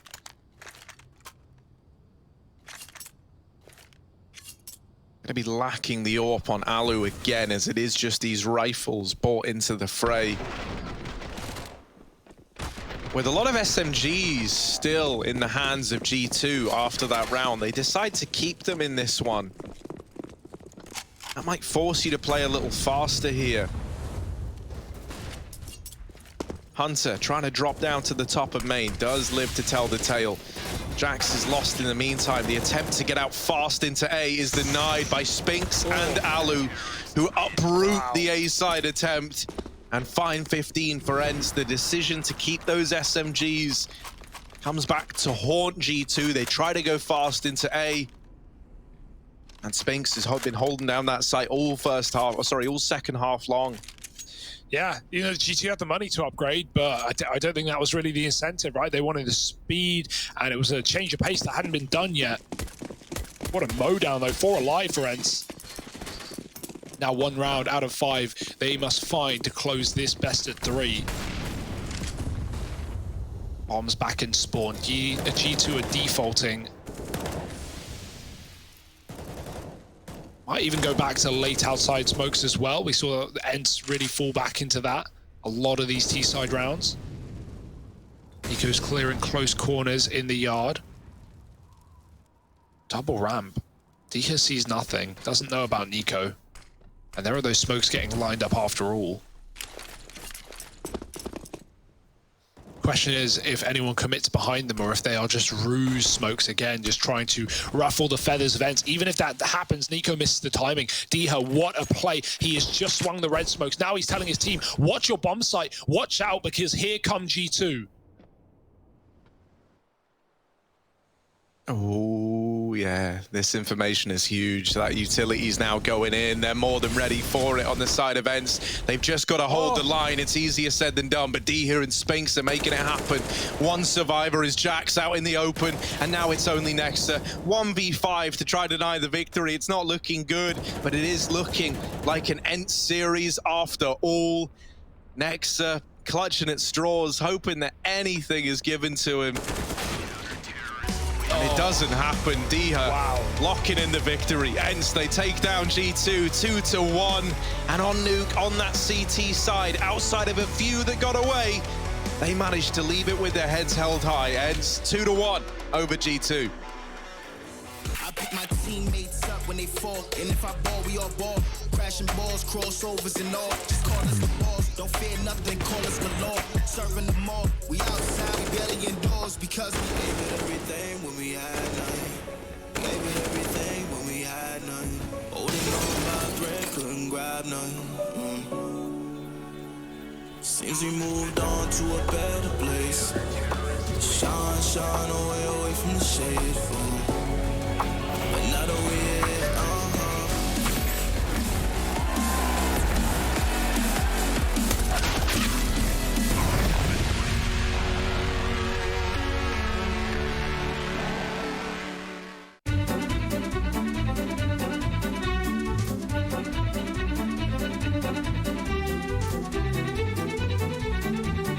They'll turn their talent towards A. They can come up the ramp. Volley to triple. One player in the sight. He's dead. Fatality. Fatality. Oh! Starting out good. Nope. Uh-oh. Oh, bit of a miss. Oh, great shot. Oh my god. Oh. You hit the most insane shots, then you couldn't hit these one. Yeah, exactly. That's how it is being an AWP. An ocean of fire in front of them. Device who's had a really rough game. Flashed, he's gonna get that shot. And that has to feel a little bit going out middle of the air to take down Alex, and now they're pushing. Oh, you've got to be kidding me! Nice. Takes every single That's one. how easy it is to be an AWP. Okay, let's go, boys. We can do this. Let's go, Heroic! Why are you not throwing the flashes? Amazing grenades. Uh-oh. Oh my god. No! Oh, and the real glaives come in with the There tree. he's coming in. Okay, one more try. I'll get him. I'll get them all. Let's fucking dominate them. Okay. You will have a hard time, guys. What? What? Down. Nice, good job, down. Okay, we got him now. Cheater bot, altså. Flash from me, bro. He's out. He's out, Apps. Nice. Oh. One He's slow. on the balcony. Jesus, on the balcony. Flash him, bro. I have used both my flash. Kadian? Oh my god, Kadian. You're not listening to the info. It's Jesus versus Dupree.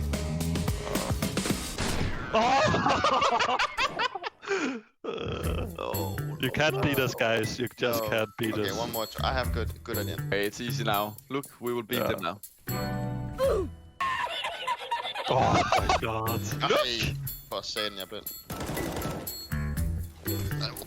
Men prøv at se, sådan der, ikke? Så er det helt fucked. One shot ham der. It's AVP. Oh. Yes, stupid with the It was ace. zooming at your head. Let's triple nade, guys. Rush and triple nade. Yeah. Okay, and then flash from me in front of new box, okay? This is the new tactic. AG. Flash. Not flashing. I'm flashing now. Well. Oh my god, I'm so guns blind. Oh, nice. Oh my god. I had no idea how I died.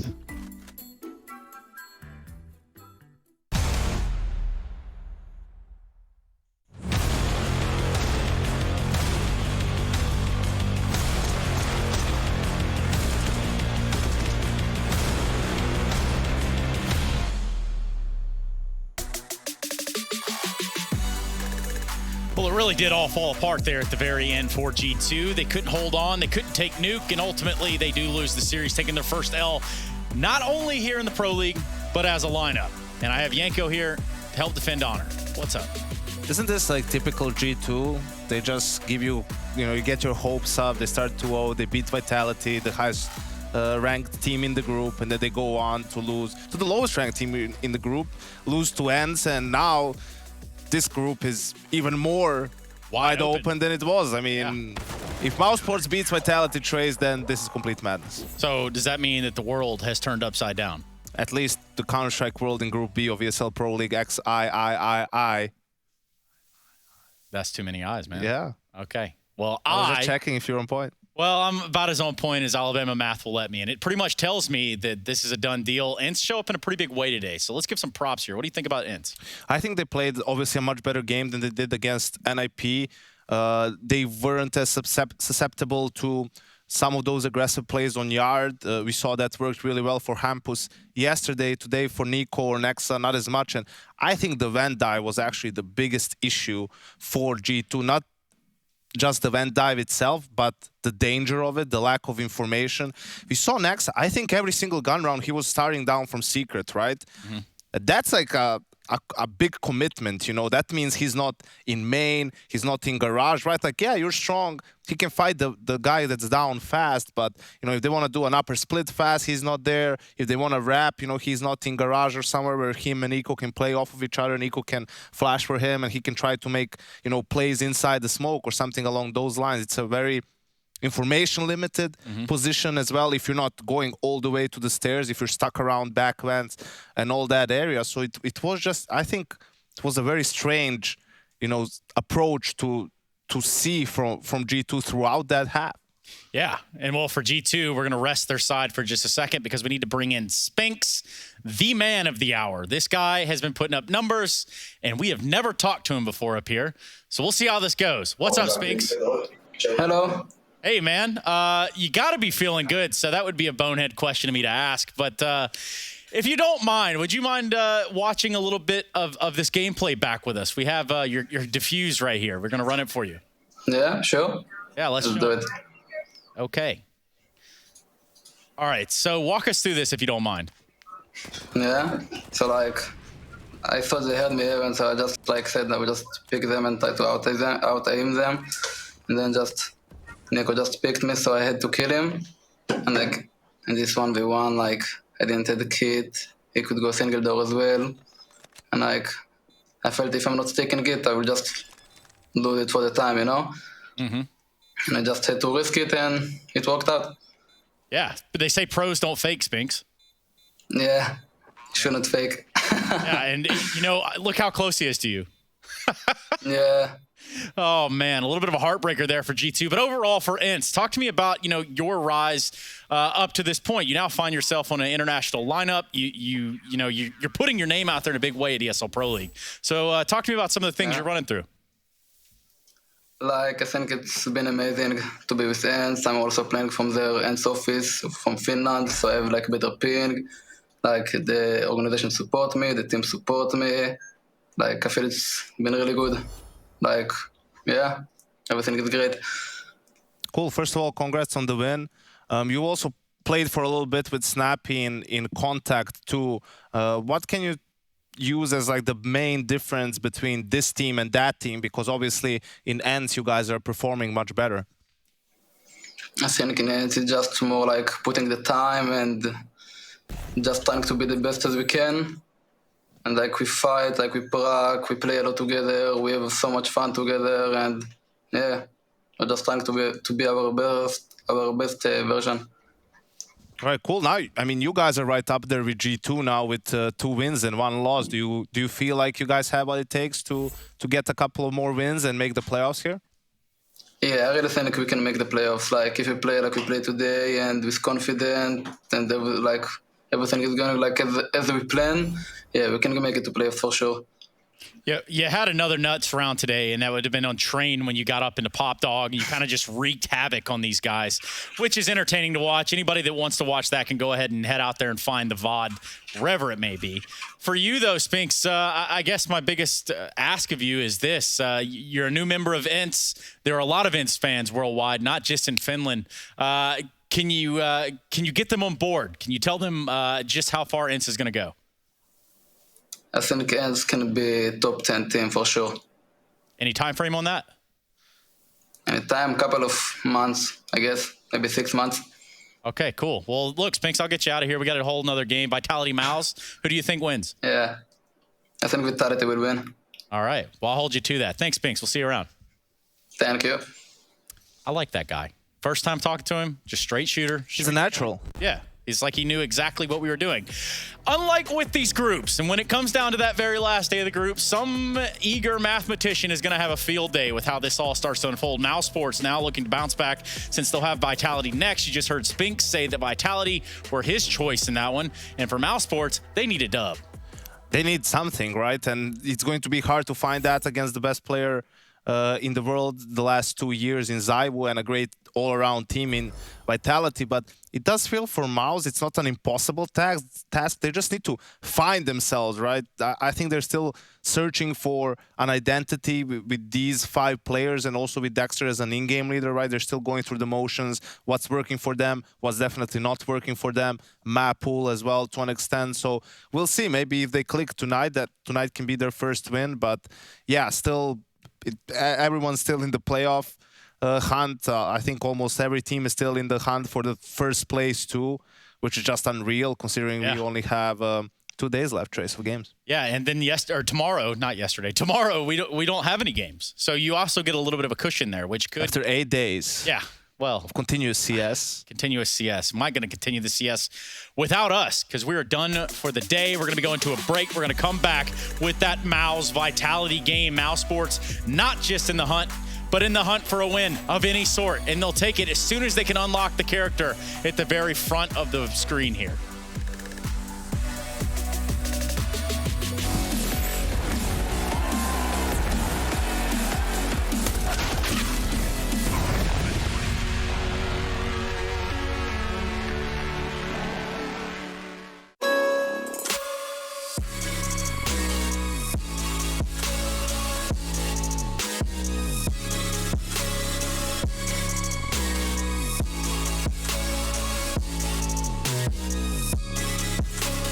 You love it, you wear it.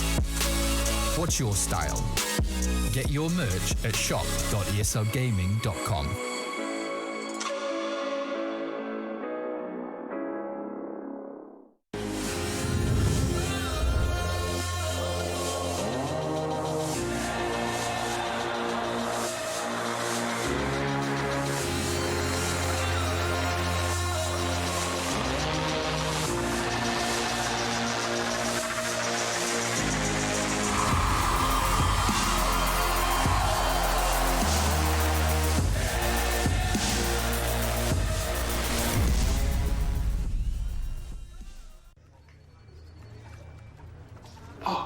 Trace, that's a wonderful pin.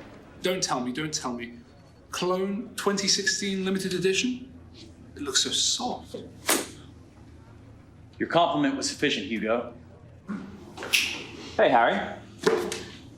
Nice pin. How the hell are you? Chad has mistaken me for this dickhead Harry, which seems logical because he also works for ESL and I cast with him regularly. Harry and I also go to the same barber, although I have a slightly better haircut. Chad, congratulations, man. I saw the reports. Titan game went well. Thanks, yeah, man. great stuff. ESCA tonight? No can do. Got an 830 res with the pros, man. Trying out a new crosshair, though. I'll swing it over.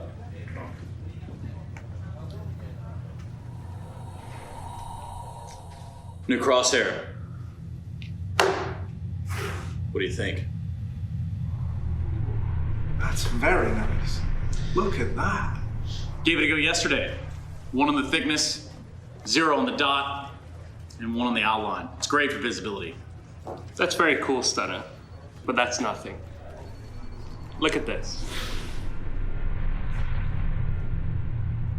Daring yellow, thin outline. What do you think? Nice. Jesus. How did a nitwit like you get so tasteful? I cannot believe that Machine prefers Rush's crosshair to mine. But wait, you ain't seen nothing yet. Check out this bad boy. Statement red, almost a statement in itself. Dot, for that pinpoint precision. And let's not forget a little bit of girth. Goes a long way. Impressive. It's nice, it really is. Now let's see Chad's crosshair.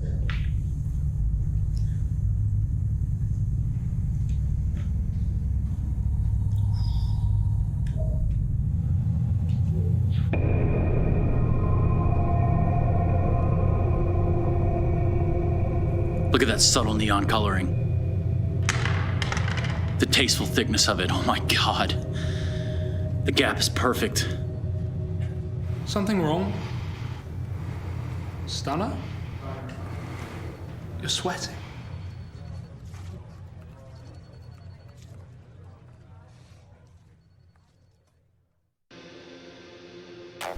Oh.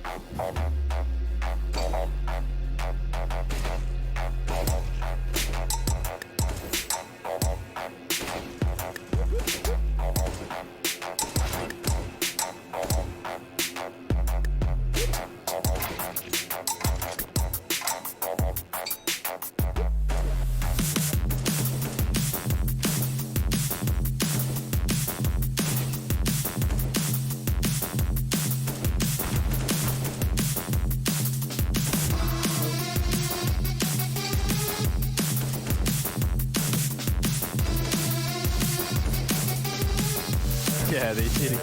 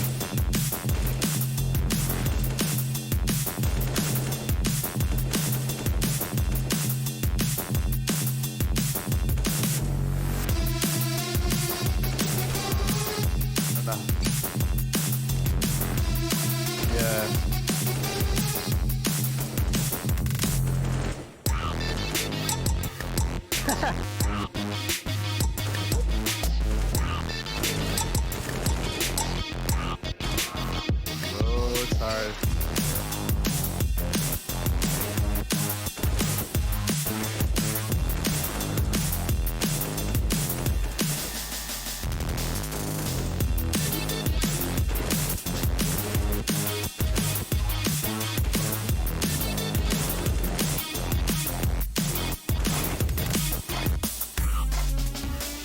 Let me catch now.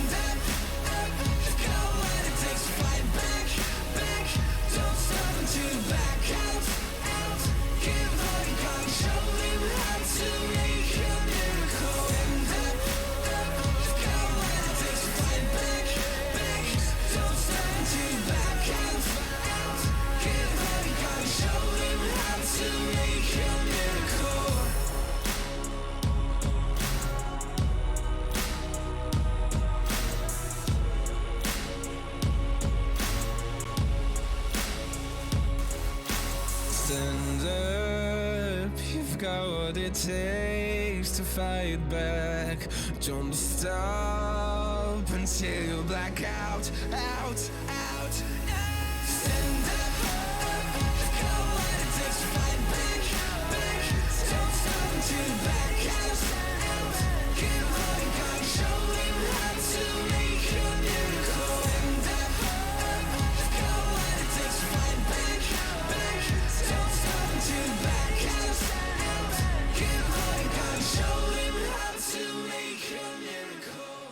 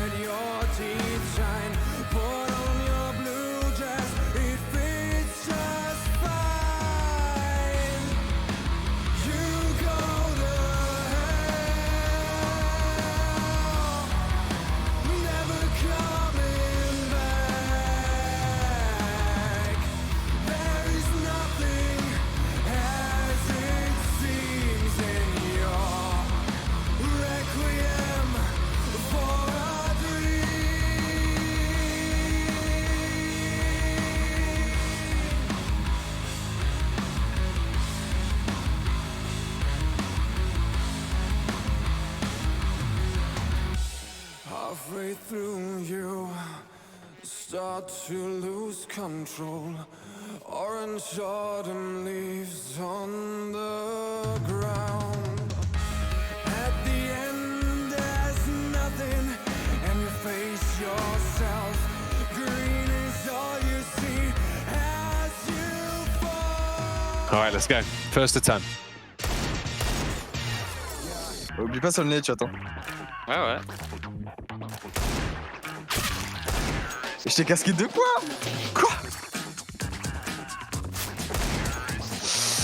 Bon, je crois que Deagle c'est ton arme. This guy is freaking strong with Deagle. Kill me, Matou.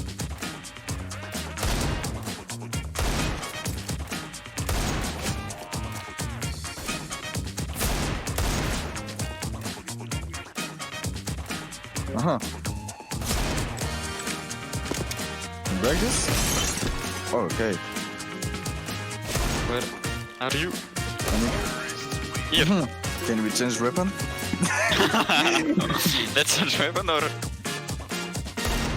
Ah ouais, j'ai oublié que tu pouvais. Bon, on va se calmer, Kevin. Ah, t'es Matou. Nice, the comeback is real. Bon, cliquez. He's playing on my PC, that's not normal. Uh-huh. Oh. Oh.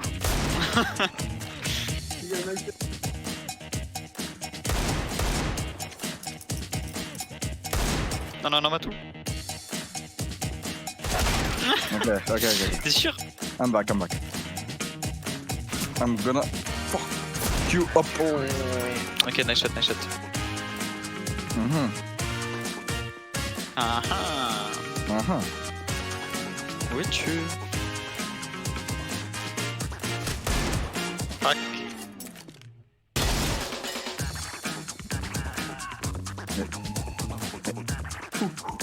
Right. What the fuck?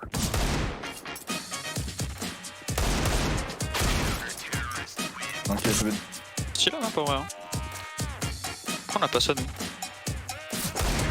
Ouf. Nasty. I need another weapon. I'm not good with this.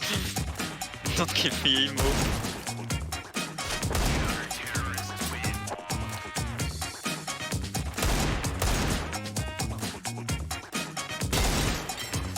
Matou, j'arrive. Coming.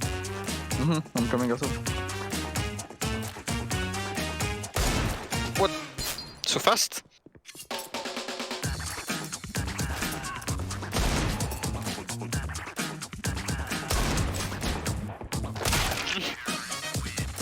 I'm gonna win this. Okay, just lose. I'm gonna lose this.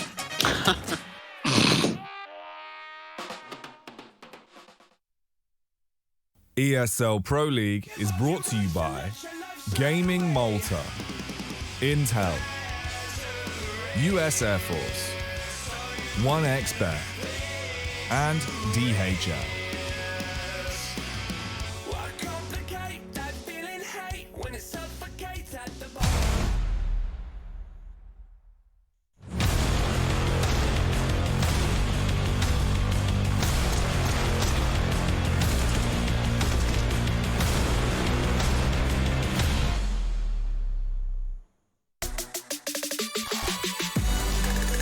We're back here for the final match of the day. Vitality take on Mouse Sports, and Mouse Sports in particular are looking for their first win here in this group. And honestly, with how today has gone, I think there's a chance Mouse Sports can do it. I never would have said NC to come in and beat G2. I never would have said NIP would have come in and beat FaZe Clan. But that's exactly what's happened so far today. And now we go into this final match.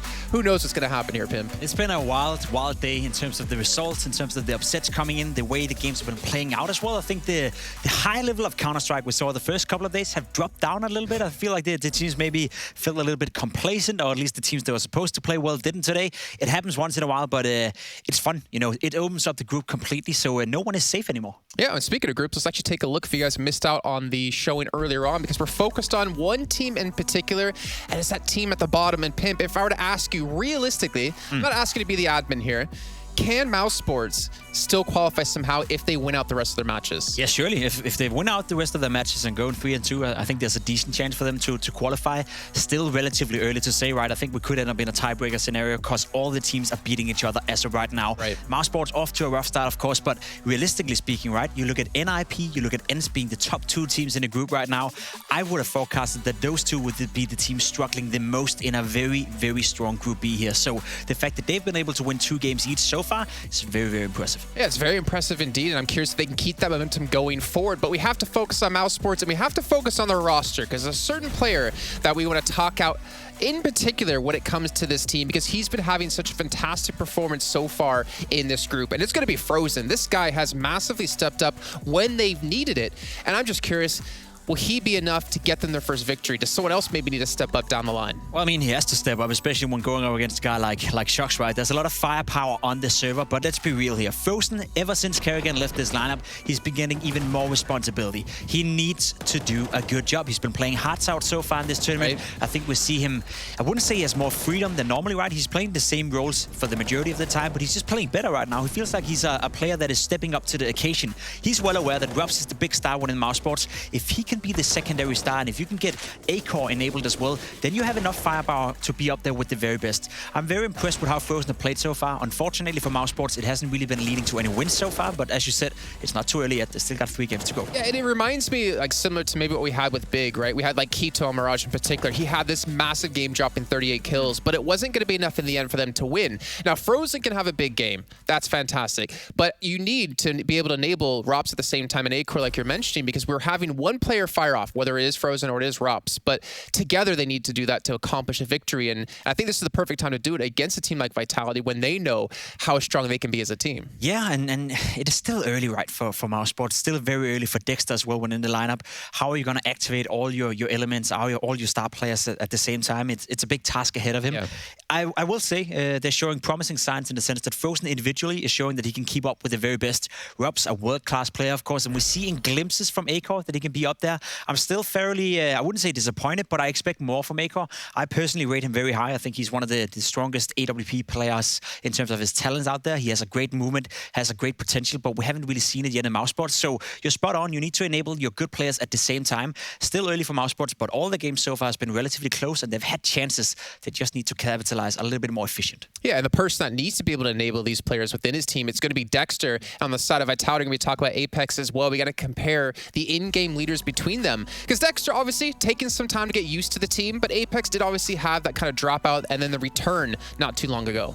Yeah, and Apex has been on a wild ride lately. I mean, then he's playing not so well, then he's playing well, then he's not playing so well. He's very inconsistent at the moment. It's a roller coaster to watch Apex play Counter-Strike. It's a roller coaster to watch his emotion on the stream as well. He's a very animated guy, and to be honest, personally, I love it, right? It's great to see players who care so much that even though it's just a group stage game or it's just a quarterfinal or it's just, you know, a game that for many people wouldn't be that important, for Apex, it feels like every single time he joins the server, he wants to win so badly that sometimes the emotion takes over.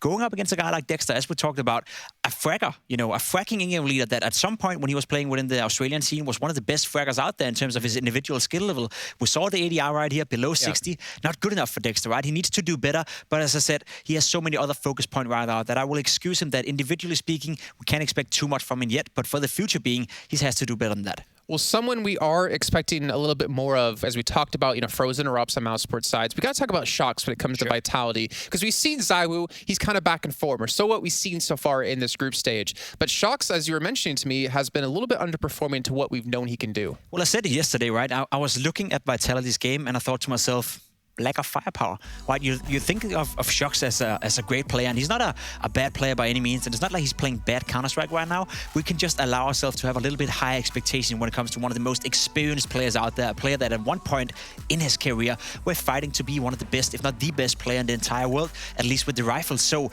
to see Shox not playing that well is a big problem for Vitality, because of course you have ZywOo putting up the big numbers, he's back in shape, but the rest of the lineup, you have Shox, you have Apex, you have RPK, Misuta for that matter as well. Where's the firepower? Where's the secondary star? Where's the Frozen and Rups combo when you look towards Vitality? If it's not ZywOo and Shox, who then? And that's the problem for me. If Shox is not playing well, especially with Nevera going out, a little bit of a firepower problem they could run into unless Saivu is just going to be a guard for the rest of his life, which still is a possibility. Is definitely possible when it comes to Saivu. We're going to take a look at the vetoes now here as we get closer into this matchup. And off the bat, we're going to see Overpass already being taken away. And Vitality, of course, can be responding with Train. But I'm curious, Mouse Sports, you know, we've seen them play Inferno quite a bit, and they're actually going to take it over to Mirage. Yeah, and they do that because they've seen Vitality play Mirage. Now, they played it twice in this tournament so far, lost big time against FaZe Clan. Yesterday, they had a very good first half, against G2, where they won 10-5 on the CT side. Still ended up losing the map 16-10, didn't get a single T round. So if you're Mouse Sports, you feel like, okay, the best chance of beating on Vitality is probably going to be Mirage. Dust 2, it makes sense. Vitality are still one of the best teams in the world on the map of Dust 2. Even without Nivira, they were looking very, very sharp against FaZe Clan, outmaneuvered them, outplayed them. So for that pick, I feel very comfortable for Vitality. And then we go into the third and deciding map in Vertigo. A map that we saw them play against G2. It wasn't too good of a performance, let's be honest, but they can still play it to a somewhat high level. So honestly, looking at the maps we have here, thinking back to what you said about Dexter, individually in terms of his performance, you're giving him the slack right now because he has so much work to do as becoming the in-game leader within Mouse Sports. But look at the maps we now have. Is this going to favor him potentially? Because you have Mirage and Dust 2, which can be very puggy, but Vertigo is where I get a little bit scared. Yeah, it's hard to say, right? Because it's still so early. It's a team that really haven't put down their style yet. I feel for Dexter, it's about trying to get the most out of this tournament in terms of learning experience. To be realistic, I don't think Mouse Sports ever anticipated or expected to qualify for the playoff. Of course, that's what they're playing for. That's what they hope for. But when you look at the other teams in the group, there are some players and some teams who are just further in their progress, I guess, in terms of how they should play Counter-Strike. So take it as a learning experience. See if you can beat a Vitality that right now is bleeding. Saivu is playing fantastic Counter-Strike, but the rest of the team, as I said, they're not to their best right now. I get worried, honestly, thinking about Vitality long-term here. If they lose to Mouse Sports, we talk about Mouse Sports, this is a much-needed win, but so it is for Vitality. If you go 1 and 2 in groups, there's a very realistic chance you don't qualify. As we take a look now at our Epic's GG players to watch here, and it's going to be Frozen, it's going to be Shocks, and I think that's understandable considering what we've been saying about these two players. Yeah, I expect Frozen to go off again. I expect Mouse Sports, if they want to have a chance of winning this game against Vitality, if someone is going to be able to match Saivu on the server in terms of productivity and outcome on the server, it has to be Robs and it has to be Frozen. Of course, Akor, the AWP player, that duel between him and Saivu is going to be interesting. But as I said, Akor has been too much hit or miss for me to really rely on him, right? It's a player that has a lot of potential for the future. I personally would be very surprised if he's not up there with the best in a couple of years. But for now, maybe it's still a bit too early for him. So, I mean, you keep talking about Akor, and I remember talking to him in the green room like over a year ago when we were casting him in Hungary for the V4 tournament. They actually won under the name of Tricked. I was saying, like, back then, he didn't really impress me that much. And I haven't been able to follow his career in this past year, but you said he's been able to really rise up and, in your opinion, one of the potentially strongest operas out there. But I'm curious, within Mouse Sports, what is he maybe missing? Is it the support from his team to have that freedom like your Frozens, like your Rops have? Yeah, a bit of experience, maybe a bit of cohesion within the team. You know, he needs the support of his teammates as well. When he was in Mad Lions, when you look towards Akor, when you give him the eye test, you see one of the most skilled players to play Counter-Strike out there in terms of his movement, in terms of how he's moving around on the map and playing the duels to his abilities, I guess. It's hard to describe it. You have to watch it, right? Yeah. But I haven't seen that same type of confidence, that same type of belief that your moves are going to work on this level. And maybe it's just one of those cases where, again, if you rely to football, right? You're playing in the Dutch league or you're playing in Belgium and then you go into the Premier League, you take the step up, right? Everyone you're playing against is just going to be tiny, a little bit better, basically. So for him to shine against players like Saivu, shine against players like Shock, it's a tougher task than when he's in Mad Lions and he's shining against some tier 2, tier 3 players. So a bit of confidence, a bit of stability, and then I think some experience goes a long way along the way as well for him. I think for the future being, he's going to be a star, but for now, he's a bit too hit or miss for my taste. I mean, not to switch things up too drastically, it makes me think of ZTR a little bit for NIP, where it's been said in the interview earlier on that he actually is calling for, I believe, Nuke and Overpass, and he's only been in the team playing in a tier 1 scene for like a month. So hopefully we can see Akor adapt. I am worried about one thing that we mentioned so many times yesterday. When it comes to Saivu and it comes to him on Mirage, he just seems to be unbeatable when it comes to middle. So if you're Mouse Sports right now and you're playing against him, you've seen what he does. Yeah. Can you give me a game plan of how they can neutralize him in middle? I mean, the game game plan would be to try to avoid him, right? But how do you avoid Saivu when he's constantly rotating around? I think if I'm Mouse Sports, I want to play execute heavy to begin with. I want to make sure to hit some B executes, some A executes, and then you can always take mid control later in the round where you force Saivu to control either A or B because he's afraid they're losing. So expect some execute coming out of Mouse Sports. Expect a game with a high pace and expect some fired up Counter-Strike. I think it's going to be a good one. Well, I'm also expecting some phenomenal commentary to join in as we have Harry and Hugo to bring you all the action happening today in this final best of 3. It's Mouse Sports up against Team Vitality, and we're kicking things off on Mirage. Slowly but surely, we're getting him back on our side. Thank you very much, Jason. I got some big news. If you're expecting good commentary as well, you should have woke up 4 hours earlier. Well, we're here anyway, whether you like it or not.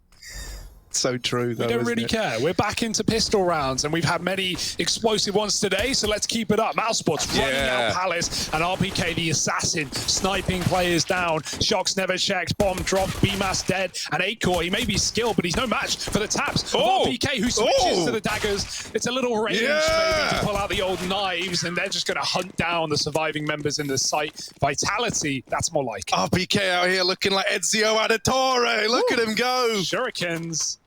That's not the reference you're making. But he was trying to throw the knives. I don't know. Yeah. No, there's something there. Yeah, Vitality, man, they had a bit of a blinder yesterday. They were lost in the sauce against G2, who fell to ends earlier on. This group is all over the place. Tipsy-topsy-turvy, upside-downy. Turny-wunny, timey-wimey, slippy-slidey. Who knows? Mouse Sports are 0-2, Harry. What world are we living in? Well, Mouse Sports are 0-2, Hugo. Exactly. This universe. About to be 0-2 in this map as well. If they can't find anything with this force by now, a lot of smokes. You got them, smoke them. That's what they say. So they're going to go ahead and drop this top mid smoke, but no one moving in behind it. Instead, it's lower tunnels, the real area you got to be worried about. And ZywOo has just seen bodies down in the lower tons.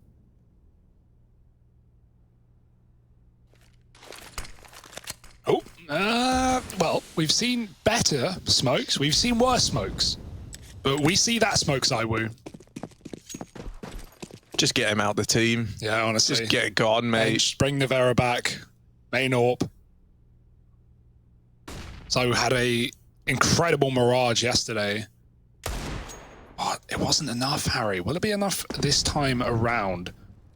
Dexter slowly leading his team somewhere, and that seems to be the B-bomb site. Can they split Cat? Because ZywOo doesn't want to let that happen, so they smoke off the window. 2 towards B. ZywOo, where does he go? He can watch Con and stop this short play, or he can wait out the smoke, and he actually might get something from this, because they're taking their time. They drop another one. The corner smoke down, and now they start to come up the catwalk. 3rd rotation. ZywOo's read it. 20 seconds is pretty clear to Mouse Sports. They got 4 players in position. Aker with a huge D kill, but still the crossfire is there, and Shocks is going nowhere, sending bodies flying. And nice trade from Robs, but it's too late to win the round. No time for the plant. And Apex keeps it in Vitality's pocket. 3 from Shocks, 2 from Vitality, and an eco from Mouse Sports.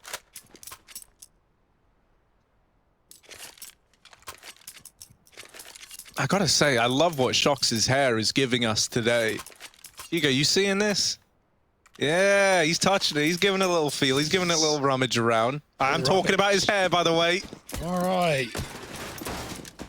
Just such a handsome devil is Shoxy. I can't take my eyes off him. That might be all we focus on in this round. Let's see how many Shocks gets away with while we compliment him. Let's see if the idea that, you know, like positive reinforcement is there. He can't hear you, Harry. He's looking handsomely down the lens of the camera, and into top mid he goes. Oh. You couldn't have asked for more from this handsome devil. Shocks. Oh. Just look at him. Calm down, Just Harry. marvel in him for a moment. Look at that hair. Might not be all sticky-uppy like Twists, but God, he's still got it. Positive reinforcement, man. It's working. Look, 4 kills for Shocks in that round. And he's still beautiful. Would he be if he died immediately? I mean, it didn't happen, Hugo. I don't even need to think about it. There we go. Your Honor, I refuse to answer the question. 3-0. We got the orb for ZywOo early as well. He's the only player in the team yet to get a kill. It's a rare case. but I don't think it will last long. SMGs, they're going to push mid off the back of it. Shox is following ZywOo side by side. ZywOo jumps up, smokes it down. They go for a quick cat. Look at that deep short smoke. Getting Shox in this position is pivotal, but they might be up and past him before he realizes. There's Dexter slowing it down, and Shox punishes him. Never ready for the fast boost. How's he there? This is where you say welcome to Europe, buddy. Yeah, we got that line on lock, don't we? That will be coming through today, don't worry. It's a classic.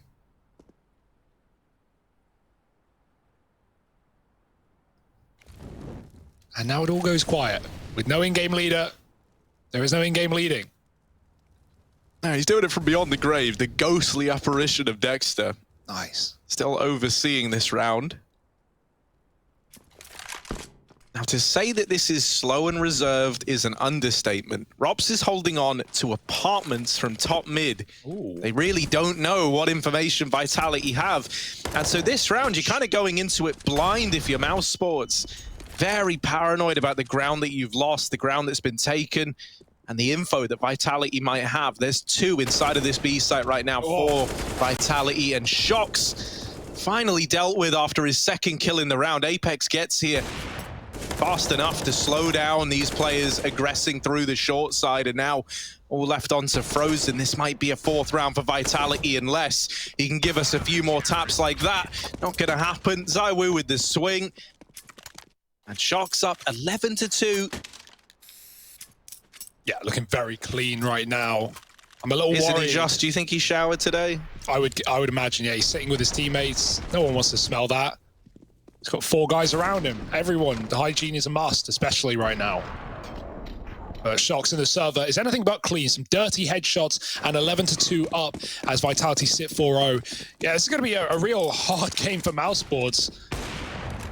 Ooh, baiting the shot out. Nice little movement for Acor. We know he's got the hops.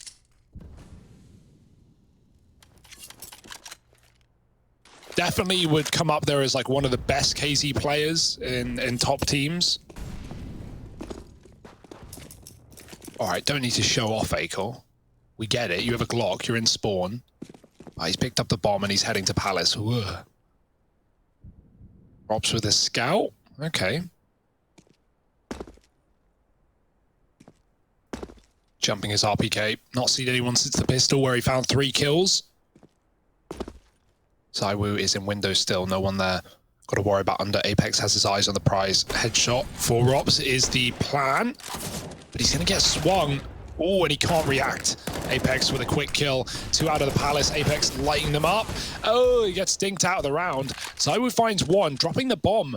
That's a massive kill. It's really throwing a spanner in the works. The scout is going to try and cross. It does hit him. ZywOo still stands, though. He can hold off for the time being. They're going to try and plant. RPK, if he jumps up, he gets swung from Ticket. There's a bit of a late lurk from Frozen coming in through Connector, where the bomb is planted for, so he can't really activate until they get on the bomb, and that will be soon. Yeah, the molly holds BMAS back, and Shox is here to check for Frozen. The attention drawn away thanks to BMAS, but only for a moment, and fully blind off the angle is the man in con. Ooh. Someone's going to get on this bomb. BMAS's Deagle is in with the first, but he can't keep the ball rolling. Vitality 5-0. Looking clean early in this game. Mouse Sports now back in with a buy. The reinvestment up in the hands of Acor as well. They didn't even have that info on Frozen, and still Shox calls for a flash into Connector. ZywOo helps him out with a beautiful flashbang. Shox is even baiting peaks before it pops, so he knows for sure that Frozen is looking into it, fully blinded, rendered useless at that point. And right now, I'm loving what I'm seeing from Vitality, even the double orb coming through. Not like Shox needs any more kills, but he's going to take them anyway. Apex trying to lock in middle. ZywOo constantly switching things up. Is one thing he was really good at yesterday against G2. I feel like everywhere G2 went, they walked into ZywOo. On the A hits, he was there. On the B hits, he was there. When they try and mid-default, he was there. This time, I'd be reading wrong early, but things can change in an instant. This is still a default for Mouse Sports. 3 taking mid, 2 holding the sides. Shox with a pixel angle. Oh! Yeah, that'll do. And he set his teammate up. Mizuta was deep. He can just leave now. They can solo B if they want. They still have to care short, but really, you could just gamble stack this A site, and instead, Vitality give over middle. They move Apex away from that window. And Mousebots are looking for picks that will never get given to them. Vitality are not interested in mid. RPK has a lot of faith on ZywOo hitting this shot for right reasons, right? Wide on Tetris holding the Palace. The flash does nothing to ZywOo, and that's all that really matters here.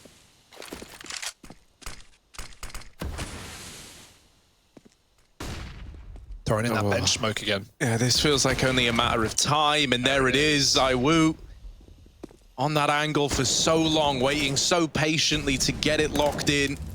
And it's left to these two players in connector, Acor and BMAS, with 20 seconds left. Not a lot of time, not a lot of room, and Flash is continuing to just barrage these players on the stairs.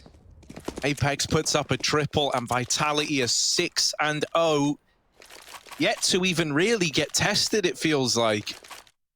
We're getting a great game out of so many individuals, right? ZywOo showing a lot of promise in just hitting the shots we expect out of him.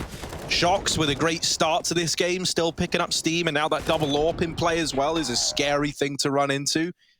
Yes. And Apex even coming alive in that round there. So we've had it all. Yeah, you know, big pistol from RPK as well. It's just been all over the place. Sorry, I keep cutting you off. No, you keep talking and I keep trying to interject. Yeah, man, interject away. Okay, I will. Up. Okay, I might.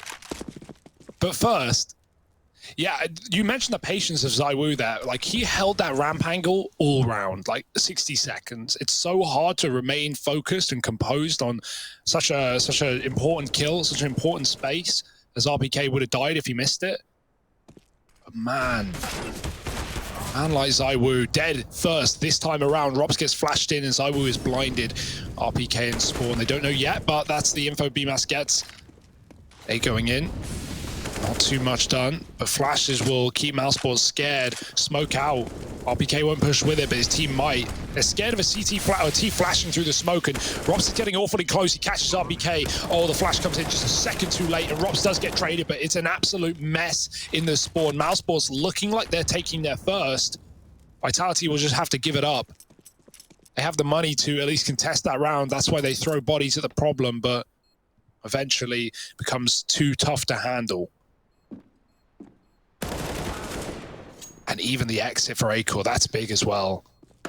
Whittling down this money bit by bit as Mousebots finally break the streak.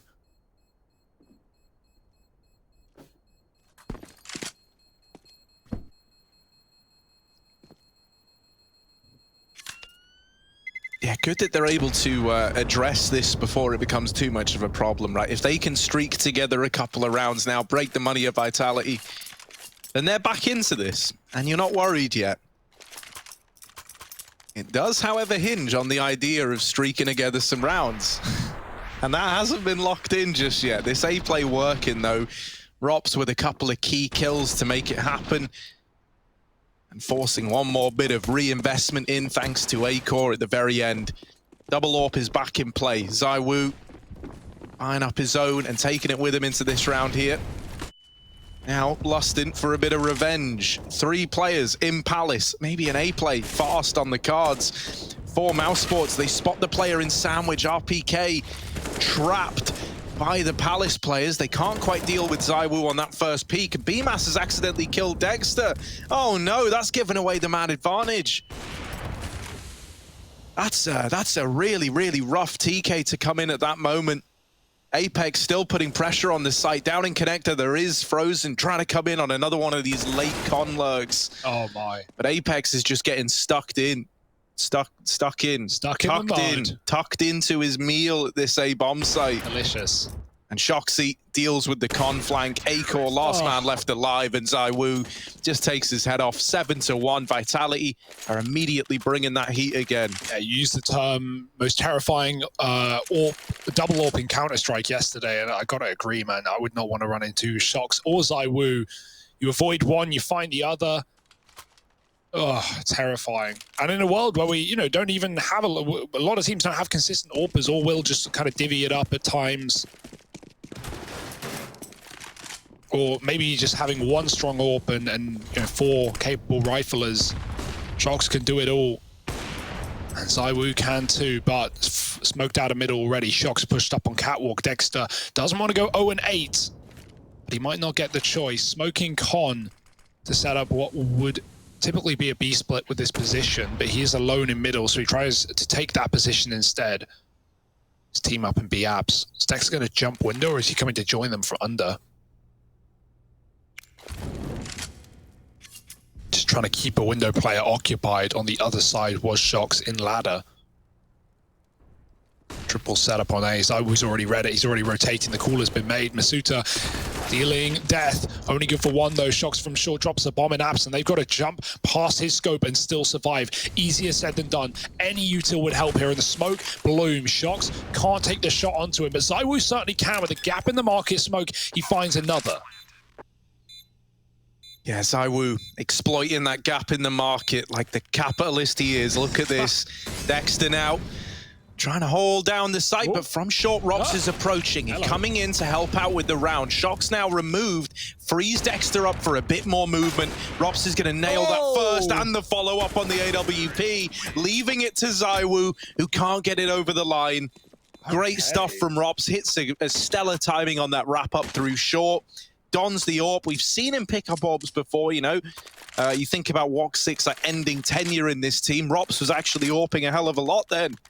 So we know we can hit those shots, and he delivers right where Mouse Sports needed him to. Yeah, massive timing on the flank, right? I was a little worried when I saw Dexter alone in mid trying to set it up and sell the fake, right? It's often you're going to have your IGL either lurking or entering or going in a place where they can, you know, feed info to the team to set them up. Like, okay, this is what I'm seeing in mid. This is what you're going to see at B. This is where the B players are.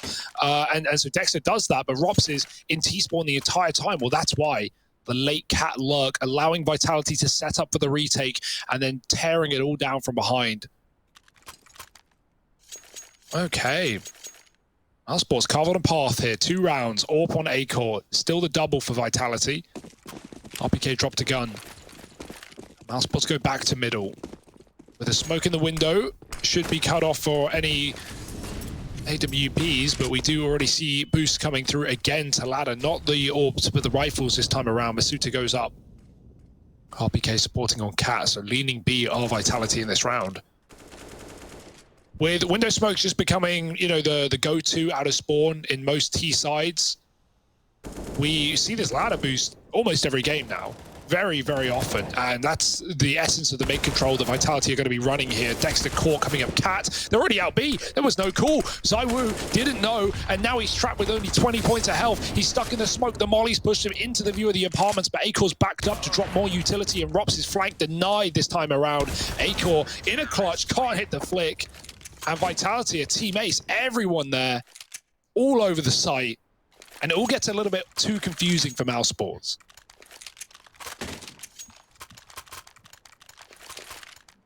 Yeah, it's a little bit rough there, right? Dexter getting caught at short, not really sure where he was meant to be looking. And even though they trade it onto RPK, it's the fact that they're just kind of trickling out of the apartments, right? It's not really the big overflowing motion you wanted out of Mouse Sports. It was very much one at a time, trying to get in, trying to get deep. Getting cut down on the push.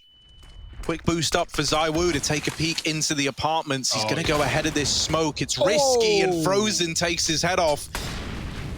Zaiwu put back in his place by Frozen. Man advantage now taken in a D round for Mouse Sports. These rounds can get out of hand, especially with this first kill going against you. Now Vitality are forced to kind of tuck themselves in. They're thinking, I don't want to throw this away to pistols, right? We're not really up against much. So now you've got them maybe playing a little bit scared. I wonder if Mouse Sports are going to play around this AWP, right? Like pretend they've left B, go on a default, and then try and pick up the AWP from apartments. Right now, Masuta is trying to keep an eye on it, but Frozen hasn't left apps yet. Kind of knowing it's irretrievable. If there's a cat player down, they're going to be able to see you through the windows. You can get peeked from apps, so Frozen eventually gives it up, but that could have been something there. He threw the smoke. We often see CTs throw that exact smoke for one way to get on top of that, you know, box that Zaiwu did. Oh, dirty D's from Dexter. The AWP's here. Shox puts him to rest. Won't let him wrap that B bomb site. So it's back to A. Shox with one. RPK also deeged. Oh my, Mousebots are doing it with pistols. Oh, Sharks is suddenly wondering how this has gone oh so wrong. Left in an impossible clutch, and it's only the tag. How does BMAS live that? Armor. He's made of sterner stuff, is BMAS. So the Pistols get the job over the line, man. I don't know how they've managed it, but they have. And it's always scary, man. It feels like whenever you see that first kill come in, the round very, very shortly spirals out of control. And that is like a very reoccurring theme. Whenever we've spoken to pros, right, they always say like these are some of the scariest rounds when you're up against pistol armor on the other side. For good reason, right? You're often playing a lot more loose, playing a lot more for yourself as well. Oh, I can beat these pistols. It's only eco. Next thing you know, a couple of Deeg shots off and Mousesports win a third. You know, this isn't clean for Mouse. It's not like they're running away with this game, but they are weathering the storm, and you can start to see the effect of that. The money of Vitality drip and dry. And so Mousesports have carved a path to a 7-round half. If they can win this one round, they can at least get a couple of freebies here. So Mousesports, this is crucial, converting this. But as much as the Deegs dish out around for Mouse, it could be their undoing in this one. RPK and Apex. And then 3 M4 surrounding it. No kit. But I'd like to see that on RPK in this round. Especially as someone who's often been sat towards CT on this A site. Right now he's on Cat, boosting his teammate up onto the crate. Suitor. Brickbound looking for mid picks. Mousesports are walking out under. Robs is lurking A. But everyone else for Mouse here in middle with that AWP. Top con smoke is going to give them a little more room out under. And maybe we'll see some more boosting going on here into the window. Yeah, Masuta can't see any of this action going on in lower tunnels. Will do damage and finish off Dexter, but will he be ready for the player boosted up just outside the window? Regardless, Mouse have lost Dexter early on again. Now trying to recover this sunk cost over in middle. Just 35 seconds left, right? And they've barely made a dent. They're where they were a minute ago, still hoping to be given these peaks. Nothing comes through, so now they've got to make a move. And there's Acor with the opener. The Deagle of RPK gets away with damage, and Masuta's able to trade it out. Rops is suddenly thrown into a clutch. The bomb dropped on the other side of Con, and Apex just swinging gleefully into each fight.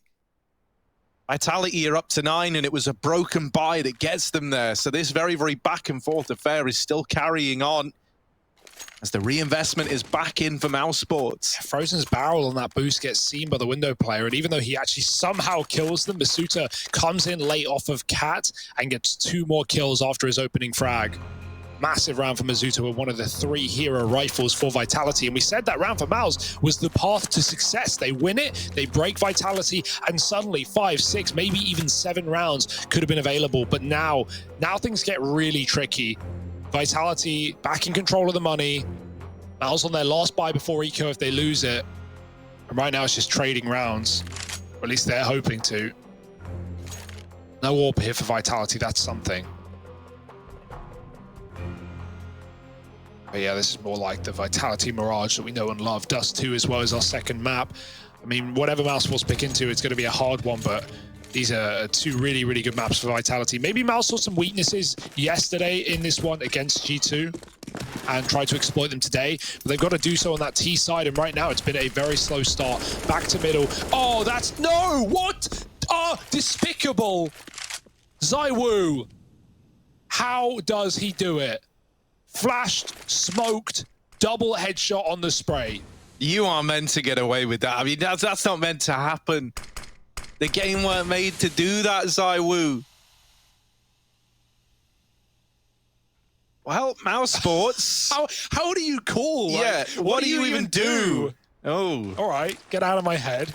But what do you even do, I don't Hugo? know, That's Harry. the big question. Not that. I like the call as well. Fast up Cat, right? It was a nice change of pace for Mousesports. Who have and they're thinking like, yeah, we got smokes down. This is all fine. You know, not real danger. No, he can't see us. He smokes. Maybe he gets 1 through the smoke, but surely not. Like, we'll just nade it, right? Oh my goodness. I would not want to be in the server right now. Not unless I was getting carried by ZywOo and co.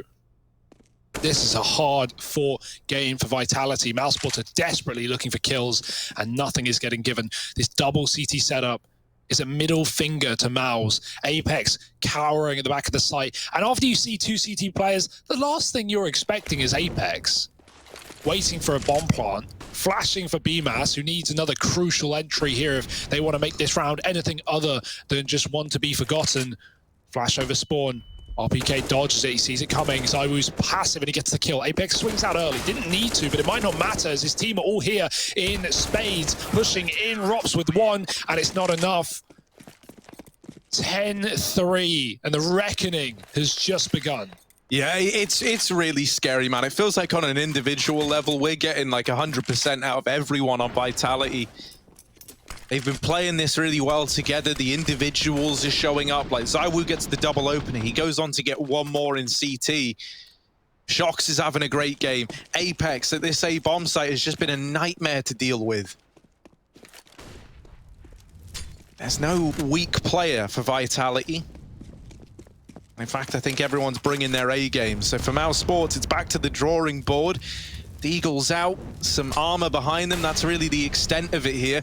This molly actually forces this first man in and Frozen to commit to a slightly deeper angle. Won't be anything that Masuta is looking to capitalize on just yet.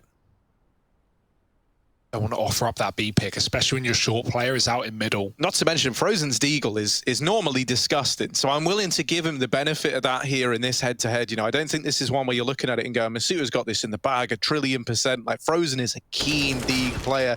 He just needs to check it, and there it is. The Deagle deletes Masuta, and now the B site is cracked wide open. While Frozen is in, the bomb is still waiting up in the apartments. Frozen's Deagle is in with a second. ZywOo looking into middle, hoping that he can uproot this round, but the bomb is already going down. This could give over 2 kills if ZywOo hangs around, and if he gets them, maybe that spurs on Vitality. It does look, however, like they're saving. Yeah, they never had the info, right? They only see one player, and he kills both of your defense on B. So for all Vitality know, it could be 4 players in the apartments flooding out. Like, Mousesports weren't ready to win that round so quickly. They were all set up in middle. But very, as you say, like, yeah, BMAS dies, that's fine. Very important that no one else from Mousesports feeds ZywOo and tempts Vitality into the round. They hear the Deagle get swapped out. It's worth the risk, though, for Acor to grab a gun that's of some use. And he puts it to use. ZywOo dead. Maybe go get the gun, but there is cover from A, and so wouldn't be allowed. He's dead anyway. And yeah, I mean, not a consistent thing that you can fall back on there, but you certainly take the freebie if you're Mousesports. Deake's doing it all. And Frozen going above and beyond.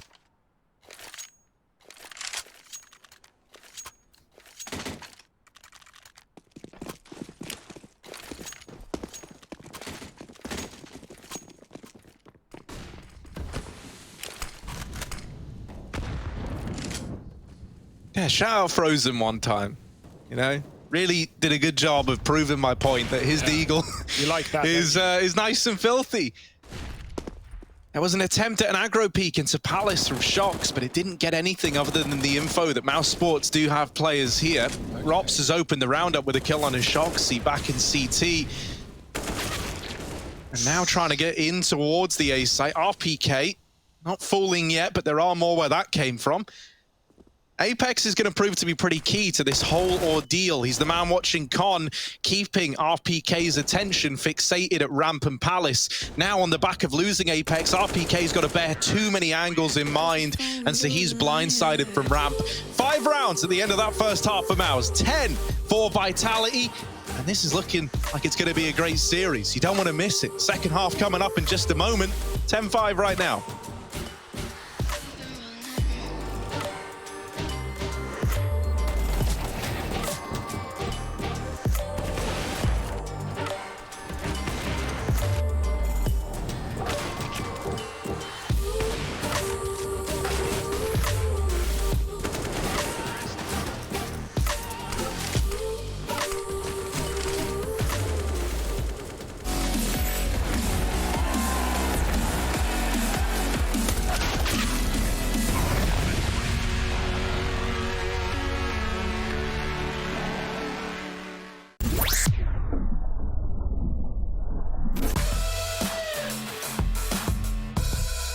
Hey Future Pros, today we'll be smoking mid-short on Mirage.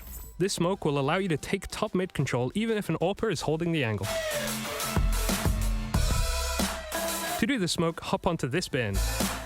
Aim at the top right antenna all the way to the edge. Then throw the smoke. This variation gives you a small gap to the right for you to utilize.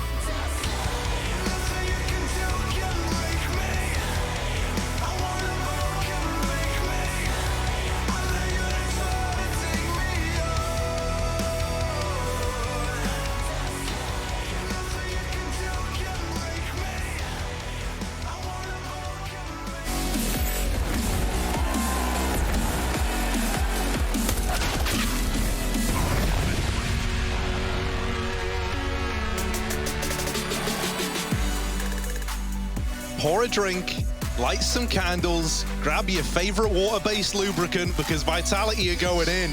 10-5 at the end of that first half. And Mouse Sports have to try and grind their way back into this one. Yeah. Yeah, they do, Harry. 10-5 is the score. That's 5 to Mouse. That's 10 to Vitality. 10 to one team, 5 to the other. That makes 15. 10 for Vitality. And now we've got 15 more. Maybe. Also could be less. And even could be more than 15. This could go on forever. I certainly hope it doesn't. We got to call a stop eventually. But right now, Vitality are waiting for no one. They're setting up smokes. And the fast flash in, BMAS above the boxes, needs to pick off players quickly. But he's got to duck down and give up the sight. They have the kit for the retake. Next with a grenade. Where's this going to go? 5-on-5 retake. Fairly common on Mirage.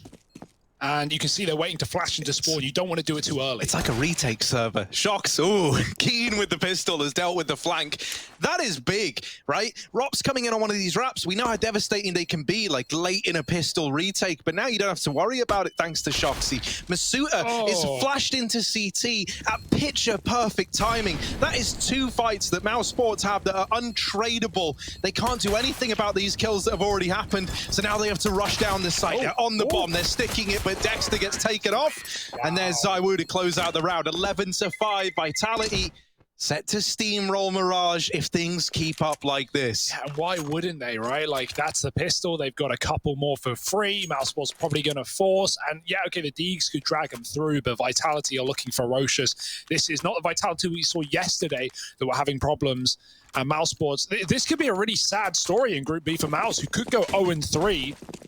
With this new look roster, with a new in-game leader, and one that, you know, I was so excited to see Dexter come to Europe. But obviously, you need some time to adjust. Like, for one thing, the calls alone are different. That doesn't throw your head in a spin, then what will? Rob's, oh, his head is gone in this round. He took Apex out under, but it was traded. Vitality playing it safe, checking the important positions the pistols could scamper to. And there's many more. BMAS up on the Palace balcony. Masuta is waiting for it, and Vitality are grouping up to set for an A take.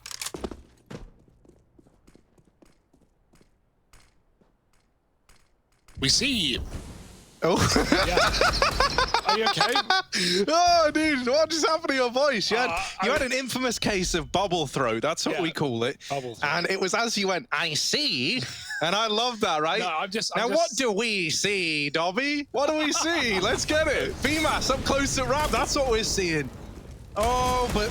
Oh, yeah, Master gives Dobby a Galil. And it's 12-5 in favor of Vitality. So you get, man, I love that when that happens, Hugo. That was priceless. Thank you. It's way better that was so real. It wasn't that bad. It didn't sound that bad in my ears. Well, maybe it's because I spend my entire waking life in your presence, and so I'm very aware of my sleeping. You just don't know about it. Yeah, well, you know, it's better than a voice crack. We'll throw that out there. I've been getting them a lot lately. Yeah, I don't like it. You're growing up, Harry. I know, finally, right? Okay, Zeus on A-Core, respect. Otherwise, this round is dead. There's almost nothing Mousesports can do or say or even play. Apex, Upcat. Ooh. That's a lovely Deeg. Frozen's been given a Galil again, but can Rops do anything with this Deagle on the site? BMAS has been pushed out of Palace by the Molotov, and Rops gone, well, I was going to say after one, he didn't even do that. Mousesports looking like they're going down 13-5. Even more smokes landing, doesn't make it any easier.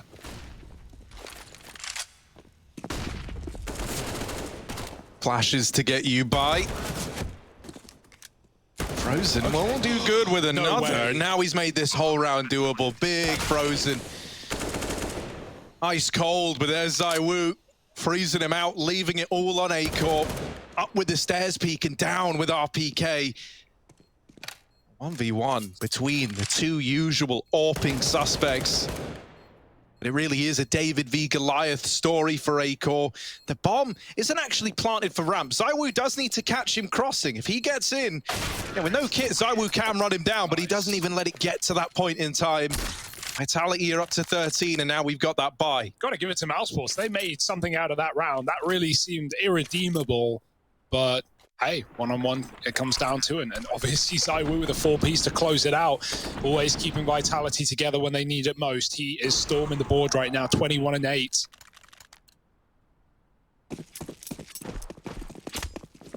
AWP for A-Core. None for Vitality, but they didn't want it. ZywOo's lining up a flash to get his team out mid. Apex is running a marathon towards the connector. A-Core's watching it with the AWP, but he gets smoked off. That sets him up for a cat split as well. They're going for it quick. No chill for Vitality, and trades are good. Oh, it's a mess. Murder on both sides. Dexter drops the bomb. He's holding his own, but he's going to get pushed down with flashes in his hands. He still wins it. Dexter locking down B, and that was a much-needed round for Mousesports. Without it, it's GG as far as I'm concerned on their pick, but now they stay in this one, and they dish quite the discount to Vitality's economy as well. Yeah, you may as well force. Like, you got 2 players under 2K, get everyone on the same page, back to 0. And so, yeah, it's a bit late, but it comes through for Vitality. Mousesports' chance to build a bit more confidence into this second half. The molly in window is thrown by A-Core. He's hoping to stop a window smoke from blooming correctly. Although we've been seeing more variants of window smokes that actually don't matter when they get molly. They still bloom perfectly, but it's still so easy to throw the one that you've been throwing for 3-4 years now. And this is a screwed round for Vitality. 2 AKs, 3 pistols, moving out under is ZywOo. Shox top mid. So these 2 guns are in the one place they should be. Pistols are hiding, trying to survive while the AKs do the heavy lifting. Resmoke in window. And again, they're going back for this cat split. Shox is going to be lurking. So it's actually all coming down to the B app. Shox in connector. He's got the attention of that cat player as well, but that will divert soon when Vitality start to make noise in the apartments. And here that comes. Flashes for ZywOo, and Dexter's got to do it again. Yeah, a lot of pressure on Dexter. A lot of bodies getting thrown his way. Frozen has got his back, though, through and through, protecting Dexter on his fall back into the site and giving him a new position to fight from. They can't overwhelm him. They can't get past this B defense. It shocks on this late lurk in a 1v5. And while he's so often good in clutches, this round surely not destined to be one of them. He's just looking to save. And getting an AK out of this round isn't as great as it may seem. And you are just hard ecoing the next anyway. And so it means actually, you know, when the rifles do come out, Shox is going to be lacking. Yeah, we're seeing some good B holds here from Mousesports, though. That's something to rely on. Frozen, it feels like Frozen and Robs have been the heroes of this game for Mouse, actually keeping them afloat. Like the eco wins for Frozen, Robs coming in with some crucial T-side flanks and lurks on the first half.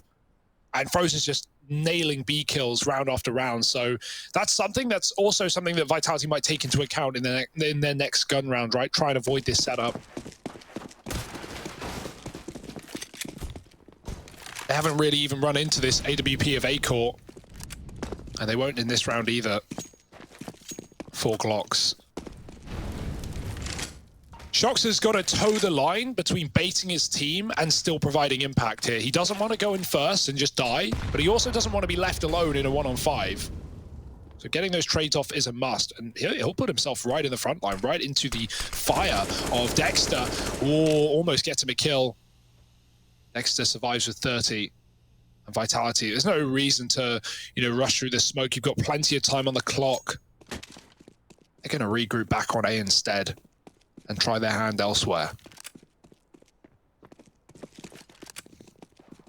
Yeah, and this will be the right read in the grand scheme of things, right? Mousesports, they've been used to a lot of these B plays. So on the back of seeing the AK there, they've shifted A-Core away from this A site, from middle. He's waiting in market. So temporarily, there's only 2 players defending this A site. And Vitality couldn't have picked a better time to spring to life, but they've got to check for Robs because he could uproot this entire operation. And there's Shoxy deleted, the only damage dealer in the round removed. Robs with 4. Keeps the dream alive for Mousesports. Now 8-13. That was, though, a comparatively, you know, far easier round than what they're about to face. We've got the AKs coming back out. Got the rifles in for Vitality, and now a real test as to whether or not Mousesports have got what it takes to make this comeback happen. Yeah, Shox, as you said, limited from that earlier save, but it's not the end of the world. He's even saving more money for the future. A bit skew-if, but they can send him in as a bit of a roaming tech. Going in first. Or if anyone dies, you can grab their gun. Oh, RPK gone. A-Core pushed in. I was going to say Apex there. And now Vitality crawling out under. Trying to get to the connector. Robs has a nice little angle for this. Oh, they check it. ZywOo. Shox jumps up. But Spray Frozen reacts. He still gets one. Shox is low, and Mazuta's finished off. So somehow Mousesports are still in control of this round, but it could all come tumbling down if Apex finds this one kill to the AWP. Trapped behind the boxes and no idea where Apex is. He gets that frag. Bomb is lost under BMAS control. Does he wallbang? Maybe go full flusher. Flash goes over, and he kills BMAS as well. So wide, so good. Apex has 3. And Vitality onto 14 off of 1 man alone, lurking out that A site, while all the attention was on that bomb in middle. You love it when Apex gets them. You can see it, right? In this moment, suddenly, he's not as worried about what his team are doing because it's all down to him and Shox. And we get to see that Apex, you know, vintage ability to plot a course, plot a route, work out where the enemies are and what the game plan is. He was so ready, right? The moment that flash was coming in, he was feeling like it was building up to something about to come his way. He turns from it, expert timing, fast as lightning. Yeah, man's kung fu fighting in the server. Nice. Yeah, in both those fights, those first 2, he's in the one position his opponent is not expecting, right? Like A-Core's checking Palace, he's checking ramp. Apex is already wide out, and he knew A-Core was there from a nade thrown earlier. And then even on the bench, like, why is BMAS ready for bench? He will never be. He's expecting Apex to still be crossing. Acorn popping, and Apex again wide. To his surprise, he catches some free damage. Yeah, I mean, being real, this is all or nothing now for Mouse Sports, right? They've put it all on the line with this buy. Double AWP between Rops and Acor. Pop Flash lined up by Frozen.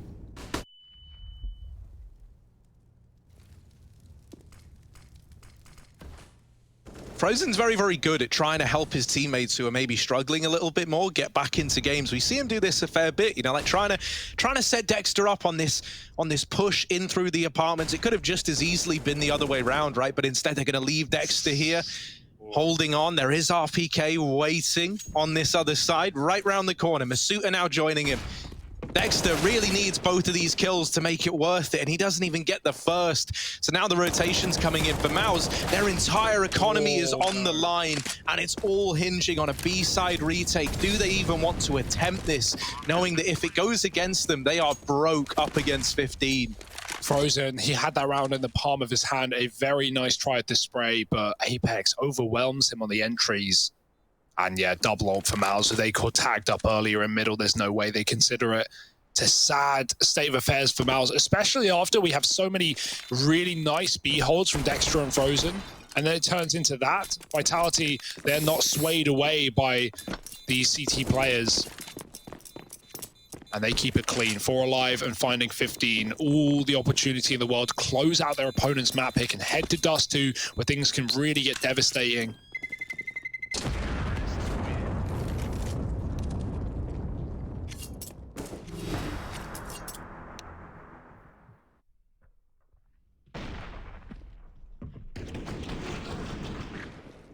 What an entry. No flash either for RPK. Just runs wild past Dexter.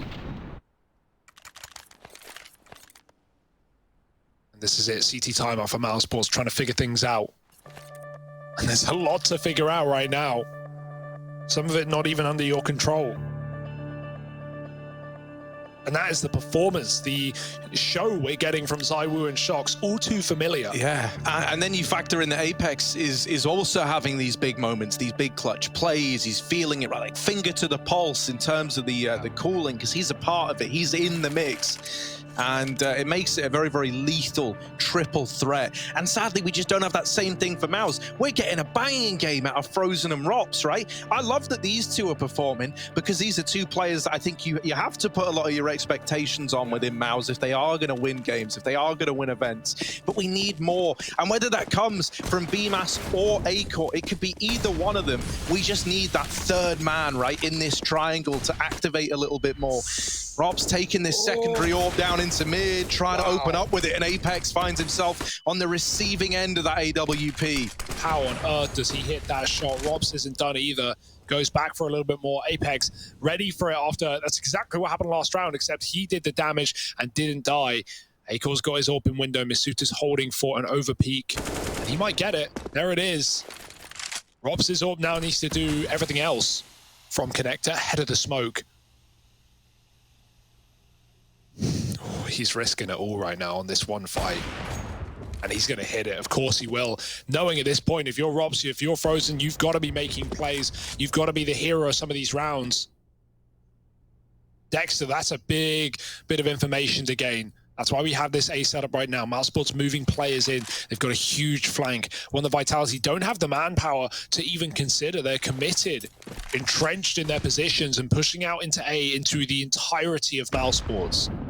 Yeah, this shouldn't be a Vitality round. They are holding for Dexter. Surely not long enough, though. Yeah, right, because eventually they've got to go, and Dexter isn't... Oh, RPK's really committed to this and loses the bomb to Dexter, of course.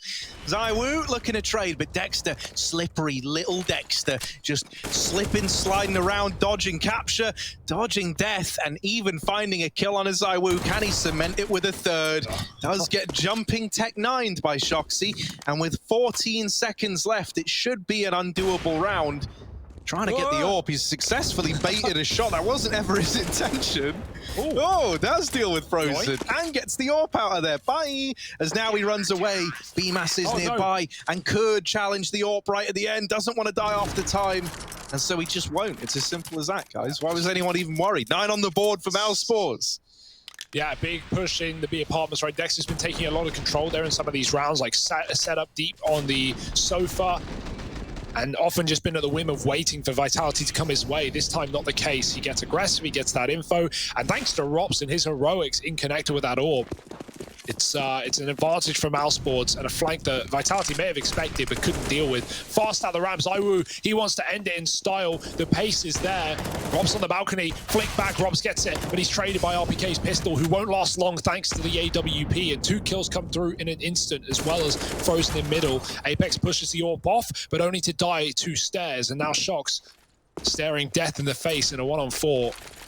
Has to get the bomb first, but they're not going to let it go down without a fight. Positive reinforcement worked last time. Shox, very handsome man approaching this 1v4. Damn, all right, didn't work that time around. You want to know why? Because Dexter's dropped dead gorgeous as well. 10 on the board for Mouse as he swings in and gets them to double digits. Money is now gone for Vitality. Shox isn't going to call you back, Harry. You should just quit while you're ahead, or quit while you're behind. One of these days, you go. One of these days. Before you get further behind. I think I'm being quite subtle, actually. Really? Yeah. You think wrong. What have we got here?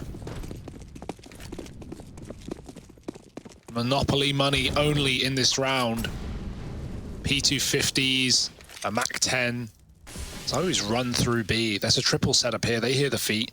Pitter and patter. Dexter, doesn't matter. He's going to be ready to mow them down. Only good for 1. The orb crossing again, and the bomb still in the apartments, but not going to get planted anytime soon. RPK needs all the kills, and he's at least found another Apex with a Deagle. This is not the round you can afford to close on.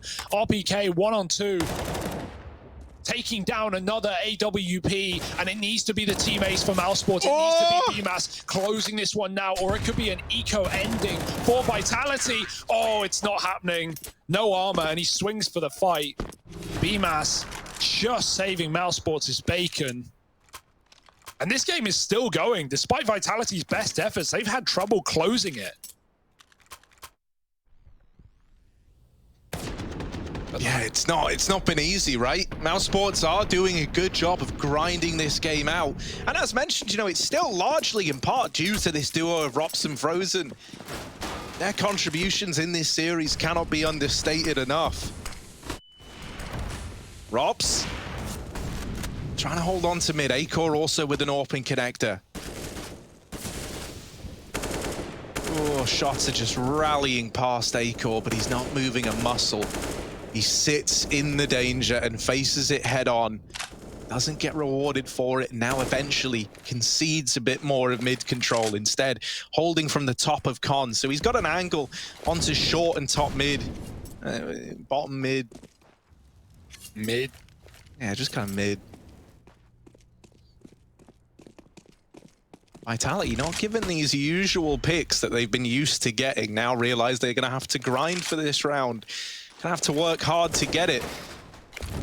Utility thrown over. Looks like the jungle smoke going to fall on down, thrown in by Apex. And that gives a bit more position over to a guy like Shoxy, who's in the connector. Means he doesn't have to worry about this jungle side. Rops is homed in, but about to come flooding out of Palace are Vitality. 3 players on the back of that flash. And Rops, who was waiting patiently, caught in the side of the head. Now they're ready for the ramp push as well. BMAS dropped without even a kill to his name. It's a 3-on-5 in this retake. Acor denies the bomb plant. That's something at least. Buying time for the rotations from the rest of his team and closing this gap. But in the blink of an eye, it is just Acor. Left all alone. Another kill, but the bomb is now down and time is ticking against him. Will down by Utility. Not being given anything for free. Acor, this is a very tall order, a very big ask, and one that he might not be able to answer. Peeking up above the boxes, needs to be so aware, and he legs Apex, but it's not the killing blow that was needed. Vitality, they're 1-0 up. Now they take Mousesports map pick, and they manage to get it over the line.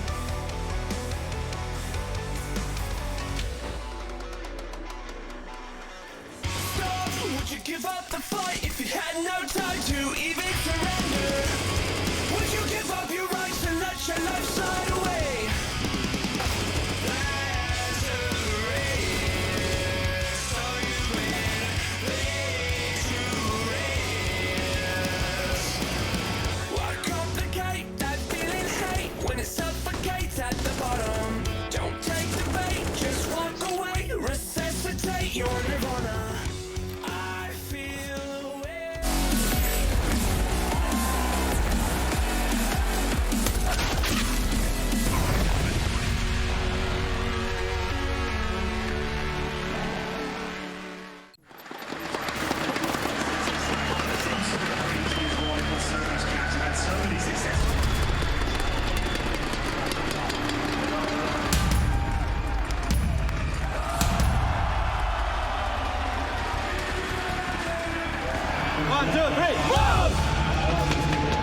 past we've seen him on maps like Nuke, a map where the AWP should not be proficient, and he makes it work. So they don't step out of their bounds unless they have a play that they can make. Is he really going to take this fight again? It's Creed versus Orb, but precise as always. It was 6 in a row, and he's got 2 in a row. 4! Sam jumps into the jaws, and Watsick, he's so damn hungry here. And he's got the 5! It doesn't matter where they come from, and Watsick is a beast here in Odense. Unbelievable scenes, Alex.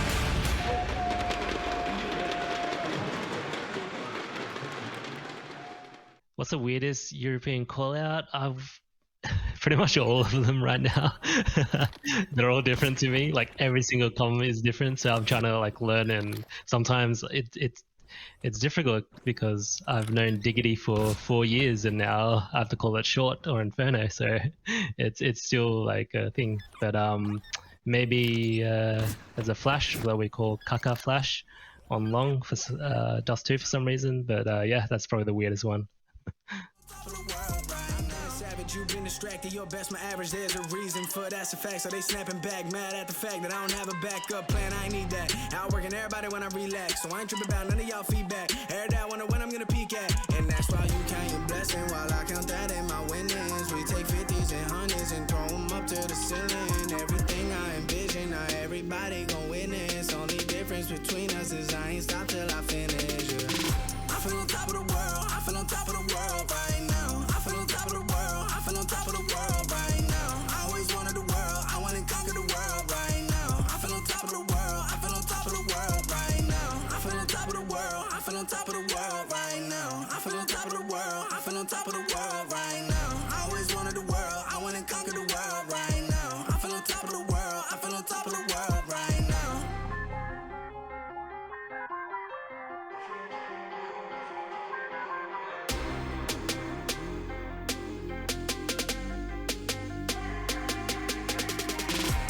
Shots in the man with the plot and we only go bombs away. And no one protecting my mind as a weapon, that's why I'm a dominate. Taking advantage of every second, now I ain't got time to waste. They all trying to sign my name, they want me to sign my name. Counting a blessing while I count that in my winnings. We take 50s and 100s and throw them up to the ceiling. Everything I envision, now everybody gon' witness. Only difference between us is I ain't stop till I finish. Yeah. I feel on top of the world, I feel on top of the world right now.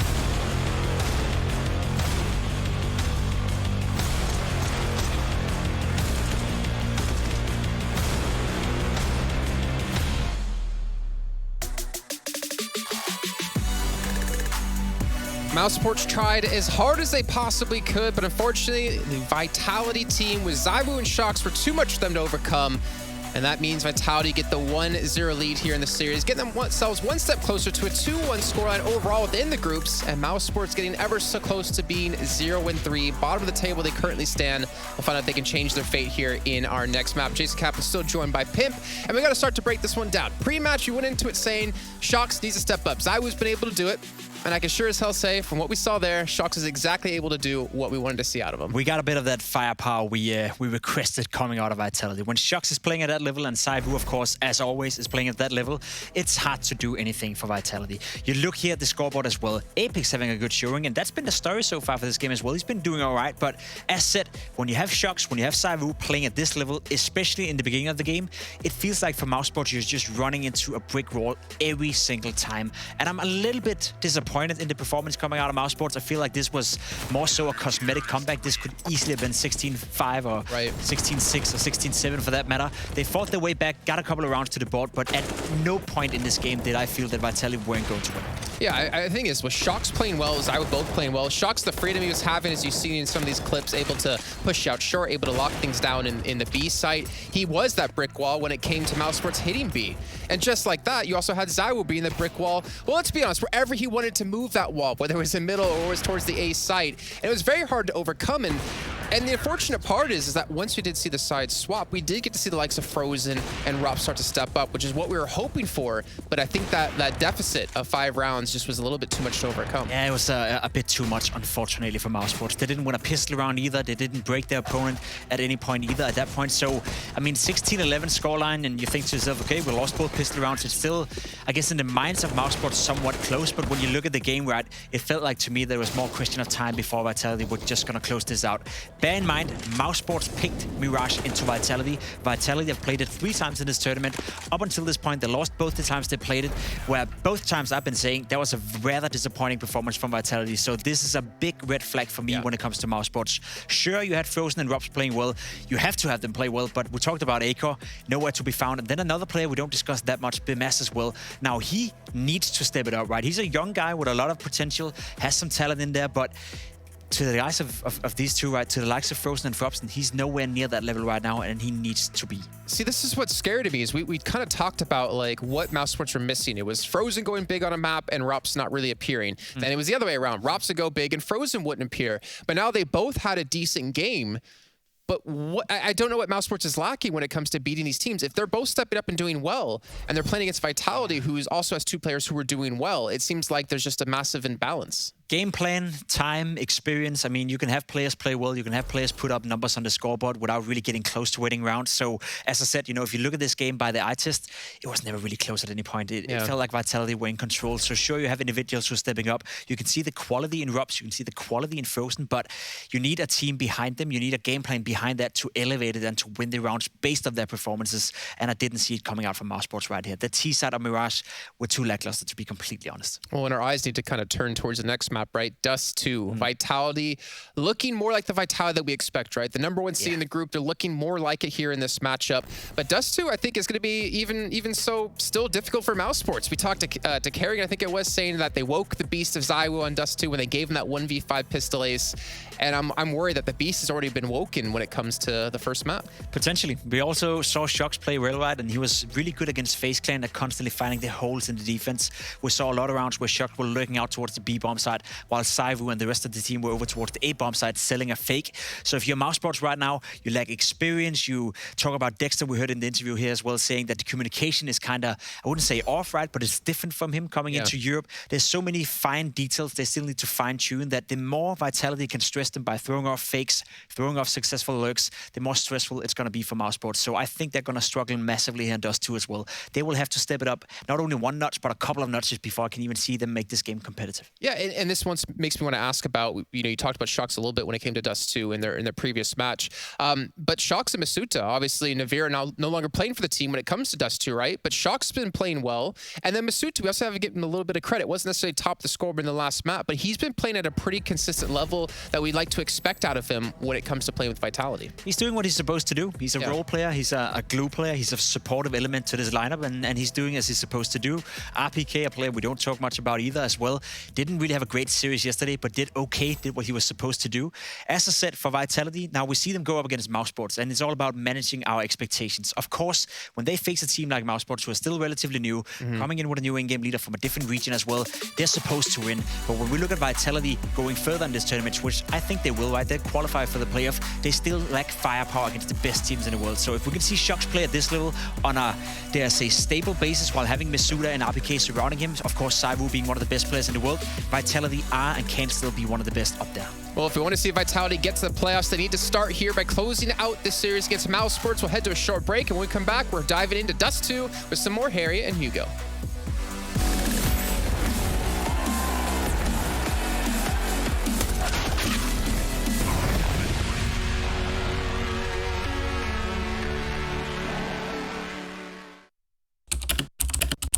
Hi, my name is Sue Lee. My handle is Snix. I think it's important for these initiatives to happen. Empathy really, really goes a long way, and it always means so much to us, and I think that's where initiatives like this really help. Good luck, have fun. Yes, nice shot, my friend. Cheaters ruining your plays? I have eyes on the enemy. Bad servers stopping your shots? What you need is ESEA. Advanced anti-cheat to stop cheaters. and the best servers around, all with 128 tick rate. ESEA, the best way to play CSGO.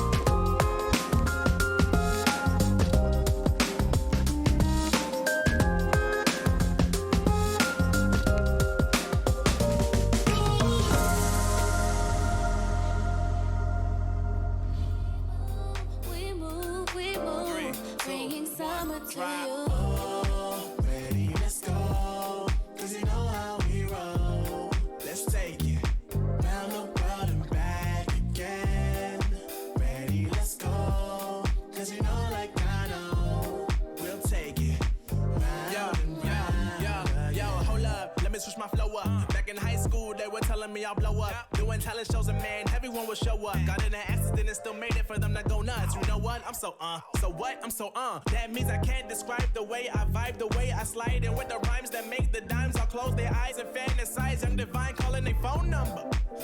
No, you know I love it. And you know me, I can't sleep without blazing beats. On stage just for their ones gracefully. And I got a smile that they hate to see. Young, black, successful, though life gets stressful.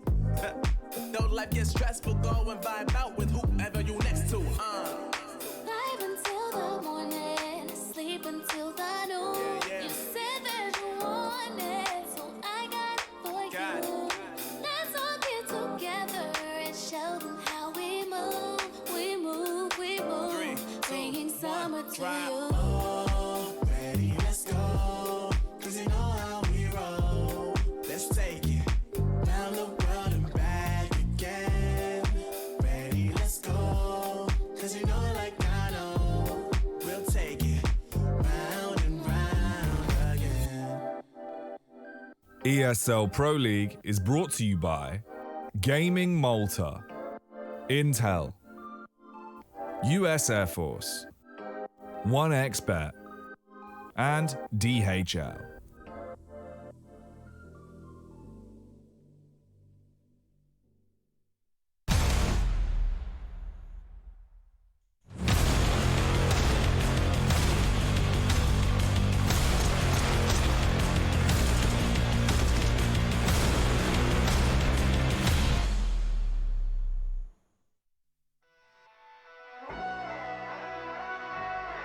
Oh, it's that music again.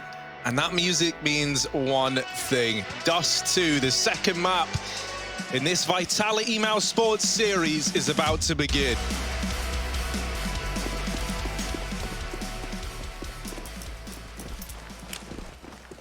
French side, a map up. Stealing Mousesport's pick. Now it's their own. And this is where things really get kicked up a notch. Slow long take first, though. We got some smokes. Nothing says kicked up a notch like this, right? This long silence is Vitality. I don't mean this one. No, this one moment, right? This one moment in time, no, but the larger picture. Yeah. The larger picture. So big picture now. It's an A site take. 4 Mousesports players peeling over. Dexter with some grenades. And that could be a chunky one there. Forget what I said. It's a 1 damage nade. It just misses. Dexter. One's still a chunk. Very small chunk. Oh, but there you go. That's chunky. Through the smoke. RPK.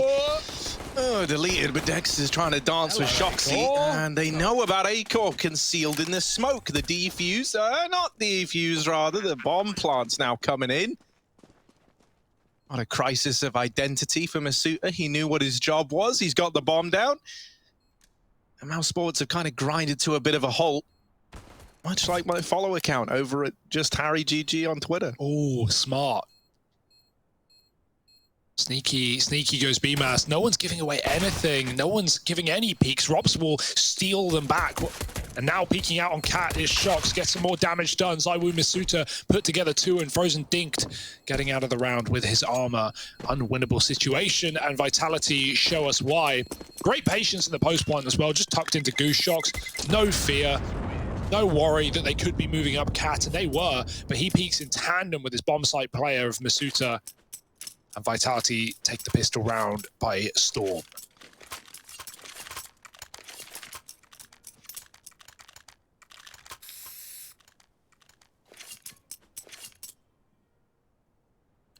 Yeah, force buy back into this for Maus. Eagles, Scout. That is all. Oh, and a nice little exchange through these doors. Sees Apex brought down low. Run. Oh.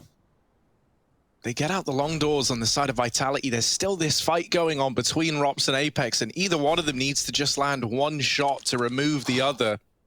Apex has missed the timing on this player creeping up through short, but Vitality are coming back to keep an eye on the top mid crawl. It just turned away, and as that happens, Dexter swung for a peek, getting information that he sees players leaving long. And you can already see the response from Maus, right? Re kind of stacking these 2 players on B, no longer worrying about middle. Instead, they're just dedicated onto the tons. There's also aggression up through the catwalk. And so Maus are going to be here on a fast flank that Shox is entirely responsible for. Yeah. Regarding Vitality, there's tons in tons. They have 4 players ready to hit B. This is a good setup, though. If Robs can at least get some damage off, Frozen could really finish the job with his Deagle up close. That will do. Headshot to Apex. Many more where that came from. And Frozen fights next. Then Robs repeaks, and it's just a 1-2 seesaw of death. Up and down, but mainly down for Vitality as they don't net any kills. And now 30 seconds to reroute, go back to that A site that is at least understacked, but still has 2 players here. You've got to get past BMAS first. Oh, tagged in middle now. The jig is up. Mousesports know what's going on. BMAS, only 1 kill here would do, and he's done it. Traded, doesn't matter. Shox a 1-on-5. Molly will do nothing with Dexter on the ramp. He's going to fight, and he's going to win, dropping the bomb and the AK. That gets retrieved. So very nice round for Mousesports, winning their force buy as well. And a lot of that comes off of Dexter re-aggressing, right? Yeah. B was abandoned early, but he sees them go back from long to T-spawn, and he makes that call to reinforce the site. That information that he gets is huge. You know, it plays into the entire round, down to the very core. And winning these CT forces is actually incredibly challenging on Dust 2. You know, it really can feel like an impossibility at times. I mean, you know, so often you see the force buy come in and, you know, a team will just pick one of the sites, run 5 players at it. Maybe, you know, you trade kind of evenly, but for the most part, you know, you're left in like a 2vx or a 3vx. And a lot of the time you just see saves come out. So that information allows Mousesports to dodge that by doubling down on the stack in B. And now it's Vitality having to find success with a force buy of their own. A lot of AKs, though, in the hands of Maus. Galil as well, so the reinvestment was fairly cheap here. That's another bonus for Mousesports. Look into the future. Yeah, it's a really good position for Mousesports to be in, right? These T-forces aren't going to get any easier. Down the guns we just saw for Vitality, fully bought up. Masuta eats a couple of shots and a nade. Acor flashing his teammate back in. Dexter giving it a go. They're already planting. Masuta does die. The job finished off, but Dexter jumping up, and he's traded after one. Still up by a player on Mouseboard. ZywOo trying to force fights, and he's won his against BMAS. Oh, ZywOo, Dirty Deegs back again. It's high noon after all. And 3-on-2 with a gun thrown over to his teammate. They're now both armed. Loses their cat player. ZywOo grabs grenades to throw towards Spawn, but Frozen is up and past them. Rops is lost in the source, and ZywOo looking for every kill he can find. 4 in the sight, and that shouldn't have been Vitality's. Man, ZywOo really is like an Alton McCree. It is high noon whenever he's around. He just looks at you for a second, and then you delete it in one bullet. Unbelievable. That's an Overwatch-themed joke for these 6 people who still play that game watching. 2 on the board for Vitality. And Mouse Sports immediately thrown back to the Wolves again, as they're now faced with a 4-spy. Oh, it's back and forth. 4-spy wars, you love them.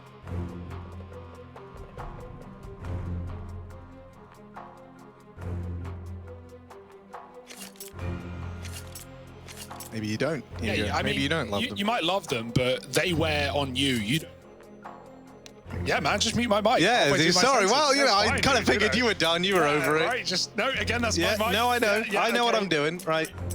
Thank you, Harry. Thank you very much. Maybe press your button. There we go. Yeah, sorry about that. Got there in the end, bro. Don't worry. Yeah, what was I saying? Probably nothing important, but... No, I think we're talking about Overwatch or something. No, we're definitely not. 2-1. And yeah, you love them, you don't wear them, they wear on you. That was the joke. In Mouse Sports, they're going to give it another go. Acor saving for the AWP, but everyone else invested. Don't look at me like that. Grouped B early, we have this same double setup. Although, will it be different results? Rops waiting, not at that headshot angle, a little wider. So we can back up into the site, but they should be able to flash them off here. They know what happened last time around. They don't want it again, so smoke to at least get them in. Masuta waiting for the pick, and he's clearing the corner. He'll get it. That's a really nice start from Vitality. Now they can gun-ho into the site. Doesn't matter what Robs does. It's only damage. Taking RPK out, along with some more shots connecting, but it won't change the fact that this bomb is planted. Dexter may as well just save. No kit too far away. Acor's considering it, but with no frags offered up, out he goes. And that's a sad state of affairs for Mouse Sports. They had the same setup. It would have been really, really good, you know, if Vitality just walked into it again. But they go, well, last time it was a scout. It was that corner position. So let's get, you know, kill 2 birds with 1 stone and get the smoke in, cuts off the scout, and lets them clear the corner as well. So Masuta doing the dirty work, and Vitality going 3-1 up. Mouse Sports may have won their 4s, but they're right back in our Vitality. And you love to see it, right? Finally, these 4-spy wars drawing to a close. Shame for Frozen as well. You thought maybe he'd hit a bit of a golden goose time in there. You know, pushing up into the smoke just after they check his corner, but tagging the first man. It doesn't do a good enough job of creating the chaos he was hoping for. So you've at least got this saved M4 and a Deagle on BMAS. You know, something at least to bring with you into this round. But it should be 4-1 before we see that buy for Mouse. Now locked in as a guarantee, unless you get something huge out of old mate Dexter with his M4. Posted up on the catwalk, trying to put himself at the center of attention in this round. Hasn't been given any peeks yet. That Molotov traps them out on Cat. Dexter takes the fight onto RPK, gets away with it. He can't retreat. That molly is still burning. He's going to have to wait for it to dissipate, and now he backs out. So the kill goes untraded in spite of the Molotov, in spite of Dexter being trapped on short. Vitality not being given a way to recuperate these losses. Ooh, flash dodged. Not the second one, though. ZywOo's out mid. Won't commit with it yet. He's waiting for more support, and Apex is moving through. Man down.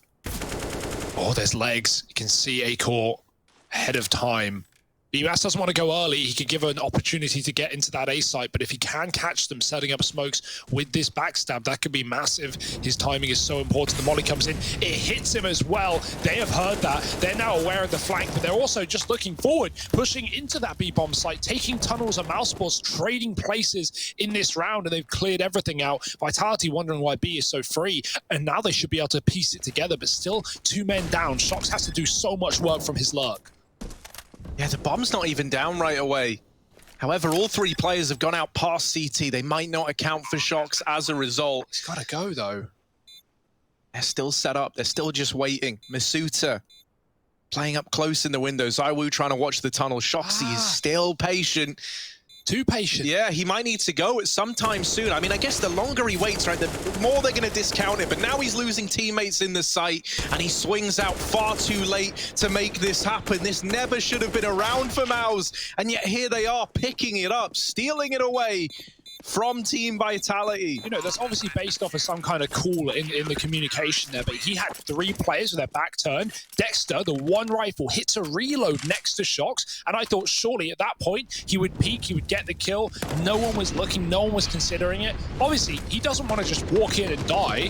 That would be awful, but definitely leaves it too late. Gives mousesports so much time to group in B and even take the tunnels back. I think the thing, though, that you're a little bit paranoid about there as well, if you're Vitality, is that the B site was empty, right? And so maybe you're under the illusion, okay, they could have like 4-man stacked A, maybe they had a solo B hold that's taken tunnels. They seem cognizant, right, that like tunnels was a factor in that retake. They were watching it very diligently from inside of the site, but I almost wonder if that's why Shox is still hanging around, right? Yeah. Only ever hearing and seeing a handful of players mid. There was no one in B. You're like, well, there's 2 unaccounted for. Yeah. Don't want to get caught swinging by someone holding for that wrap. It's a really sad way for it to transpire, considering he had the round-winning position. But mousesports have been given an opportunity to fight back, and Robs will use that well. The AWP in tunnels, finding RPK. No flash will put him off.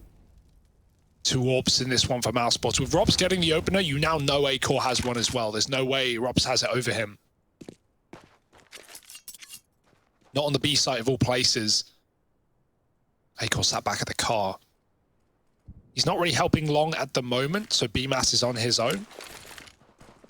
But that's fine, because this will be also a cat take in tandem with the long play. Shox going to try and drop spawn, but the looks of things, he might get flashed out. Apex throws it, and in he goes. Oh, Masuta dead at first. And now BMAS has that support. It doesn't matter. ZywOo still hits a shot, but he's trapped behind the bins with a bomb. And no way he should be getting out alive. But there he is, somehow fighting through on this position. They do have 1 smoke for the cross. ZywOo lobs the bomb over. And Vitality, this should never have been their round. No, it should have ended it long. The round should have been done with ZywOo trapped there. But this is what this guy is good at. And now the pressure. mousesports crumbling underneath it. Robson frozen. The 2 stars from Mirage left in this retake. Shox mollied out into the open. Rops with a killer opener, but immediately silenced by Apex. And ZywOo, he might be low.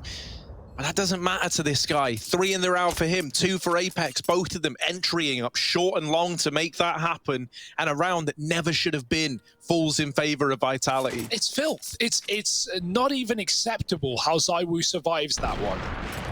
Even Reeds... Can we get like an impassioned speech about how this guy's just unfair? Words will not do it justice, Harry. Just look at your screens. He flicks for A-Core's repeak on long. He somehow survives the 1v1 with 10 points of health in the bomb. This man, impossible. It's just another Monday for this guy.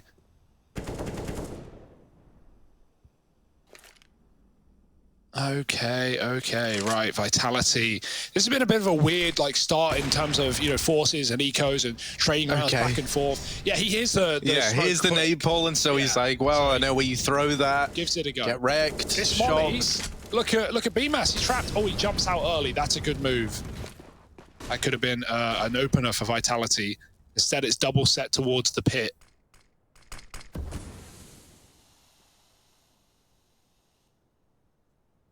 And a very slow default in this round for Vitality, waiting for the kills to come to them, that they will not. Acor back on the AWP on the A site, watching Cat from a very dangerous position. And he may get flashed off here. Apex is lining it up. Oh dear. He's holding for the close peek. He doesn't know if they're up the stairs or not. And so actually this lack of info could come back to hurt Mousesports as Vitality yet again grouping for a tons play. Robs has the AUG though. It's another scope, another go at this hold. Oh, when this position from Robs is dirty. A re-smoke down in the tunnels makes Vitality reconsider. Apex caught on an unfortunate timing by Dexter, who has been locking down middle every single time Vitality have tried to go there. Sorry. Almost bubble-throated you now. Zywoo, good for one. Oh, Robs! Never even saw him! And Shox has just survived the journey through the doors. That makes all the difference. A nade or anything could be huge at denying the plant, but Zywoo's got Shoxy's back. Now it is just Shox. 3 points of health. Not gonna happen. They're able to get a leash back on the beast in that round there. 3 for Mousesports. Yeah, Zywoo, he would have had that fourth. He actually peeks before his AWP is ready to fire, like in anticipation to get on the angle. They're already on him. If he peeks maybe a second later and the AWP's ready to shoot, he probably gets the fourth, doesn't he? Especially with how that round was going. What an unbelievable attempt from Vitality. Considering they get re-smoked at B and have to bail for a mid-take, they lose their mid-man in Apex. That smoke timing is very unfortunate for Dexter, or not for Dexter, but for Apex. Dexter gets away with a kill, gets pushed back, and Vitality only just plant the bomb, which at least gives them a bit of money to float on in this round, but it only means Deagles, and even then. Mousesports are contesting this game right now. Like, they're winning low econ rounds, they're winning rounds they shouldn't, as are Vitality, and so trading at this point is absolutely fine. Vitality are not rich by any means of the word. Dexter getting flashed in, won't commit. They're holding for him, but they haven't seen off of the boost, and they'll fall off eventually. Robs backing up as well, and they've got to keep their eyes on B. Right now it's empty, but with those reverse doors, you know, you can watch it from middle, you can at least throw grenades in, keep your eyes on the prize. Vitality eventually going up catwalk, but 3 flashes in this round, not a lot of util to get much ground, and with this double setup at catwalk as well, it could get harder. Oh yeah, the AWP drops down. But Dexter was here all along as well. It doesn't really hit a great timing on that peak, so just forget about it. I would like to see him hold there and not swing off of the flash. Like, yeah, maybe... well, we would like to have seen a lot of things there, Hugo, but it doesn't happen. All right, sure. Yeah, I guess. But he could have held it. Could have held on. Could have. Could have, should have, maybe should have. Maybe would have if he had the information. Yeah, if he had that info. Yeah, if he had it, and if... Maybe.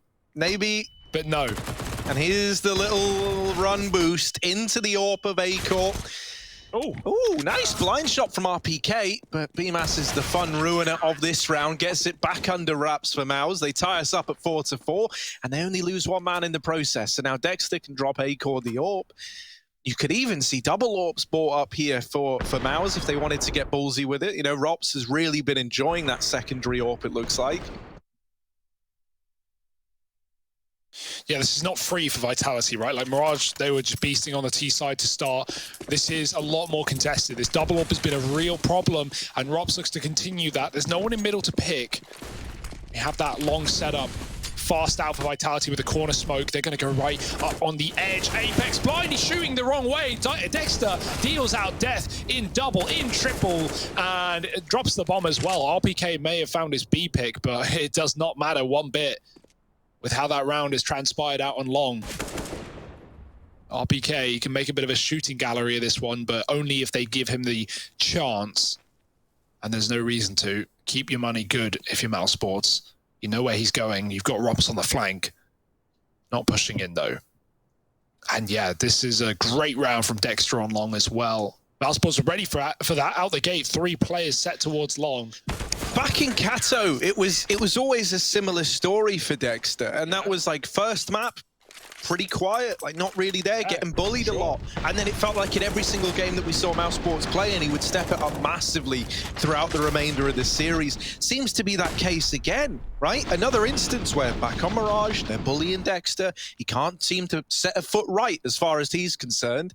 But here, bringing the heat, 12-4. Not even focusing on any of the European guys. Maybe Rops. Actually, maybe he gets the exception there. Yeah, Rops is the other star right now on this map for Mousesports. He's wrecking with the AWP with a scout.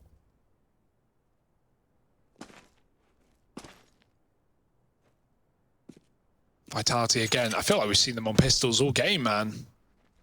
The rifle rounds just go like that. See, Dexter's like the Sith Lord of Counter-Strike, right? The Sith Lord he like feeds on the hate, and so he has to build up a lot of it in that first map. Yeah, like resentment. And, and then it's like eventually he turns it around. And he's like, they think I'm so weak, and they don't think I can IGL, but just they wait till they see me on Dust 2. I'll make them regret it. And there it is, 6-4. Mousesports continue building upon this lead. I like where you're going with that. Double AWP as well, just keep on trucking on.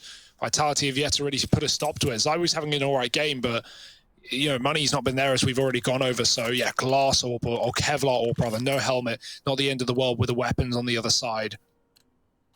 And definitely worth the risk when you've got this AWP now. Can he hit the cross shot? No. Second time? Also no. Oh, taking risk getting out long. Apex this time tucks behind the blue bin. It's Acor to find the first, peeking off of his fast cat. Rops with another in middle. And it is just these AWPs that are making mincemeat of Vitality. They're going to try and take room elsewhere, but they don't know about Car. And Dexter pokes his head out with a frag. Oh, there's another. Dexter tapped though. Shox keeps Vitality standing, but not in good standing, as this is a 2v4 with no real estate. They're on the market for a new bomb site. And they want to try before they buy. So up cat to A yet again, swapping sides with Mousesports, who have regressed and cleared long. But all this does is reinforce your B players to stay still. So if this does end up cat to A, while it's fine for Mousesports, they can retake, but that bomb plant that we're talking about, that might be inevitable. Molly behind the bin just in case. And with Vitality hearing that, they now know long is being contested, so this is the time to go.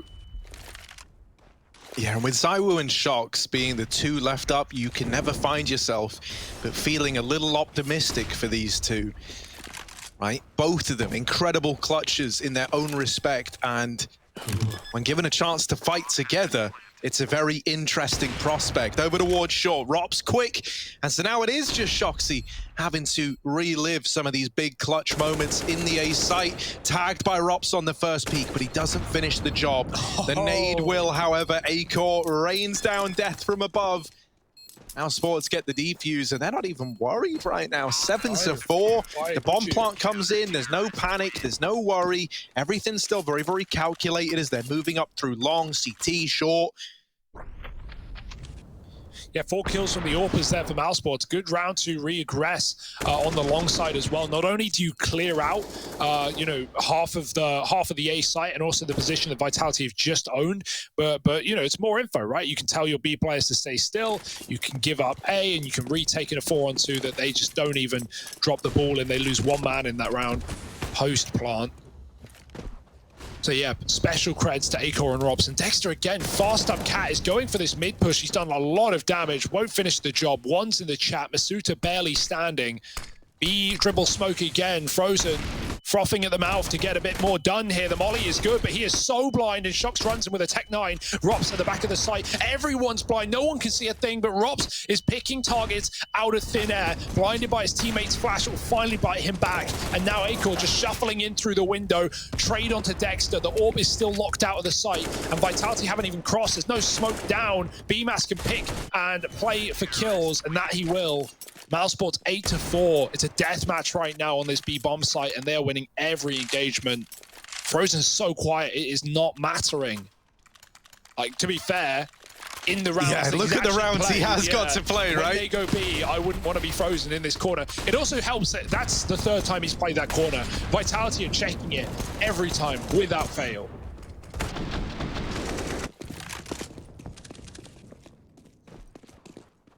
Yeah, for little Fro, his timings will come in that B-bomb site. But sadly, that round wasn't it. Still, it's locked in for Mouse regardless, with or without him. If he takes another step from this site, that's the furthest he's been from this corner. No. In his entire life. Oh, okay. Robs this time actually tried to go in the corner. Well, back to the drawing board, I'd say.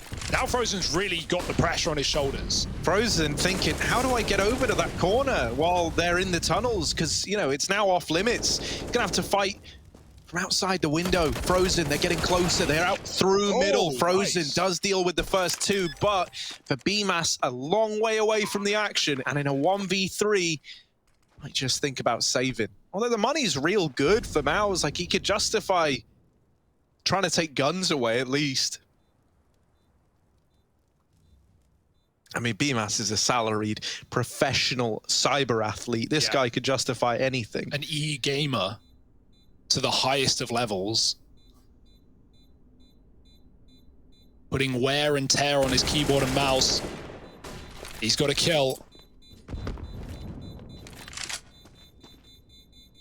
As much as gaming gives, it also takes away, and this bomb will take his life if he hangs around here. He's got to get away, and they're coming as well. Vitality finally break this streak. They get back to 5. Long time coming. A lot of bomb plants, a lot of retakes, a lot of rounds from Mousport, but Vitality can still make this half interesting yet. Mid to B, certainly looking like the answer, right? Split this two-man hold into, and Dexter, who was really good earlier at like getting a lot of value off of this mid position, gets found through the smoke, as did Drops. Shocks with the spawn, and they don't take it. The flash actually sends BMAS out. He was trying to get a molly in. Maybe if they didn't flash, he could have been given a kill there, but obviously you want to flash in case an AWP is posting up, in case players are crossing pit. Ooh, is that the spot? Yeah, Surely. Zywoo saw that, man. I mean, look at RPK. You think this guy doesn't, you know, wouldn't have, he could have got there 4 seconds later. He still knows about the lower tunnels guy, right? That's just Zywoo for you. So now this entire round is just trapping this player in. Yeah, I mean, that's the thing, right? He represents like a delicious treat, does Dexter, right now. They know that this is a free kill, and there it is, nice and free. And a kill. Just like promised. Here's the B play, or at least not really the B play, as now down into the lower tunnels they go on the side of Vitality, and Apex in the top of middle. And now the bomb is going up short. But Rops, he sees the bomb going up short, and he says no. So he stops that. Stop it. Oh, this flank. It's something, all right. Shocks is ready, though. BMAS up on catwalk, 2-on-2. Another flank, make it double trouble. Rops in the back line, smoke in the behind, and climbing through. Rops has got a shot up in through the smoke and into BMAS's waiting arms. Cyber athlete coming in again, this time actually with impact. 12-4 on BMAS, having a great game. And not just forced to save today, it's 9-5. And Harry, how many rounds in the half? There's 15 rounds and a half, Hugo. Damn right, Harry. And 2 halves make 1 whole. Wow. And so that means there's 2 15s, so 30. Wow. In total, not in a half. No. Because a half is half of the whole. Okay, now you've lost me. But maybe you'll find me later. Oh, you flirting with me? No. No. 9-5, Hugo. 9-5. Bit of a legendary scoreline to round out the half. Potential at reaching the ever-coveted double digits for Mousesports. Digits, double, that's more than 1. That's got to feel pretty good if they can get it. And this double orb might be what gets them there. Scout for Zywoo, not quite as pretty. You rarely see him on this weapon. It's often Apex wielding it in force by rounds. Zywoo, he's outwardly said he doesn't like the scout. Fair enough, but let's see how it does. Oh, Dexter dishing out death. And even through the smoke. Let the hate flow through you, Dexter. He's on for the ace. And just Zywoo left to beat. The Crown Prince of Vitality doesn't want to go down without a fight, but Dexter is hungry for kill number 5. Dexter wants it, and there it is. The ace for Dexter to close out this half. We're going to kick it back old school as we get ready to throw this over to a quick break. Mousesports leading the way. And Dexter, we're with you.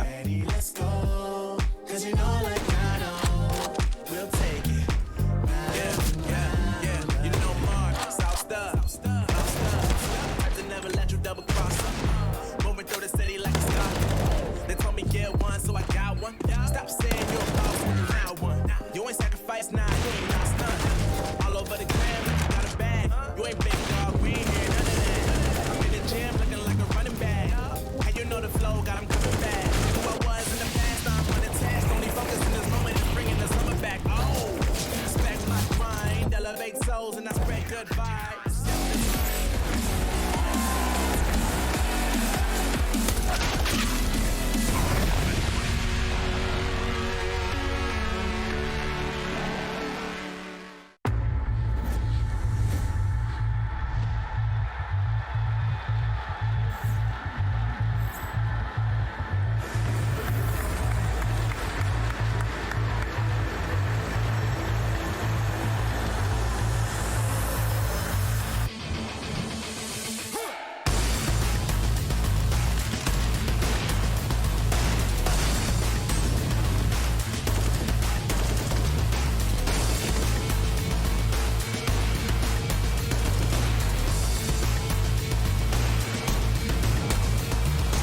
You got the bomb down, but where's Zywoo's fragged? He's got to start posting something, but from where?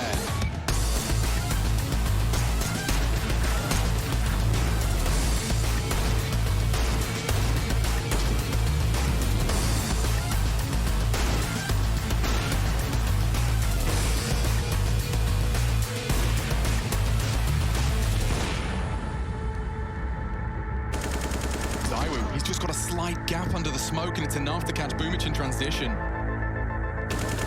Zywoo wants to pull it across the line. 2 frags onto 2 of the best. And now swings out for another. He's possessed. Zywoo won for another ace. Another clutch. It's Perfecto hunting him. No one has been able to knock him on his ass yet. And he's got 6 HP. It didn't stop him before. And it doesn't stop him again. Zywoo!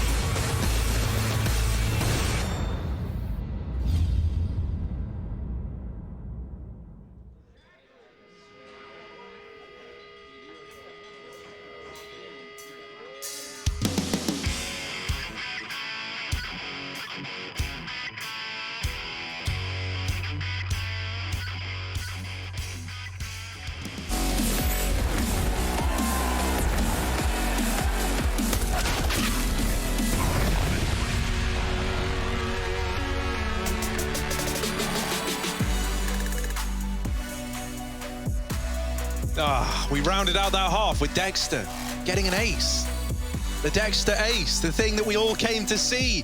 And it's left Mouse Sports in a very good spot. 10-5, Hugo. Moving into this second half of play, Mouse Sports are doing everything in their power to take us to a third map. Oh, top mid push. We've had a great game from Shox and Zywoo. Other players of Vitality individually have had trouble, and Apex is not getting easier. Frozen's on the A site. Mouse Sports are running wild. Still players in T-spawn. Watching mid for that info. Dexter with a smoke out can plant open if he wants. Will just be for long. And Zywoo smoked off with a bit of a gap, looking for someone aggressing. Frozen has. Oh, okay. Through the smoke. All right, guy. Okay, buddy. Vitality full cat retake now. They got flashes. They're going to wait for them. Boom goes one, and in come the Frenchman.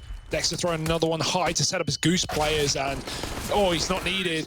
Dexter does it all alongside Frozen and Acor, so actually he only does one, but it still counts. Mouse Sports onto 11-5, and a stolen round for Vitality. You good, Harry? Yeah. I just rubbed my eye, and my eyelid folded over itself.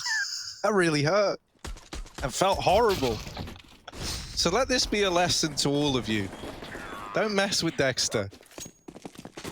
Because that's what I did. Yeah. Dr. Dexter. Oh, dude, I can't do it. Dr. Dexter respect. Yeah. Actually, don't mention he... Who? Who? Dexter? No one. Dexter, yeah. Big round. Nice round from Dexter. One Big kill. round from Dexter. 11-5. Mouse Sports, they've set themselves up perfectly, right? They got kind of reamed in the first half of Mirage. They made it close at the end with some, crucial gun rounds, but was going to say key. But this is a whole different look from Mousesports. They have been all over this game. The double AWP really got them to this position with so many rounds, and even low econ rounds where they had like 1 AWP on Acorn and it gets like 3 kills. Right now for Vitality, it is a very quiet affair. And so is there going to be any recovery in this game, or will it just be a wash into that third map? Ooh, B push. Robs, yeah, could get caught at bad timing. They explode in. Dexter trying to get it back under control, but he can't. And so now things get awkward. ZywOo's scout is in this A bomb site as well. ZywOo with a scout and all 3 players low. He has set himself up to go on a tear here. They are all 1 shot away from certain death. And flushing out the elusive ZywOo is a tricky task indeed. He's jump shot him with the scout. Oh no, there's one on a BMAS. ZywOo still hidden at the elevator, trying to climb to new heights with this scout. And in with the peak, jumping up, another for ZywOo, and there's our PK to finish it off. He's just trying to outdo everyone who's ever done it. He saw what Kukli did, and he was like, easy, mate, I'll do it twice. Legit as well. Yeah. Well. No. Nice try. Yeah. Nice try. Yeah, absolute godly round from ZywOo. Nothing special, really. Just, you know, his normal acrobatic attempts. Double no-scope bomb denial. Mousesports, they may have won a pistol, but they won't be running away with much. Oh, Apex taking the scout back and putting it to good use.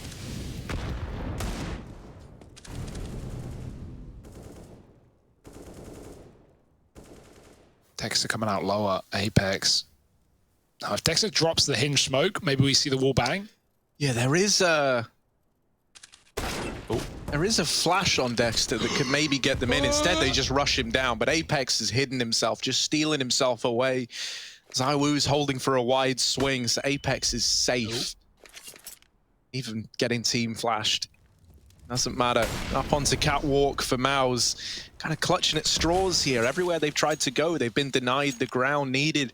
And in this round, it's no different. As smoke falls, it's short, so they just flash right through. ZywOo putting up a hold, has support from, well, did have support from Apex, but ZywOo don't need it. He doesn't need your support. There it is. Cleans them all up. Nice and easy for ZywOo, 7-11. And that was just pistols, so that's why you feel so confident betting on this guy in that little head-to-head there.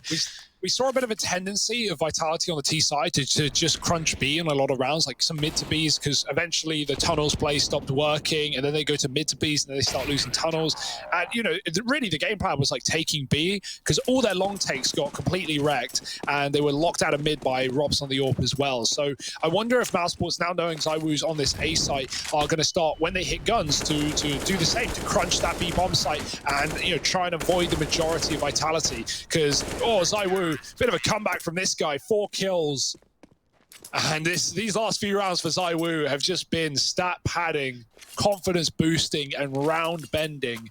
Up to 8 now for Vitality. 10-5 at the first half, but they're on a road to recovery.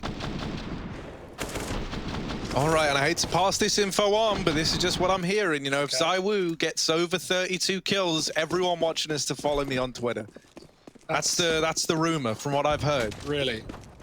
Source? That's an official Valve leak. Sources? Source 2, mate. Oh. Flashes out through long. And Mousesports lost in the smoke, but somehow BMAS has carved this path out through long. ZywOo does have the AWP, and he is sat at car. We would need something huge from him here. Mouse, they've just grinded to a halt. They're not giving him a peek yet. Instead, flashing over, now trying to get into the pit, and it's only the tag to A-Core. Getting a second chance versus a guy like ZywOo is not something that happens very often, so you relish in that opportunity. Yeah, that just had to be a kill, though. Like, now he can't even re-peek long for info because you know the AWP is posted on you in pits. So ZywOo's gone all the way around. Like, they're setting up for a flank play, a retake from behind. But Frozen could stop all of this if he gets a good timing. Oh, yeah, Frozen holding for the rat. Real rat-tastic play. Does finally get countered by Shoxy. The Molly can deny the plant for a little bit and give you a few more seconds to maneuver here if you're Vitality. Seconds mean the world to you at this point in time as well. Anything you can do to set yourself up and make this round that tiny bit more winnable Because a 4-on-2, a lot of teams wouldn't even attempt this, but when it's Shox and ZywOo left in the hot seat, you are keen to give it a look in at least. This boost for ZywOo gives him an angle into the site, and if he even gets one, maybe that spurs on Vitality. But Mouse, they're not budging. They've seen these smokes come in, and so they decide just not to face it at all. Rops is hunting for these remaining 2 players on this lower flank, and if he takes the guns away, that could be the reckoning of Vitality. Yeah, they can still afford, but you don't want to just lose guns for no gain. Rops, that is his game. Just hold on and wait. Oh, there's the headshot. ZywOo's out of the round, and Shox, they know he's here too. Double smokes are up on Cat. They run past. Oh, Dexter went by. It looked like they weren't going to check it, but BMAS does. Good awareness. 3 kills from BMAS, and he's had a great game here after a very quiet Mirage. So the recovery for Mousesports is tantalizing as it sets us up for what could be a 3-mapper. A bit of vertigo to close. Would not mind that at all. Vitality, though, little worrying considering their vertigo was weak yesterday versus G2. They just couldn't get past them in either half. So, AWP v AWP, and this kill not coming through yet, but Shox might go for the peak, and he hits the timing, not the killing shot, though. Only a tag to Acor. As soon as Acor stops holding it, gets a bit of lead in the old leg. Where do Mousesports go from here? It's not actually that significant, that damage, right? You know, he's not like 10 health and at the whim of a nade, but still free damage, and you take that. Hinge smoke is in for Dexter, and that lets him climb up Catwalk. But Vitality have settled back into their setup. They're not going to be moving until they have at least more information on the bomb. It's a very, very like defensive formation across this entire map for Vitality, right? With how they're set up right now, you would love a long flank to come through from Maus, right? Because you've got this AWP sat here in ZywOo helping out between long and short, and you would love it if he could draw the attention of these pushing players in, but it looks like if it is going to be an A play, it's destined to come from Cat. ZywOo is still able to help. Doesn't have... Oh, no, sorry, yeah, he does. I looked at the wrong person. He does have flashes as well, so that's going to come in handy for Apex inside of this A site when the push comes in. ZywOo can not only flash for his peaks, but he can flash Apex in as well. So these two playing in tandem with one another is going to prove to be crucial if Vitality want to hold on to A. Now all this utility is raining in. The flashes are already gone for ZywOo and Apex, and so they're just clutching at straws to try and hold on to this site. ZywOo's found through the smoke. They don't know about Apex, but he cannot deny that bomb. And as he swings wide, Acor gets the better of him. A 2-on-3. Rops all the way through the B bomb site at 10 points of health as well. He could blindside Shox, but I think Shox has sensed that something isn't entirely right about this. That AWP retrieve down in mid, holding for the cross back, nails the shot. And Mousesports are up and on to 13. I love watching Rops lurk on this map. It's so annoying to deal with. He found the first kill of the round on a lurk. He was out mid-doors as Vitality were in that really passive setup that you were talking about. And as the assault is coming up on Cat, he kills Masuta trying to rotate through mid. Then, you said Shox is aware of something coming on, and that's because Rops resets back through the doors, goes tunnels. As his team win the fights on B, he comes out of the B site late. So Shox, yeah, he had reason to be scared of the back line, and just having that early kill puts so much fear in the minds of Vitality that they're getting flanked, and rightly so. BMAS with a double entry out on long here. It's not looking good for Vitality in their map pick. They're getting picked apart. Pistols is all they have. Double upper push, but all they've got is information. That's not going to save them in this one.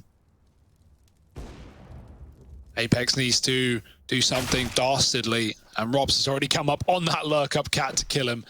Done deal, locked in round, 14 found, and Robs is going to get a little bit more on his plate. He's not hungry though. Shox takes it back. Double Molotov. They won't let him grab the gun. That's a great collapse on from Mousesports, and BMAS finds his third with the Flames.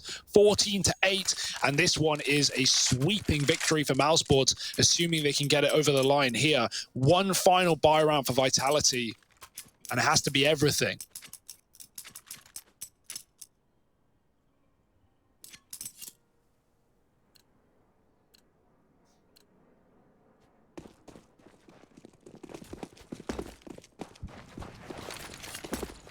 Oh, Dexter getting set up to go for a long peek. Lots of flashes. Blinds RPK, but Apex is there to bail him out. That is a banging shot from Acor. Catches Masuta, trying to cross at the back of the site. Get up on the platform. Well, he never lives to tell the tale. Tucked in at this exact same position is Shoxy. Lying back in the site, that's smoke plumes, and they're a little bit mystified as to how it's gotten here. Shox lying on the other side, and Apex getting watched by Robs. He's still able to best him in the head-to-head. It's a man up for Vitality, and they're still taking scalps. A 4v2 in the blink of an eye. Frozen and BMAS left to try and keep this one ticking over in Mousesports' favor. The rifles have come out for Vitality, and they're hungry to put them to good use. Now, they did completely leave A. After getting that opening fight, they rotate to B. Apex, who was the man to get the kill at long, rotated around into B and was the first kill in that B play. So this is info that Mousesports have. They know that the CT setup has been jiggled around, and they're trying to do good on the timing on this A play. Yeah, with no smoke, good luck getting past this CT setup, and Shox and Apex split after pushing tunnels. This big flank from Apex, and maybe a couple seconds behind BMAS, but that's all you need. Clearing car with a Molotov to try and help the cross, try and distract them, but it won't work, not against Iwu. Knife out for Apex, and BMAS was turned around to deal with him. 15 seconds, and this is an over round. This is Vitality staying in the series. But yeah, there was very little they could have done to get that play across.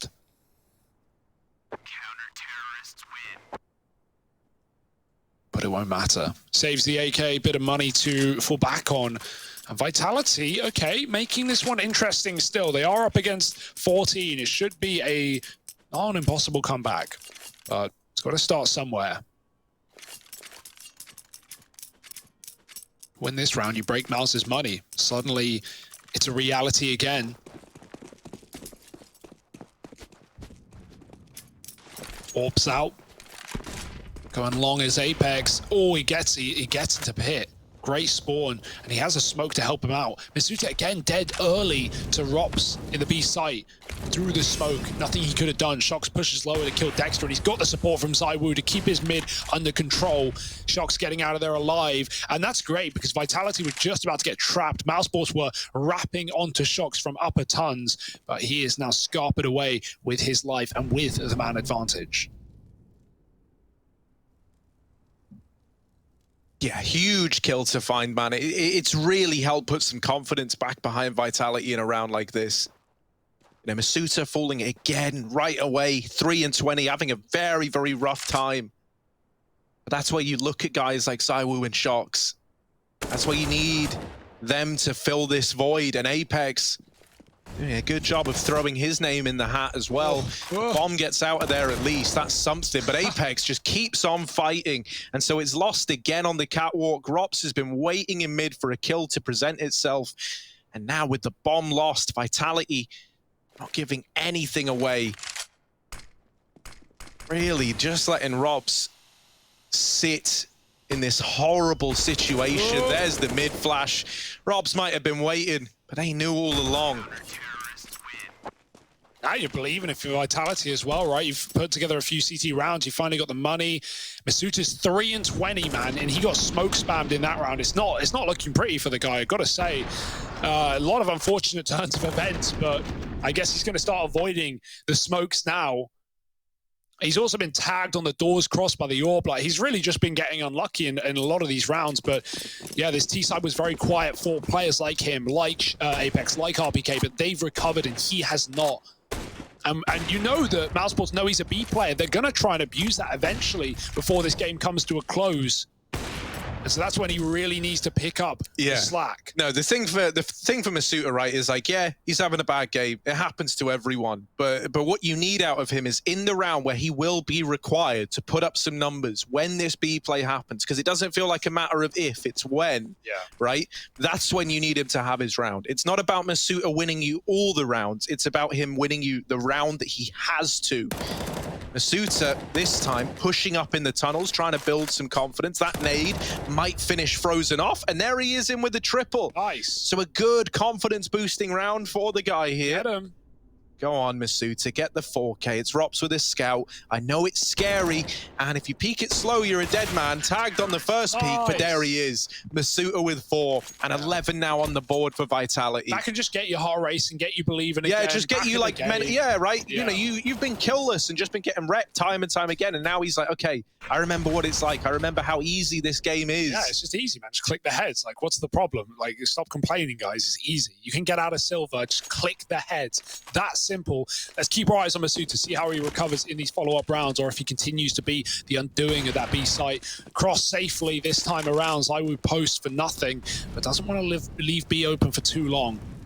Shox has taken B. We've seen a swap side of Masuta, who's taken a spawn towards the pit, supported by RPK. Won't hang around on long, though. They decide to peel off. And don't tell me Vitality are actually trying to pull this comeback back in. I mean, of course they're trying, but will Mousesports really let that happen? This was carved for Mousesports to take us to a third map, and Vitality have had quite the show in these past few rounds. Right now, this cat setup is dirty. Masuta baiting them in, RPK ready, and a flash being held by Apex. So as soon as contact is made, Masuta drops or runs back, and RPK repeats off of the flash. This could get hairy. Yeah, this is one of these moments, right, from Masuta, where even holding your own, even going 1-for-1 would be a huge victory in its own right. Nice. There's the flash, the push in on the back of it. Lovely. And they trade it out in favor of Vitality. Big utility raining in, right? The Molotov to trap them into that fight. The flashes to blind everyone as Vitality are approaching. Apex really does a great job with his utility and getting the most out of RPK and Masuta there.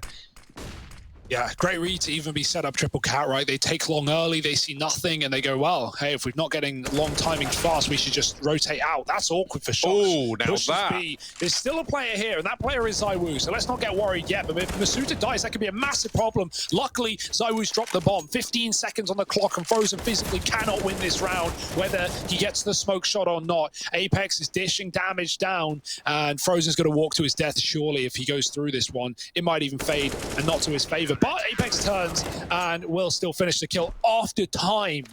Oof. That's not what you wanted. Not around 27 either, because now, at this point in the game, you've got a player with $350. Everyone else is buying up next round anyway. So I imagine you like partial buy around this ecoing player and just acknowledge that, yeah, Frozen going to be a bit more limited in that rifle round. But that is now like, you know, that is now one more obstacle in your way that you have to contend with, right? In a game that you're trying to close out, in a series that you're hoping to take to a third map, you've got one additional obstacle in your way, and that's that when this full buy comes around, Frozen's got not much to work with. Yeah, and we're seeing some great reads out of Vitality as well, right? Like, not just these individuals, but players in the right places at the right times. They seem to know how Mousesports are calling this T side. It's, you know, at 14-9, Harry, we were talking about the if versus when of this B play, and we know, surely, Mousesports have got to give it a go in one of these final rounds. But yeah, that money is really not of much help either. They're running out of opportunities. And you know Vitality are believing it more than ever. They've got the cash to fall back on. They've got the AWP on ZywOo. They've got everything but the lead. However, that is fast approaching. B crunch in this round, but it's only pistols. Yeah, and Masuta, here we go. This is the round. This is the one where you're hoping he can get a couple of kills to his name. No, the boost gives away that kill early. And now Masuta, now the pressure's on, right? They get that kill, in they come. There's the lineup. Masuta went from bottom of the board to right up with the big boys, right there with that 4K, putting a stop to a B rush that could have uprooted everything for Vitality. Yeah, I mean, you put it well, Harry, the other round where you said, like, it's not about winning all the rounds, it's about winning your round. And, you know, when you're having a bad game, there's something to take away from it. It's like, yeah, okay, you might not be performing, and you can sit there and you can complain about you're not performing, but eventually you're going to get hit with a moment where you need to perform. And so it's all about preparing for that moment. And Masuta, perfect round from him. Could not have asked for more, especially after losing his teammate to the boost. So this game goes on, and Vitality Never give up, never surrender. That white flag, they've cut it into pieces. 14-13. And Mousesports fast out long. RPK, he's here, but he's got an entourage of CTs to help him out. Into the pit he goes with Masuta. This smoke wall has cut all info out of both sides. Molly's separating these two CTs. Masuta with a dink, but that's all he's going to get. Rops lives to tell the tale and could even be thrown this AWP. Flashes high to set RPK up back into the fray of the fight. Robs is tucked, and RPK is now the only man that stands here. So we're catching the boosted player. There's another one. RPK wins it. He does it all alone. The tank from the pit, and he's putting them to rest. It's only Dexter in a clutch. That was so back and forth. That was so wild, fighting through the two smokes. But it's RPK. Of course it is. Down in the pit. Haven't had to say his name for a hot minute now, and he delivers us that triple. He keeps it alive for Vitality, and he closes it out as well. All headshots, all 4, and a 14th for Vitality to tie this game up. And the reads, again, they're there. 4 players at long for Vitality out of spawn. They could not have put that more in place. More in the face of Mousesports. So aware of what's coming their way in every one of these rounds. The cat take for Mouse, triple cat setup with a flash aggro. The B plays, Masuta's locking it down. Is there any hope for Mousesports? Have they just bottled their best chance at a victory yet? Oh, it could happen, right? Having a partial bye up against the 14-14 scoreline. Slow into middle, but with nowhere to turn, right? Every step, every foot they've tried to put right has ended up being a step in the wrong direction.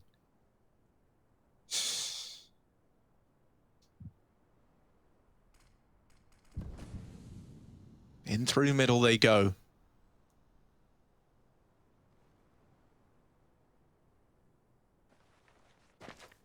Oh no, I think Rops has crashed.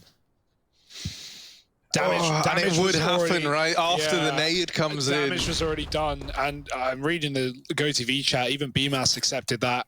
Yeah, it was actually him to write it, right? Yeah, Said, like, never mind, damage has been done. Yeah, nothing we can do about it. Got to continue. So they know the realities. That's a pretty grim spot, man. Feels bad for Rops and the rest of Mouse. Yeah, Rops has been having a great series as well. There he goes. He drops from the server. Bid take. Can they still do it? It's a 4v4 now. They've carved a path. Masuta's dead after 1. Oh dear, this could fall. Yeah, do it right by Rops. Oh, and as you say that, the orbs come back in play. Shocks and Zaiwu. A playground on this B bomb site. Shocks flashing himself back in. That bomb is loose in middle. A-Core, 1-on-3. Not being given a treat, not being given anything. 15 on the clock, at least has to die before the time expires. Jumping up, Shocks is right below him. RPK peeking out wide. That smoke does him favors, but Zaiwu still trades, and 15 to Vitality. Okay, I want to give a shout out to Apex here as well. He's being a real gentleman about this, right? Rops drops out. Obviously, it's devastating to have that happen. Yeah. Mousesports came to terms with it very, very quickly. Apex apologizing profusely in the chat, right? Saying that he feels bad that it's happened at this scoreline, saying that he's sorry, but no one wants a caveat. No, exactly, right? And I think even for Vitality, they wanted to keep this going as the tense 5v5 close game that it is. So Apex giving his apologies and commiserations to Mouse that happens at such an unfortunate timing. A true gentleman in his approach. That's got to get in your head if you're Mousesports as well, right? Like, not only were you pissed enough that you were 14-9 up to take your opponent's map pick, head to Vertigo, a map that you certainly feel like you could win with how this series has gone, with how Vitality looked, you know, beatable on that yesterday. They got destroyed by G2, but now Vitality, they're back in the driving seats. They're the ones with OT locked in, and they're looking to close this series in a 2-0 fashion. Yeah, now just one round away from it. It didn't feel like it was possible, and yet here we are. Vitality hauling it back. Shocks pushing into the tunnels. Locked in a stalemate with Rops. No one moving, no one budging, but eventually one of them has got to break this, right? Break this trance that we're locked in right now. Hypnotized by the hip swing of Rops. Still not in with the peak, but he might be about to try it. Might be about to tempt it. Oh. Run. Yeah, instead just drops that smoke, right? Shox gets out of there. Mouse Sports set up with 3 at long. Dexter alone in middle. They're faking a B play. Oh, that smoke comes down on long. That stops the take. RBK, he's going to see these flashes come over. He's got all the info in the world. Dexter tagged. RBK from the pit. We know what he can do. He's dropped one. Molly out. Can he call for support? Can anyone help him in this position? Trapped in the pit. Apex can cover, but no flash available. And 30 seconds for Mouse Sports to make magic happen. Oh, they've lost Zywoo. He's out for the count. Apex and RPK are pulling this one over the line. It's just Acor left, a 1v4, 25 seconds. Nails the first shot down into the pit, but there's so much more where that came from that we need out of Acor. Up he goes, already crossed onto the car as Apex, and there's the swing that ends it all. A gentleman in chat, but full disrespect in the server. 16-14, Vitality take it 2-0.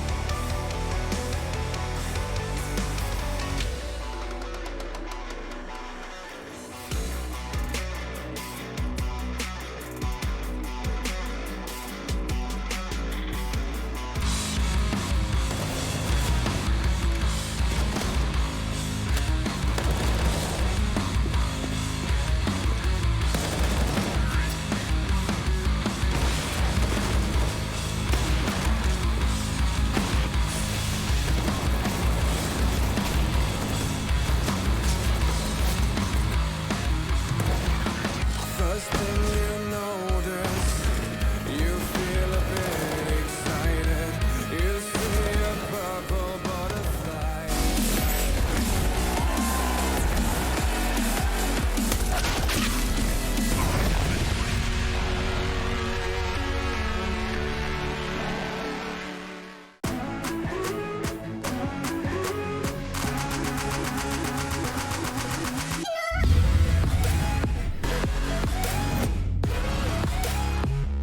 Glaive, my in-game leader, the way that he's been keeping Astralis at the top for a very long time now, and like consistently just being able to be in that top 5, top 3, top 1 for a very long time is something that's really hard to do. I picked Zywoo as my AWPer. I don't really think I need a reason for that, right? First of all, he never really misses a shot, and like he's rotating properly. He's helping his teammates. He's always at the right position to help out and actually be there when the enemy team hits a side something. I would have Robs actually, my teammate. He's just really consistent in getting those 2 to 3 kills every time, and he's really amazing in clutches as well. Like he's like an overall really good player. So he's playing the second AWP as well. Like you can't really ask for more of a player. My pick for the entry would be Dupree. I would want him as my entry because he's been so consistent over the years, and he's keeping himself ahead of the meta every time. You see the way he's entering and actually looking out for new stuff, and he also brings a lot of mood into the team. He's a really looks like a really open guy and brings a lot of mood to the team, which is really important. Actually, this was a bit hard. There was a few players that you could choose, but I actually went with Nico from G2. Like he has a lot of experience. He was in-game leading before at some point, and actually just his raw skill and mechanics is the reason why I picked him. Individually, he's so good. Sonic, the way he tries to lighten up the mood in the team, you see him just standing up and bringing the hype, and he just seems like a really good guy. And from what I hear, he's also a really good coach. Like, yeah, I would choose Sonic.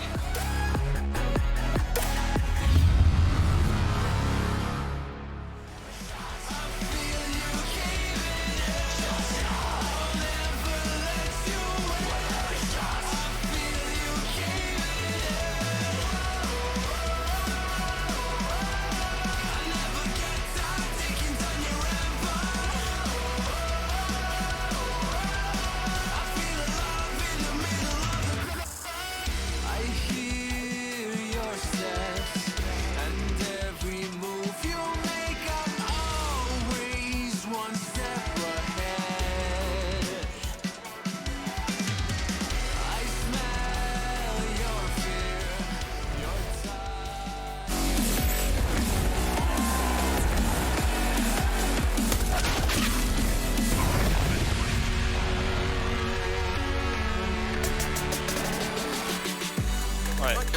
Connecte-vous au mur.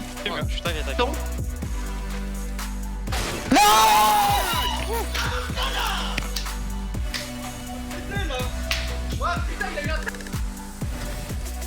After being down 10-5, you can see what it meant to Vitality to pull that victory out. Again, a victory they desperately needed to still have that chance to make top 3 to potentially get first place out of the group and move on through into the playoffs. But now they have that victory done. Mousesports, unfortunately, going 0-3 overall in the groups. Unfortunately, I don't think they're going to be moving on any forward as we have Jacob to talk about everything that just broke down that last game. We did have some good notes for Mousesports at least. Like, for instance, Dexter did step up. But if I'm not mistaken, you have something you actually wanted to break down in this match. Yes, I got a little bit of illustration for you here in Skybox, and it's to be a little bit rough on Mousesports, right? And also to showcase the viewers out there at home that even though you're doing everything right, you don't necessarily win the rounds right. So we have the round right here where we set it up. We have an anti-eco coming on for Vitality. We can see all of the players are moving up towards the A-bomb side, and Mousesports is having a 3-2 setup, 2 players towards the B-bomb side and 3 players towards the A-bomb side.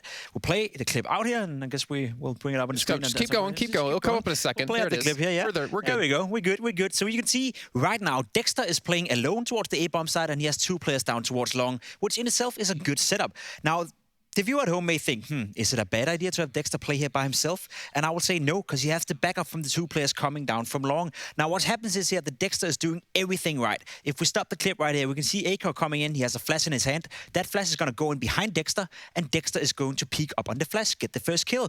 Perfectly done right here. So if you stop the clip right here, you think to yourself, this is a very good anti-eco. Mousesports have full control over the situation, and as I said, they're doing everything correct. The backup is coming in from long. Dexter's still alive, but look at Dexter. He makes a tiny little mistake right here. Instead of staying alive, he jumps up and he dies. And at this point, everything goes to hell. And it does to one player right here. Saivu, look at that. Constantly looking for the duels. Finding 1, finding 2. And all of a sudden, the 2 backup players are dead thanks to Saivu's individual skill. He picks up an M4, throws it over to RPK. And what happens in a couple of seconds is that RPK is going to take the straight-up duel with the M4 towards Rups and win it out. And that's why Vitality is winning. So despite Mousesports doing everything correct in this anti-eco, they had a good setup, good flashes, good team play. They still lost out to Saivu, the X factor of the game, and that is how cruel Counter-Strike can be sometimes. Even though you're doing everything correctly, Saivu can still happen, and he can destroy everything for you. Well, to be fair, you said this many times, right? You don't necessarily need to go for the re-peak sometimes. Staying alive is just going to be more important, and we have to wonder. Well, go ahead. And it's very important for me to mention right here that it's a small mistake from Dexter. You can argue that it's okay to go for the second peak. I don't want to blame the round on Dexter, but it would have been better had he stayed alive and peaked with his 3 mates, because then Saivu, instead of killing 2 people at once, it would have been 3. And maybe for Saivu, it would have happened regardless, right? Because he's that good. But that's true. 3 is better than 2 most of the time. So a small mistake by Dexter, but overall, you can't blame anything on this guy. He was having a fantastic series. He was phenomenal. He even had an ace in this one as well, which I believe this round right here. And that's great to see as well. Getting some pressure off his shoulders, able to step up, but unfortunately it wasn't going to be enough at the end of the day, and Vitality do get themselves through. You can see Zaiwu getting 52 kills right there. I think it was like plus 20 if I can do math correctly. I know I'm a little bit off there. I didn't get to see it long enough, but it was still fantastic to see the comeback, and at the same time, unfortunate that the disconnect did happen for Ops. And we even heard the casters talking about, Apex was saying in chat, he's really sorry for that happening at that moment, because that is probably the worst moment for it to possibly happen. It of course is. It was an anti-eco or a small force buy for Mousesports, so most likely it wouldn't have changed anything. But mentality-wise, for a player to crash in such an important round, of course, it can be super tilting. I will say, though, that Rups is one of the coolest players I've seen out there. So out of everyone to crash from the server, it was probably a good thing it was Rups and not a guy like Frozen or Bimes or Dexter for that matter. Well, speaking of cool players, we have a cool guy coming in for an interview here. We got Shox coming in, join us from Vitality to talk about their victory here.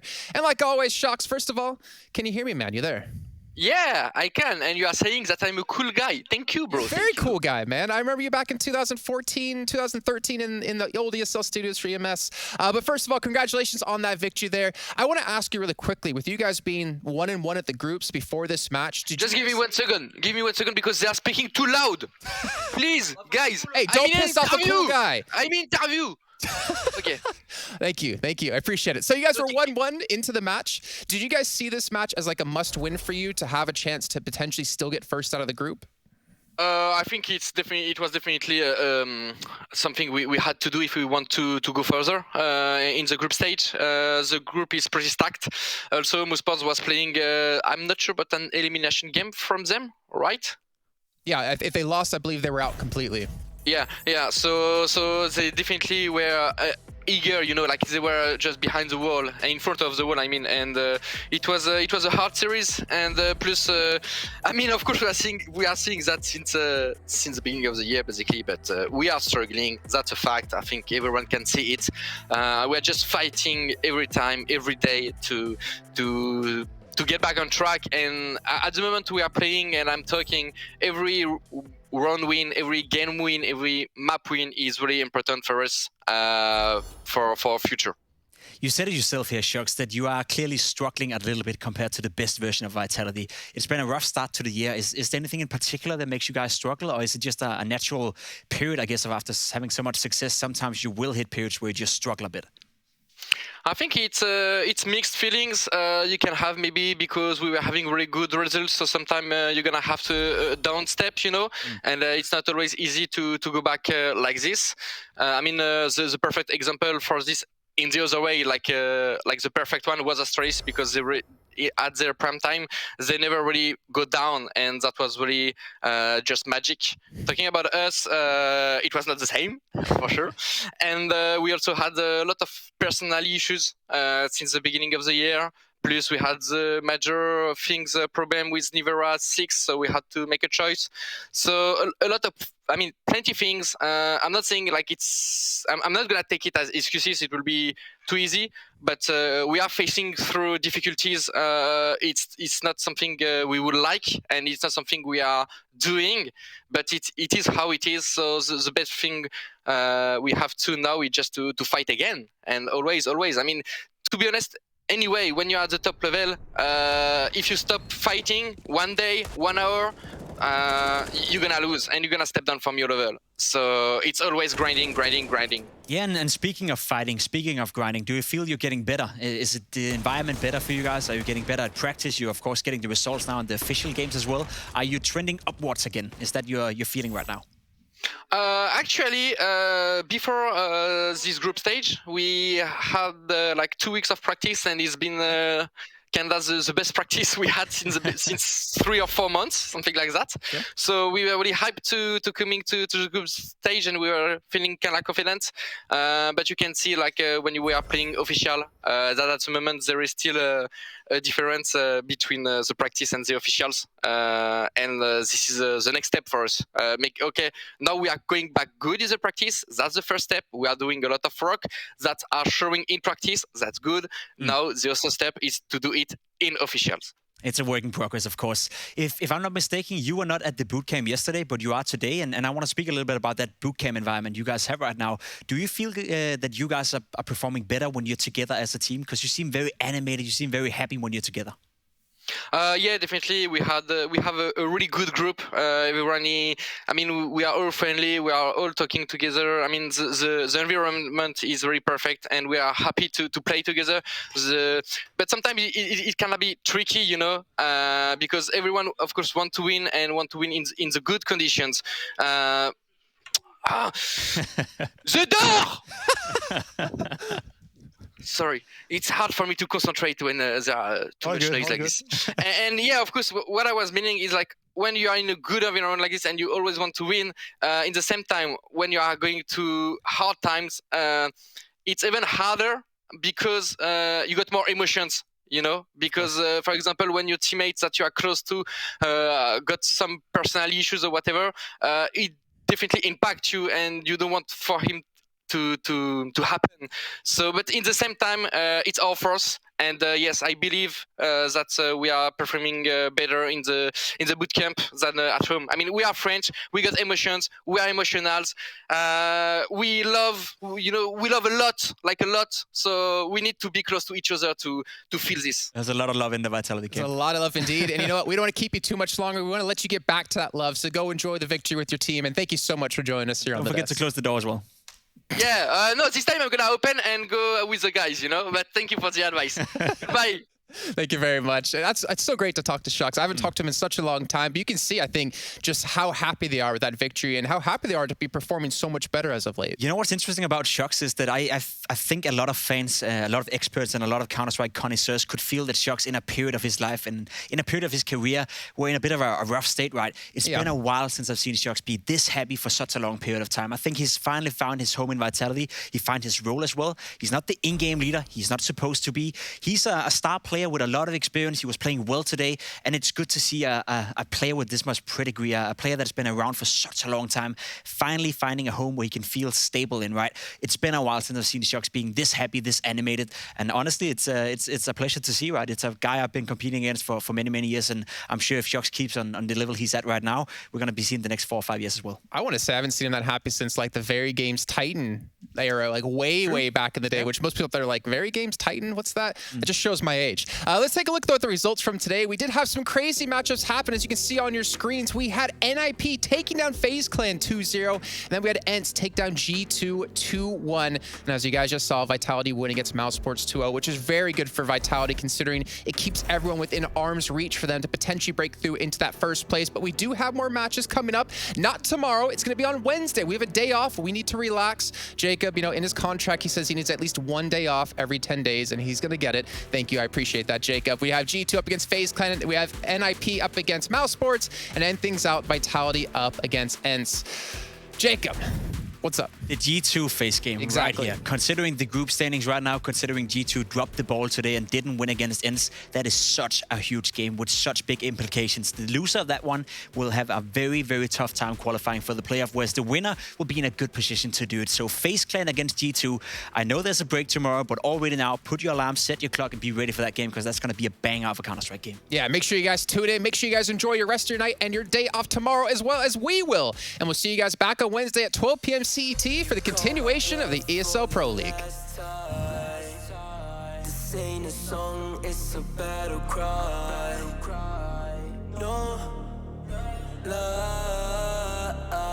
I see the clue between the strobe lights and honey.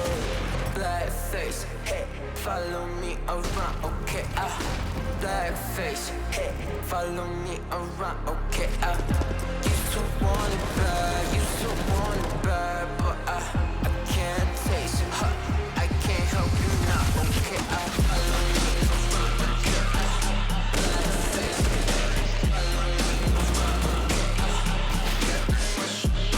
follow me around, okay, black face, hey, follow me around, okay,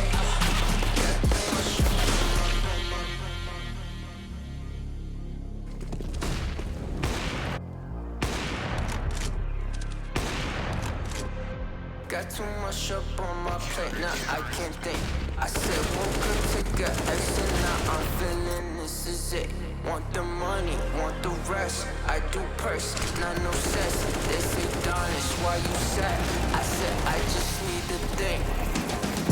Red tape, got too close, I hate the city.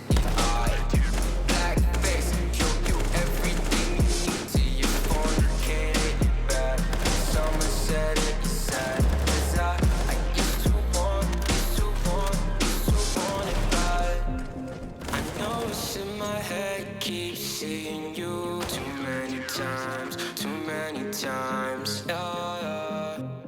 I know it's in my head.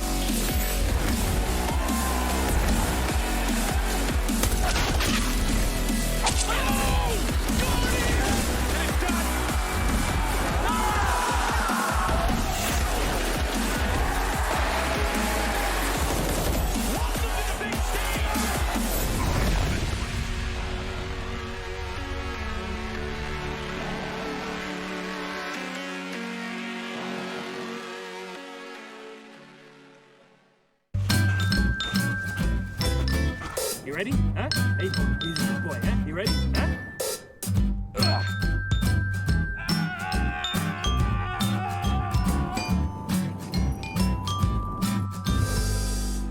Start your esports career now at play.eslgaming.com. If you want to know what you're good at and, well, also what you suck at, check out CSGOhub.com. coming! Hi, my name is Suli. My handle is Smix. I think it's important for these initiatives to happen. Empathy really, really goes a long way, and it always, always means so much to us, and I think that's where initiatives like this really help. Good luck, have fun.